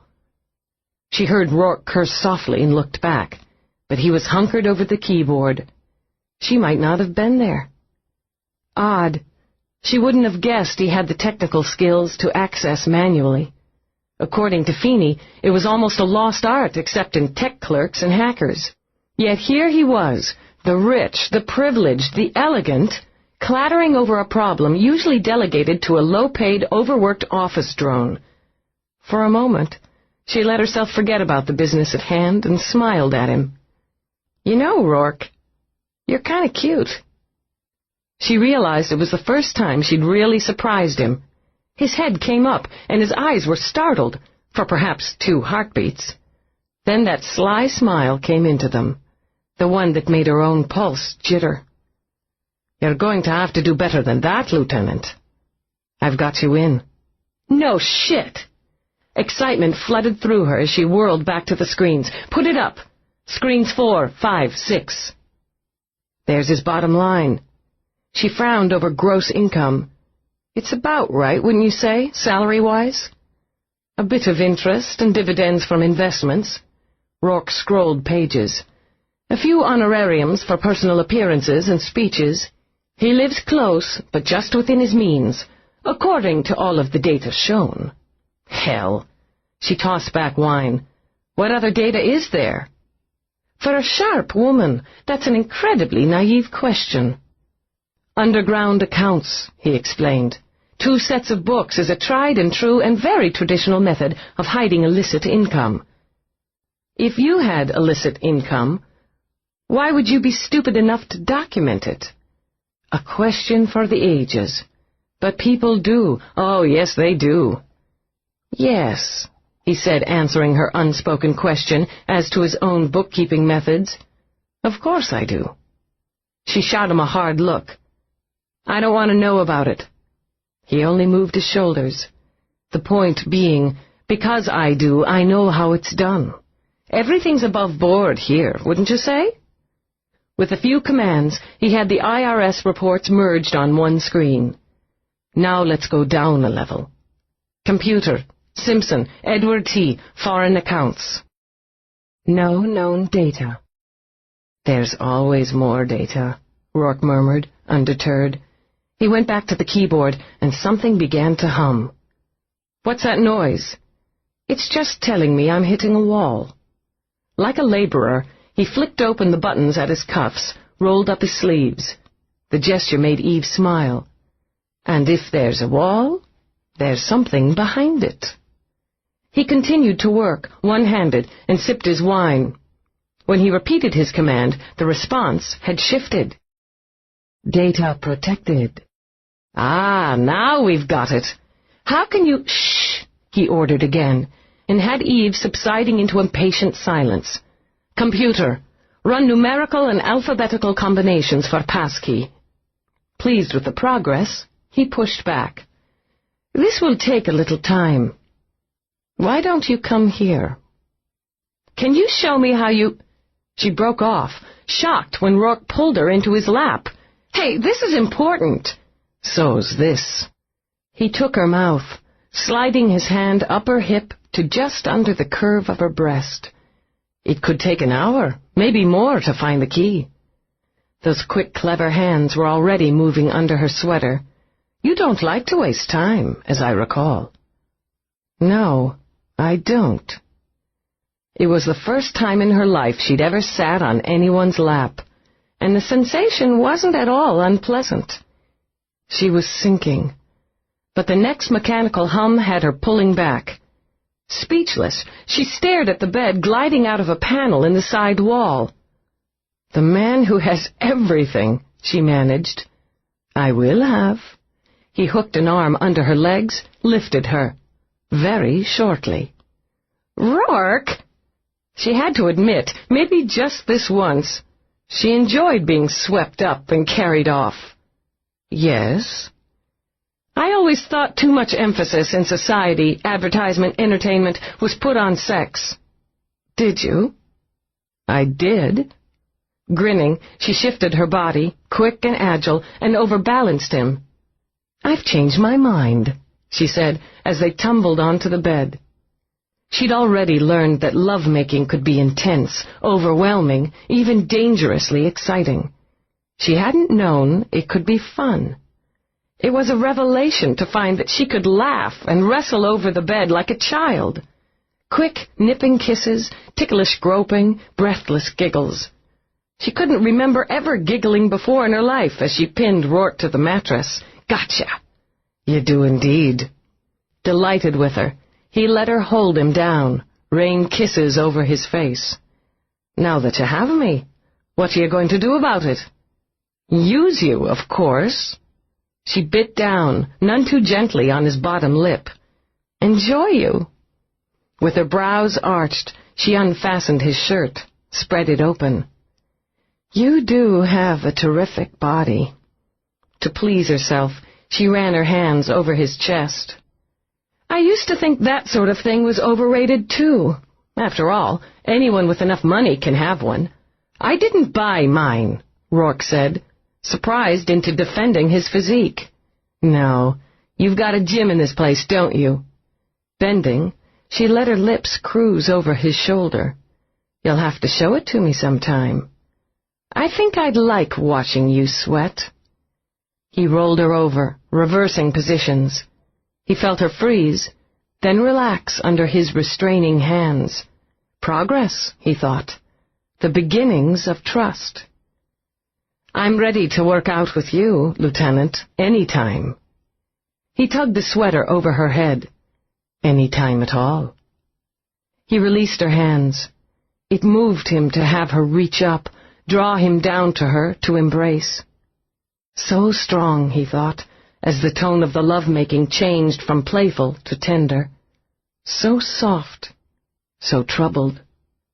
He took her slowly and very gently over the first rise, watched her crest, listened to the low humming moan as her system absorbed each velvet shock. He needed her. It still had the power to shake him to know just how much he needed her. He knelt, lifting her. Her legs wrapped silkily around him, her body bowed fluidly back. He could take his mouth over her, tasting warm flesh while he moved inside her, deep, steady, slow. Each time she shuddered, a fresh stream of pleasure rippled through him. Her throat was a slim white feast he couldn't resist. He laved it, nipped, nuzzled while the pulse just under that sensitized flesh throbbed like a heart. And she gasped his name, cupping his head in her hands, pressing him against her as her body rocked, rocked, rocked. She discovered lovemaking made her loose and warm. The slow arousal, the long, slow finish energized her. She didn't feel awkward climbing back into her clothes with the scent of him clinging to her. She felt smug. "I feel good around you." It surprised her to say it aloud, to give him, or anyone, even so slight an advantage. He understood that such an admission, for her, was tantamount to a shouted declaration of devotion from other women. "I'm glad." He traced a fingertip down her cheek, dipped it into the faint dent in her chin. "I like the idea of staying around you." She turned away at that, crossed over to watch the number sequences fly by on the console screen. "Why did you tell me about being a kid in Dublin? About your father, the things you did?" "You won't stay with someone you don't know." He studied her back as he tucked his shirt into his trousers. "You'd told me a little, so I told you a little. And I think, eventually, you'll tell me who hurt you when you were a child." "I told you, I don't remember." She hated even the whisper of panic in her voice. "I don't need to." "Don't tighten up," he murmured to her as he walked over to massage her shoulders. "I won't press you. I know exactly what it is to remake yourself, Eve, to distance yourself from what was." What good would it do to tell her that no matter how far, how fast you ran, the past always stayed 2 paces behind you?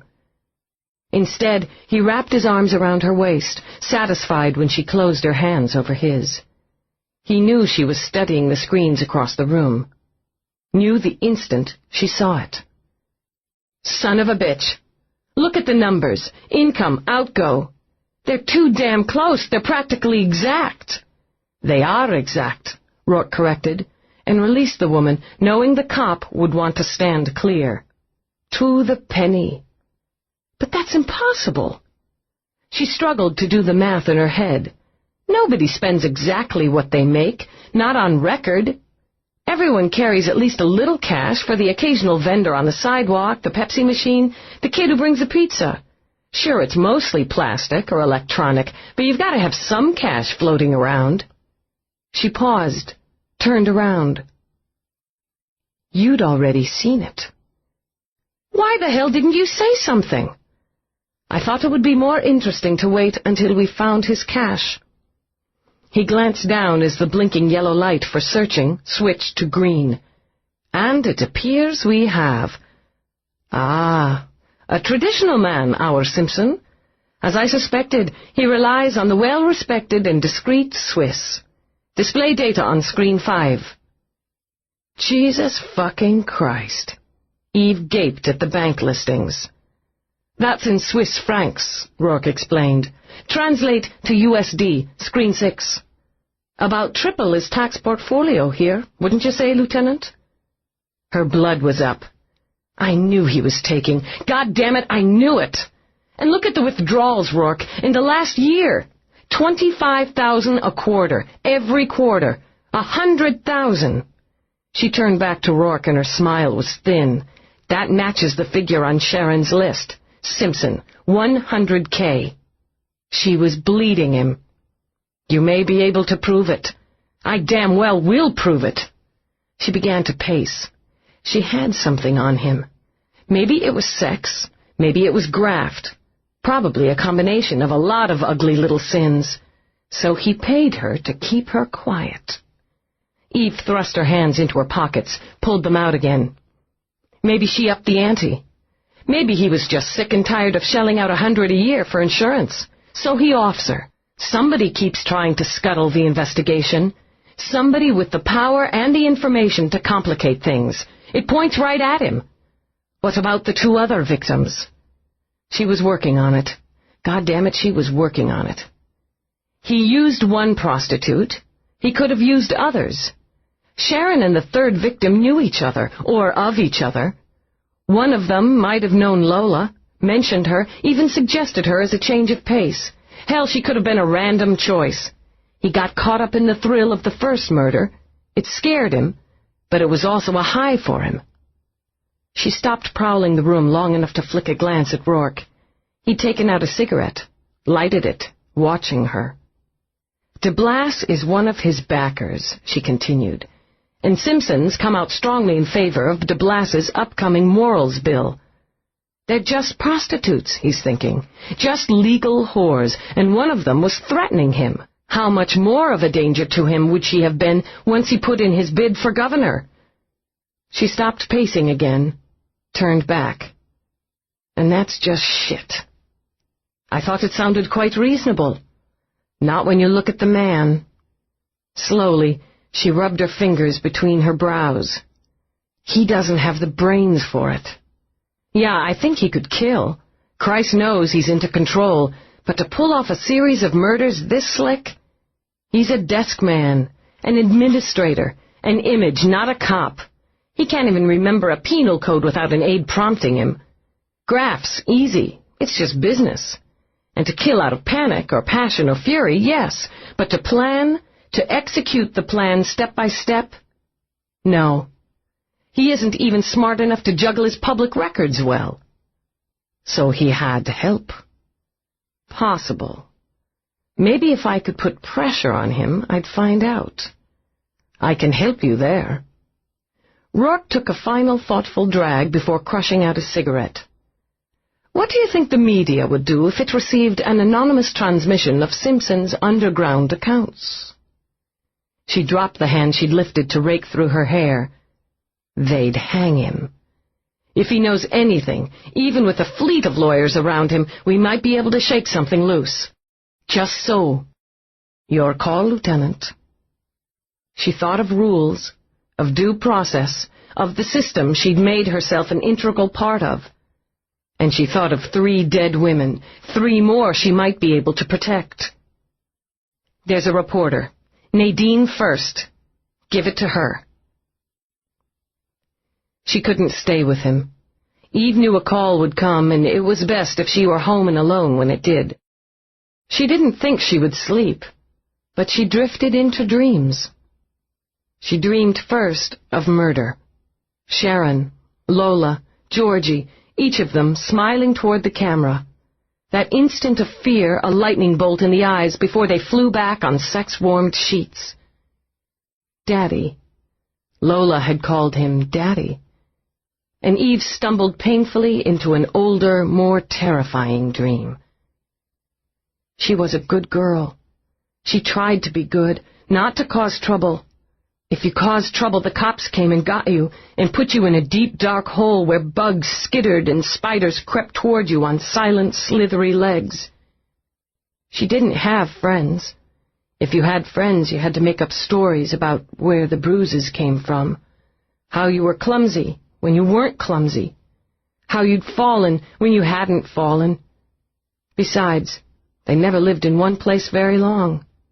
If you did, the fucking social workers came nosing around asking questions.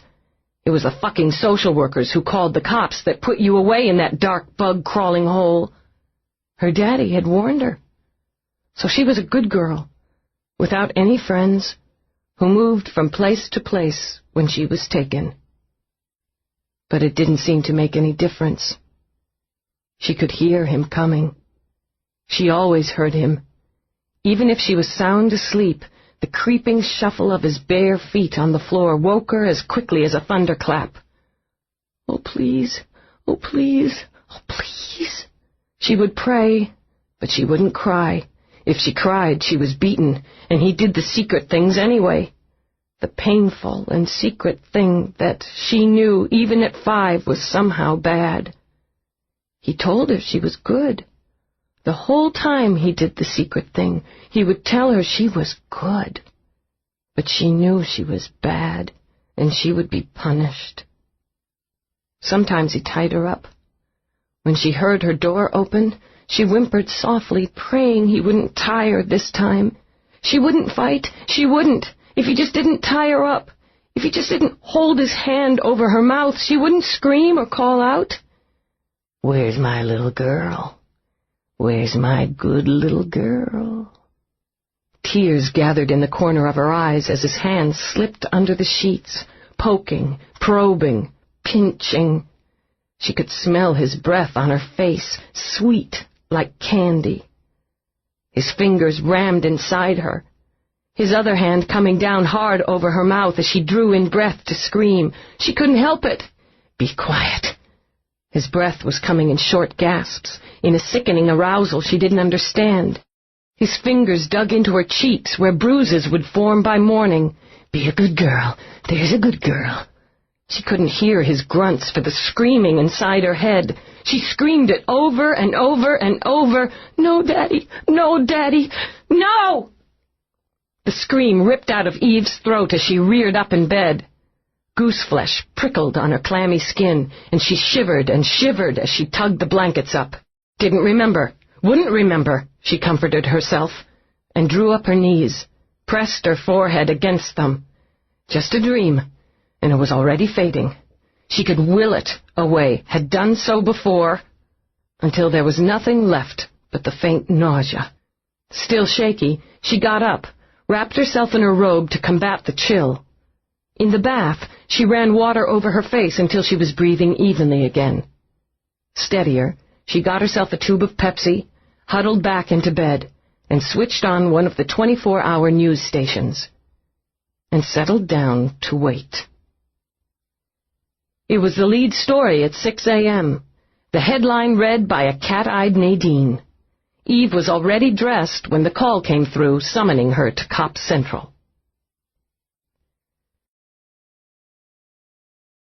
Chapter 17. Whatever personal satisfaction Eve felt on finding herself part of the team who questioned Simpson, she hid it well. In deference to his position, they used the Office of Security Administration rather than an interrogation area. The clear wrap of windows and the glossy acrylic table didn't negate the fact that Simpson was in deep trouble. The beading of sweat above his top lip indicated he knew just how deep. "The media is trying to injure the department," Simpson began, using the statement meticulously prepared by his senior aide. "With the very visible failure of the investigation into the brutal deaths of 3 women, the media is attempting to incite a witch hunt. As chief of police, I'm an obvious target." "Chief Simpson."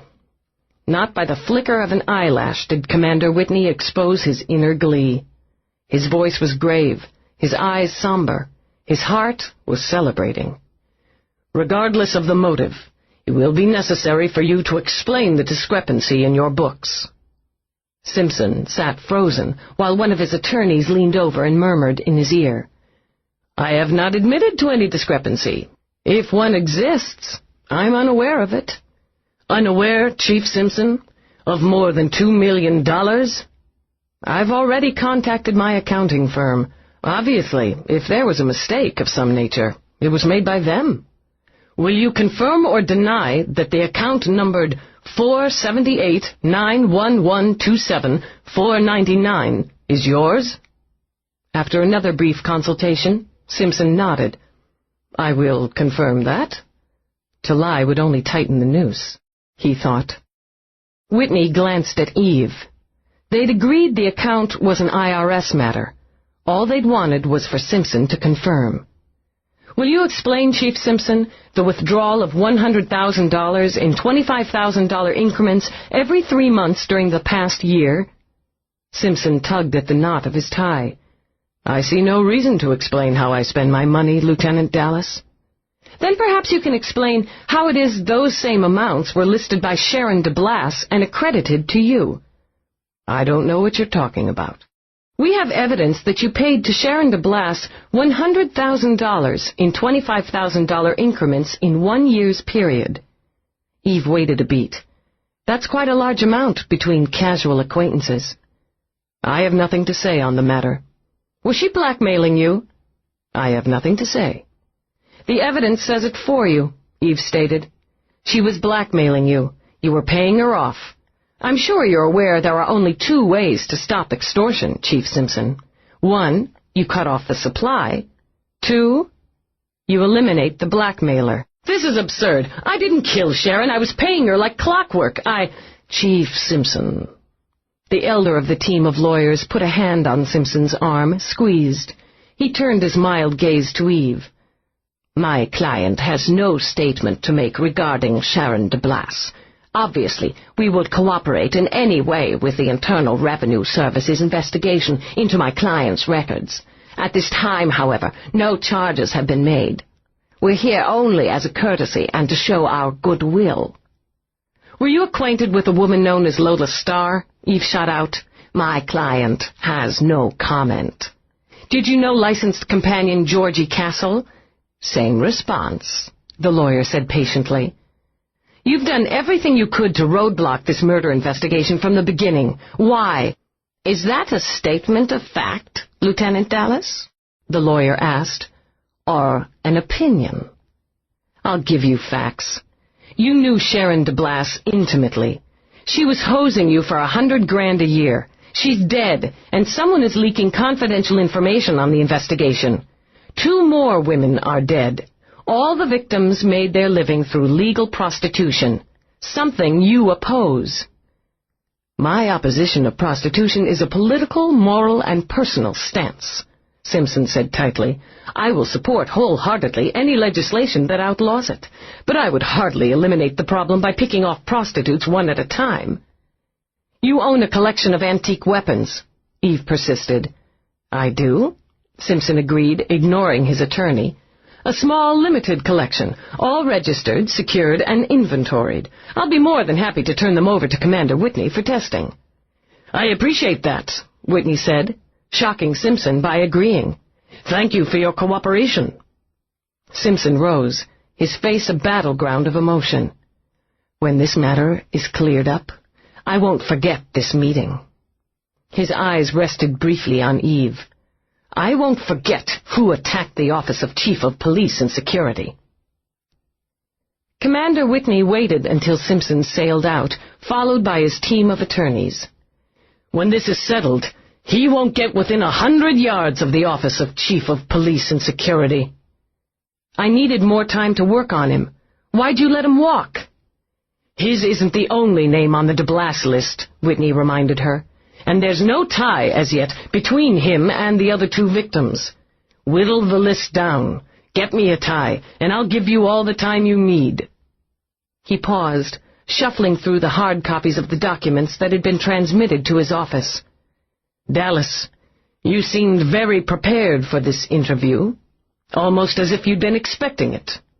I don't suppose I need to remind you that tampering with private documents is against the law. No, sir. I didn't think I did. Dismissed. As she headed for the door, she thought she heard him murmur, "Good job," but she might have been mistaken. She was taking the elevator to her own section when her communicator blipped. "Dallas, call for you, Charles Monroe. I'll get back to him." She snagged a cup of sludge masquerading as coffee and what might have been a donut as she passed through the bullpen area of the records section. It took nearly 20 minutes for her to requisition copies of the discs for the 3 homicides. Closeting herself in her office, she studied them again. She reviewed her notes, made fresh ones. The victim was on the bed each time. The bed rumpled each time. They were naked each time. Their hair was mussed. Eyes narrowed, she ordered the image of Lola Star to freeze, pull into close-up. "Skin-reddened left buttocks," she murmured. "Missed that before. Spanking? Domination thrill? Doesn't appear to be bruising or welting. Have Feeney and Hansen determine. Switch to Delass tape." Again, Eve ran it. Sharon laughed at the camera, taunted it, touching herself, shifting. "Freeze image. Quadrant. Shit. Try 16. Increase." "No marks," she said. "Continue." "Come on, Sharon, show me the right side, just in case. Little more. Freeze. Quadrant 12. Increase." "No marks on you. Maybe you did the spanking, huh? Run Castle disc. Come on, Georgie, let's see." She watched the woman smile, flirt, lift a hand to smooth down her tousled hair. Eve already knew the dialogue perfectly. "That was wonderful. You're terrific." She was kneeling, sitting back on her haunches, her eyes pleasant and companionable. Silently, Eve began to urge her to move, just a little, shift over. Then Virginia yawned delicately, turned to fluff the pillows. "Freeze!" "Oh, yeah, paddled you, didn't he? Some guys get off on playing bad girl and daddy." She had a flash, like a stab of a knife through the brain. Memory sliced through her, the solid slap of a hand on her bottom, stinging, the heavy breathing. "You have to be punished, little girl. Then Daddy's gonna kiss it better. He's gonna kiss it all better." Jesus. She rubbed shaking hands over her face. "Stop! Put it away! Put it away!" She reached for cold coffee and found only dregs. The past was past, she reminded herself, and had nothing to do with her, nothing to do with the job at hand. Victim 2 and 3 show marks of abuse on buttocks. No marks on victim 1. She let out a long breath, took in a slow one. Steadier. Break in pattern. Apparent emotional reaction during first murder, absent in subsequent 2. Her link buzzed. She ignored it. Possible theory. Perpetrator gained confidence, enjoyment in subsequent murders. Note, no security on victim 2. Time-lapse on security cameras victim 3, 33 minutes less than victim 1. Possible theory. More adept, more confident, less inclined to play with victim. Wants the kick faster. Possible, she thought, and her computer agreed after a jittery wheeze with a 96.3 probability factor. But something else was clicking as she ran the 3 discs so closely together, interchanging sections. "Split screen," she ordered, victims 1 and 2 from beginning. Sharon's cat smile, Lola's pout. Both women looked toward the camera, toward the man behind it, spoke to him. "Freeze images," she said so softly, only the sharp ears of the computer could have heard her. "Oh, God. What have we here?" It was a small thing, a slight thing, and with the eyes focused on the brutality of the murders, easily missed, but she saw it now, through Sharon's eyes, through Lola's. Lola's gaze was angled higher. The height of the beds could account for it, Eve told herself, as she added Georgie's image to the screen. Each woman had their head tilted. After all, they were sitting. He very likely standing, but the angle of the eyes, the point at which they stared, only Sharon's was different. Still watching the screen, Eve called Dr. Mira. "I don't care what she's doing," Eve spat at the drone working reception. "It's urgent." She snarled as she was put on hold and her ears assaulted with mindless, sugary music. "Question," she said the moment Mira was online. "Yes, Lieutenant?" "Is it possible we have two killers?" "A copycat?" "Unlikely, Lieutenant, given as much of the method and style of the murders has been kept under wraps." "Shit leaks." "I've got breaks in pattern, small ones, but definite breaks." Impatient, she outlined them. "Theory, Doctor. The first murder committed by someone who knew Sharon well, who killed on impulse, then had enough control to clean up behind himself well. The second two are reflections of the first crime, fined down, fought through, committed by someone cold, calculating, with no connection to his victims, and goddammit, he's taller." "It's a theory, Lieutenant. I'm sorry, but it's just as likely, even more so, that all three murders were committed by one man who grows more calculating with each success. In my professional opinion, no one who wasn't privy to the first crime, to the stages of it, could have so perfectly mirrored the events in the second two." Her computer had ditched her theory as well, with a 48.5. "Okay, thanks." Deflated, Eve disconnected. Stupid to be disappointed, she told herself. How much worse could it be if she were after two men instead of one? Her link buzzed again. Teeth bared in annoyance, she flipped on. "Dallas, what?" "Hey, Lieutenant Sugar, a guy might think you didn't care." "I don't have time to play, Charles." "Hey, don't cut me off." "I got something for you." Or for lame innuendos. "No, really. Boy, flirt with a woman once or twice, she never takes you seriously." His perfect face registered hurt. "You asked me to call if I remembered anything, right?" "Right." Patience, she warned herself. "So, did you?" "It was the diaries that got me thinking. You know how I said she was always recording everything? Since you're looking for them, I figured they weren't over at her place." "You should be a detective." "I like my line of work. Anyway, I started wondering where she might put them for safekeeping. And I remembered the safe deposit box." "We've already checked it. Thanks anyway." "Oh, well, how'd you get into it without me?" "She's dead." Eve paused on the point of cutting him off. "Without you?" "Yeah. 3 years ago, she asked me to sign one for her. Said she didn't want her name on the record." Eve's heart began to thump. Then what good would it do her? Charles' smile was sheepish and charming. "Well, technically, I signed her on as my sister. I've got one in Kansas City, so we listed Sharon as Annie Monroe. She paid the rent, and I just forgot about it. I can't even say for sure if she kept it, but I thought you might want to know." "Where's the bank?" "First Manhattan, on Madison." "Listen to me, Charles. You're home, right?" "That's right." "You stay there, right there. I'll be over in 15 minutes. We're going to go banking, you and me." "If that's the best I can do, hey." "Did I give you a hot lead, Lieutenant Sugar?" "Just stay put." She was up and shrugging into her jacket when her link buzzed again. "Dallas." "Dispatch, Dallas. We have a transmission on hold for you. Video blocked. Refuses to identify." "Tracing?" "Tracing now." "Then put it through." She swung up her bag as the audio clicked. "This is Dallas." "Are you alone?"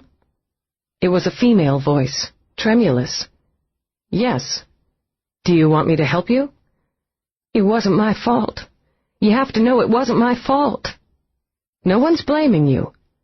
Training had Eve picking up on both fear and grief. "Just tell me what happened." "He raped me. I couldn't stop him. He raped me. He raped her, too. Then he killed her. He could kill me." "Tell me where you are." She studied her screen, waiting for the trace to come through. "I want to help, but I have to know where you are." Breath hitching, a whimper. "He said it was supposed to be a secret. I couldn't tell. He killed her so she couldn't tell. Now there's me. No one will believe me." "I believe you. I'll help you. Tell me—" She swore as the transmission broke. "Where?" she demanded after switching to dispatch. "Fort Royal, Virginia. Number 703-555-3908. Address—" "I don't need it. Get me Captain Ryan Feeney in EDD. Fast." 2 minutes wasn't fast enough. Eve nearly drilled a hole in her temple, rubbing it while she waited. "Feeney, I've got something, and it's big." "What?" "I can't go into it yet, but I need you to go pick up Charles Monroe." "Christ, Eve, have we got him?" "Not yet. Monroe's going to take you to Sharon's other safe box. You take good care of him, Feeney. We're going to need him, and you take damn good care of whatever you find in the box." "What are you going to be doing?" "I've got to catch a plane." She broke transmission, then called Roarke. It took another 3 minutes of very precious time before he came online. "I was about to call you, Eve. It looks like I have to fly to Dublin. Care to join me?" "Roarke, I need your plane. Now. I have to get to Virginia fast. If I go through channels or take public transport, the plane will be ready for you. Terminal C, Gate 22. She closed her eyes. "Thanks. I owe you." Her gratitude lasted until she arrived at the gate and found Roarke waiting for her. "I don't have time to talk." Her voice was a snap, her long legs eating up the distance from gate to lift. "We'll talk on the plane."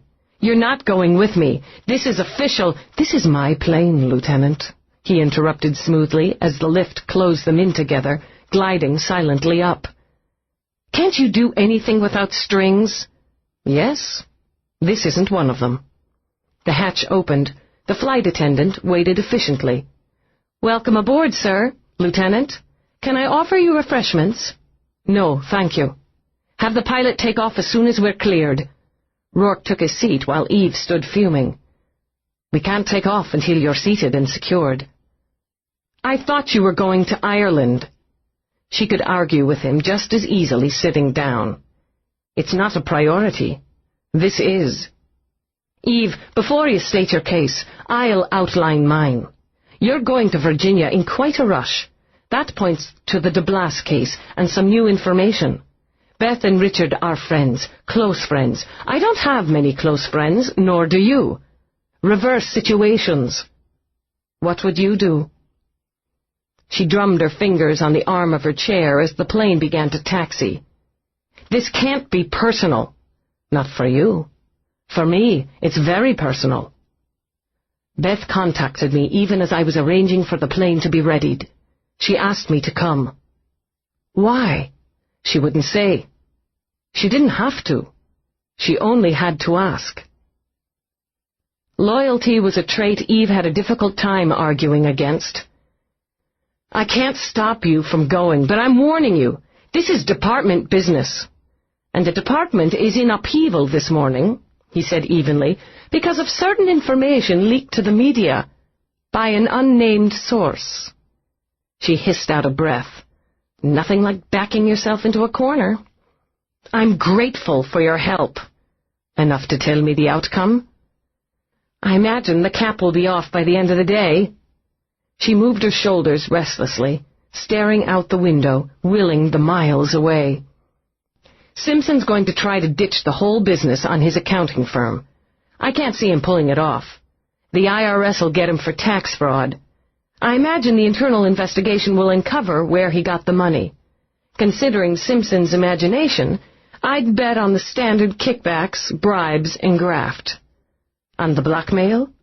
Oh, he was paying her. He admitted as much before his lawyers shut him up. And he'll cop to it once he realizes paying blackmail's a lot less dicey than accessory to murder. She took out her communicator, requested Feeney's access. Yo, Dallas! Did you get them? Feeney held a small box up so that she could see it in the tiny viewing screen. All labeled and dated. About 20 years' worth. Start with the last entry. Work back. I should hit destination in about 20 minutes. I'll contact you as soon as I can for a status report. Hey, Lieutenant Sugar. Charles edged his way on screen and beamed at her. How'd I do? You did good.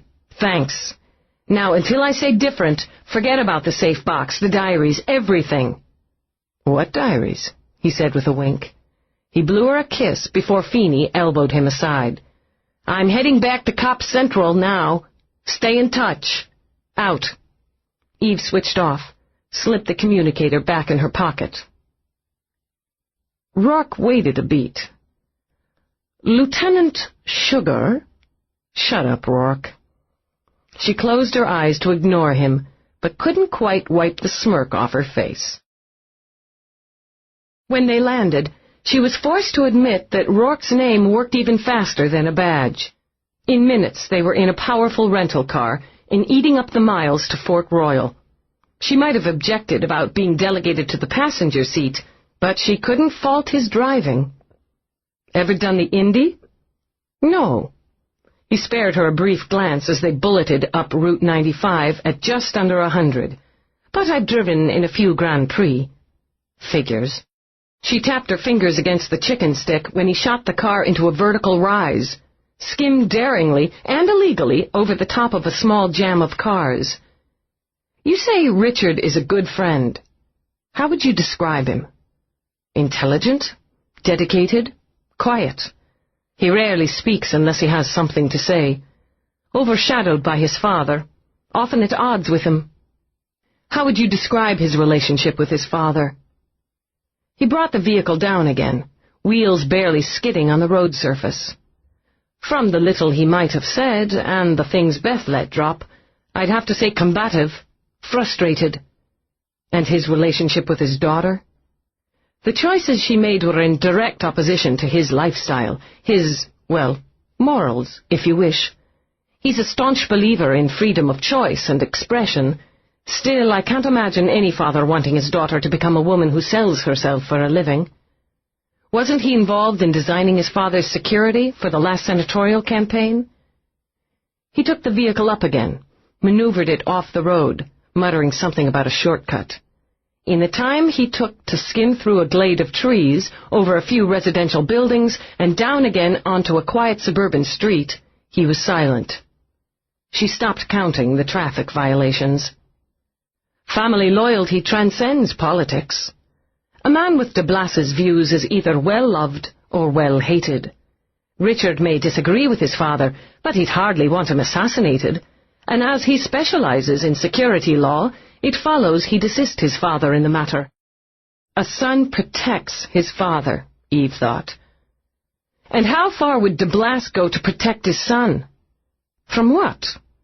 Richard is a moderate's moderate. He maintains a low profile, supports his causes quietly. The import of the question struck.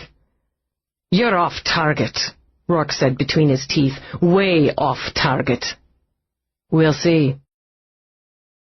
The house on the hill looked peaceful.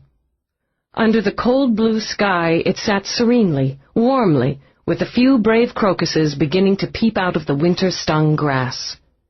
Appearances, Eve thought, were deceiving more often than not. She knew this wasn't a home of easy wealth, quiet happiness, and tidy lives. She was certain now that she knew what had gone on behind those rosy walls and gleaming glass. Elizabeth opened the door herself. If anything, she was paler and more drawn than when Eve had last seen her. Her eyes were puffy from weeping, and the mannishly tailored suit she wore bagged at the hips from recent weight loss. "Oh, Roarke." As Elizabeth went into his arms, Eve could all but hear the fragile bones knocking together. "I'm sorry I dragged you out here. I shouldn't have bothered you." "Don't be silly." He tilted her face up with a gentleness that tugged at the heart Eve was struggling to hold distant. "Beth, you're not taking care of yourself." "I can't seem to function, to think or to do. Everything's crumbling away at my feet, and I—" She broke off, remembering abruptly that they weren't alone. Lieutenant Delass. Eve caught the quick accusation in Elizabeth's eyes when she looked at Roarke. "He didn't bring me, Miss Barrister. I brought him. I received a call this morning from this location." "Did you make it?" "No." Elizabeth stepped back. Her hands reached for each other, twisted. "No, I didn't. It must have been Catherine. She arrived here last night, suddenly. Hysterical, overwrought. Her mother has been hospitalized, and the prognosis is poor. I can only think the stress of the last few weeks has been too much for her. That's why I called you, Roarke. Richard's at his wit's end. I don't seem to be any help. We needed someone." "Why don't we go in and sit down?" "They're in the parlor." In a jittery move, Elizabeth turned to look down the hall. "She won't take a sedative. She won't explain. She refused to let us do more than call her husband and son and tell them she was here and not to come. She's frantic at the idea they might be in some sort of danger. I suppose what happened to Sharon has made her worry more about her own child. She's obsessed with saving him from God knows what." "If she called me," Eve put in, "then maybe she'll talk to me." Yes, all right." She led the way down the hall and into the tidy, sun-washed parlor. Catherine Delass sat on a sofa, leaning into her brother's arms. Eve couldn't be sure if he was comforting or restraining. Richard raised stricken eyes to Roarke's. "It's good of you to come. We're a mess, Roarke." His voice shook, nearly broke. "We're a mess." "Elizabeth." Roarke crouched in front of Catherine. "Why don't you ring for coffee?" "Oh, of course. I'm sorry." "Catherine?" His voice was gentle, as was the hand he laid on her arm, but the touch had Catherine jerking up, her eyes going wide. "Don't! What are you doing here?" "I came to see Beth and Richard. I'm sorry you're not well." "Well?" She gave what might have been a laugh as she curled into herself. "None of us will ever be well again. How can we? We're all tainted. We're all to blame." "For what?" She shook her head, pushed herself into the far corner of the sofa. "I can't talk to you." "Congresswoman Delass, I'm Lieutenant Delass. You called me a little while ago." No, I didn't." Panicked, Catherine wrapped her arms tightly around her chest. "I didn't call. I didn't say anything." As Richard leaned over to touch her, Eve shot him a warning glance. Deliberately, she put herself between them, sat, and took Catherine's frigid hand. "You wanted me to help, and I will help you." "You can't. No one can. I was wrong to call. We have to keep it in the family. I have a husband. I have a little boy." Tears began to swim in her eyes. "I have to protect them. I have to go away, far away, so I can protect them." "We'll protect them," Eve said quietly. "We'll protect you." It was too late to protect Sharon. You can't blame yourself. "I didn't try to stop it," Catherine said in a whisper. "Maybe I was even glad, because it wasn't me anymore. It wasn't me." "Ms. Delass, I can help you. I can protect you and your family." "Tell me who raped you." Richard let out a hiss of shock. "My God, what are you saying? What?" Eve turned on him, eyes fierce. "Be quiet. There's no more secrets here." "Secrets?" Catherine said between trembling lips. "It has to be a secret." "No, it doesn't." This kind of secret hurts. It crawls inside you and eats at you. It makes you scared and it makes you guilty. The ones who want it to be secret use that. The guilt, the fear, the shame. The only way you can fight back is to tell. Tell me who raped you. Catherine's breath shuddered out. She looked at her brother, terror bright in her eyes. Eve turned her face back, held it. Look at me, just me, and tell me who raped you. Who raped Sharon? My father! The words burst from her in a howl of pain. My father! My father! My father! She buried her face in her hands and sobbed. Oh, God!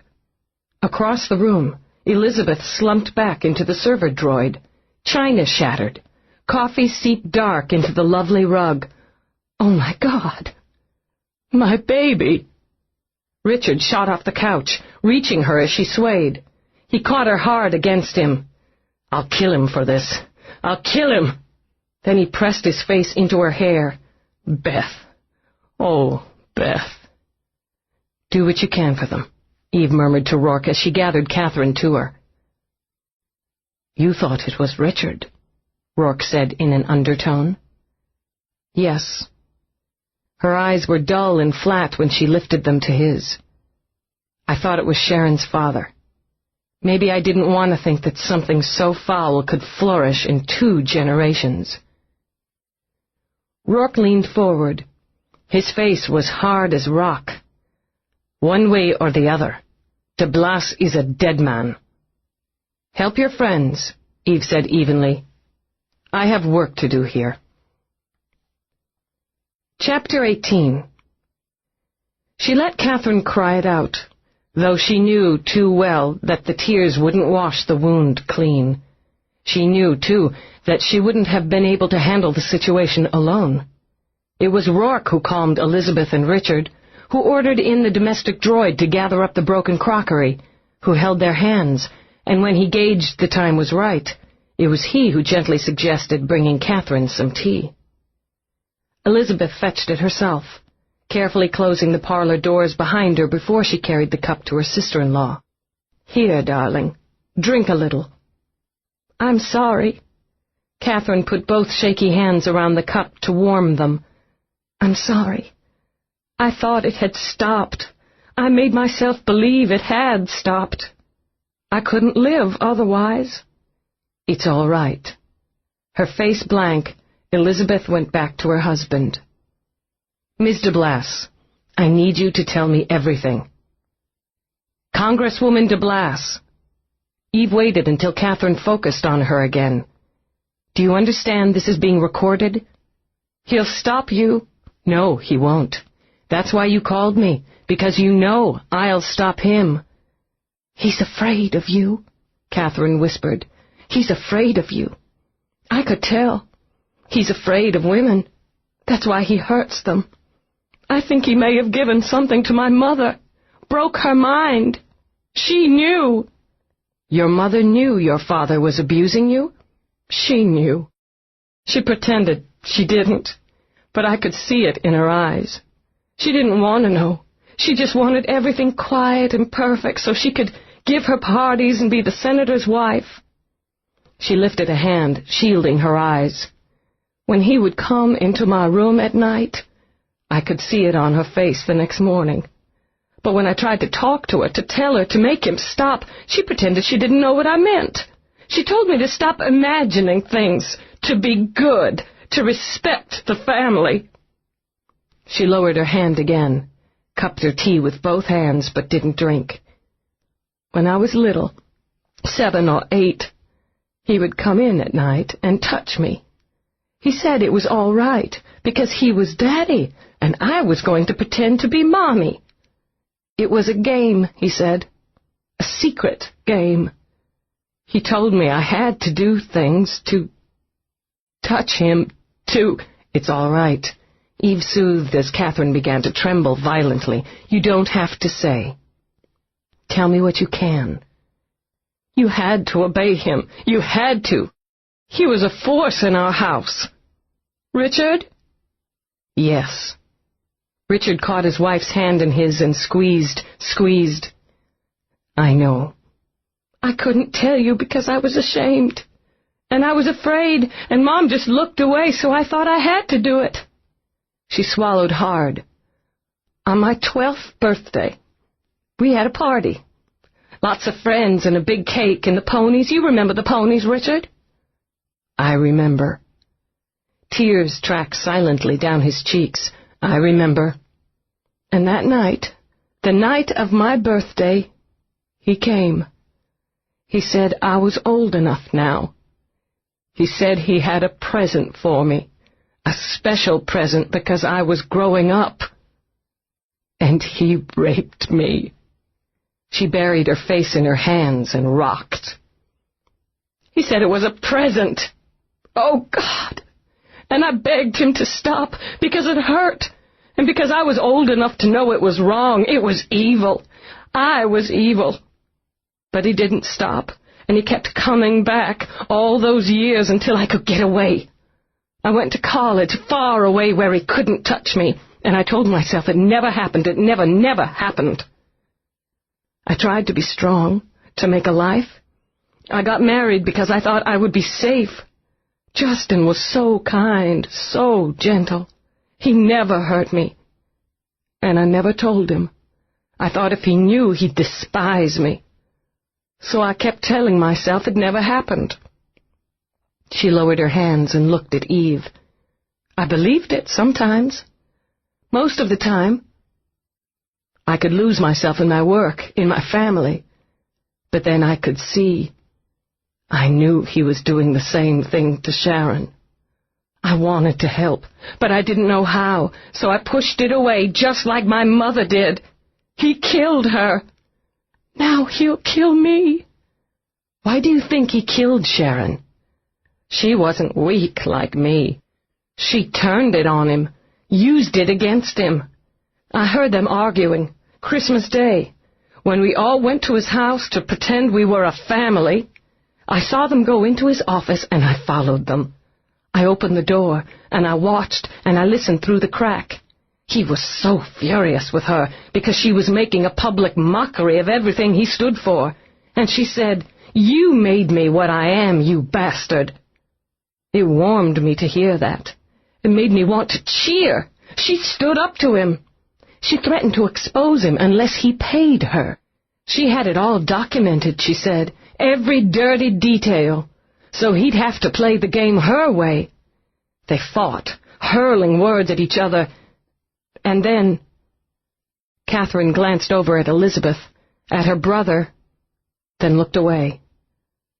She took off her blouse. Elizabeth's moan had Catherine trembling again.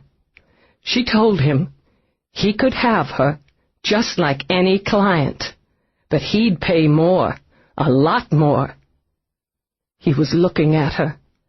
I knew the way he was looking at her, his eyes glazed over, his mouth slack. He grabbed her breasts. She looked at me, right at me. She'd known I was there, and she looked at me with such disgust. Maybe even with hate, because she knew I'd do nothing. I closed the door, closed it, and ran. I was sick. Oh, Elizabeth. It's not your fault. She must have tried to tell me. I never saw. I never heard. I never thought. I was her mother, and I didn't protect her. I tried to talk to her. Catherine gripped her hands together. When I went to New York for the fundraiser, she said I'd chosen my way and she'd chosen hers, and hers was better. I played politics, kept my head buried, and she played with power and kept her eyes opened. When I heard she was dead, I knew. At the funeral, I watched him, and he watched me watching him. He came up to me, put his arms around me, held me close as if in comfort, and he whispered to me to pay attention, to remember, and to see what happened when families don't keep secrets. And he said what a fine boy Franklin was. what big plans he had for him. He said how proud I should be, and how careful. She closed her eyes. What can I do? He's my child. No one's going to hurt your son. Eve closed a hand over Catherine's rigid ones. I promise you. I'll never know if I could have saved her. Your child, Richard. You can know you're doing everything possible now. Hardly aware she'd taken Catherine's hand, Eve tightened her grip in reassurance. It's going to be difficult for you, Ms. Delass, to go over all of this again, as you'll have to face the publicity, to testify should it come to trial. He'll never let it go to trial, Catherine said wearily. I'm not going to give him a choice. Maybe not on murder, she thought. Not yet. But she had him cold on sexual abuse. Miss Barrister, I think your sister-in-law should rest now. Could you help her upstairs? Yes, of course. Elizabeth rose, walked over to help Catherine to her feet. Let's go lie down for a bit, darling. I'm sorry. Catherine leaned heavily against Elizabeth as she was led from the room. God forgive me, I'm so sorry. There's a psychiatric counselor attached to the department, Mr. Delass. I think your sister should see her. Yes. He said it absently, staring at the closed door. She'll need someone. Something. You all will, Eve thought. Are you up to a few questions? I don't know. He's a tyrant. Difficult. But this makes him a monster. How am I to accept that my own father is a monster? He has an alibi for the night of your daughter's death, Eve pointed out. I can't charge him without more. An alibi? The record shows that Rockman was with your father, working with him in his East Washington office until nearly 2 on the night of your daughter's death. Rockman would say whatever my father told him to say, including covering up murder. It's simply a matter of the easiest way out. Why should anyone believe my father is connected? He shuddered once, as if blasted with a sudden chill. Rockman's statement merely detaches his employer from any suspicion. How would your father travel back and forth to New York from East Washington if he wanted no record of the trip? I don't know. If his shuttle went out, there would be a log. Logs can be altered, Roarke said. Yes. Richard looked up as if remembering all at once that his friend was there. You'd know more about that than I. A reference to my smuggling days, Roarke explained to Eve. Long behind me. It can be done, but it would require some payoffs. The pilot, perhaps the mechanic, certainly the air engineer. So I know where to put the pressure on. And if Eve could prove his shuttle had taken the trip on that night, she'd have probable cause, enough to break him. How much do you know about your father's weapon collection? More than I care to. Richard rose on unsteady legs. He went to a cabinet, splashed liquor into a glass. He drank it fast, like medicine. He enjoys his guns, often shows them off. When I was younger, he tried to interest me in them. Roarke can tell you, it didn't work. Richard believes guns are a dangerous symbol of power abuse, and I can tell you that, yes, Delass occasionally used the black market. Why didn't you mention that before? You didn't ask. She let it drop for now. Does your father have a knowledge of security, the technical aspects? Certainly. He takes pride in knowing how to protect himself. It's one of the few things we can discuss without disagreeing. Would you consider him an expert?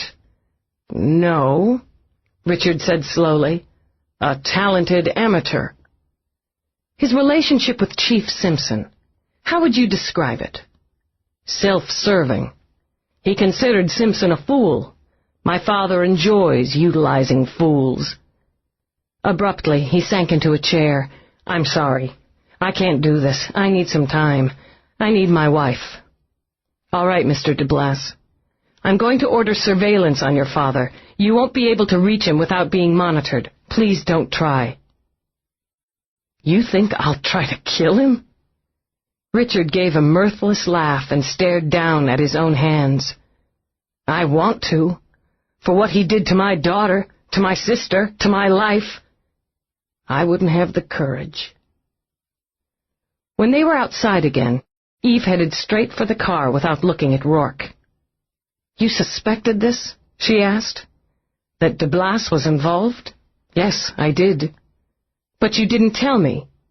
"No."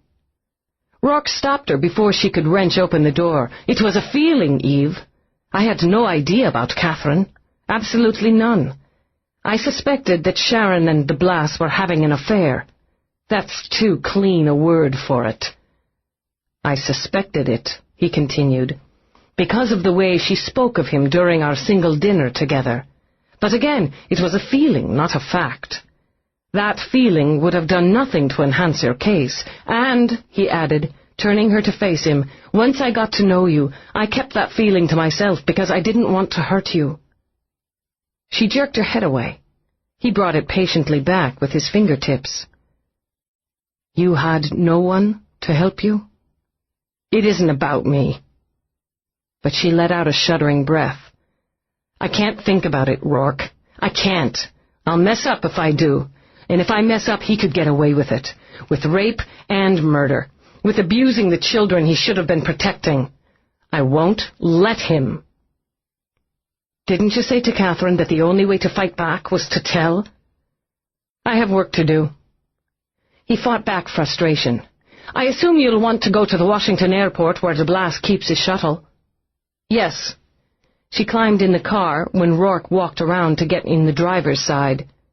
"You can drop me at the nearest transport station." "I'm sticking, Eve." "All right, fine. I need to check in." As he drove down the winding lane, she put in a call to Feeney. "I've got something hot here," she said before he could speak. "I'm on my way to East Washington." "You got something hot?" Feeney's voice was almost a song. "Didn't have to look farther than her final entry, Dallas, logged the morning of her murder. God knows why she took it to the bank. Blind luck. She had a date at midnight. You'll never guess who." Her grandfather. Feeney goggled, sputtered. "Fuck it, Dallas, how'd you get it?" Eve closed her eyes briefly. "Tell me it's documented, Feeney. Tell me she names him. Calls him the Senator. Calls him her old fart of a granddaddy. And she writes pretty cheerfully about the $5,000 she charges him for each boink. Quote, 'It's almost worth letting him slobber all over me. And there's a lot of energy left in dear old Granddad, the bastard. $5,000 every couple of weeks isn't such a bad deal. I sure as hell give him his money's worth. Not like when I was a kid and he used me. Tables turned. I won't turn into a dried-up prune like poor Aunt Catherine. I'm thriving on it now, and one day when it bores me enough, I'm sending my diaries to the media. Multiple copies. It drives the bastard crazy when I threaten to do that. Maybe I'll twist the knife a little tonight. Give the senator a good scare. Christ, it's wonderful to have the power to make him squirm after all he's done to me." Feeney shook his head. "It was a long-time deal, Dallas. I've run through several entries. She earned a nice income from blackmail and names and deeds, but this puts the senator at her place on the night of her death, and that puts his balls in the old nutcracker. Can you get me a warrant? Commander's orders are to patch it through the minute you called in. He says to pick him up. Murder 1, 3 counts." She let out a slow breath. "Where do I find him?" "He's at the Senate building, hawking his morals bill." "Fucking perfect. I'm on my way." She switched off, turned to Roarke. "How much faster can this thing go?" "We'll find out." If Whitney's orders hadn't come through with the warrant, instructing her to be discreet, Eve would have marched onto the Senate floor and cuffed him in front of his associates. Still, there was considerable satisfaction in the way it went down. She waited while he completed his impassioned speech on the moral decline of the country, the insidious corruption that stemmed from promiscuity, conception control, genetic engineering. He expounded on the lack of morality in the young, the dearth of organized religion in the home, the school, the workplace. Our one nation under God had become godless. our constitutional right to bear arms sundered by the liberal left. He touted figures on violent crime, on urban decay, on bootleg drugs, all a result, the senator claimed, of our increasing moral decline, our softness on criminals, our indulgence in sexual freedom without responsibility. It made Eve sick to listen. "In the year 2016, she said softly, "at the end of the urban revolt, before the gun ban, there were over 10,000 deaths and injuries from guns in the borough of Manhattan alone." She continued to watch Delass sell his snake oil, while Roarke laid a hand at the base of her spine. "Before we legalized prostitution, there was a rape or attempted rape every 3 seconds. Of course, we still have rape, because it has much less to do with sex than power, but the figures have dropped. Licensed prostitutes don't have pimps, so they aren't beaten, battered, killed, and they can't use drugs. There was a time when women went to butchers to deal with an unwanted pregnancy, when they had to risk their lives or ruin them. Babies were born blind, deaf, deformed before genetic engineering, and the research it made possible to repair in vitro. It's not a perfect world, but you listen to him and you realize it could be a lot worse." "Do you know what the media is going to do to him when this hits?" "Crucify him," Eve murmured. "I hope to God it doesn't make him a martyr." The voice of the moral right, suspected of incest, trucking with prostitutes, committing murder? I don't think so.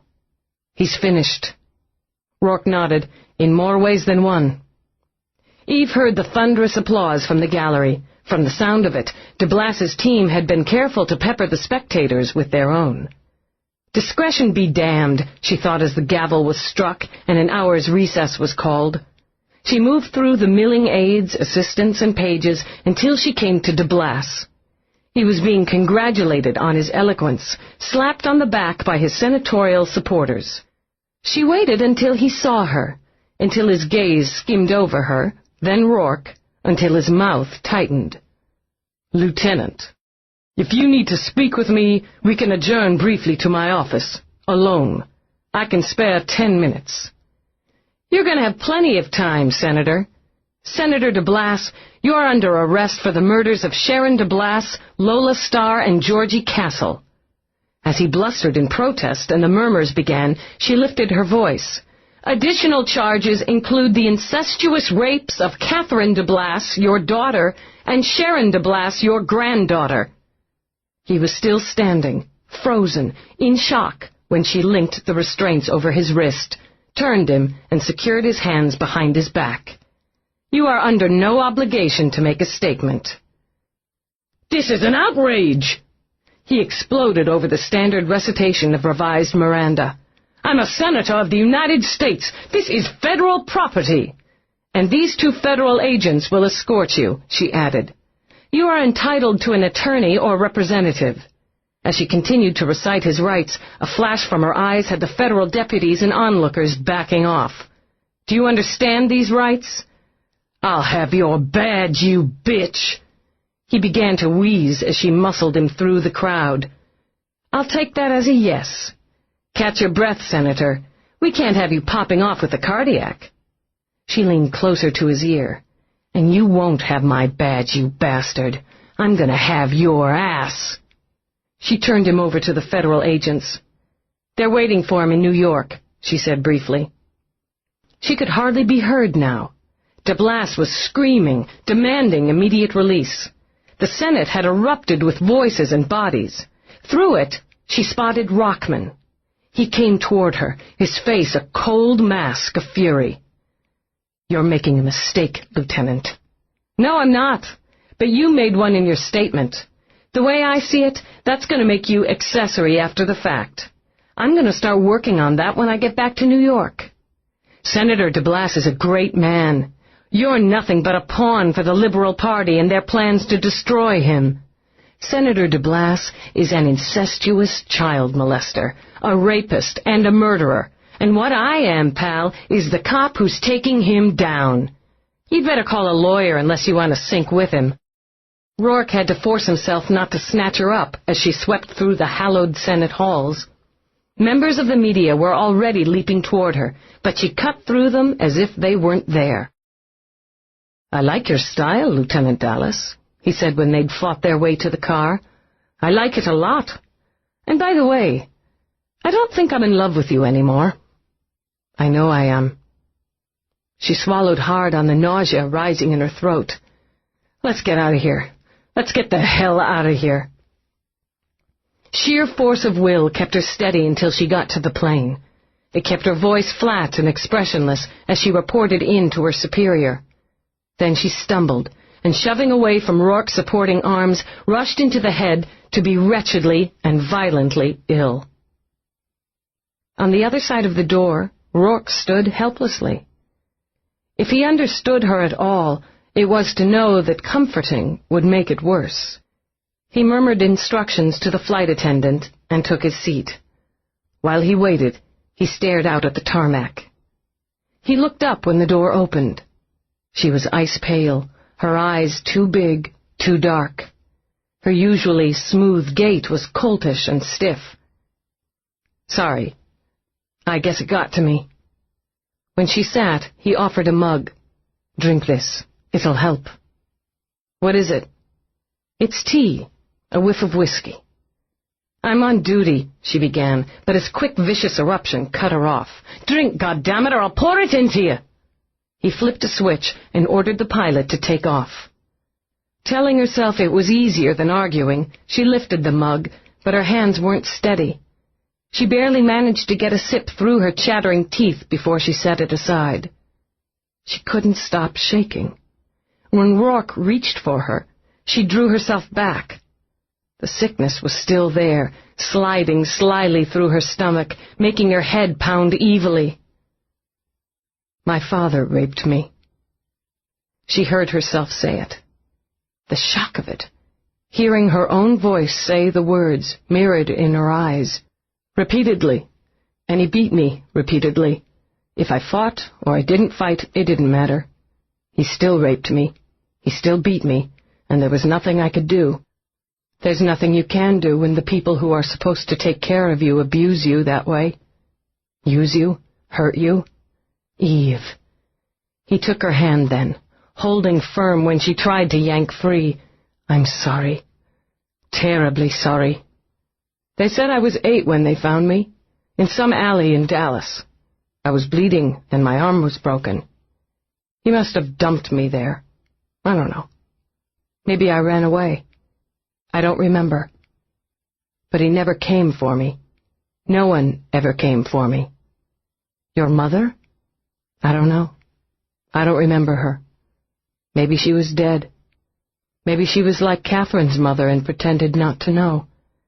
I only get flashes, nightmares of the worst of it. I don't even know my name. They weren't able to identify me." "You were safe then." "You've never been shuffled through the system. There's no feeling of safety, only impotence. They strip you bare with good intentions." She sighed, let her head fall back, her eyes close.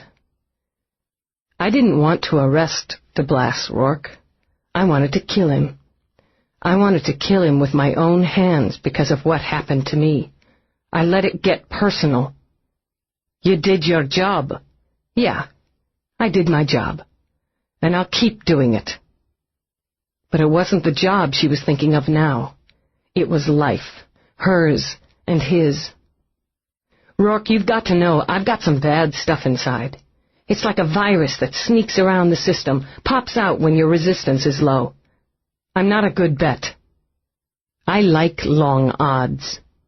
He lifted her hand, kissed it. "Why don't we see it through? Find out if we can both win." "I've never told anybody before." "Did it help?" "I don't know. Maybe. Christ, I'm so tired." "You could lean on me." He slipped an arm around her, nestled her head in the curve of his shoulder. "For a little while," she murmured, "until we get to New York. For a little while, then." He pressed his lips to her hair and hoped she would sleep.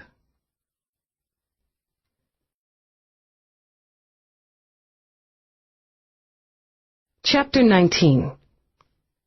Delass wouldn't talk. His lawyers put the muzzle on him early, and they put it on tight. The interrogation process was slow, and it was tedious.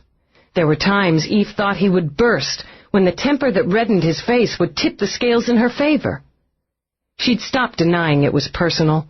She didn't want a tricky media blitz trial. She wanted a confession.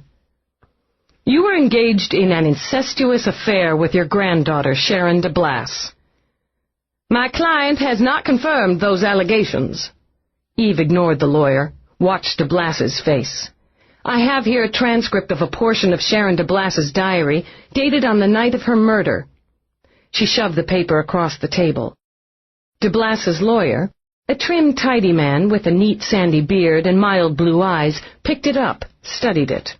Whatever his reaction was, he hid it behind cool indifference. This proves nothing, Lieutenant, as I'm sure you know. The destructive fantasies of a dead woman. A woman of dubious reputation who has long been estranged from her family. There's a pattern here, Senator Delass. Eve stubbornly continued to address the accused, rather than his knight-at-arms. You sexually abused your daughter, Catherine. Preposterous, Delass blurted out before his attorney lifted a hand to silence him. I have a statement, signed and verified before witnesses from Congresswoman Catherine Delass. Eve offered it, and the lawyer nipped it out of her fingers before the senator could move. He scanned it, then folded his carefully manicured hands over it. You may not be aware, Lieutenant, that there is an unfortunate history of mental disorder here. Senator Delass's wife is even now under observation for a breakdown. We are aware. She spared the lawyer a glance, and we will be investigating her condition and the cause of it. Congresswoman Delass has also been treated for symptoms of depression, paranoia, and stress, the lawyer continued in the same neutral tone. If she has, Senator Delass, we'll find that the roots of it are due to your systematic and continued abuse of her as a child. You were in New York on the night of Sharon Delass's murder, she said, switching gears smoothly.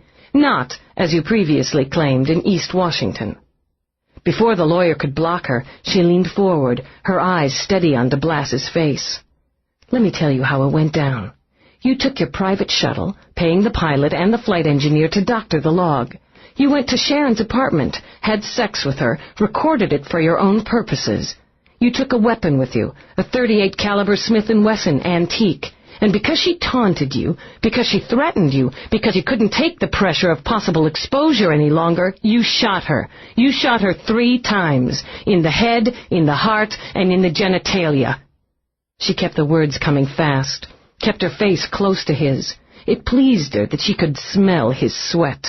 The last shot was pretty clever, messed up any chance for us to verify sexual activity. You ripped her open at the crotch. Maybe it was symbolic. Maybe it was self-preservation. Why'd you take the gun with you? Had you planned it? Had you decided to end it once and for all? Delass's eyes darted left and right. His breathing grew hard and fast. My client does not acknowledge ownership of the weapon in question. Your client's scum. The lawyer puffed up. Lieutenant Delass, you're speaking of a United States Senator.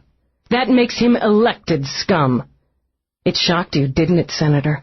All the blood, the noise, the way the gun jerked in your hand. Maybe you hadn't really believed you could go through with it. Not when push came to shove and you had to pull the trigger. But once you had, there was no going back. You had to cover it up. She would have ruined you. She never would have let you have peace. She wasn't like Catherine. Sharon wouldn't fade into the background and suffer all the shame and the guilt and the fear. She used it against you, so you had to kill her.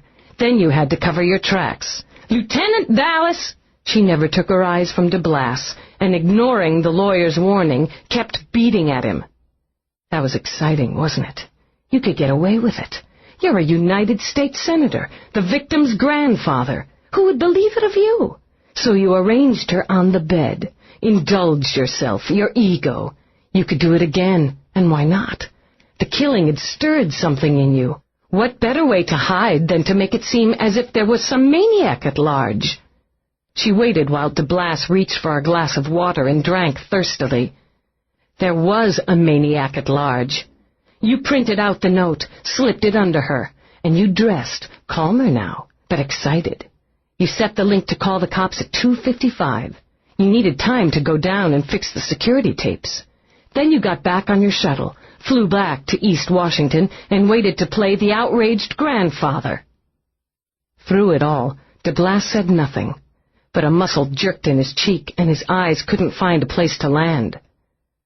"That's a fascinating story, Lieutenant," the lawyer said, "but it remains that, a story, a supposition, a desperate attempt by the police department to fight their way out of a difficult situation with the media and the people of New York. And, of course, it's perfect timing that such a ridiculous and damaging accusation should be levied against the senator just as his morals bill is coming up for debate. How did you pick the other two? How did you select Lola Star and Georgie Castle? Have you already picked the fourth, the fifth, the sixth? Do you think you could have stopped there? Could you have stopped when it made you feel so powerful, so invincible, so righteous?" Delass wasn't red now. He was gray, and his breathing was harsh and choppy. When he reached for a glass again, his hand jerked and sent it rolling to the floor. "This interview is over." The lawyer stood, helped Delass to his feet. "My client's health is precarious. He requires medical attention immediately." "Your client's a murderer. He'll get plenty of medical attention in a penal colony for the rest of his life." She pressed a button. When the doors of the interrogation room opened, a uniform stepped in. "Call the MTs," she ordered. "The senator's feeling a little stressed." "It's gonna get worse," she warned, turning back to Delass. "I haven't even gotten started." 2 hours later, after filing reports and meeting with the prosecuting attorney, Eve fought her way through traffic. She had read a good portion of Sharon Delass's diaries.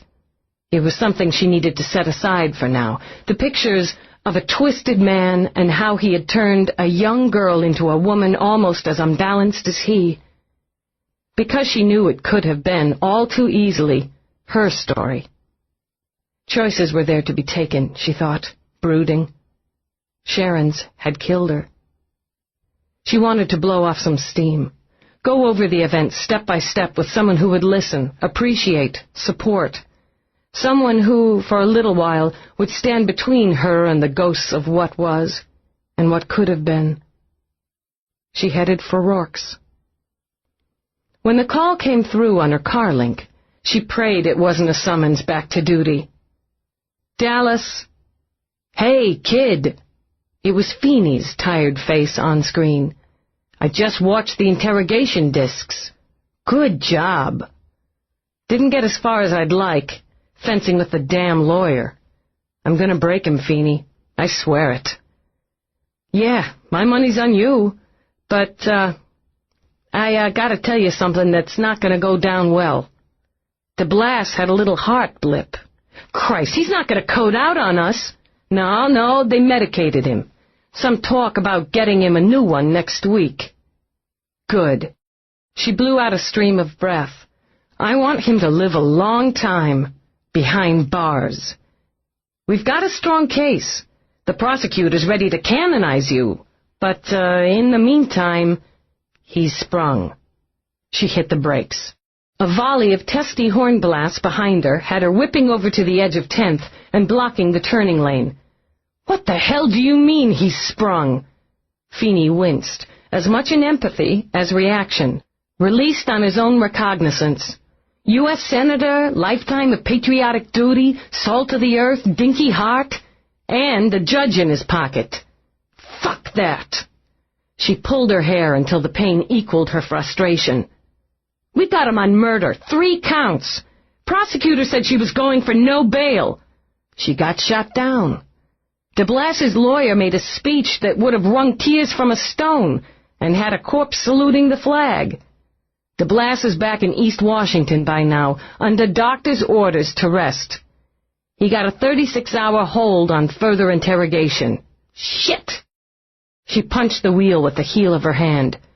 "It's not going to make any difference," she said grimly. "He can play the ill elder statesman. He can do a tap dance at the fucking Lincoln Memorial. I've got him." Commander's worried that the time lag will give Delass an opportunity to pool his resources. He wants you back working with the prosecutor, going over everything we've got by 0800 tomorrow. I'll be there, Feeney. He's not going to slip out of this noose. Just make sure you've got the knot nice and tight, kid. See you at 8. Yeah. Steaming, she swung back into traffic. She considered going home, burying herself in the chain of evidence, but she was 5 minutes from Roarke's. Eve opted to use him as a sounding board. She could count on him to play devil's advocate if she needed it, to point out flaws, and, she admitted, to calm her down so that she could think without all these violent emotions getting in the way. She couldn't afford those emotions, couldn't afford to let Catherine's face pop into her head as it had time and time again. The shame and the fear and the guilt. It was impossibly hard to separate it. She knew she wanted Delass to pay every bit as much for Catherine as for the 3 dead women. She was cleared through Roarke's gate, drove quickly up the sloped driveway. Her pulse began to thud as she raced up the steps. Idiot, she told herself, like some hormonal plagued teenager. But she was smiling when Somerset opened the door. "I need to see Roarke," she said, brushing by him. "I'm sorry, Lieutenant. Roarke isn't at home." Oh. The sense of deflation made her feel ridiculous. "Where is he?" Somerset's face pokered up. "I believe he's in a meeting. He was forced to cancel an important trip to Europe and was therefore compelled to work late." "Right." The cat pranced down the steps and immediately began twining himself through Eve's legs. She picked him up, stroked his underbelly. "When do you expect him?" "Roarke's time is his business, Lieutenant. I don't presume to expect him. Look, pal, I haven't been twisting Roarke's arm to get him to spend his valuable time with me. So why don't you pull the stick out of your ass and tell me why you act like I'm some sort of embarrassing rodent whenever I show up?" Shock turned Somerset's face paper white. "I am not comfortable with crude manners, Lieutenant Delass. Obviously, you are. They fit me like old slippers." "Indeed." Somerset drew himself up. "Roarke is a man of taste, of style, of influence. He has the ear of presidents and kings. He has escorted women of unimpeachable breeding and pedigree. And I've got lousy breeding and no pedigree." She would have laughed if the barb hadn't struck so close to the heart. It seems even a man like Roarke can find the occasional mongrel appealing. "Tell him I took the cat," she added, and walked out. It helped to tell herself Somerset was an insufferable snob, and the cat's silent interest as she vented on the drive home was curiously smoothing. She didn't need some tight-assed butler's approval. As if in agreement, the cat walked over onto her lap and began to knead her thighs. She winced a little as his claws nipped through her trousers, but didn't move him aside. "I guess we've got to come up with a name for you." "Never had a pet before," she murmured. "I don't know what Georgie called you. But we'll start fresh. Don't worry, we won't go for anything wimpy like Fluffy." She pulled into her garage, parked, saw the yellow light blipping on the wall of her spot, a warning that her payment on the space was overdue. If it went red, the barricade would engage and she'd be screwed. She swore a little, more from habit than heat.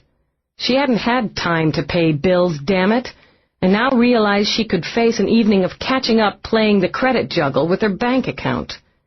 Hauling the cat under her arm, she walked to the elevator. Fred, maybe. She tilted her head, stared into his unreadable two-toned eyes. "No, you don't look like Fred." "Jesus, you must weigh 20 pounds. Shifting her bag, she stepped into the car. "We'll give the name some thought, Tubbo." The minute she set him down inside the apartment, he darted for the kitchen. Taking her responsibilities as pet owner seriously, and deciding it was one way to postpone crunching figures, Eve followed and came up with a saucer of milk and some leftover Chinese that smelled slightly off. The cat apparently had no delicacies when it came to food, and attacked the meal with gusto. She watched him a moment, letting her mind drift. She'd wanted Roarke, needed him. That was something else she'd have to give some thought to. She didn't know how seriously to take the fact that he claimed to be in love with her. Love meant different things to different people. It had never been a part of her life. She poured herself a half glass of wine, then merely frowned into it. She felt something for him, certainly. Something new, and uncomfortably strong. Still, it was best to let things coast as they were. Decisions made quickly were almost always regretted quickly. Why the hell hadn't he been home? She set the untouched wine aside, dragged a hand through her hair. That was the biggest problem with getting used to someone, she thought. You were lonely when they weren't there. She had work to do, she reminded herself. A case to close, a little Russian roulette with her credit status. Maybe she'd indulge in a long hot bath, letting some of the stress steam away before prepping for her morning meeting with the prosecutor. She left the cat gulping sweet and sour and went to the bedroom. Instincts, sluggish after a long day and personal questions, kicked in a moment too late. Her hand was on her weapon before she fully registered the move, but it dropped away slowly as she stared into the long barrel of the revolver.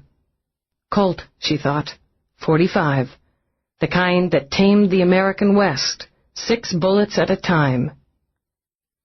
This isn't going to help your boss's case, Rockman. I disagree.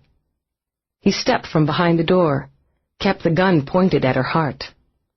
Take your weapon out slowly, Lieutenant, and drop it. She kept her eyes on his.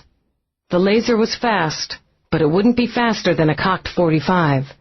At this range, the hole it would put in her would make a nasty impression. She dropped her weapon. Kick it toward me. Ah! He smiled pleasantly as her hand slid toward her pocket and the communicator. I prefer keeping this between you and me. Good, he said, when her unit hit the floor. Some people might find your loyalty to the Senator admirable, Rockman. I find it stupid. Lying to give him an alibi is one thing, threatening a police officer is another. You're a remarkably bright woman, Lieutenant. Still, you make remarkably foolish mistakes. Loyalty isn't an issue here. I'd like you to remove your jacket. She kept her moves slow, her eyes on his. When the jacket was off one shoulder, she engaged the recorder in its pocket. If holding me at gunpoint isn't due to loyalty to Senator Delass, Rockman, what is it? It's a matter of self-preservation and great pleasure. I'd hoped for the opportunity to kill you, Lieutenant, but didn't see clearly how to work it into the plan. What plan is that? Why don't you sit down? The side of the bed. Take off your shoes and we'll chat. My shoes? Yes, please. This gives me my first and, I'm sure, only opportunity to discuss what I've managed to accomplish. Your shoes? She sat, choosing the side of the bed nearest her link. You've been working with Delass through it all, haven't you? You want to ruin him. He could have been president and eventually the chair of the World Federation of Nations. The tide swinging, and he could have swept it along and sat in the Oval Office. Beyond. With you at his side? Of course. And with me at his side, we would have taken the country, then the world, in a new direction. The right direction. One of strong morals, strong defense. She took her time, letting one shoe drop before unstrapping the other. Defense? Like your old pals in SafeNet? His smile was hard, his eyes bright. This country has been run by diplomats for too long. Our generals discuss and negotiate rather than command. With my help, Delass would have changed that. But you were determined to bring him down, and me with him. There's no chance for the presidency now. He's a murderer, a child abuser, a statesman. Rockman interrupted. "You'll never bring him to trial." "He'll be brought to trial, and he'll be convicted. Killing me won't stop it." "No, but it will destroy your case against him, posthumously on both parts. You see, when I left him less than 2 hours ago, Senator Delass was in his office in East Washington. I stood by him as he chose a .457 Magnum, a very powerful gun, and I watched as he put the barrel into his mouth and died like a patriot. Christ!" It jolted her, the image of it. Suicide. The warrior falling on his sword. Admiration shone in Rockman's voice. I told him it was the only way, and he agreed. He would never have been able to tolerate the humiliation.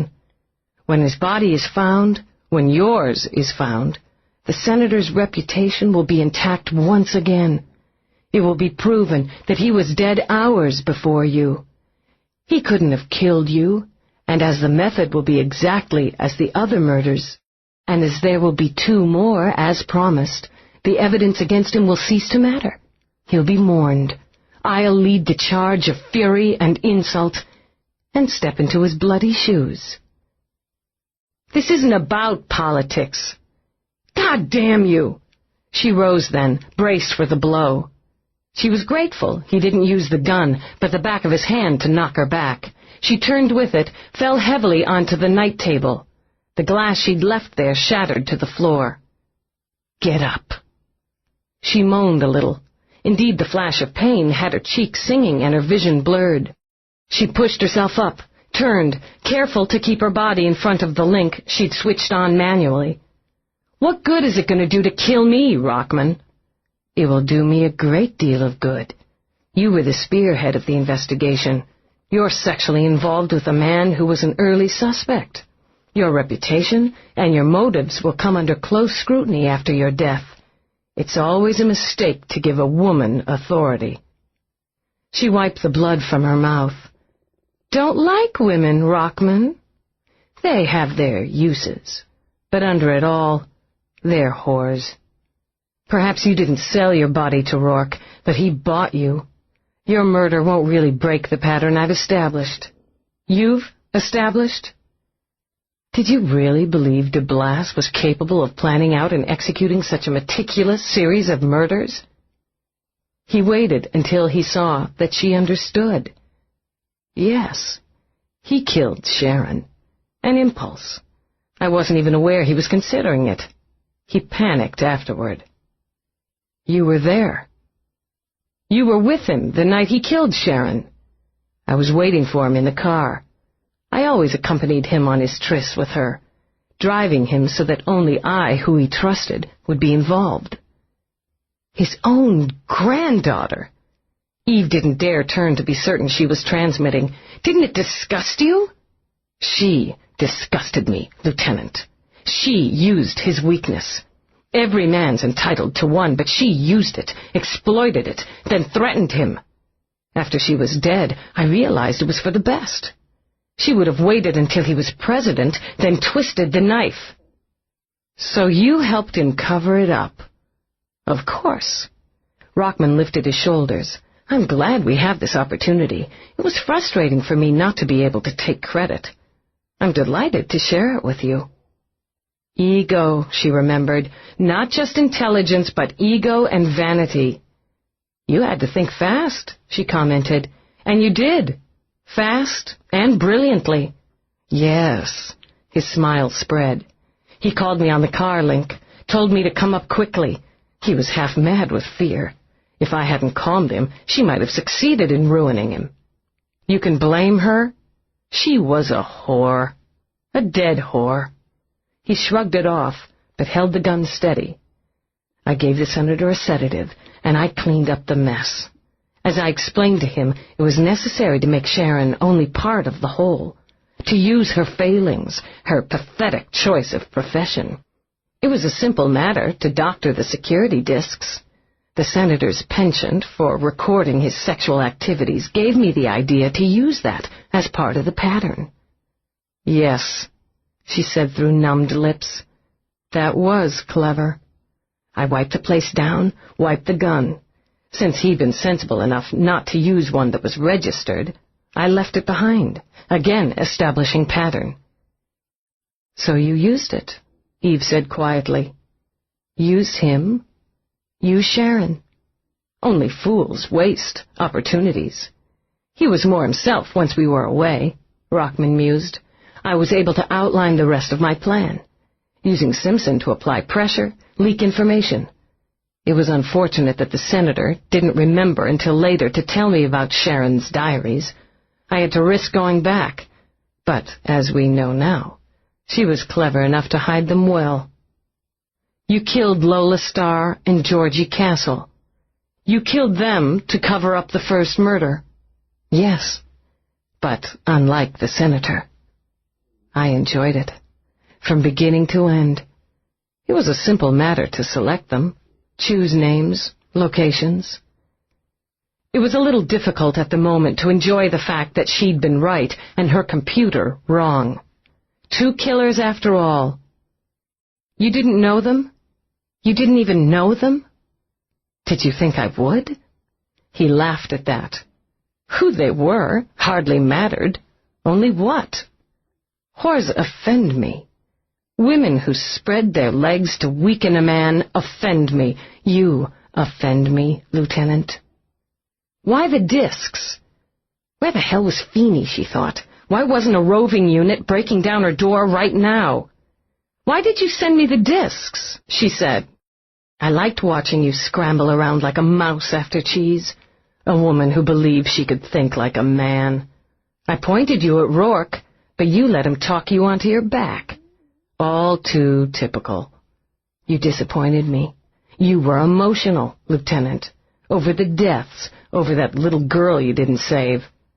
But you got lucky, which is why you're about to become very unlucky." He sidestepped over to the dresser where he had a camera waiting. He switched it on. "Take off your clothes." "You can kill me," she said as her stomach began to churn, "but you're not going to rape me." "You'll do exactly what I want you to do." They always do. He lowered the gun until it pointed at her midsection. With the others, it was a shot to the head first. Instant death, probably painless. Do you have any idea what sort of pain you'll experience with a .45 slug in your gut? You'll be begging me to kill you. His eyes lit brilliantly. Strip. Eve's hands fell to her sides. She'd faced the pain, but not the nightmare. Neither of them saw the cat slink into the room. "Your choice, Lieutenant," Rockman said, then jerked when the cat brushed between his legs.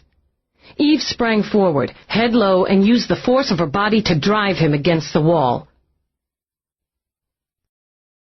Chapter 20. Feeney stopped on his way back from the eatery, a soy burger in his hand. He loitered by the coffee dispenser, gossiping with a couple of cops on robbery detail. They swapped stories, and Feeney decided he could use one more cup of coffee before calling it a night. He nearly bypassed his office altogether, with visions of an evening in front of the TV screen and a nice cold beer swimming in his head. His wife might even be up for a little cuddle if he was lucky. But he was a creature of habit. He breezed in to make certain his precious computer was secured for the night, and heard Eve's voice. "Hey, Dallas, what brings you—" He stopped, scanning his empty office. "Working too hard," he muttered, then heard her again. "You were with him. You were with him the night he killed Sharon." Oh, my Jesus. He could see little on the screen. Eve's back, the side of the bed. Rockman was blocked from view, but the audio was clear. Feeney was already praying when he called dispatch.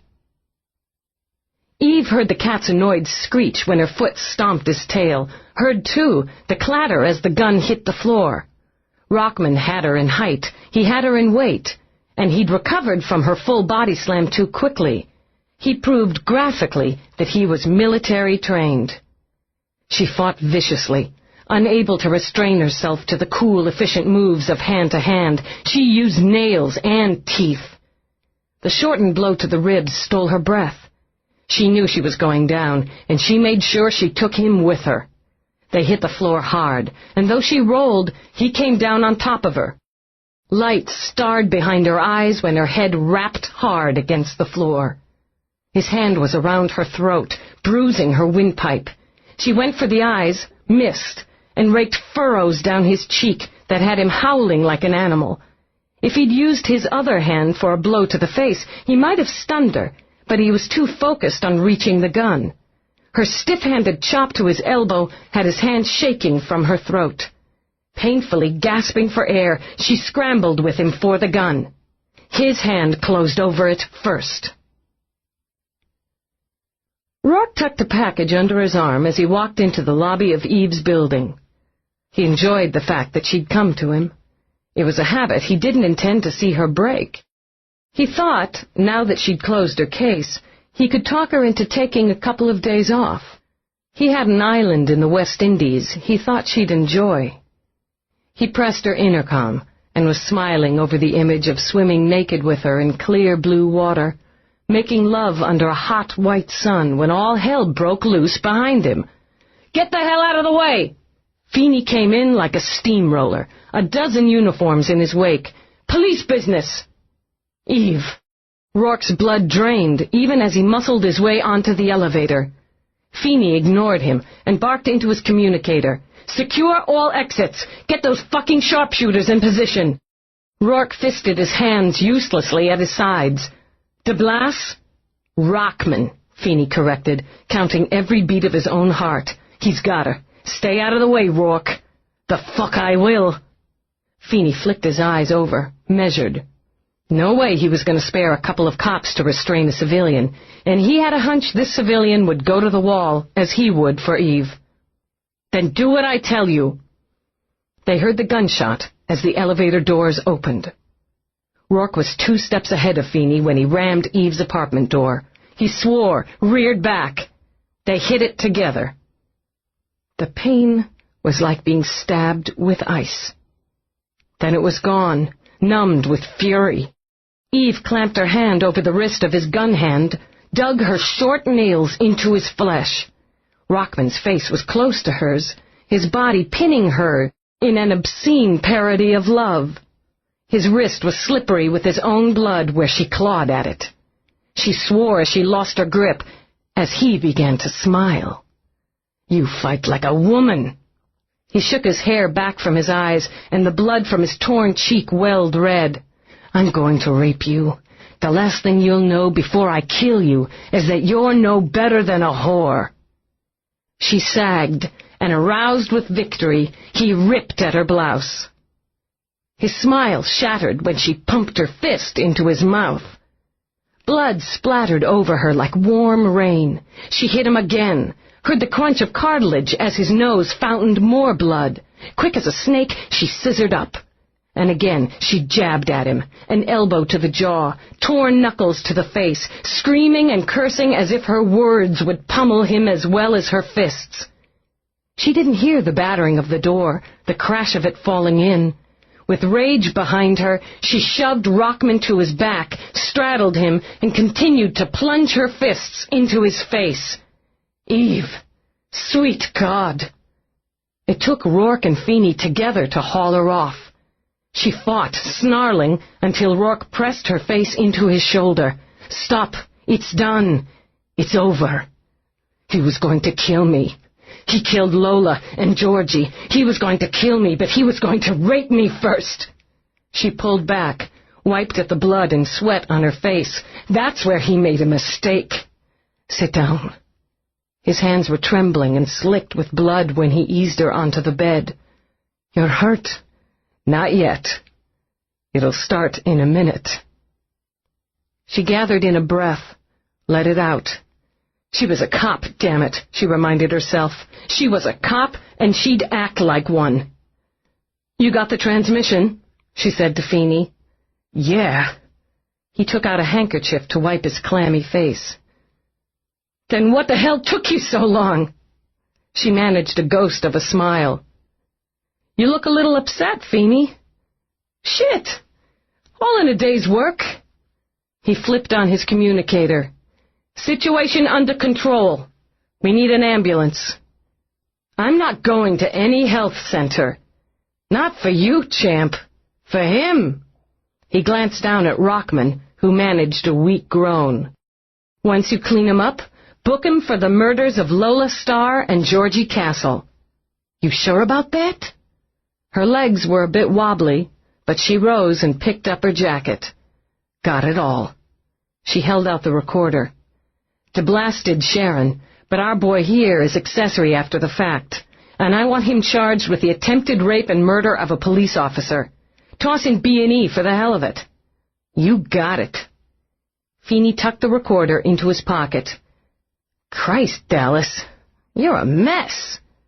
I guess I am. Get him out of here, will you, Feeney? Sure thing. Let me help you. Roarke bent down, lifted Rockman by the lapels. He jerked the man up, steadied him. Look at me, Rockman. Vision clear? Rockman blinked blood out of his eyes. I can see you. Good. Rourke's arm shot up, quick as a bullet, and his fist connected with Rockman's already battered face. Oops, Feeney said mildly, when Rockman crumbled to the floor again. Guess he's not too steady on his feet. He bent over him, slipped on the cuffs. Maybe a couple of you boys ought to carry him out. Hold the ambulance for me. I'll ride with him. He took out an evidence bag, slipped the gun into it. Nice piece. Ivory handle. Bet it packs a wallop. Tell me about it. Her hand went automatically to her arm. Feeney stopped admiring the gun and gaped at her. Shit, Dallas, you shot? I don't know. She said it almost dreamily, surprised when Roarke ripped off the sleeve of her already tattered shirt. Hey! Grazed her. His voice was hollow. He ripped the sleeve again, used it to staunch the wound. She needs to be looked at. I figure I can leave that to you, Feeney remarked. You might want to stay somewhere else tonight, Dallas. Let a team come in and clean this up for you. Yeah. She smiled as the cat leaped onto the bed. Maybe. He whistled through his teeth. Busy day. It comes and goes, she murmured, stroking the cat. Galahad, she thought. Her white knight. See you around, kid. Yeah. Thanks, Feeney. Determined to get through, Roarke crouched in front of her. He waited until Feeney's whistling faded away. Eve, you're in shock. Sort of. I'm starting to hurt, though. You need a doctor. She moved her shoulders. I could use a pain pill, and I need to clean up. She looked down at herself, took inventory calmly. Her blouse was torn, spotted with blood. Her hands were a mess, ripped and swollen knuckles. She couldn't quite make a fist. 100 bruises were making themselves known, and the wound on her arm where the bullet had nicked it was turning to fire. I don't think it's as bad as it looks, she decided, but I'd better check. When she started to rise, he picked her up. I kind of like when you carry me. Makes me all wobbly inside. Then I feel stupid about it after. There's stuff in the bathroom. Since he wanted to see the damage for himself, he carried her in, set her on the toilet. He found strong police-issue pain pills in a nearly empty medicine cabinet. He offered one, and water, before dampening a cloth. She pushed at her hair with her good arm. I forgot to tell Feeney. Delass is dead. Suicide. What they used to call eating your gun. Hell of a phrase. Don't worry about it now. Roarke worked on the bullet wound first. It was a nasty gash, but the bleeding had already slowed. Any competent MT could close it in a matter of minutes. It didn't make his hands any steadier. There were 2 killers. She frowned at the far wall. That was the problem. I clicked onto it, but then I let it go. Data indicated low probability percentage. Stupid. Roarke rinsed out the cloth and started on her face. He was deliriously relieved that most of the blood on it wasn't hers. Her mouth was cut, her left eye already beginning to swell. There was raw color along her cheekbone. He managed to take a full, almost easy breath. "You're going to have a hell of a bruise." "I've had them before." The medication was seeping in, turning pain into a mist. She only smiled when he stripped her to the waist and began checking for other injuries. "You've got great hands. I love when you touch me. Nobody ever touched me like that. Did I tell you?" No. And he doubted she'd remember. She was telling him now. He'd make sure to remind her. "And you're so pretty." "So pretty," she repeated, lifting a bleeding hand to his face. "I keep wondering what you're doing here." He took her hand, wrapped a cloth gently around it. "I've asked myself the same question." She grinned foolishly, let herself float. "Need to file my report," she thought hazily. "Soon." "You don't really think we're going to make anything out of this, do you? Roarke and the cop? I guess we'll have to find out."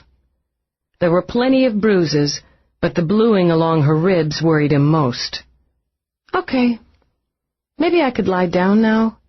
Can we go to your place? 'Cause Feeney's going to send a team in to record the scene and all that. If I could just take a little nap before I go in to make my report." "You're going to the closest health center." "No. Can't stand them. Hospitals, health centers, doctors." She gave him a glassy-eyed smile and lifted her arms. "Let me sleep in your bed, Roarke, okay? The great big one up on the platform under the sky." For lack of anything closer to hand, he took off his jacket and slipped it around her. When he picked her up again, her head lolled on his shoulder. "Don't forget Galahad. The cat saved my life. Who'd have thought? Then he gets caviar for the first hole of his 9 lives." Roarke snapped his fingers, and the cat fell happily into step. "Door's broken," Eve chuckled as Roarke stepped around it and into the hall. "Landlord's gonna be pissed. But I know how to get around him." She pressed a kiss to Rourke's throat. "I'm glad it's over," she said, sighing. "I'm glad you're here. Be nice if you stuck around." "Count on it." Shifting her, he bent down and retrieved the package he'd dropped in the hallway in his race to her door. There was a fresh pound of coffee inside. He figured he'd need it as a bribe when she woke up and found herself in a hospital bed. "Don't want to dream tonight," she murmured as she drifted off. He stepped into the elevator, the cat at his feet. No. He brushed his lips over Eve's hair.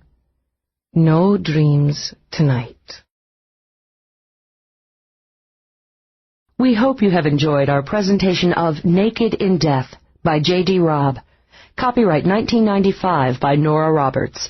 Read by Susan Erickson.